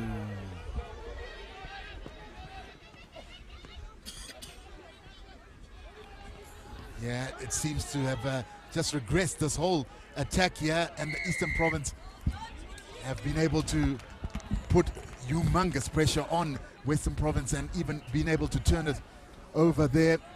That's good turnover play. I think Cleophas, they actually put his own players under pressure because he was looking for the right winger, but the fullbackers were right there. Why not give him and actually stay alive on the inside? Yeah. Maybe that's just going to cause a bit of defensive doubt there from the EP Kings and the EP Eastern Province. But obviously, the left winger there was actually sharp enough to generate a penalty for the EP boys, which I think at this point in time, they really chances they fancy their chances, like they actually within this game. If they can strike first, they're really in good stead. Yeah, good throw there by Sulani. As Eastern Province look to try and make their way through the middle with a center hitting up. Western Province loose forwards are trying to put a lot of pressure, and Solani gets good direction here and has been able to put his winger away, though. Credit must go to that big man, Janssen van Rensburg. Listen, holding up a left winger, yeah, probably one of the quickest men in this tournament. He managed to do everything in his power to make sure this man doesn't go around him. If they had boots, maybe they would have done a good step here, another. Because you do a side step here, do a good. You might leave your ankles there as well, because the grass is really not cut. It's like a leveler when it comes to these steppers. Yeah, it's a true leveler. Of course, at the under 13 age, they play without boots, and it's a real tester. It gets your footwork into place. Western Province here got a good line out, looking for an exit, and that's a interesting kick across. There's not a lot of defenders there, but the ball's going to beat each of those chasers into touch. Yeah, actually, I thought it was a slightly educated boot. I think Zombera was a bit too far to actually chase it, because it actually was hitting the surface. Because remember, the back three were waiting for something deeper, and it was not the case. So it sort of created a 50-50 there. But I mean, it's a good kick after all. I mean, it did go out, but unfortunately, it just need to compete with the kind of lineups that they have. And Western Province, Eastern Province lineout is also as good, but importantly, is to make sure they get the movement right. I mean, they've been mixing it up there and there, that they're making sure that they're actually getting the right man up. Look at that. Beautiful. Yeah, good line out. Then well structured. Driving more. He finds Nell. Nell, just an early switch. Just seems to me that Erasmus has been substituted for Peter Nell, who has come on with jersey number 22, but just not able to execute that switch there in the midfield. Do you think it was too early, or just saw what was in front of him? Yeah. Sometimes you tend to look up and see what's coming on. He's not the biggest man, though. That's why. With the switches, you know those loose forwards are coming towards the player that's received that switch pass. But these scrums haven't been stable. Yeah, and I think the big man there is just being guilty for actually trying to swim this time. Creer didn't have a reason to swim, because he's been doing well. He's been giving them the negative shoulder, forcing him to play on the one side. But I think the scrum half needs to tag his opposite scrum half, the little number 9. Needs to make sure that Western Province doesn't get away easily there, because the shoulder's half turned. So basically it's going to be other than number 8, and get your hands in the in-between actually might make a difference. Yeah, a good touch finder there. It's been an important part of the game so far today that a lot of kickers haven't been able to find touch. But Western Province made sure they found theirs. Can their line out be well executed? That is a great jump and a great take. There, good movement and good play. Structure just overrunning. And look at the wonderful switch in play. Oh, they're underway. Oh, this is good play so far. They're just flirting with the touchline there. Yeah, I think the pass maybe from Zombera was a bit tough there. Yeah. Because it looked like it's a bullet. I know he can show off that he can do a flat bullet pass. But unfortunately, that distance, he needed a sympathetic pass. So the ball carrier can actually brace himself getting into contact. But it did well, Manuka. Just taken off. He did knock on the ball. But Eastern Province got a chance. Could get a chance for early jump as well. But luckily, they managed to get a ball. It means the hooker must be a good target practice shower, because he got his man in between two players, which is something very rare. You don't get to see that a lot with these youngsters here. Solani there with a wonderful throw. Of course, playing at hooker today for Eastern Province. They've had quite a number of lineouts here. Good clearance by Egan George. As there's just a straight run up, testing the tacklers. Defense referee saying you need to roll away. Anthony clears. Is this another strong run by the forwards of Western Province here? Just getting a bit of momentum. A full back line. Will they get the ball? Yeah, the referee didn't pick up there. There was just a slight knock as Extian is just dodging and weaving. And could he get around? So many defenders there, cross covering for Eastern Province. And there's good width, and this is good movement of the ball. Oh, wonderful side step. Beautiful. Good offload. It's Porter in. That could be a wonderful try. We've got a check there. I think chauffeurs, they actually damned me from where I'm sitting as well. Yeah. They kind of damned it up because there was a man who was going to come in between his pass with that overlap. It was actually inevitable if he didn't do that. That was a definite intercept, a well-executed intercept, but then obviously in the open side as well, doing the right thing. He wanted to score himself cross, but realized I must do that. Look at this. I think for me the key was this man there who just got the ball there. Damn it, see you later, big man. And then obviously the open side that he wanted to go himself, change his mind, give it to a man in a better position, his fellow flanker there in Gerber, which is actually a wonderful play there from Western Province. This is what they were needing to do, but it means they had to take about the whole 23 minutes to actually to get it right, or what you call it, 17 minutes, because at this point in time, they eventually got it right. I think momentum now is starting to swing in their way, and certainly a whole 18 minutes that it needed to be happening, but certainly they did make it happen, and I think the ice might be slightly cracked. But do they continue, or does Western Province say, listen, just a lack of judgment there for the second, let's get back on this horse? Yeah, so true there. Clark with the extra 2, but to just confirm that the try was scored by James Gerber in the number 7 jumper for Western Province, and was able to be on the end of that wonderful phase play with all mixing backs and forwards. Really good try, and that is a really interesting kick by Eastern Province. You almost need to retake it, but it doesn't even cross the halfway line, but it does happen. Those who are kickers, of course, in the game know that sometimes the ball bounces the wrong way, and Nell just sort of slicing the ball there. Yeah, listen, this has been a really a very exciting matchup between these two teams. Hopefully this try is not going to deflate Eastern Province. They need to actually motivate them, because really got some striking power in the outside, but they need to get the ball early to them, because they didn't have a fair chance. I mean, the contest between 11 and 14, Western Province is 14, and X10 against his opponent number is really a nice mouth-watering contest. Let's see again what if we can take him on. Yeah, XDN here. Oh! Just trying to get around his opposition, and the high tackle there. It is a lazy tackler from the left doing, which is unfortunate. We just spoke about it.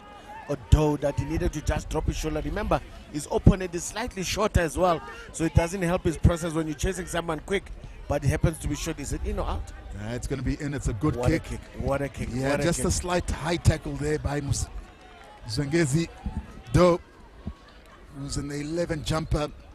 Yeah, XDN had sort of beaten him on the outside, but he never really did go. That's a poor effort. Poor from the effort left by winger, yeah, Do. certainly. And you can see the disappointment. He realized that he didn't have to do that, Manier. He was actually covered. Yeah, he's already saying, excuse Manier. The fullback, Yeah. he didn't really pull anyone. What a line-out. Their lineouts have been exemplary so far. They're just finding the jumper at the back. Gerber, as the scrum is well set. This maul driving closer, and that is a try. A wonderful, wonderful try. Yeah, no, By- Van Rensburg. Yeah. Yeah, certainly not the easiest tries a big men actually tend to score. But actually the reward must go, because that throw that he did then on the last number on the 8th man, there was actually pin perfect. I mean, there was no contest that would actually disrupt it on any other day, because it was well taken, well supported, and well executed. And the setup was actually marvelous as well. EP is actually nowhere to be found. Everyone is standing upright. There's no chance you're going to stop him all like that. Literally all the heads you can see there is from the EP players. Besides, I mean, that they need to stop it. There's no way you're going to stop that from that angle. Yeah, that Eastern Province forward pack had disintegrated, and it just became a mere formality. But Michael Jan van Rennersburg in for what is his first try. I know we had it him down as the first try that was scored by James Gerber, but it was actually James Gerber, and Jan van Rennersburg didn't let us down by being able to score, and that's a great kick there. Just creeping over, it almost felt like it was a low-range grass cutter. Actually, it was flattened. Yeah. But it just happened enough just to get over the poles, almost which was a- well struck. Yeah. Yeah, Joseph's being able to convert there, the extra 2. But you reckon that there's something has punctured here because on a consecutive tries within a space of less than 5 minutes. I think the trouble might be lurking here for Eastern Province if they're going to go on like this. Yeah. Good ball received there by Water, and the forwards are really now on their feet. But Eastern Province have done well here by just stripping that ball out. The referee just gives a double whistle there. There could be... Number 8 is actually stayed down after that kickoff. Kalipa that actually must have taken a knock from the blue ball doesn't runner from the number 4 Western Province lock that actually took no prisoners in the process. Yeah, it took no prisoners. Yeah, no, certainly he must have taken the first knock. Then I think shockwaves sent through everyone. Yeah. No one wanted to commit fully into. They needed some gang tackling there to make it happen. But it's something to actually chew about now. But that everything is going to continue because the action is very far from. But obviously doesn't know the circumstances of the kind of injury it is. So it's going to give a bit of time and see if he actually continues or not. Boy, I must say that the coaches, as they call him, Mr. Fister of Western Province, must be pretty satisfied with the start. It wasn't the best of starts that they wanted, but of course they're sitting at 14 points to 0 here, leading Eastern Province. And 2 well-scored tries. They'll be happy about that driving maul because that's something that they've sort of looked to work, and they've done it so well. I think they've probably been the best at the lineouts situation. No, I certainly agree with you, but I think you'll also appreciate the fact he was not playing against robots or actually statues. He was playing against a team that was actually trying to prove a point, and the resistance was always going to be the case, and resistance did he get, and eventually he needed to crack that dam. As soon as that dam was cracked, I think the loopholes are starting to come now. I think the number, no, I beg your pardon, yeah, it is the number 8 who's going to actually be replaced by the player number 20. Jean Capes.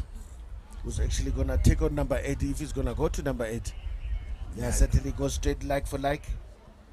And obviously I'm sure he's energized, he's trying to make a difference as well. Is he going to allow the scrum to take place? Yeah, he has to. He had already called it, and Eastern Province can maybe have a final shot here to get some points on the board. What has Peter Nell got in store? And he's decided to kick it into the space. That's a really challenging kick. Referee calls a knock on, but the halftime whistle has gone here, and he's called it halftime, and it's time to go and get some oranges.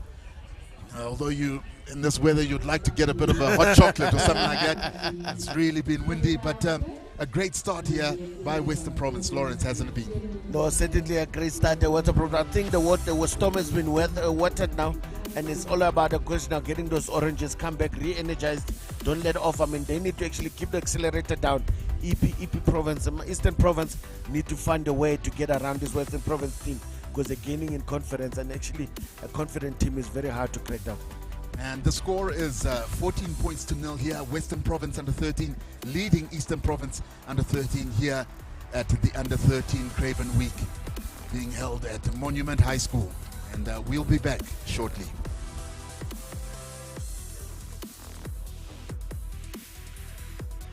I have no words. Really, I don't know what to say. Yeah, that's, I don't know what to say. The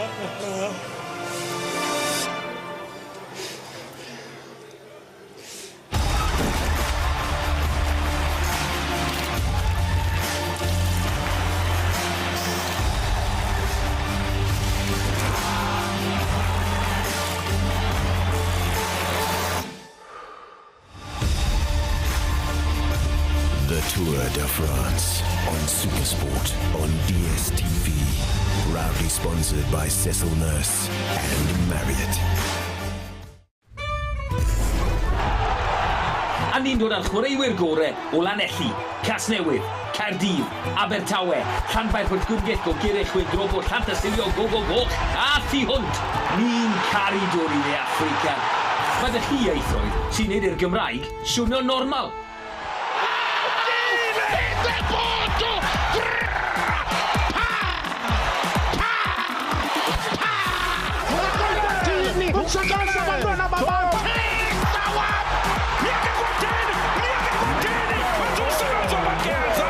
Lanelli. Pen campwyr byd. Oeddech chi'n barod? Hello everyone, welcome. The cup won't spare your feelings. It won't comfort you when you lose, and it won't come easy. Nigeria are champions to beat. Instead, the cup will test you. Oh, lovely pass, that Lana! It's spectacular! It will test your commitment, your determination, and your skill. Because not everyone deserves the cup. The cup is reserved for those who live to be remembered. Those who trade personal glory for the glory of a nation.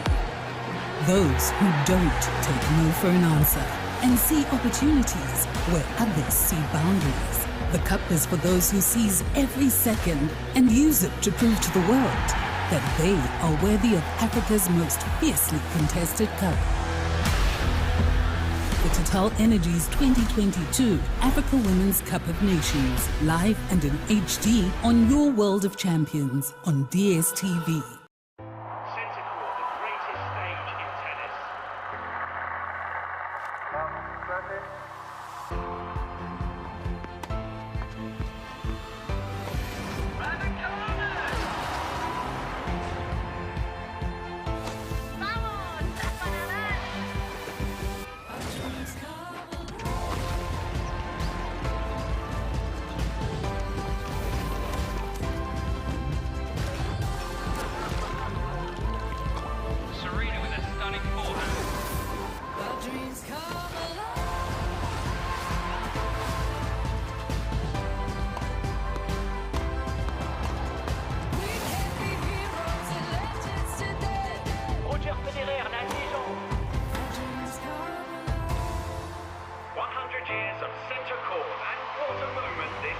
The stage awaits.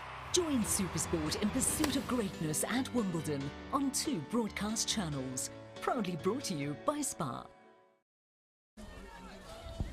Welcome back here to the match between Western Province and Eastern Province.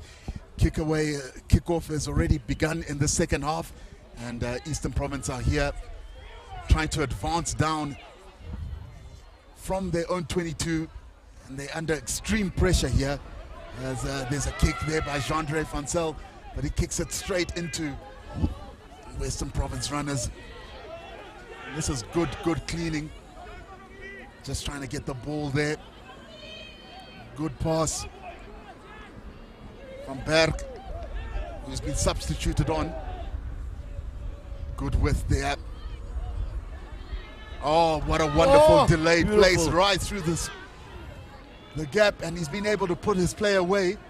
This good momentum. Berg trying to distribute to his back line. Is Extian finally going to get a try, but it just seems like the defenders came across and just sort of shut him down, and he sort of knocked the ball on. And good defense here by Eastern Province just to sort of nullify that threat. And a real low raking kick that's been given, but this gives another opportunity here for him, and this is a wonderful run. Strong play. Did he stand it into touch, and the referee says no. That's a wonderful try there.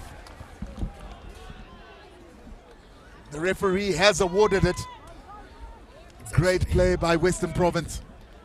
Zombiri there, actually, absolutely well done. I mean, he actually anticipated the ball will come, got himself, actually gave his inside player to run a bit longer on the flat line. Look, he gave him time, made eye contact, and at the right time he was ready. He actually came closer as well to make the tackle easy, and he actually split this man in pieces, and he had 3 guys to beat after that. Absolutely tippy-toe stuff. I mean, this man gallops, doesn't tippy-toe. He gallops, but for some reason, how he managed to stay away from the touchline, that was actually short from marvelous. A beautiful try there from the left winger. Yeah, Vambiri in for a brilliant try, but Egan George, defending, the final defender for Eastern Province, won't be happy with his attempt.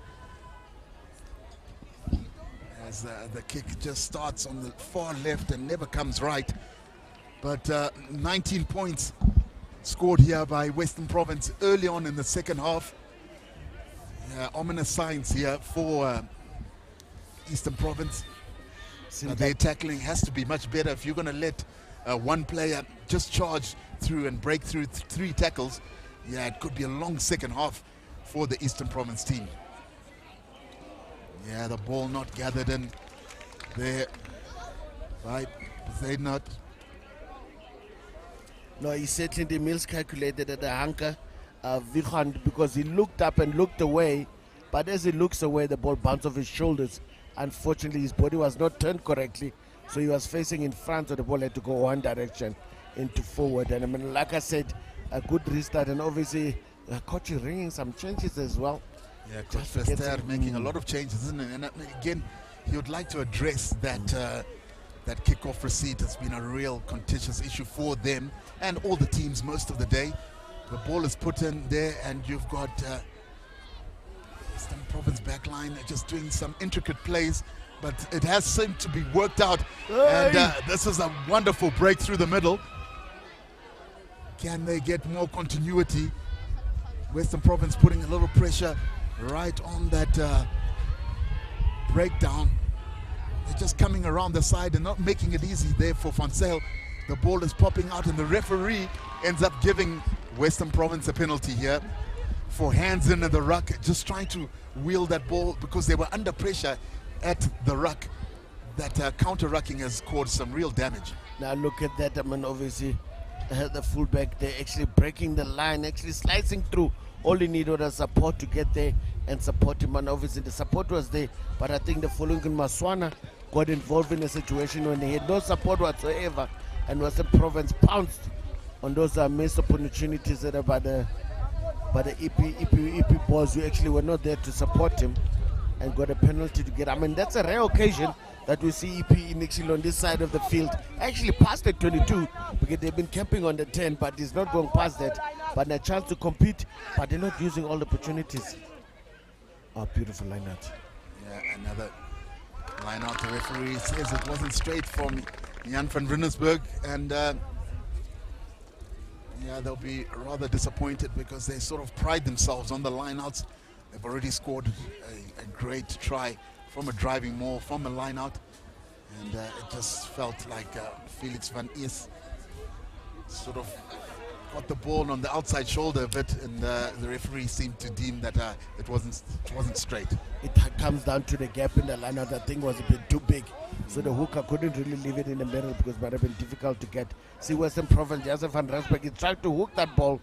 He's actually got his foot up, waiting for the throw, and obviously putting off the little scrum off. Yeah, putting it in, that's clever. Yeah, but actually for him it would be even easier. Look now, he's landing, he's setting up like he usually should be with a right foot, but his intention is to hook, so he wants a heel extension. Why not swap? Remember, you're leading with the loose head as well. Swap your feet and makes it easy, like hook it like it's your own ball. Is going to be easy. Look at that, then it would have been easy hooking with the left foot. Good channel run ball there for, oh, he's got nobody. Oh. His right wing has disappeared. Taking out the scrum off there. Real pressure here being put on by Western Province. Chandre van Zyl distributes out to Nel. Good step there by Peter Nel, but just loses the ball. And a clever little speculator of a kick. Just a chase back. No. Penalty. Could be a number of errors, but the referee says play on. It seemed to have sort of bobbled in front, but again the ball just sort of being messy at every breakdown here. A lot of the players are getting a lot of ball here as Yapi carries it up. Wonderful carry, good passing here, good skip. Mera is going to be in here. Good defense, and Eastern Province continue to defend well, even if it's out the wide. The referee, I was about to ask, is he not going to blow that full ceiling?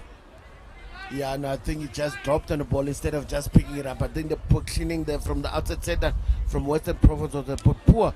Lucky for him, the free is already done by Eastern Province. I mean, I think they missed the opportunity in the fullback pass too early this time. He could have run a bit longer. Remember, one person to beat, one not trying to engage him as long as you can. He did it with 3 players. Now one was actually easy, and even the handoff didn't play from Zumbera. But I suppose that the fullback must have been up and actually ready for that challenge this time. Yeah, Vin Falkel is the one who sealed off, giving away the penalty there. But they're able to receive the ball, and Van Zyl gives it to Nel, and Nel almost kicks it right into the midfield here, and this could be danger for them because Western Province have decided to counter this with the Grey Bandits. Wonderful set as Berg distributes, and another kick through, and XDN chasing here to put pressure. That could be a close try, but good cover. As we can see, the reserves here are quite stacked for Western Province, about to make some wholesale changes. Yeah, I think it's a missed opportunity here, Kenny, because I think that ball was actually ripe to go through the hands. I mean, wide, yeah. the cross kick was not only, the winger was the furthest of them all, and to do a cross kick like that was asking too much from the speedster, but it did show he's got a pair of heels. But like I said, and as a missed opportunity, I'm sure the coach would have let that ball go through the hands. It was an ideal position on the field to be actually keep the ball in your hand. Yeah, a lot of changes being made here with a slight injury there. Not quite sure who the player is lying in the try area. It's a left winger, of course, of Epic King. I think that's the one who had to salvage that situation there. Ref has decided to play on, but this is good ball movement from Western Province, and again, referee says play on. What seemed to may have gone forward, but again, there's not clear communication here. The AR is right there where the players seem to have gone into touch, and not clear communication, but the referee says that he sort of didn't bring the player down. Yeah, so awards the penalty. You're right, actually, Ken. I think that the ARs are trying to give the ref a benefit of the doubt to let the game flow, but I think the intentions is to keep it flowing here. I think there's a couple of knock-on. I don't know if it's intentional or unintentional that is missing, but a slight knock-ons, not obvious knock-ons. But like I see, Western Province needs to get his ball now. The gap is still big. A better jump this time and support from Western Province. Yeah, Western Province have made some changes as this driving maul comes on. Johnson has come onto the field, and truck and trailer. Referee still awards Western Province here. It'll be interesting to find out what that call is. It's very weird. But, Jan van Rensburg has gone off, replaced by Redan Johnson. I think there must have been in a hand, they attempted tackle, maybe the ball knocked out of the ball carrier. Yeah, dislodged in the tackle. But will the scrums fare the same here with the number of substitutes? As Berg puts it in. Excellent scrum. Good pass to distribute, and seems to be a little bit of knock on, but the referee says play on. All running across, but they're running with the real intent, and that is a wonderful try. Brilliant try. That's exactly the opposite, because Rene, they took on the line as fast as he can, but I think the opportunity to actually offload off the ground was also on, but he had other ideas, the fullback, and certainly well deserved there, because he actually worked very hard for that try with actually no numbers whatsoever, and beautifully orchestrated there. And obviously that drift run does get a bit of confusion. Look at this play again. Actually, there's numbers that could cover him. As soon as that's actually broken through leg drive and the stretch, final stretch, he always knew what the try line was the whole time.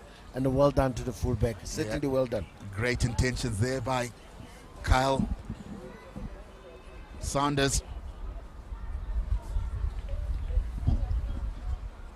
It's the lefty's favorite side. Let's see if they can get that hook right and try to curve it in. The wind is actually slightly subsided. Yeah, the kick just veers to the left, not able to convert the try by Kyle Snyders. He showed great intention there, did Snyders, in terms of just trying to get on the outside of his defender and then just put a bit of leg work in just to extend his body to the try. That's a fine try there by the fullback. Certainly a fine try. Oof. Almost a knock-on there by James Herbert.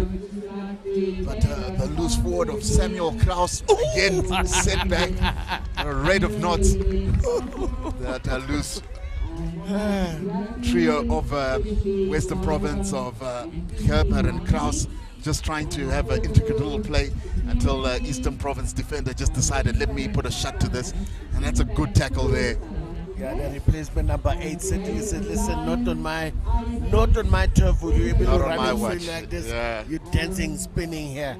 Let me put you in your place. Absolutely beautiful tackle there from Capes. Now needs to actually defend this scrum, and actually Western Province does a good job, but the Capes gets away with it. He needs help. But the scrum half needs to protect his own ball, but he doesn't want to get in the ruck. Yeah, doesn't want to get in there. He needs to be able to rack as well. He needed to rack that gun. And Berg with a wonderful kick, really putting the Eastern Province team under pressure. Andre Vansel regathered there for Eastern Province, and then hands in the ruck, and the referee had to blow that. Yeah, not so releasing. actually had one hand up, the other one was holding on to the ball. But the Rivers up for the tricks. I mean, he did well in chasing down and actually making sure the cover actually couldn't get away. But the game is not finished. Zambera with the catch, and he's running across. Back, he said, don't run across, we'll straighten out here. Again, it just feels like they were all drifting across. Referee says that he doesn't see any advantage there. He's going to award a scrum here to Eastern Province with 30 minutes underway here. Western Province are leading 24 points to 0, and sort of looking kind of comfortable so far. Eastern Province hasn't really looked like threatening the Western Province try line. Yeah, now when the gate is closed, John has actually not been called yet to Vula Gate. Yeah, so basically, John is stiff and making sure nothing is happening. I mean, Zumbera has been instrumental in attack and defense. He's really been busy. Good scrum, counter-rack. It's a great tight head. Picked up there by Nathan Barnard. This is a good setup in the back line. Wonderful dummy. Oh, what a good pass here. Sombera's on the outside. He is going to go into the corner. Oh, great tackle here. Oh, what a great tackle. Cross-cover defense. I mean, how beautiful was that? Basically sniping on the line, get everyone closed, passing behind the old defense. I mean, that's a dream for any backhand player, but someone needed to come back and actually strain it even more to give Zumbera the opportunity, but actually not taking anything away from the East and Center. That's actually marvelous. Yeah, look at that. Joseph here. Show me your number. Show me. And that ball should have been in two hands, because now he didn't pulled give enough much of attention. option, Yes, yeah. It should have been in two hands so that he can actually even sell a dummy if he wants to. Yeah. But you know a dummy is not going to come when someone's got in one hand, unless he's got matches skills to do a chicken wing from the wrong side. Yeah, but Daniel Meader, who's coming into that inside center position, has put lots of pressure. Van Beer catches it here, and Snyder's again underway. He's going to look to offload. Extian just gets a ball that's rolling on the ground. I think he overcooked it this time with Snyder's. Yeah, he sort of did a little bit too much, eh? He ran too much. He should have actually been asking, if I'm running this way, ask for someone to come back at least option, to drop it. Because if no one is running back and you can't find the angle as well, maybe what's that's going through his mind. And obviously trying to get that in balance as well. But I think they're watching him now because you know how dangerous it can be as well. But don't you just feel, Laurie, that because they're getting so much ball that they are sort of running out of ideas of what to do? It seems like we must be creative. They've got budget and skill level that they've actually mentored. But like, listen, and they need to actually sometimes let the ball go and go up. But I always say, man, it's the simplest thing. Give the guy, if you're not able to straighten, give the guy next to you, see what he can do. But tell him you're staying on his inside, if in case he wants to pop it back and run up. And Zumbera has been actually active. Yes, he's been busy. And they're kicking on him on the whole day. And I think at some point he needs to change his mind and damn it to pass on the inside and take direction and go. Yeah. And those things have worked before. Yeah, I've seen them working plenty of times. But there is the clearance. Isn't that out of sight of the 22? Yeah, it seems to have gone back into the 22 and cleared, but the referee says, you know, the action was within the 22 area, but this gives Western Province another chance here to execute what has been an exemplary line-out formation, and it's been a good set phase for them and a good launch pad for their attack. Beautiful. Yeah, but Eastern Province said we've had enough of those lineouts and we're going to contest in front. Wonderfully stolen there.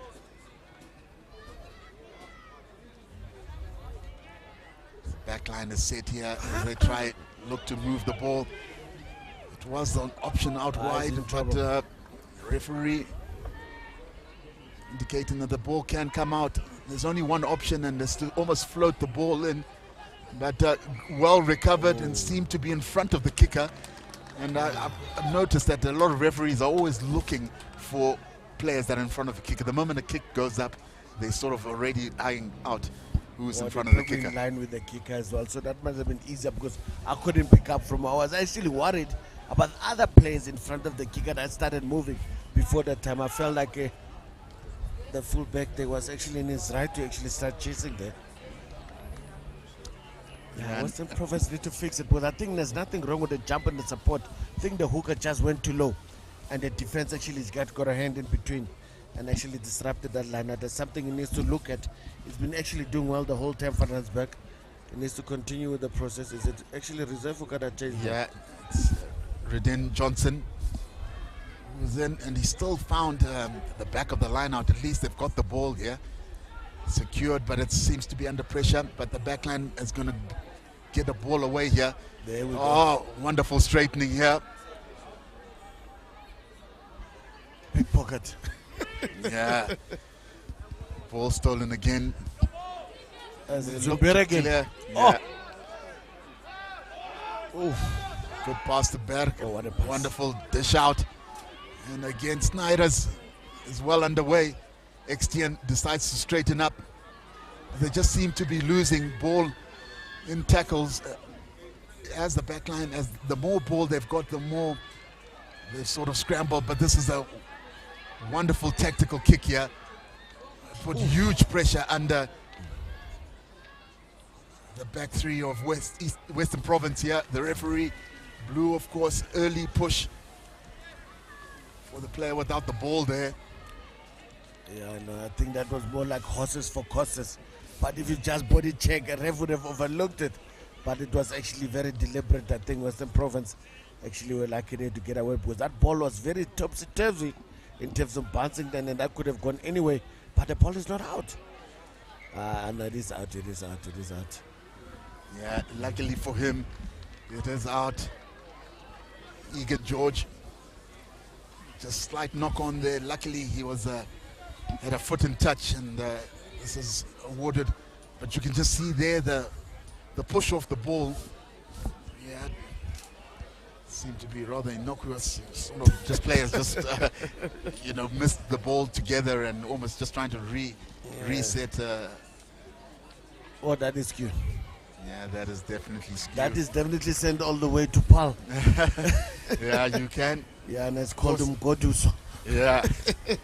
Now, I think Brendan the difference in quality Johnson. of the hooker, though, you can see. Yeah, It's yeah. like planets apart. But since this replacement has come on, he's really been struggling to get his data going on there, because it's skew, isn't going to target, is too low. It's basically all over the show. I think they need to start simplifying it for him. Try to give him the front ball as quickly as possible. Otherwise, his confidence is going to go somewhere they don't actually think about, because, I mean, they've been doing so well. That phase is now disrupted at the moment, but their scrum has been dominant still. Yeah, another opportunity here for the backline. Nell with the pass. The passes here. George just needed to straighten up, and he has had to sort of clean up the ball there. Lost the ball. Referee says it goes backwards.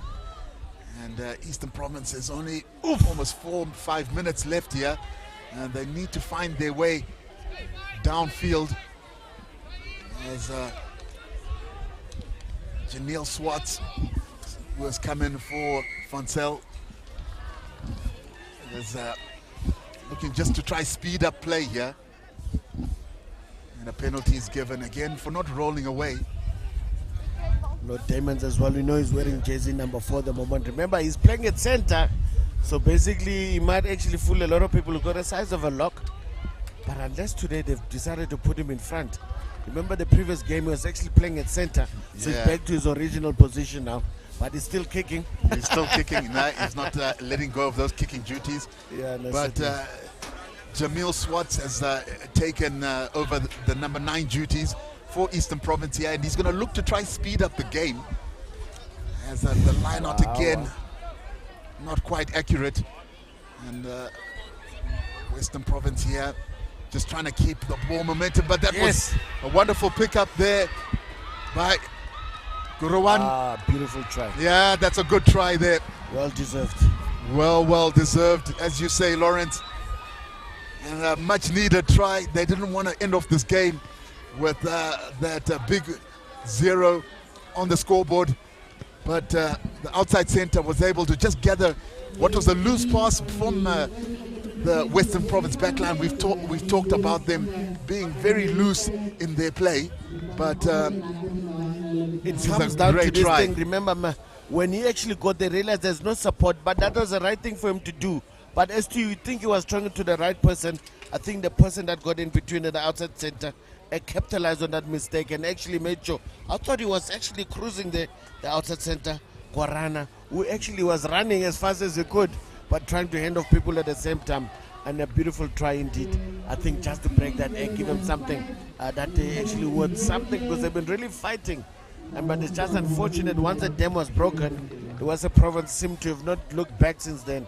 They were really pushing their barriers as much as they can. Yeah. Do you think they've got a try in them, there's a Steve? Yeah, well, Grawana's try has given them a bit of impetus here and encouragement with a couple of minutes left within this game. Swartz there at the base, just trying to speeden up Nell. Oh, well taken, and just good straightening here with the final hooter going off. Referee signals that he sees that Swart comes to the blind side. Good little offload here, and good fight here within the tackle. Clearing off. The referee just asking the Western Province players to roll away, because this has really slowed the play down. Swart has had to clear, and it's almost a kick and chase here by Vin Vogel. And the ball goes into touch, and that brings the proceedings to an end here, to what has been an interesting game with some beautiful tries scored. And the score in favor of Western Province. Lawrence, what was your take of this game? No, listen, it was a nice contest until the dam was broken. I think that first try must have actually rattled or actually dimmed a bit of light in the Eastern Province boys' minds and actually ambitions, and they actually started slightly slipping off the radar for them from then. I mean, since Western Province just kept on the pressure and actually came up with the goods at the end, and you can see that the Eastern Province really put their soul into this until that try was scored. If they kept the score close enough, would have been much easier. They got 4 tries there, which actually they've done an excellent job in actually making sure they complete the job. Yeah, so the score, 24 points to 5. Victory here for Western Province. Western Province scored a number of tries and were able to capture a great victory here. From me and Lawrence Apaka, we're signing off. Stay tuned for the following game.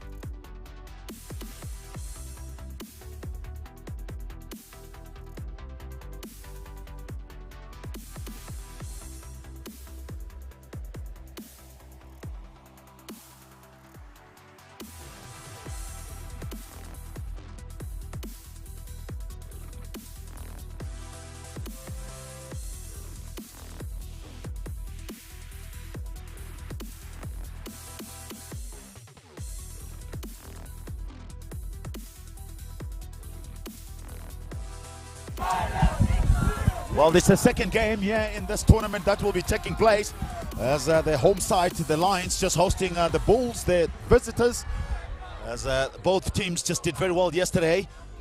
And then, of course, Under 13 Craven Week in South Africa. It's happening after COVID. Well, excitement it is with the spectators and their B sides just cheering their team. Well, this is what it's all about. It's all about rugby. It's all about the excitement from the players that they need to show today. So, looking at the balls, Van Beek, Massifine, Herbs, Van der Walt, and of course with it, Dlamini X6 today. Just look out for Thorn and Smith at 9 and 10, and Ndlovu at 11, and an impressive Du Plessis at inside center, just teaming up with the Brinks. As the home side, the Lions will be Van Staden and Elliott. As Lawrence, the two big man right up in front there, and Gillian and Ganyani at 6, who has been working very hard. Bester and Brown and Kruger will be operating at 9 and 10, and Mpofu and Munareng and Bosch and Agu and Mulder. So Yappy Mulder's son just playing at fullback today, the former Springbok winning player at 1995 for the Springbok team. So, restart of the game for the Bulls. Restart is high and deep. The Lions just winning that ball immediately. Well, already it's been evidence that those two teams will be running the ball. So Lions with the ball in hand. So Bulls really looking to do well in this game, as the kick has been deep at this stage for the Bulls. Another kick, high. Agu underneath that ball, just tackled, but managing to win it back again. As slowly but surely the Bulls just doing very well. So Thorn with the pass. Well, they're bringing it back again to Umalala Bola. Malala Bola just with the ball in hand is running a bit skew, but managing just to lay the ball very down there. So Thorn again. A good hit there, that side from the Lions team. As slowly but surely the Bulls just using their big forwards just coming in. Now they come again, the Bulls. Thorn just looking around. And he gives it to Smith. Smith there to his center. Du Plessis. Du Plessis being tackled. Well, inside their half. As Lions just taking the ball. There was no one else who was looking after the ball. So turnover ball. Now the Lions. Brown with the ball. Gives it to Ethan. Ethan with a good thump of the ball. Just rolling away to the dead ball line. As the brains with his kick and Rick just finding touch on the far side of the park. Well, with me, I'm not by myself. I'm with Lawrence Ukabila Sipaka, the former Springbok prop forward. Of course, the man who's played his rugby in the east of this country, Falcons, if I'm not mistaken, as well. We had some run there. Lawrence, yeah, no, big game today. Yeah, and certainly big game. I mean, home time hosting the Bulls here, and you know the advantage is on the Lions at the moment, because they've got a rep with the team that's actually toppled the Bulls at some point, and the Lions is rambling up from that line out with the drive, started with the pick and go, and actually giving the ball some air now. Brown to Kruger just feeding in their forwards there. Brown again just digging in. Well, pick up and go by Van Staden. Brown being held in a tackle.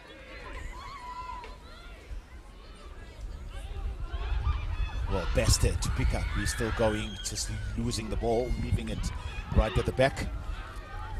Nell getting involved. So Lions inside their 22. Brown now to the big man himself, Van Gieling.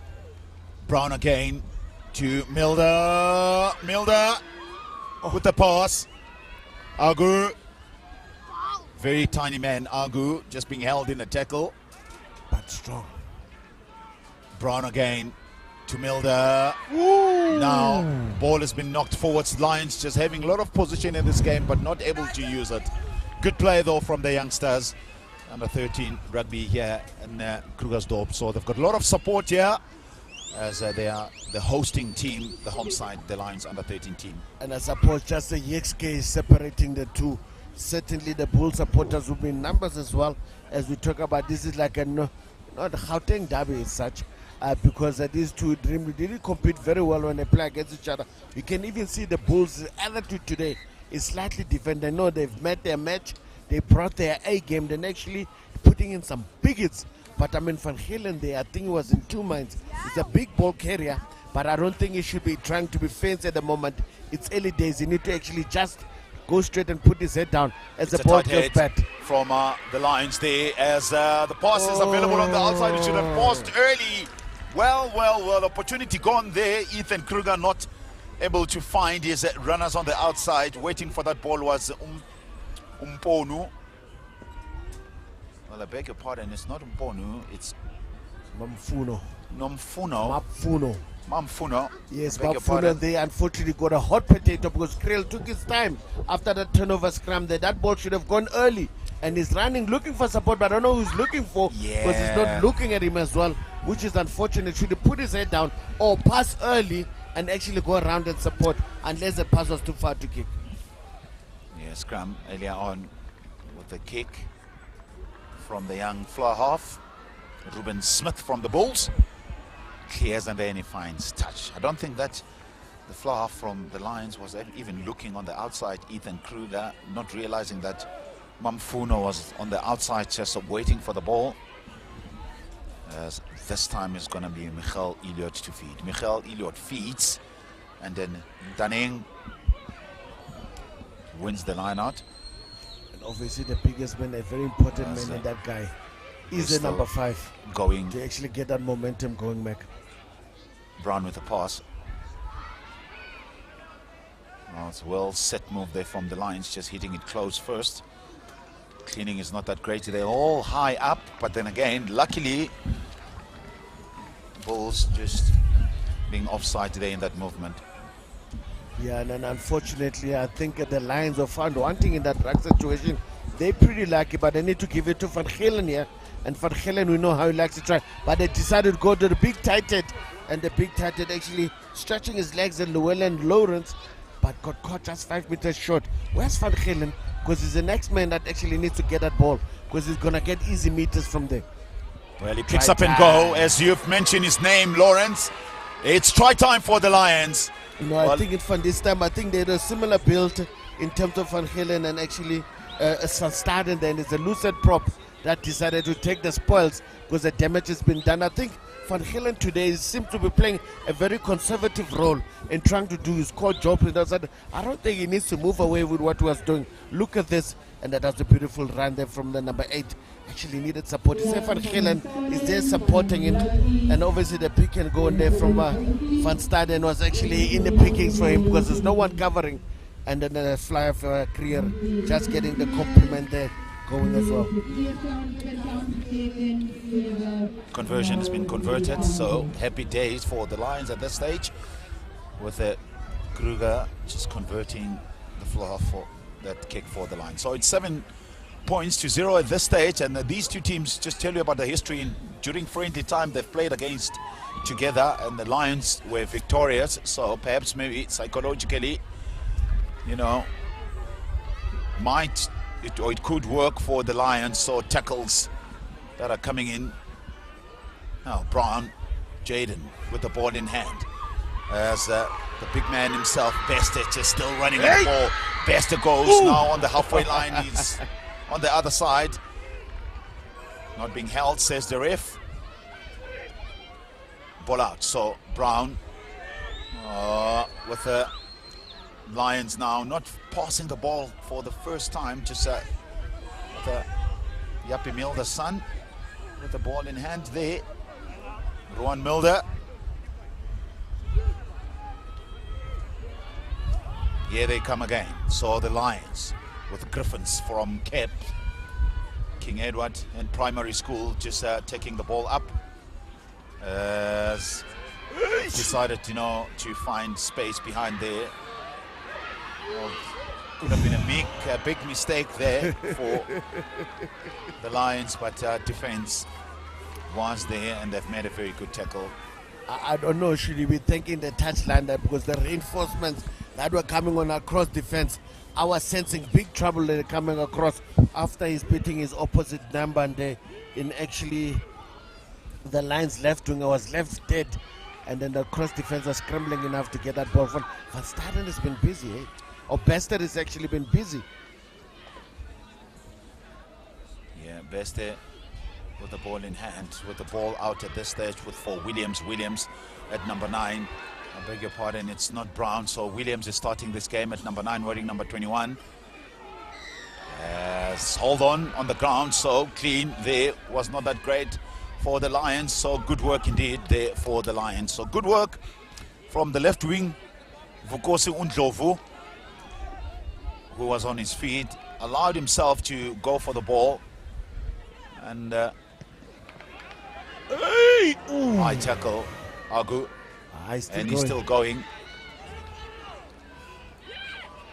Williams, as Ethan Kruger, Van Staden again. Go down, big man. It's a maul now, that ball needs to come on quickly. Williams waiting, finds his runners on the far side of the park. This is what the Lions will need to do. So Bosch just comes in inside. Williams again to his big forwards. Finds Bester. Williams to the favorite man from Lawrence Sipaka, Van Gillen.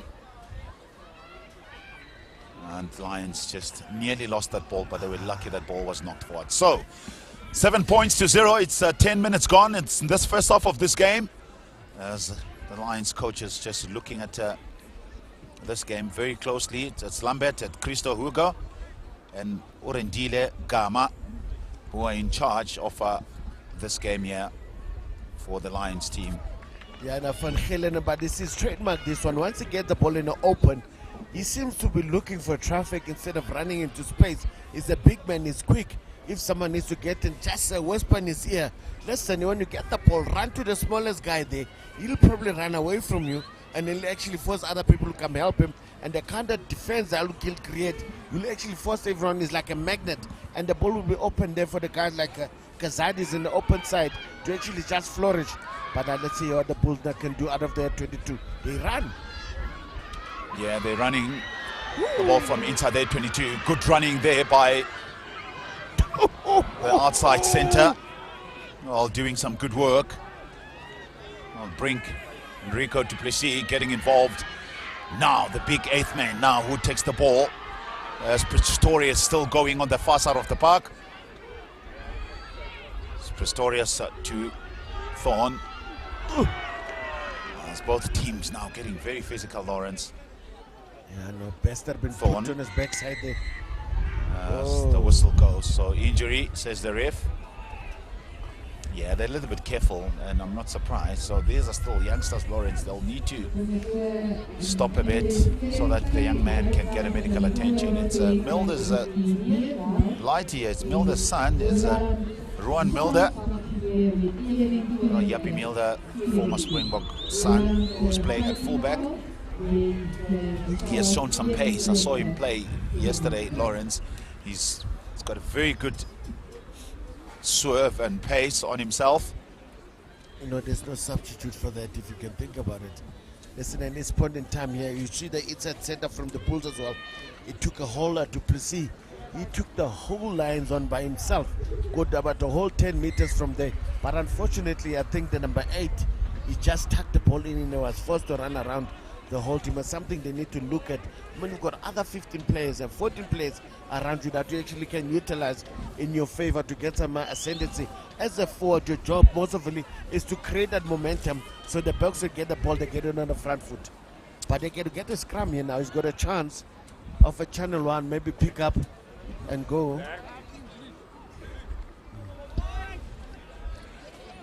Yeah, there's still Yeah, the Mulder is actually need to be substituted there because he's been taken off the field. Well, he's still on the park, Lawrence. I'm not quite sure who needs to be subbed, yeah? No, someone on the side.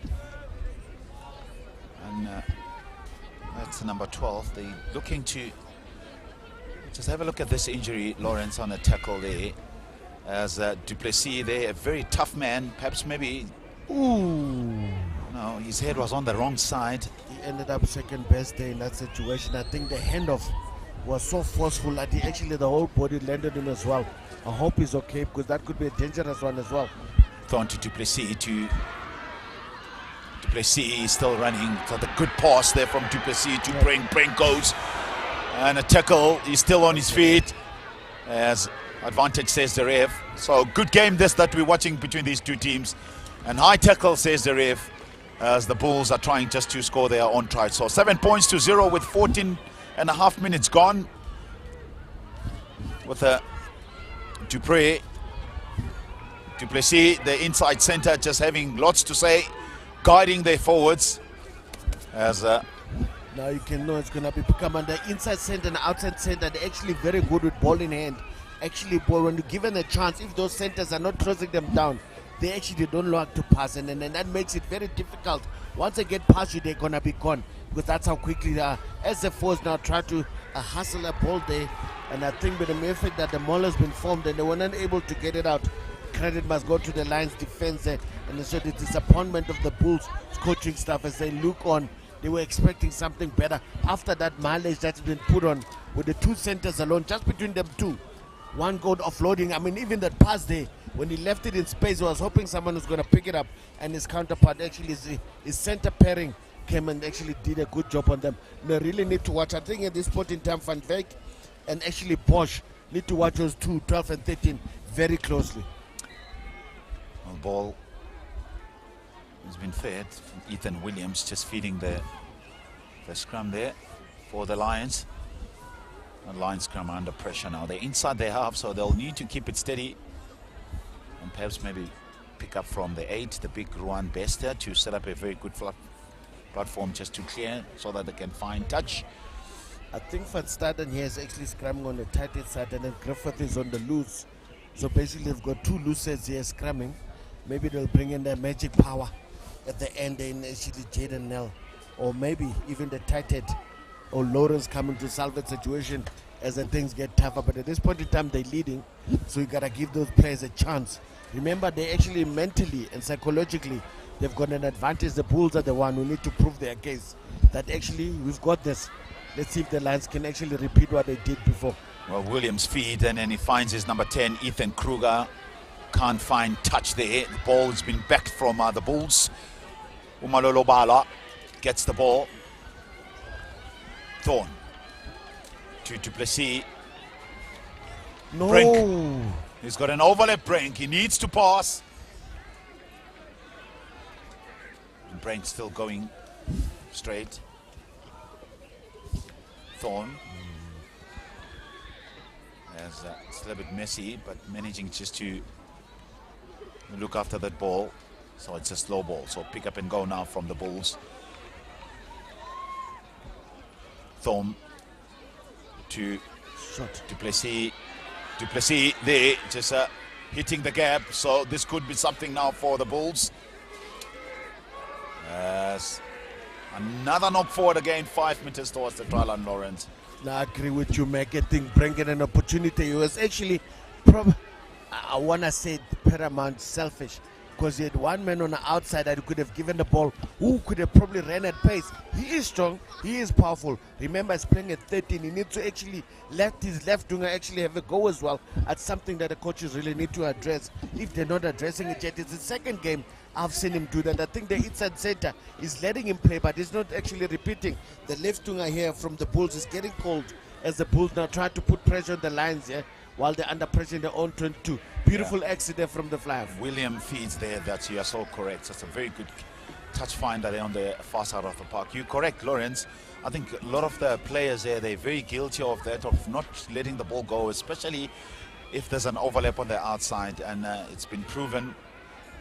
So it's their second day here. We're here with the Lions, just playing it quickly.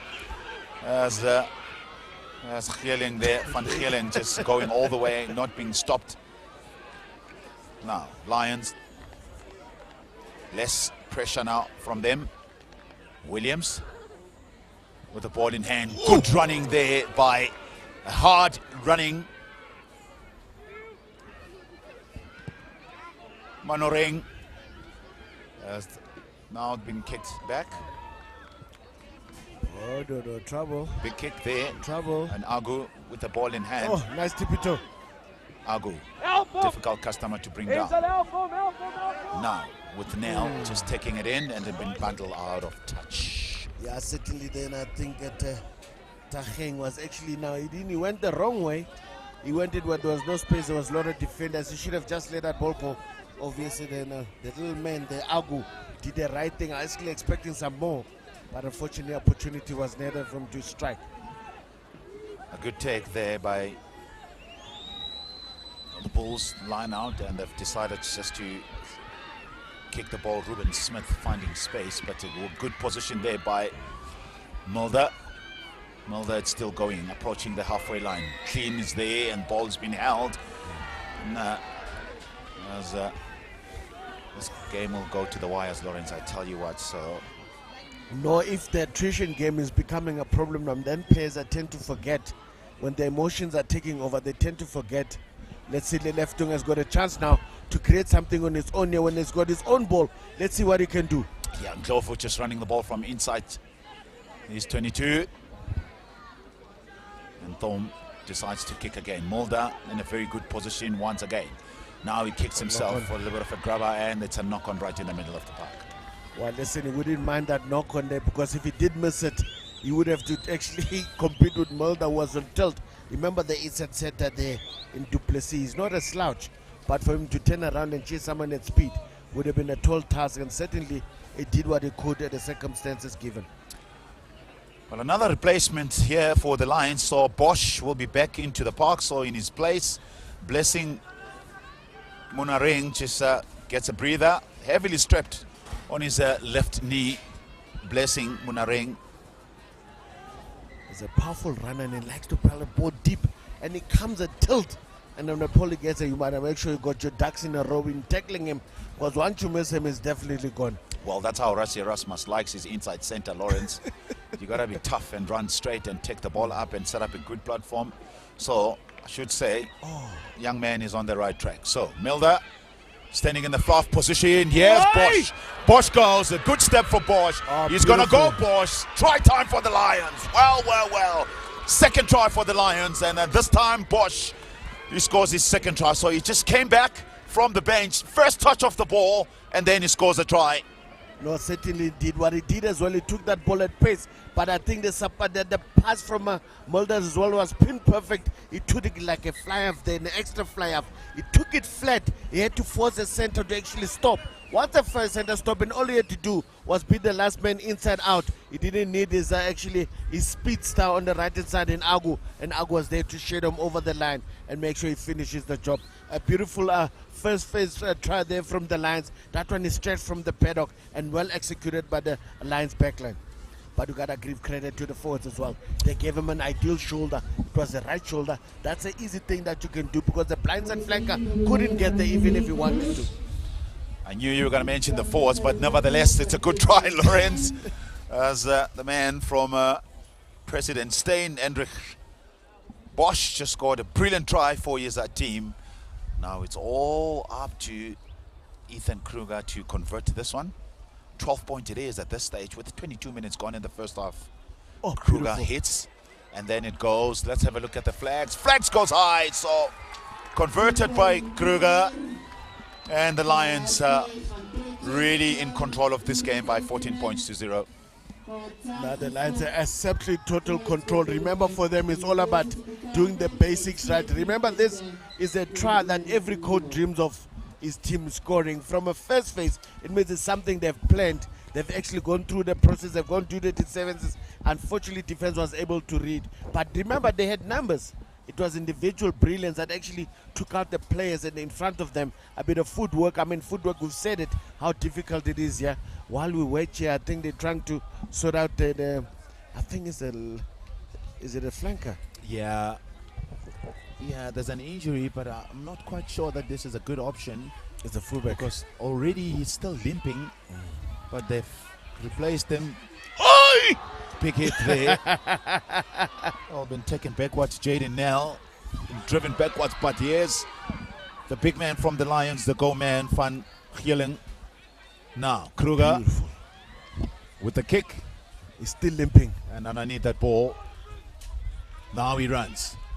As a little bit worried beautiful about defense. him there. I'm definitely worried, Lawrence. I'll But tell the you why limping he's is immediately gone as soon as he had the ball. He just needed the ball, not eyes. And certainly it looked like the man was limping. And he's still limping when he jogs. Yeah, he was limping, Lawrence, and he's strapped as well in his ankle. Isn't that his kicking boot? Well, yeah. Not great pass there from the Bulls. So Du Plessis with the chip. Mulder in a very good position once again. Now Mulder goes. He's been good at fullback. His positioning, it's been superb. Now pick up and go from the Bulls. Well, I beg your pardon, the Lions. It's Piri. No, that's actually... As Umaseko just runs a little bit skew, but Lions still got the ball in hand. Now Williams will be waiting. Another pick up and go. There's accidental offside there for the Bulls, so for the Lions. That's halftime. So halftime score here, Lawrence. It went so quickly. The Lions 14 points and the Bulls no points on the board. And what's your take in the first 25 minutes? I think the team that's better clinical in whatever they were doing, the Lions, they're actually playing for each other, with each other. I think the only difference here, I think they're matching up quite nicely, but the Bulls really need to undo the bad habits. Their centers has been a stumbling block for them currently. They're very powerful, they're very fast, but if they just vary their game a bit and let other players around them actually feel like they're part of the system, because at this point in time, even the Lions are actually picking them off one by one. But once you can close them down, you know there's no support and there's no passing. If they can fix that, I think they can turn this around in the second half. 2 tries from the Lions, Van Staden and Bosch just scoring the 2 tries for the Lions and being converted by Kruger. And that's how it remains there. 14 points the Lions, and the Bulls still no points on the board.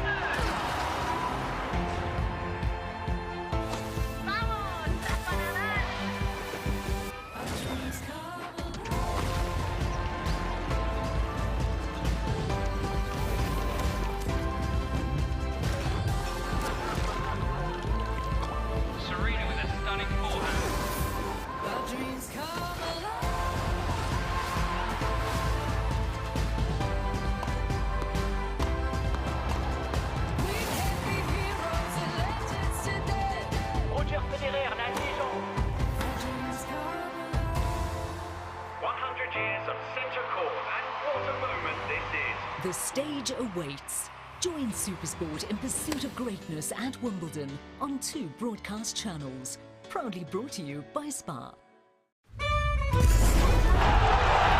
A ni'n dod â'r chwaraewyr gorau o Lanelli, Casnewydd, Caerdydd, Abertawe, Llanfairpwll Gwmgellgo, Gyrechwyn, o Llantysilio, Goch, a Thu Hwnt. Ni'n caru dod i dde Africa. Mae dy chi eithroedd sy'n neud i'r Gymraeg swnio normal.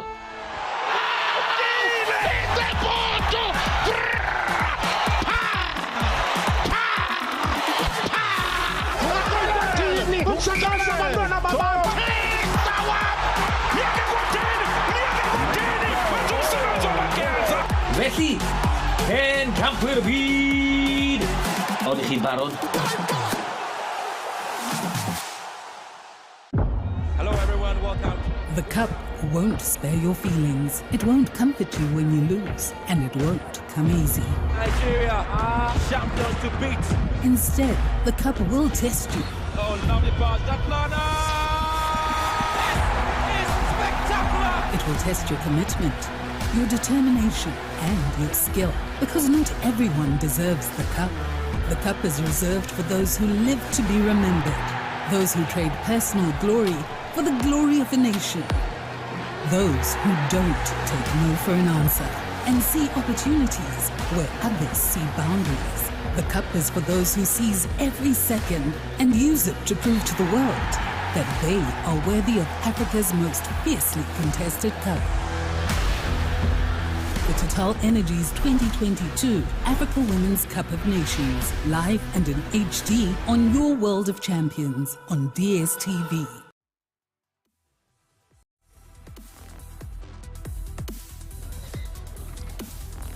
Well, welcome back to World School Monument here with the Lions just hosting the Bulls and under 13 Craven Week.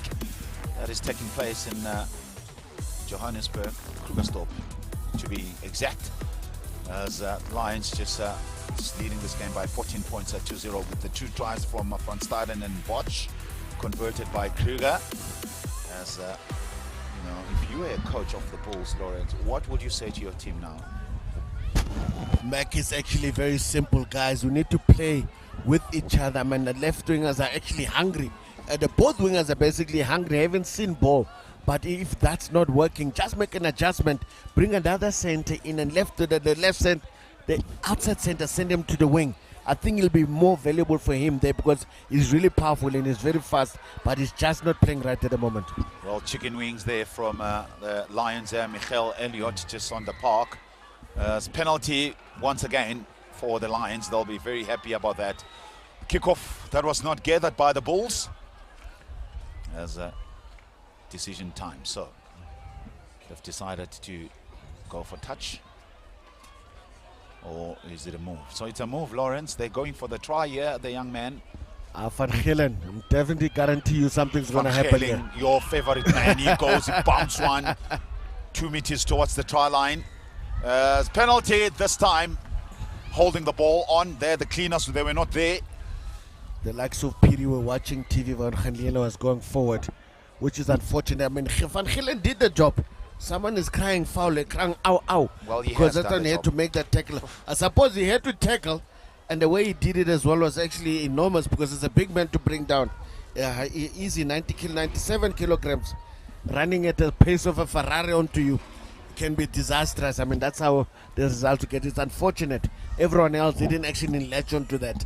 Because that advantage getter for you, and it's actually the go-to man if you want to generate some quick ball. But it means people first and second arrivals must get there quick enough to make sure it's safe. There's our ball boys, yeah, as it happens on the slow-mo. Yeah, and also Van Gillen as the king is also guilty. Yeah, and I think it's a bit of ding-dong there. It's a bit of ding-dong. I think he might have got into the space of a shoulder and the face. You know that area, just the neck area, that's actually very tender. If you don't get it right, you get it as a stinger.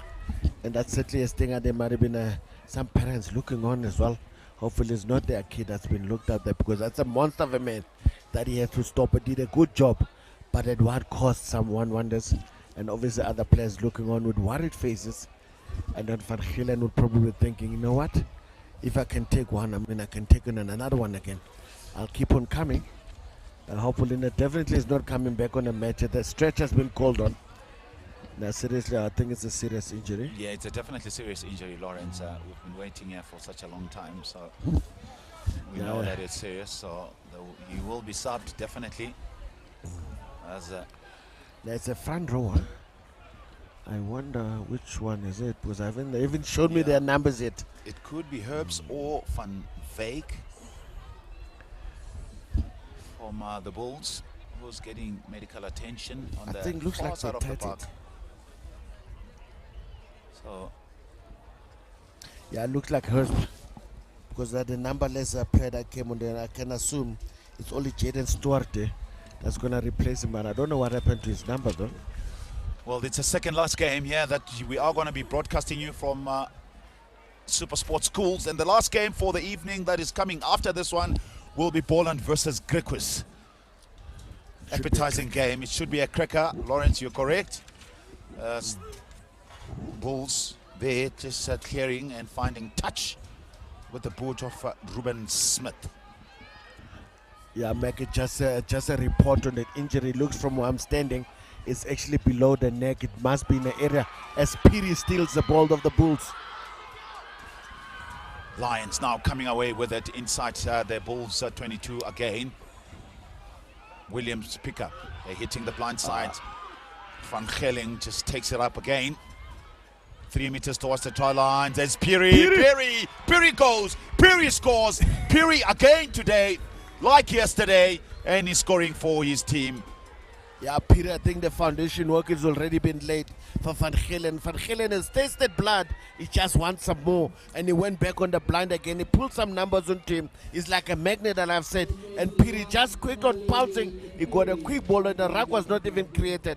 I mean, he's a very tall, lanky man. How he got that low to get that ball was just a miracle in his own. But I think credit must go to him. But he's the one that actually disrupted the Bulls. Look at that pick and go from the big man. And he's got pace to burn. Remember, I was going back to the lineout. He's light, he's quick, he's explosive, and obviously he's always got that support ready to go. I think the coaches have done absolutely well there with him to make sure that his support are always ready on a speed dial when he needs to go. And every time he goes, I haven't seen a team that gets a hooker basically, who gets a ball past him at his best form. You're correct. A confident Lion team that won yesterday, 43 points to 5, beating the Eastern Province team. It was Piri who scored a first try yesterday, and then he's been very instrumental again today, scoring the third try for the Lions. Now Kruger to convert, and this time it goes the other way. So still the Lions that are on a lead here, 19 points to 0. As not too sure whether the Bulls have already pressed the panic buttons, Lawrence, because it's a second half now and it's 30 minutes gone already. No, remember, sometimes one of your talisman actually goes down like that. It takes a bit of time to get you back in the game. You can see they were quite concerned about him, but they should be okay now. Probably a leg injury that he has to deal with. As Piri gets back into action, does he take on the Bulls? He's got Piri. Do you want to run everyone? Well, Piri runs, he runs skew, but eventually technicality not managing there. to seal the ball properly. That's the Lions. He needed just to run straight so that the cleaners can come straight behind him. There's an opportunity now for the Bulls to at least to put the points on the board. So Jean Jog Thorn finds touch. Scrummer from Gasfontein. Well, if I'm not mistaken, he is the smallest player from at 47 kgs. 46, Lawrence. Why are you giving him one more? 46 kg. He's had breakfast and lunch today, so there's a possibility that an extra kilogram there. Now, line out for the Bulls there.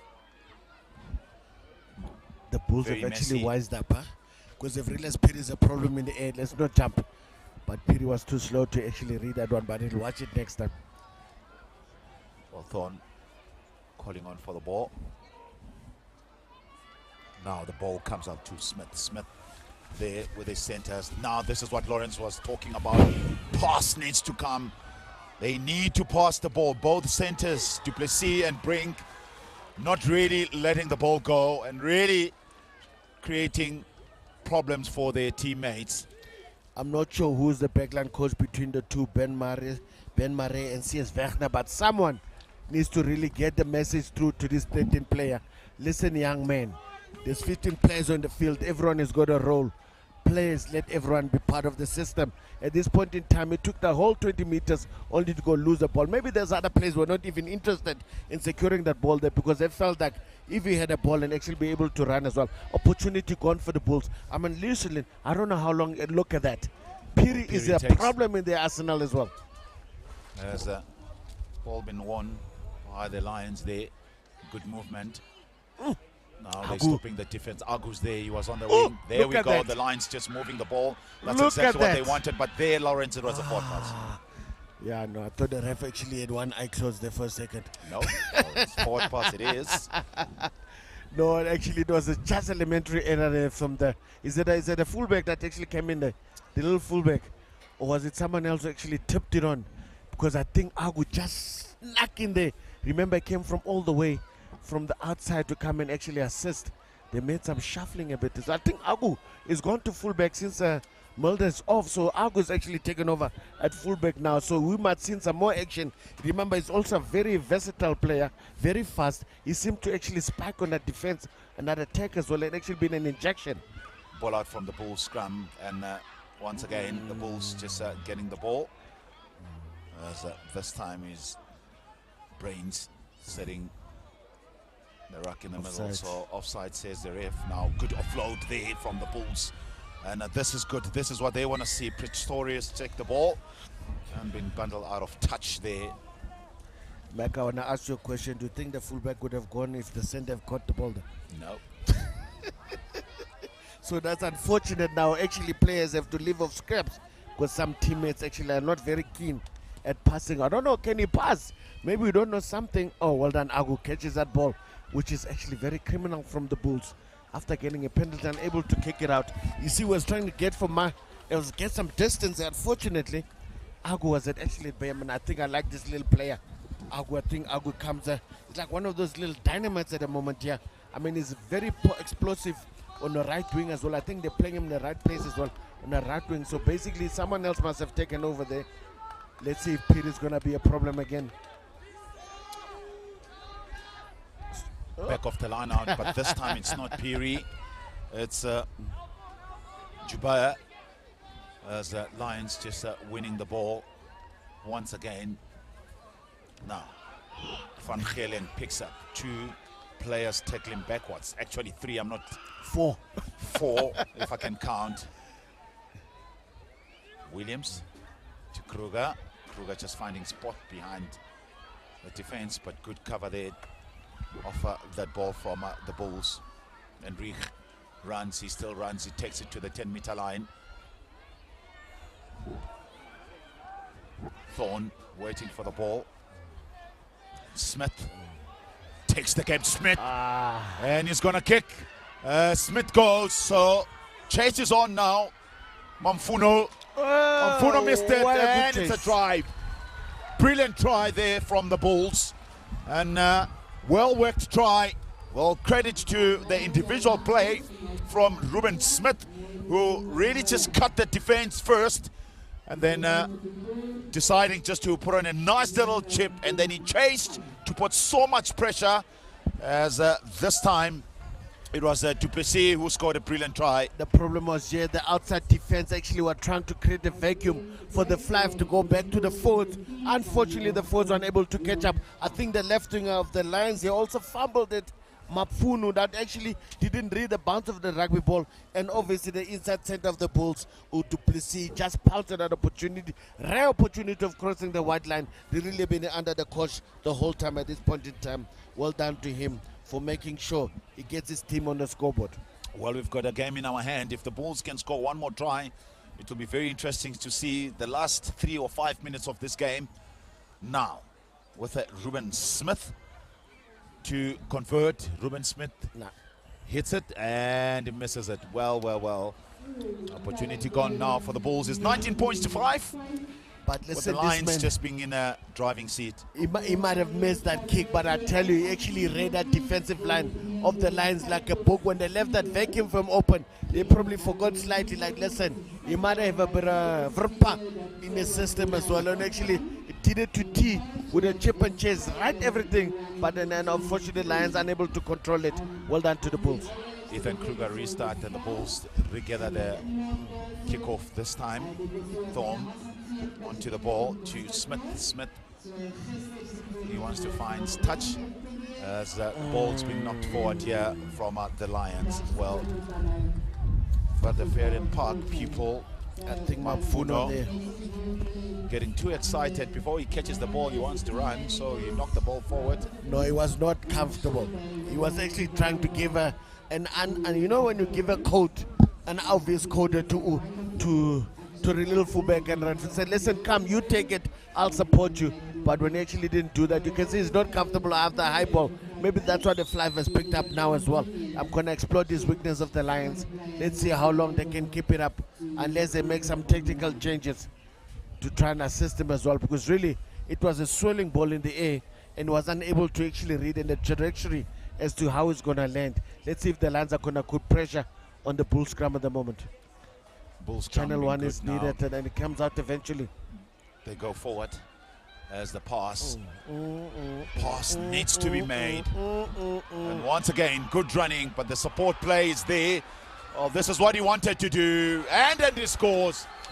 This man should be a winger, Mac. I'm saying it the whole time. He's powerful, he's fast, But the problem is at center, I think his talent is not fully experienced or exploited as well. Well, individual try there from the Bulls, the Brunk who did very well. But I suppose in the end of the Dandre, is redeeming himself in some point. But like I said, there's only 2 players outside him, which he didn't use. But that's how powerful he is, Mac. I've been saying it. It's very powerful. I mean, right wing or left wing, it doesn't matter because he's got power. He could play on the right wing. He's got speed. That's why he could also fit on the left wing as well. And certainly, well-deserved try there, I must say as well. And in the front forward ball from the Bulls as well. I think that needs, things could happen here, Mac. There's some miracles that could happen here. If they can get good conversion and try to come back with another strike, the Lions might be shell-shocked there slightly. Yeah, they'll have 10 minutes to come back strongly into this game. That's the Bulls team with the conversion to come. 19 points to 10. So Smith converts and he misses this one. So it makes things to be very difficult for the Bulls. But 10 minutes, it's enough time for them to score maybe at least another 2 tries. And credit there to the center who ran all the way all by himself. Although there was a support, but then again, he will definitely take the try. So try from Brink. As 10 minutes now left in the final stages of this game. Restart from Kruger. There's a ball being knocked forward there. Undando Malobala hasn't had no opportunity in this game. Yeah, I think he's trying to do the miracle pass as well. I mean, in a traffic situation, presence of mind, and then obviously you need to make sure you consolidate your support. All you need to do is to dance as much as you can until it was not good to do so, and just recall and place the ball. There were enough reinforcement there from the Bulls team to secure that ball, but then trying to do a speculator is going to be asking for trouble there from the big boys. Oh, turnover scrum there for the Bulls. Oh, the Lions are lucky. The ref is deeming that the scrum has gone up. And the coaches feel like a ref is not giving us a fair chance here. We've applied pressure. I think the little scrum half need to get it right. Jaden Brown needs to put that ball underneath the feet of the loose set, not in the middle. Remember the hooker just actually taps it on. Let's see what he does now. The Bulls have stolen it officially. Yes, they have. Thorn there with a pass to his captain Smith. Smith with a small little kick as now there's going to be trouble for the Lions. Duplessis chasing and not taking any chances there. Soccer skills at JD bay. Van Veek just hacking the ball out. I could feel the steps that were coming behind him. It was like a well blue machine. Actually, it had 6 players chasing down, barrel down that ball. He was not going to take any chances. Safety first, and exactly that's what he does. The Lions need to really actually make sure they get their ducks in a row now. They're falling off the pace and letting the Bulls back via the back door, and the Bulls can sense it as well. Think someone actually, his back door is not working. A good steal there from the Lions, and a well taken by the number 8. Is it a hooker? Lions stolen. Yes, it is a hooker. Michael Elliott there who came around just taking the ball. Now Lions with the whole backline players just waiting for the ball there. Well, big Jaden Joubert just takes it up for the Lions. Brown to Kruger. Kruger finding space behind the defense. Well fielded the ball there as the tackles has been missed. There's trouble now for the Lions. As Brains tackle close to the touchline. Now the tight prop, the replacement just coming in there. Swart. Oh, the Bulls playing very well at this stage. So Prestorius tackles are coming in. Nah, Duplessis. Come on now. I'm sure the Lions don't even cover the outside anymore. As penalty says the ref. So they'll go back from the incident where it took place close to the 10-meter line in the middle of the park as Look at tackles are this, coming in here. textbook tackle on the legs. I think that's tantamount lucky because he jumped into the tackle. Can't really blame the tackler. I think they were found offside, but then that been done, and inside center is really trying to let that ball go, but then outside center, I don't know. Someone needs to take off those sunglasses. They call it clappers, to actually let play on the outside because that opportunity was there. Great kick there from the fly off. Ruben Smith. Good touch finder there, 5 meters towards the try line, and it's going to be the Bulls line out now. Pressure time for the Lions, as they'll need to defend their try line with everything. So, ball in, successful from the Bulls. Now they're setting it up now. Dlamini as Thorne. Oh no! Smith. Oh he no! is gonna go. Oh Try no! time. They've let Well, him well, go again. well. I think that there's an error in defensive system there in the Lions that are really forgetting about the dangerous man wearing jersey number 10 there. But I suppose the attention of 12 and 13 being powerful players, it really put a question mark in the Lions' minds in terms of can they contain him. Look at this. Ah no, that was a 10-on-10 situation. He left him too long. Unfortunately, cross defense, he couldn't come around. And I suppose I think he might have injured himself in the process. Yeah, he has. He's holding his right knee.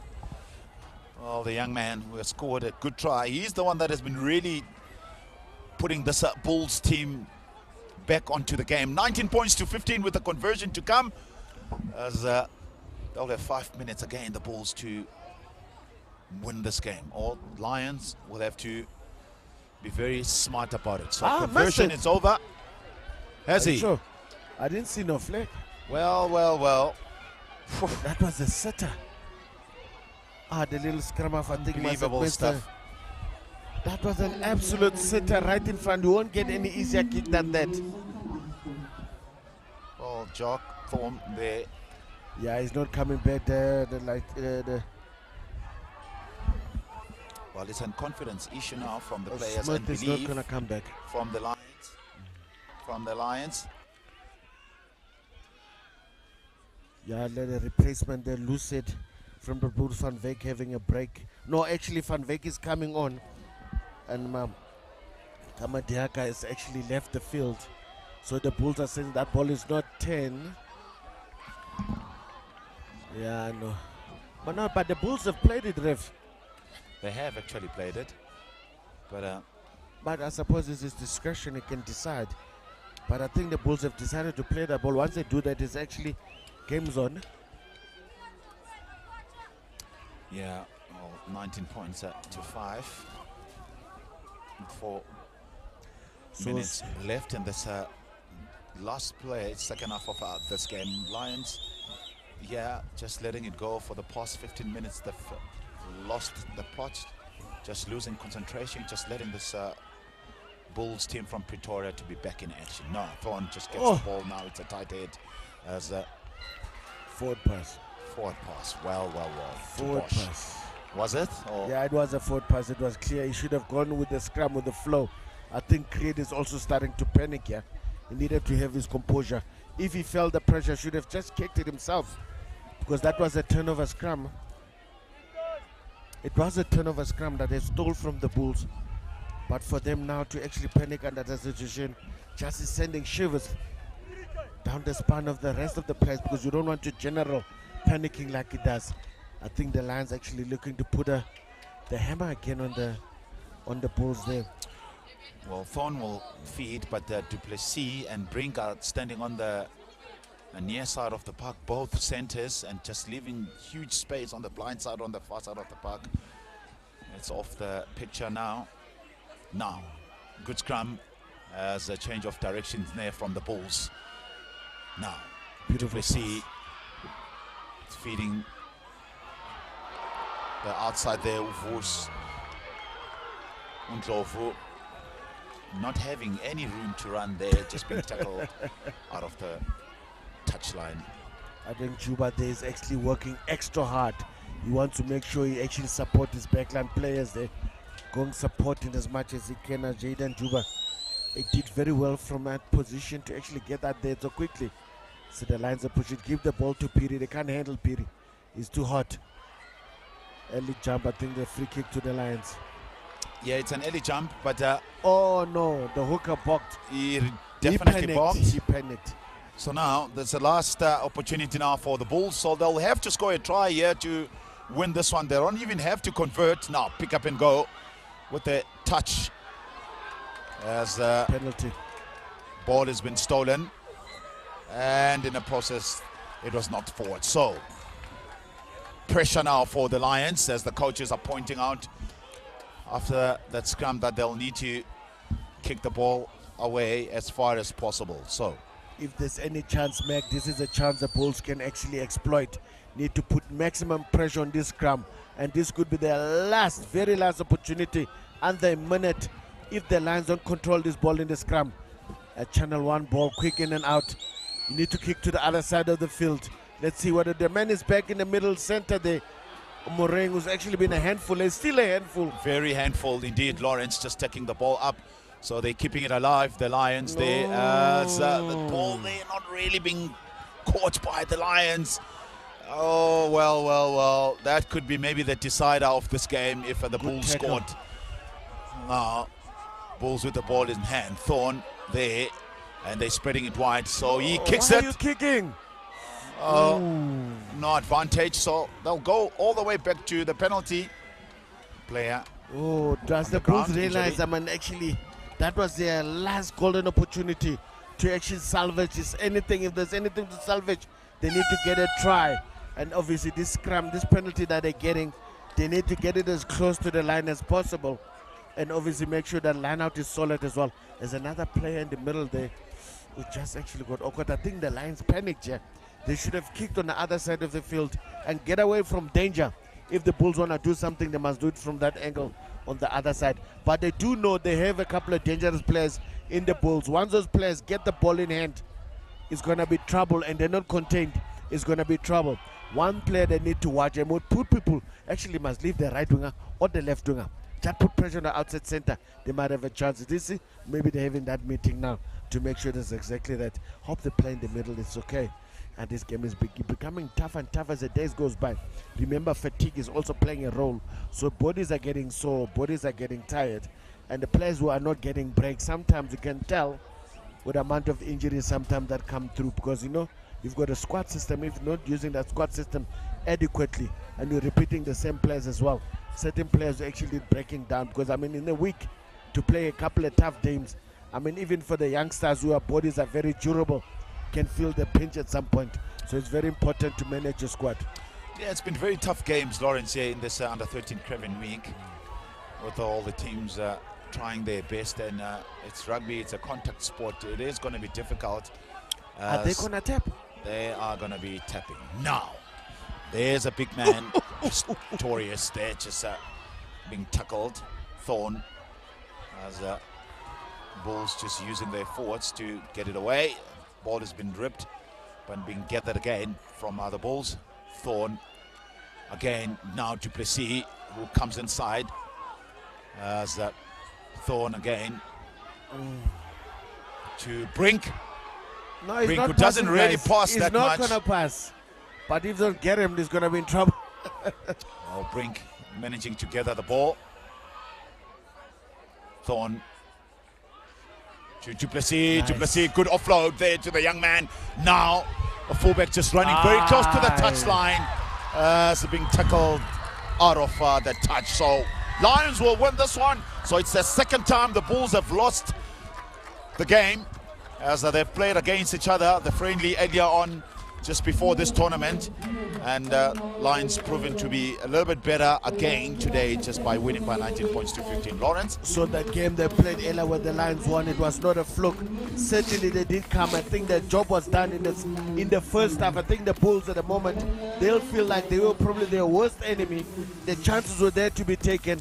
I think when they were desperate in the end, you can see it was just desperation. Unlucky Enrique Brace, unable to stay in field there. I don't know if he was aware that he was running out of space. He needed to keep the ball alive. A couple of mistakes the Bulls have made. There's something they need to learn from this. Certainly a good team, but they really need to play as a team. At this point in time, they're just missing a few couples in that chain that they need to reconnect. 3 tries for the Lions, as of course with the Bulls as well, and been converted by Kruger, and the difference was not that much, as the Lions just being victorious by 19 points to 15.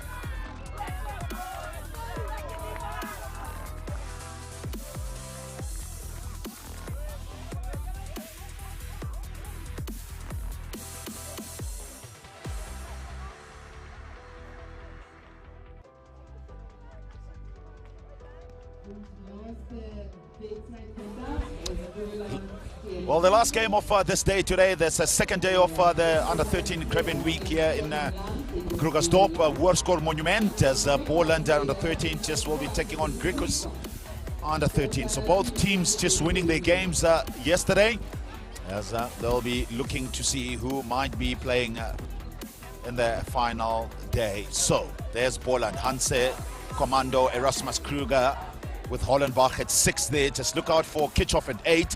And Martin and Leopards at 10.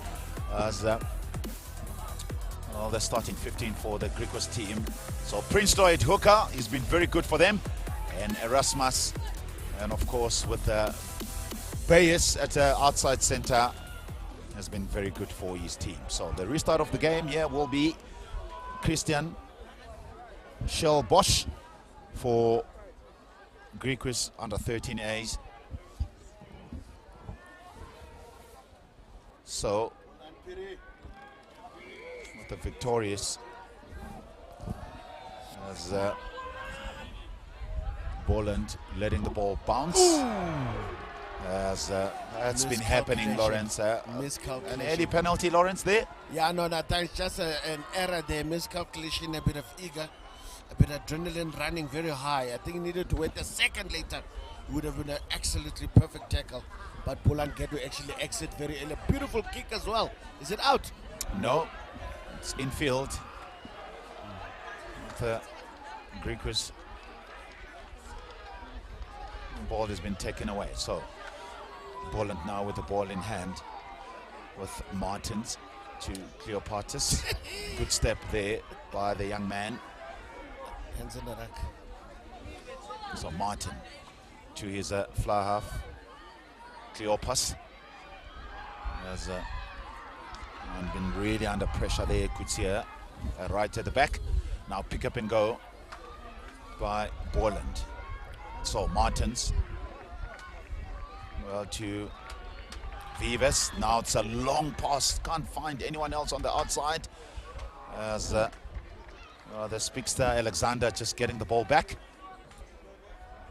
So Martin to Cleopas as Jacobs getting involved. Now they're running the ball very well, so they're passing each other. That's good, but they'll need to straighten up a bit, and in a process they've just lost the ball forward. So BOLAND here, just last game of the day with the GRIQUAS Under-13, as don't want to wait these youngsters, so they're just keeping the ball alive. That's good tackle from Alexandra. GRIQUAS team, they're just looking after the ball. So Hamilton just bounce a play as defense just spreading it out. So Mates, the reserve. Miles now with the ball in hand. So they're not going anywhere at this stage, but the passing is there, but they'll need to straighten up first so that they can get it right. As at this stage, BOLAND still no points on the board, and it's 2.5 minutes gone. 2.5 minutes of Fast and the Furious, and then BOLAND starting with some serious verve. I mean, at drag time, the thing just put a slaughter onto the GRIQUAS, and then the GRIQUAS were actually shell-shocked because thinking it's going to be that easy. I think that's where the power's coming from for this BOLAND team. They've got some firepower at the back, but I'm just surprised how eager and actually precise they are when they come to drag time. Ball lost in line out with GRIQUAS having a field day with Christian there just trying to hack it away. Now back again to Peterson, who takes it up halfway, or should I say 10-meter line. Martins to Cleo. Fuss. The ball is gone. Well, you are so correct, Lawrence. That ball has been held, so problems for not 10. The Boland team. Just good cleaning up, so he's cleaning the ball very well. Running a bit skew. That's Hamilton there, the loose prop forward there from he's back again. GRIQUAS. He's back again, so he needs to run straight. Good offload, although the pass is not clean, but then again the intention was very good from the young man. Now Kutsia, now with the ball in hand, Kutsia digs in, as looking for Keenan, as Klopper as well getting involved. Now once again the tight head prop, this time is Lee Reach. There's the Lawrence favorite man there, Hamilton. He likes them big, Lawrence. So it's a good play. They've been very busy. This time it's Prinsloo, the hooker.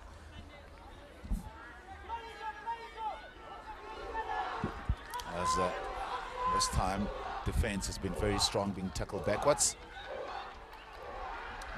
Now Klopper steps in, but being tackled. So defense has been very good for Boland as penalty comes. So ref says it's a penalty. He was straight on the Why, ball. Lawrence, you disagreeing there? He was straight on the ball. His hands were nowhere to be seen. He actually went straight for the ball, and he kept his body weight. I think the referee felt like his elbows might have been doing the hand thing. Unfortunately, I think Boland number 6 will be feeling, Ollenbach will feel hard done there by the ref. I actually disagree with him, but like I said, in the rack time, I read they've been very precise. They're a smaller bunch, but they're very, very explosive and precise. And they actually are going as a pack as well, assisting each other. Nice Prinsloo feed, can't find his jumpers, as the ball has been won by Kitchoff, the big number 8. Now, a kick now from Divan Meyer, just behind the defense. Trouble there from GRIQUAS, and they will have to let him play there. So offside. Penalty. All offside.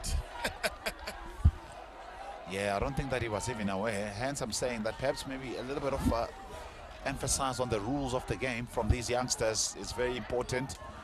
You can tell that it's not deliberate, Lawrence. It's just reaction No, it's from reaction and basically trying to make a tackle. Now listen, man, the kicker was so deep and he didn't do a good kick, and obviously that run as well. Instead of running away from traffic, he ran into it, realizing he's got a good chance of getting a penalty, because the kicker was nowhere to be found and putting on everyone on side. Even the 10-meter radius was not going to even be an issue to consider at this point in time.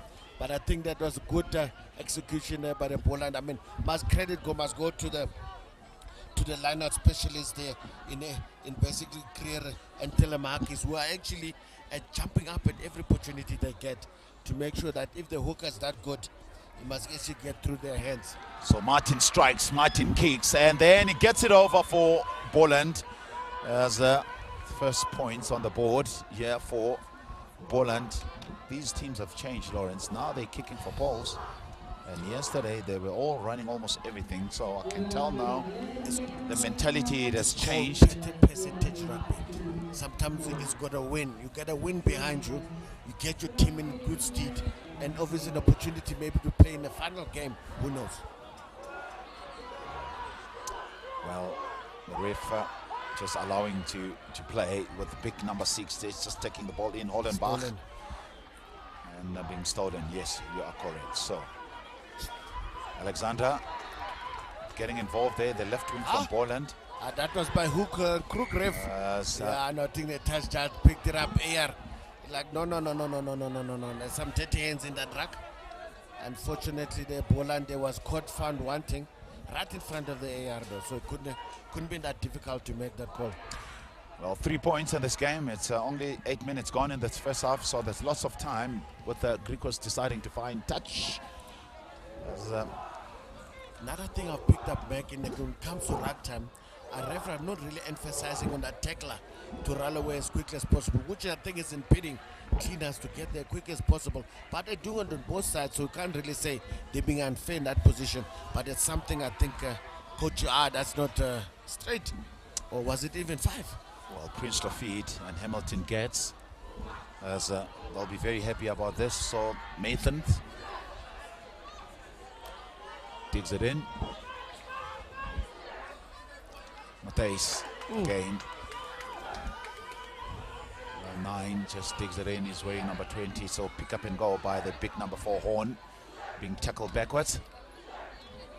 Matthijs again.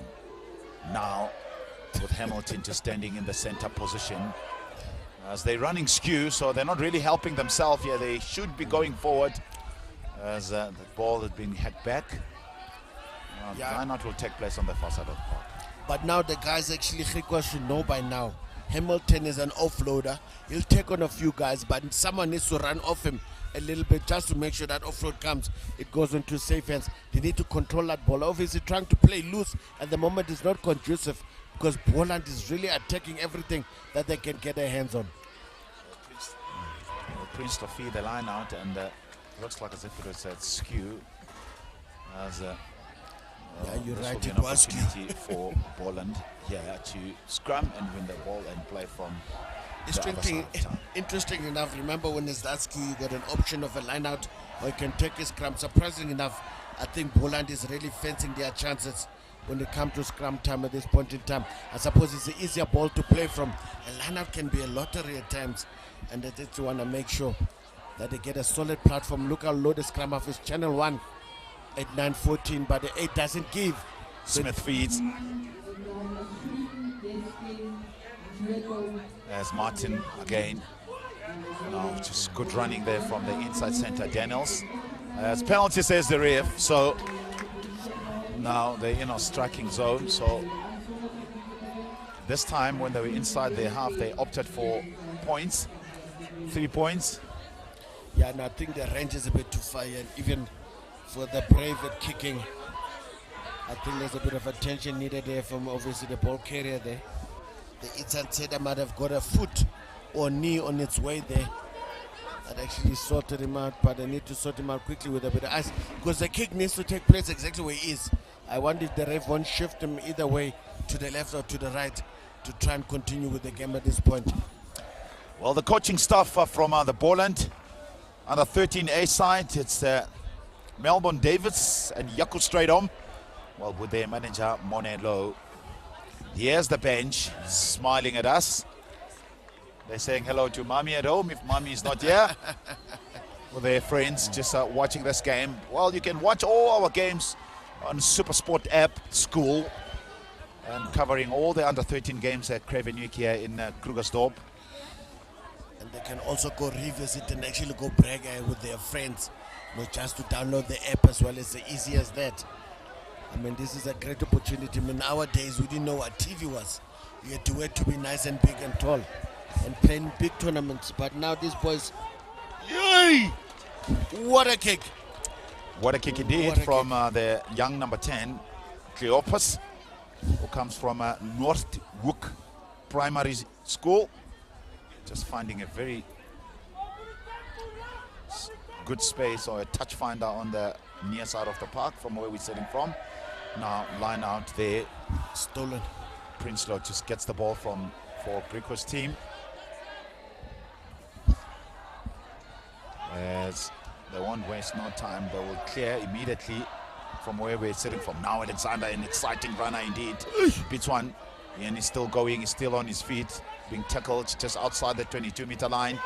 Ball out as quickly as possible now, so they call it hands. The dummy comes in there from Paddy. Paddy. Could have been an injury to Paddy. It fell very awkwardly there. I think there was no hands in the tackle as well. It's just a shoulder, a tucked shoulder, which is very dangerous. Martins now with the pass to his fullback, Gloffert. Once again. So they're running it very good now with the ball in hand. So Jacobs with the ball in hand. As they've got an overlap, so there we go. Alexander will go. Is he over? Try time for BOLAND team. Absolutely beautiful try. I mean, this Acceleranda character, he seems to be a handful. You can see what a powerful and big. He's a tall man as well. He's a powerful runner. Can you imagine? I just want to check how tall he is, Mac. That's certainly 1.7. It's not a sloucher, and he's very powerful. And you can see when he carries the ball as well, he's actually running with determination, and he runs straight. And he can give you the gauntlet. So listen, stop me if you can. In that point in time, I think the BOLAND actually waited nice enough and actually played through the faces to set him away. Well done to him.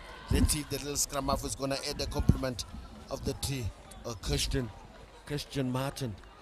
I think it went around the pole, but I think the idea of the technique was ideal. Unfortunately, it didn't happen.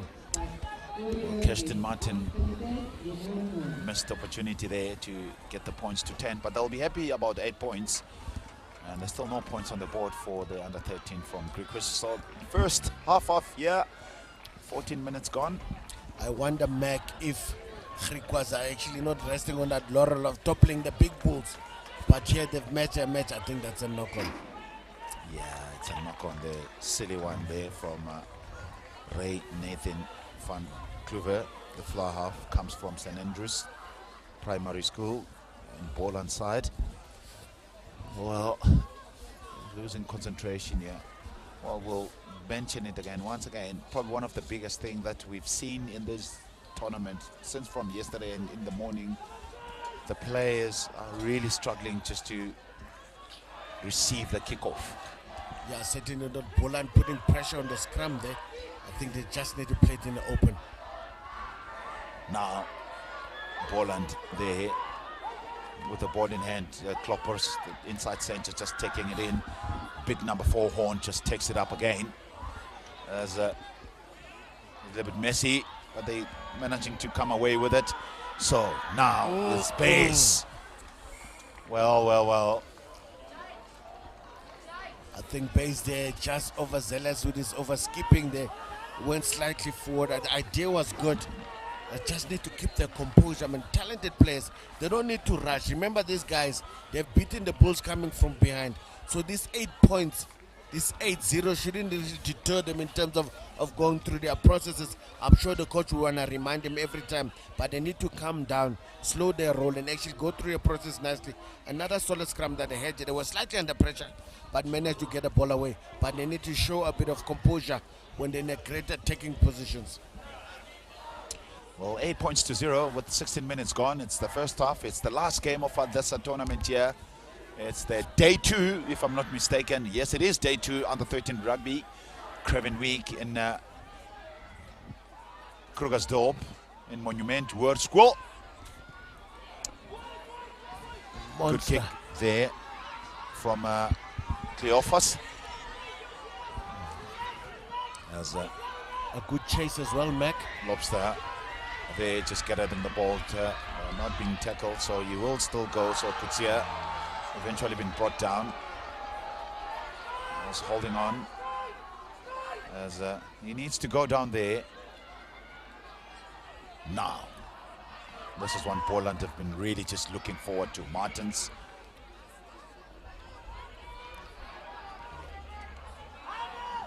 Now Cleophas, he breaks. The short passes on there now to Alexander. Alexander will go. There's lots of work to be done now from Alexander. He just plays the ball well. As I said that, he chucked it away. What a tackle. Defense there from GRIQUAS just saving the day. I'd say, Mac, I must tell you, BOLAND is playing like true pros here. Remember, they scrum right on their half, close to their try line. Decent scrum, decent exit. But guess who was first in that chasing line? They had a solid line, a 6 and 8, with the backline players leading the charge. That's what forced GRIQUAS to be still in this position as we speak. That's the determination and discipline we require from a team who's actually well coached. Well, McDillan. I think that Wait. technical difficulty in terms of execution, that move at that point. But like I listen, these are the mistakes that sometimes comes with the processes of playing rugby. But they need to just make sure. But the commitment and the value they put in their effort, for me, is evident how they're camping on the side of the GRIQUAS at the moment. And GRIQUAS on the other side are not really exploiting those opportunities that are there to be taken. Well, this time they opted to kick the ball, and underneath that ball is an exciting fullback. So Cloffers there, who runs the ball, offloading there to Alexandra. Martins to Cleophas. There's another offload, but this time not finding Kitchoff, the big 8th man from Worcester Primary.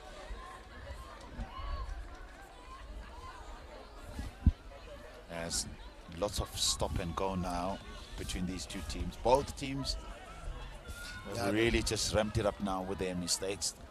Lots of mistakes now.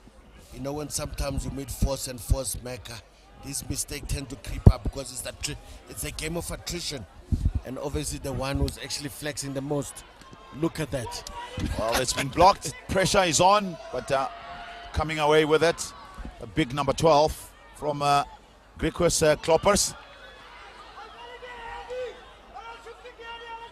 Stolen. Martin. As Kitchoff takes it in. Martin again to Cleopas. A good step there from McDillan. Once again. Hands. With quick hands. There's an overlap. Beautiful. He's gonna go. Try! Well, first half definitely belongs to the BOLAND under 13. So it's Peterson who's went over the try line, the right wing. Well, they were going coast to coast, Lawrence, but then again, they had a speeds down the outside. Yeah, and certainly I think the key as well was basically the ball going through the hands. Everyone is tempted to go, but they just ran to the line, and their hands are like a slick movement. He had his man watching him, but unfortunately the quality of the tackle there from the Darren Klute was actually not enough. He was dragged and actually dragged like a broken truck, being offloaded in a breakdown situation. Well done there to the right winger, who actually did absolutely well there and getting over for that try.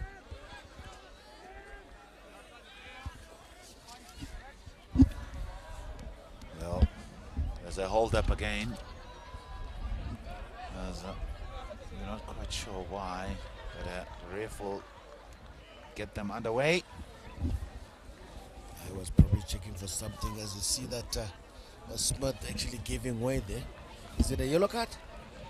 There's a possibility of a yellow card. Is he sitting on a naughty chair? Yeah.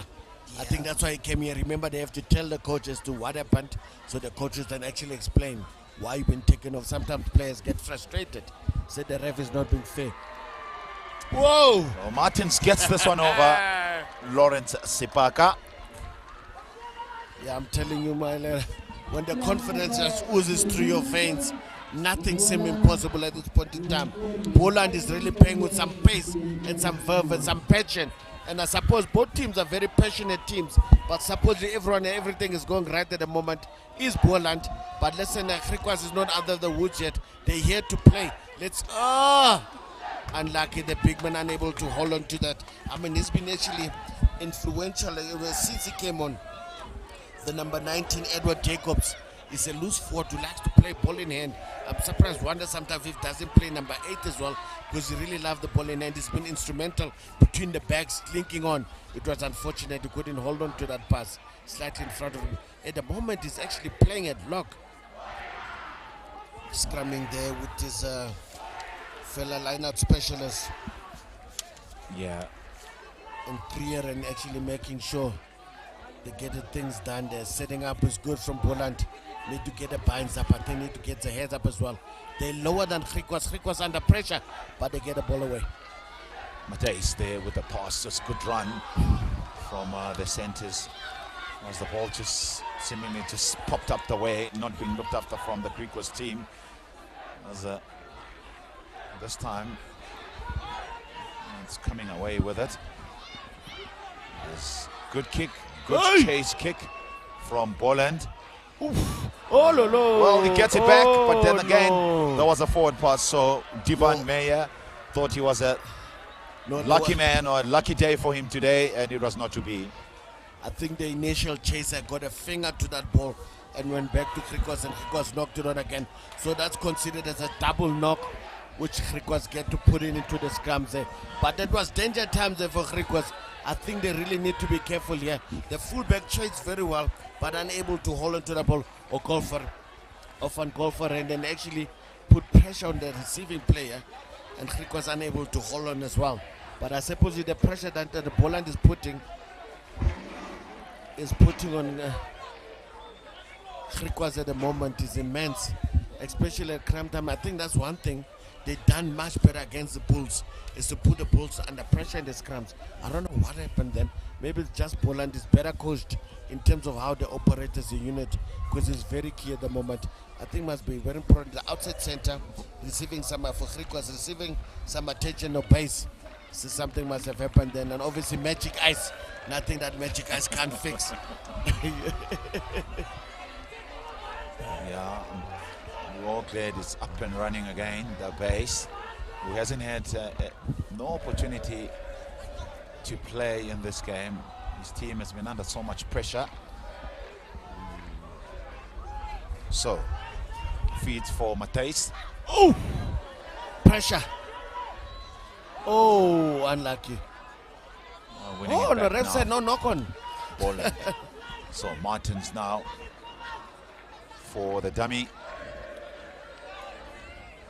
Oh, they're giving it to Alexander, who's standing over himself. Oh, no. Just running in very good line and very determined to break the tackles, Alexandra.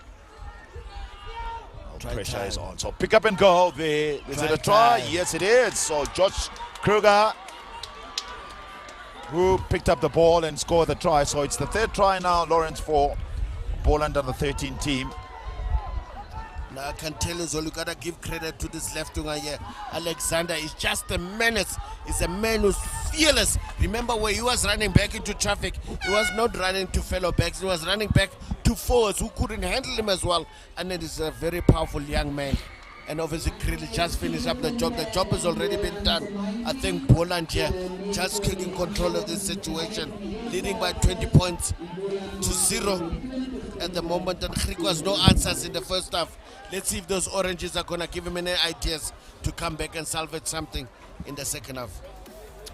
Well, as 3 tries just took place earlier on by Alexander, and Peterson and Kruger just finishing off this first half of this game for BOLAND team, with still no points on the board to GRIQUAS team.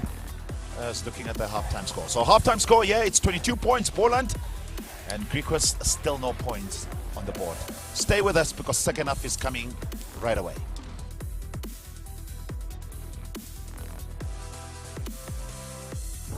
Hello everyone, welcome. The cup won't spare your feelings. It won't comfort you when you lose, and it won't come easy. Nigeria are champions to beat. Instead, the cup will test you. Oh, lovely pass, that corner! It's spectacular! It will test your commitment, your determination, and your skill. Because not everyone deserves the cup. The cup is reserved for those who live to be remembered. Those who trade personal glory for the glory of a nation. Those who don't take no for an answer and see opportunities where others see boundaries. The cup is for those who seize every second and use it to prove to the world that they are worthy of Africa's most fiercely contested cup. The Total Energies 2022 Africa Women's Cup of Nations, live and in HD on your World of Champions on DSTV. A ni'n dod â'r chwaraewyr gorau o Lanelli, Casnewydd, Caerdydd, Abertawe, Llanfair Pwllgwyngyll, Gogyrych, Chwyldrobo, Llantysilio, Goch, a Thu Hwnt. Ni'n caru dod i le Affrica. Mae dy chi eithroedd sy'n neud i'r Gymraeg swnio normal.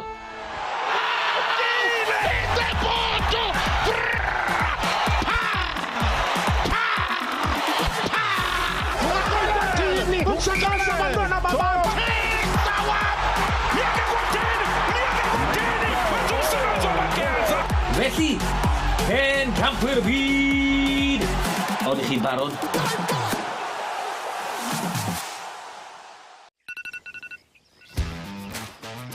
You have too many new FIXTURES.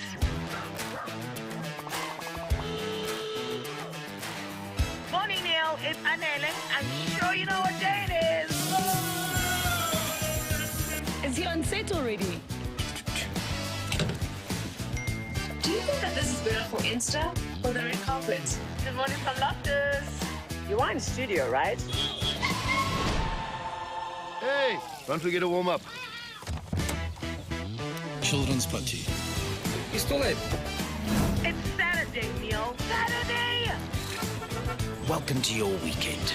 The legend has returned with a few new faces. Super Saturday. Saturday mornings on Supersport on DSTV. Proudly brought to you by Toyota. Neil Andrews, I'm doing a show now. It's Saturday.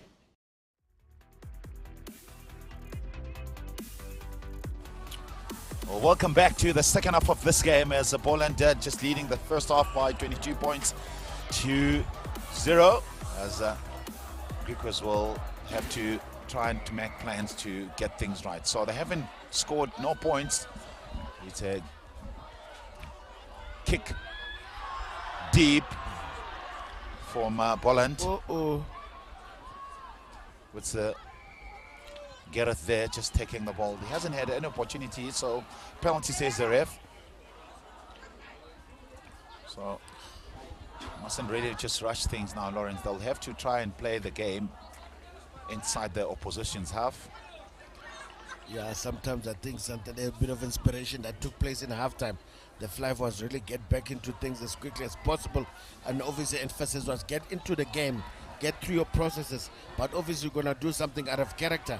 No one is going to script. They might just be a second too late in supporting you in whatever you do. So it's very important that everyone knows who's doing what in the zoo so they can actually be competitive. The line-out's been stolen from the GRIQUAS team as they've been under pressure. So changes as well to Snyder's number 16, who is on the park for the GRIQUAS team. Ball been 10 away. Now it's good running from Meyer. Meyer still going and inside the 22 now. Martins to the office. It's a slow ball for BOLAND. As there's a space, Meyer again. Ooh. So it's good running there. Just straight running. That's a Party. try. As a penalty been awarded, but ref is playing advantage, so pick up and go. Lawrence, you've called it, it's a try. Yeah, certainly if it was not a try, and think when a penalty was given, and basically in another reserve hooker, Dylan Weavers, they're just getting the results, but advantage was already been played. I mean, that line that number 20 came in there was actually devastating. Opadi, I was actually sure he was all gone for all money. Remember, he was watched by his own men, but when the pass came already, if we have a replay here, look at this, a nice screw run, and when he gives the pass, he runs into space. I mean, look at his tackle. I think just the lock there was just coming across to come assist. He was very lucky not to get in trouble or horn, because on that cross defense, and of the tries also been converted. So BOLAND continues with their endeavor to apply pressure onto GRIQUAS. I don't know if they're taking the sails, the wind, taking the sails, the wind. I mean, what am I saying? Taking the wind, the wind out of the GRIQUAS sails at the moment, because I think they actually still show shock. It's early in the second half. We would expect that guys are coming in with verve to get going. The idea seemed like the post, but then it means BOLAND is also on the same page. They want to get back on the scoring board. Well, 29 points to the BOLAND team, so they're running the ball now with so much confidence. As they're sitting on their pots now, so that's a telegraph move with the what they've been practicing onto the game. Now Hollenbach being involved. Now they're running with so much confidence from inside their 22. Ooh. And eventually they've decided to put it onto the boot. Well, underneath that ball is the young fly half from Weary from GRIQUAS. Yeah, I think the dummy pass there actually didn't do many favors. I think a chip and chase was something ideal that we could have actually get behind them and then let everyone chase and close the gate. At this point in time, BOLAND is looking very sharp, and obviously like players like Craven there who are looking to actually get that ball. Easy throw, good contest there from GRIQUAS, and a great steal. And obviously the man who's been in the thick of things, Hamilton, is trying to salvage situations.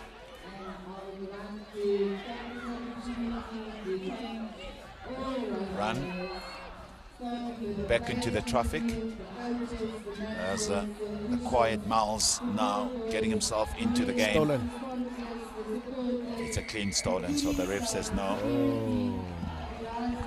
I think 50-50 call, Lawrence, there?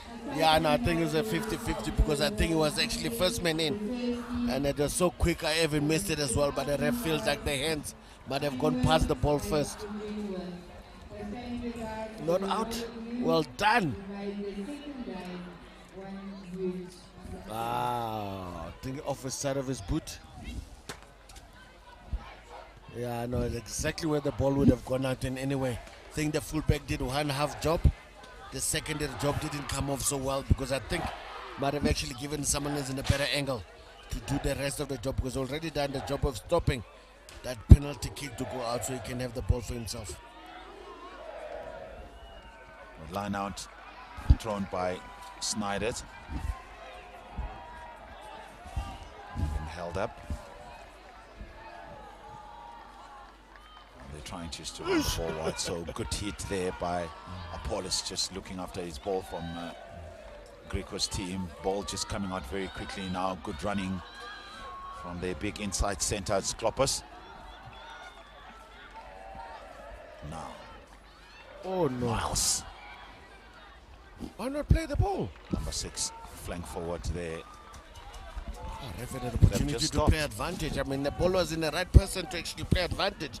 If nothing comes out of that and actually play, I'm sure BOLAND was ready to actually unleash some more special movement there out of nothing. I mean, they've got some crafty characters in their arsenal. I mean, the loose forwards have been very instrumental in securing ruck balls on opposition and even on their ball, and then allowing their backline players to actually have a field day when it comes to running rugby.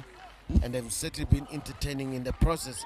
We've been certainly enjoying what they've been showing us, and the spectators of it, the supporters as well, enjoying the moment. It's a bit cold, but sometimes when it's cold and you're enjoying a bit of hot rugby, you tend to forget how cold it is. Yeah, it's very cold. But it hasn't stolen, really stopped the stolen. youngsters to play, to enjoy themselves here. It's stolen, it is. So Klopp is there. To Bayes. Kick pass. This ball's been knocked forward there, so a little bit of messy stuff from Steen van Rensburg is GRIQUAS not team. used to that one. It's too low and it's too sharp. The reactionary time was not on to point, but unfortunately, I think there's a BOLAND that needs to be careful. I think they just lost the ball against a tight hit against GRIQUAS. I think GRIQUAS hooked it actually. So it means that the throw from the scrum half needs to be a bit more generous into his own players instead of leaving it in the middle. Well, Martin feeds. Stole it again. As, gives it to his fly half there. Cleophas. Left-footed kick underneath that ball. Good cover kick there from a fullback of a good kick. And he found a good kick space behind the defense. Certainly a good kick there, obviously getting his team back into the right place, and then I think now it's up to the GRIQUAS forward to actually try to get that ball back. They've been doing it actually quite well at the moment, contesting very well. I think they need to, BOLAND needs to come up with different line-out options, because this one they've been doing the whole time with the likes of Craven is not working, and again it's a bit of a sloppy ball that they get, but they manage to salvage the situation. Weaver, the try scorer, just gets the line-out going. The kick now from the far half, Cleophas. Now, number 22, Clote will run. He runs a little bit skewed, being tackled in the middle of the park. As he's in trouble. Ball has been stolen there by the big number 8, Kitchoff. There's an overlap. Been given to the speedster, Peterson. Peterson offloads, but is out of touch. think that's a leave there the outside center from the Bulls can take. And this is a lock who actually passed and stayed alive on the inside. Hopefully if the ball didn't go out to his toe, didn't touch the line, we've been saying something different now. An absolutely good champagne rugby from Boland. Can they actually contain this ball at the moment? Because I don't understand why only going one on one area. They can actually create two options when they go up. Only Create is the one who's been pushed up the whole time. Good contest, good take there from GRIQUAS. Yeah. There's Miles who won that line out underneath that ball. It's been kicked away. Not too sure why. Never kick against this good team there. Oh, with what there. a kick. What a return in investment in terms of just having a dab. I mean, the fullback, it was a nothing kick. It could have been controlled. Unfortunately, left winger there just fumbled it. Player 22, Darren Kluter, he actually gave the ball back to Boland. But the little scrummer, the little reserve Weavers now, unfortunately unable to get his man. And that position is taken back. Unfortunately, GRIQUAS is really fumbling as well, an opportunity. Given a free blow, look at this. Chip and chaser, this is actually nothing. Just having a dab, because there was nowhere to go to. And obviously, the number 6 coming across. I mean, that has actually did very well to come that far. Or Miles to actually solve a situation. But I suppose that ball given back. But they managed to get it back in the lineup, but also lost it in a way of a knock-on. Ooh. I think What is the short arm? I think the knee on the ground by the front rower. Number 17, they've been guilty.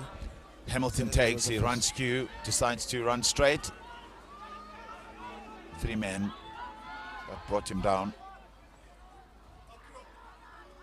Matthijs just brings it in. Matthijs again.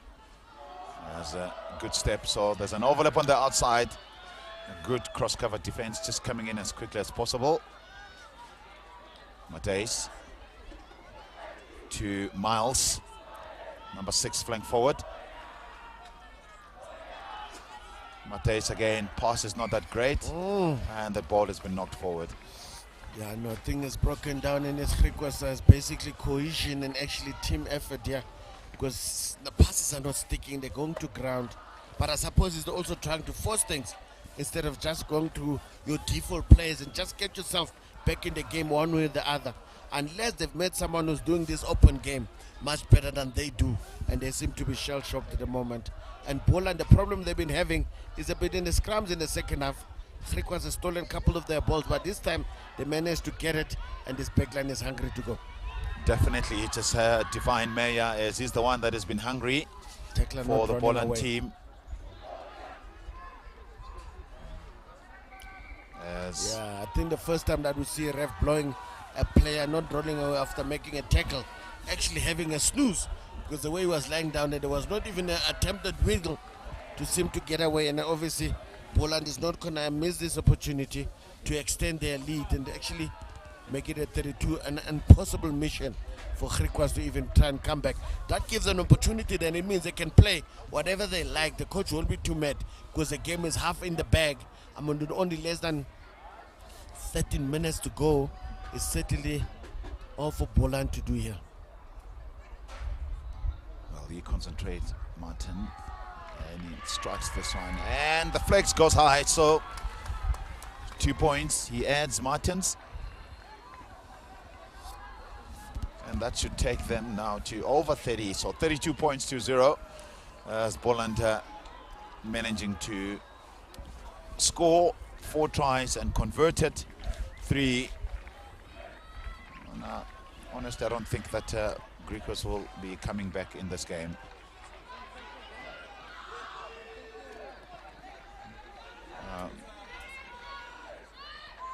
Boland now with the ball in hand with Meyer. As an overlap on the outside. It's just well taken there. There's a Spitzer, Alexander. Oh, this time he passed too early in a tackle there. The timing of the pass was not that great. Yeah, it's exciting, certainly when he touches the ball. Even this, my chair started to move. That's how exciting this little man on the left-hand side he is for Boland. And he's really been living his dream out here, getting a ball on a silver platter. Sometimes getting a hot potato, have to make some chops with it, and manages to do that. At that point in time, he couldn't handle it, and suppose he's used to pressure passes. And when it's easy, instead of, it's too easy for me. But like, obviously Boland have got a chance of just getting in the scrum and put more pressure. But the GRIQUAS, the one area they've really been dominating is the scrum. But everything else have been really struggling to put it together. And I suppose the pressure that Boland has been putting is, it's a telltale sign. Where was he? Was a bit attended to on the side of the field. Yeah, he was getting medical attention. George Kruger,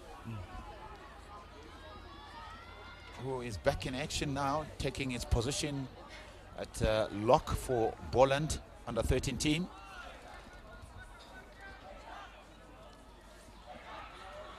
Good scrum there by Boland, under pressure with GRIQUAS. But managing to win that ball back again. Running skew from the inside center. Stolen. Klopper.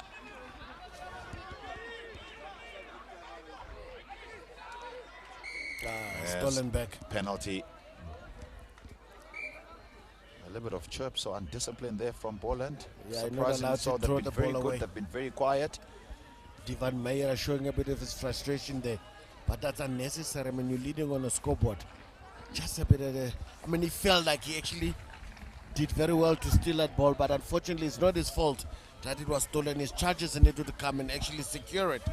His job has been done already. But like I said, it's just a little bit ill discipline that creeping in. But that's something the coach would actually be concerned about. But he's probably getting a word from the coach as well, like, listen, just come down. We've got this. So Hansi Snyder there was rolling down as if something really happened to him. All of a sudden he got up quickly. As now he's back in the lineup, he's crying. So there's clearly something happened to him. He's not happy at all, Lawrence. Have a look at him there. Yeah, Rugby can get tough at times, huh?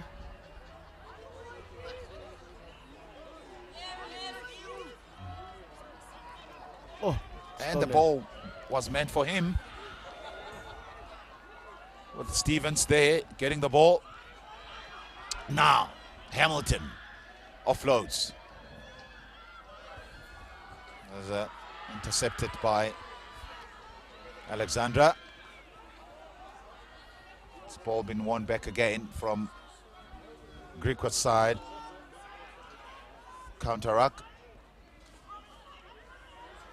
Hamilton's getting the ball in a standing position.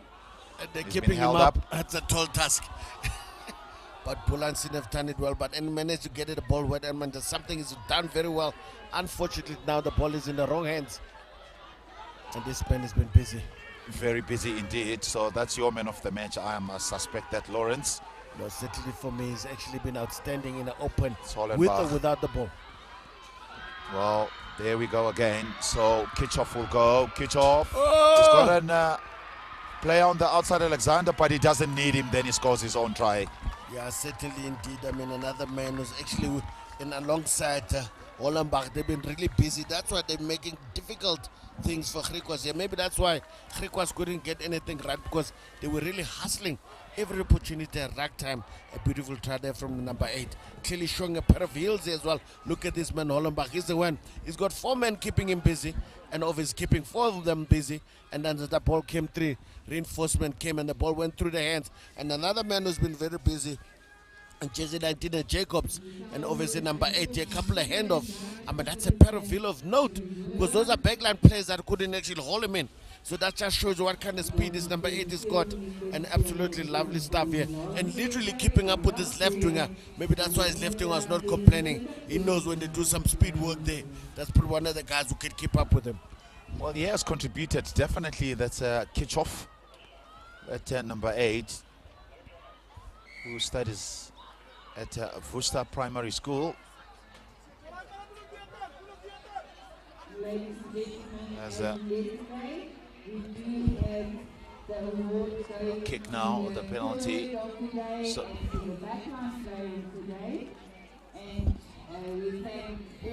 yeah, well, it was a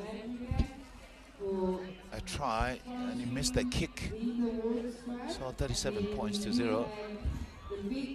Well, that's a strange one. I think a kickoff should have taken place, but I suppose there's something that might have happened in there. I think an attempted clean, and I think just have to prep from halftime. But that actually Oh, unfortunate again. Champagne. Well, that's what they good end now. Just running the ball. So the defense comes in from the middle of the park. So here's Divan Meyer, 23. Oops. Kicking it away. And just creating problems for himself. Now they bring it back now with the exciting runners. Miles takes it in.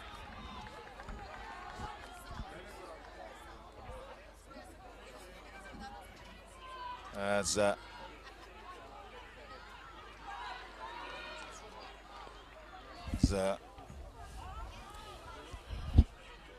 there we go with Richie just coming in. I suppose the Meg, I think that there was an infringement that took place where that face took place. There was a high tackle on the GRIQUAS player, so the try is not counting. So the GRIQUAS get a discount here. The scoreboard go back to 32. So while they've got the ball and trying to get something on the board for themselves. Well, 5 minutes to go before the final whistle in this game. As GRIQUAS are trying their best to score a try. There's still no points on the board from them, as could have been them now scoring a try. Well, the Lobster with the ball in hand as Hamilton just comes in. He's been very busy in the second half, Hamilton. High on his feet. Ripped by Miles. Stolen again from the ground. Hacked away by Geoffers. As the ref is not playing advantage. So well, it's a quick check now. They're very desperate just to score points. It's not going to work. So that really just sums up the game now for GRIQUAS under 13 team here at Craven Week. It's their second day. So they've played well yesterday. But today, being dominated in all angles, scrum, line out, scoreboard, tries and mistakes as well, coming plenty from their side.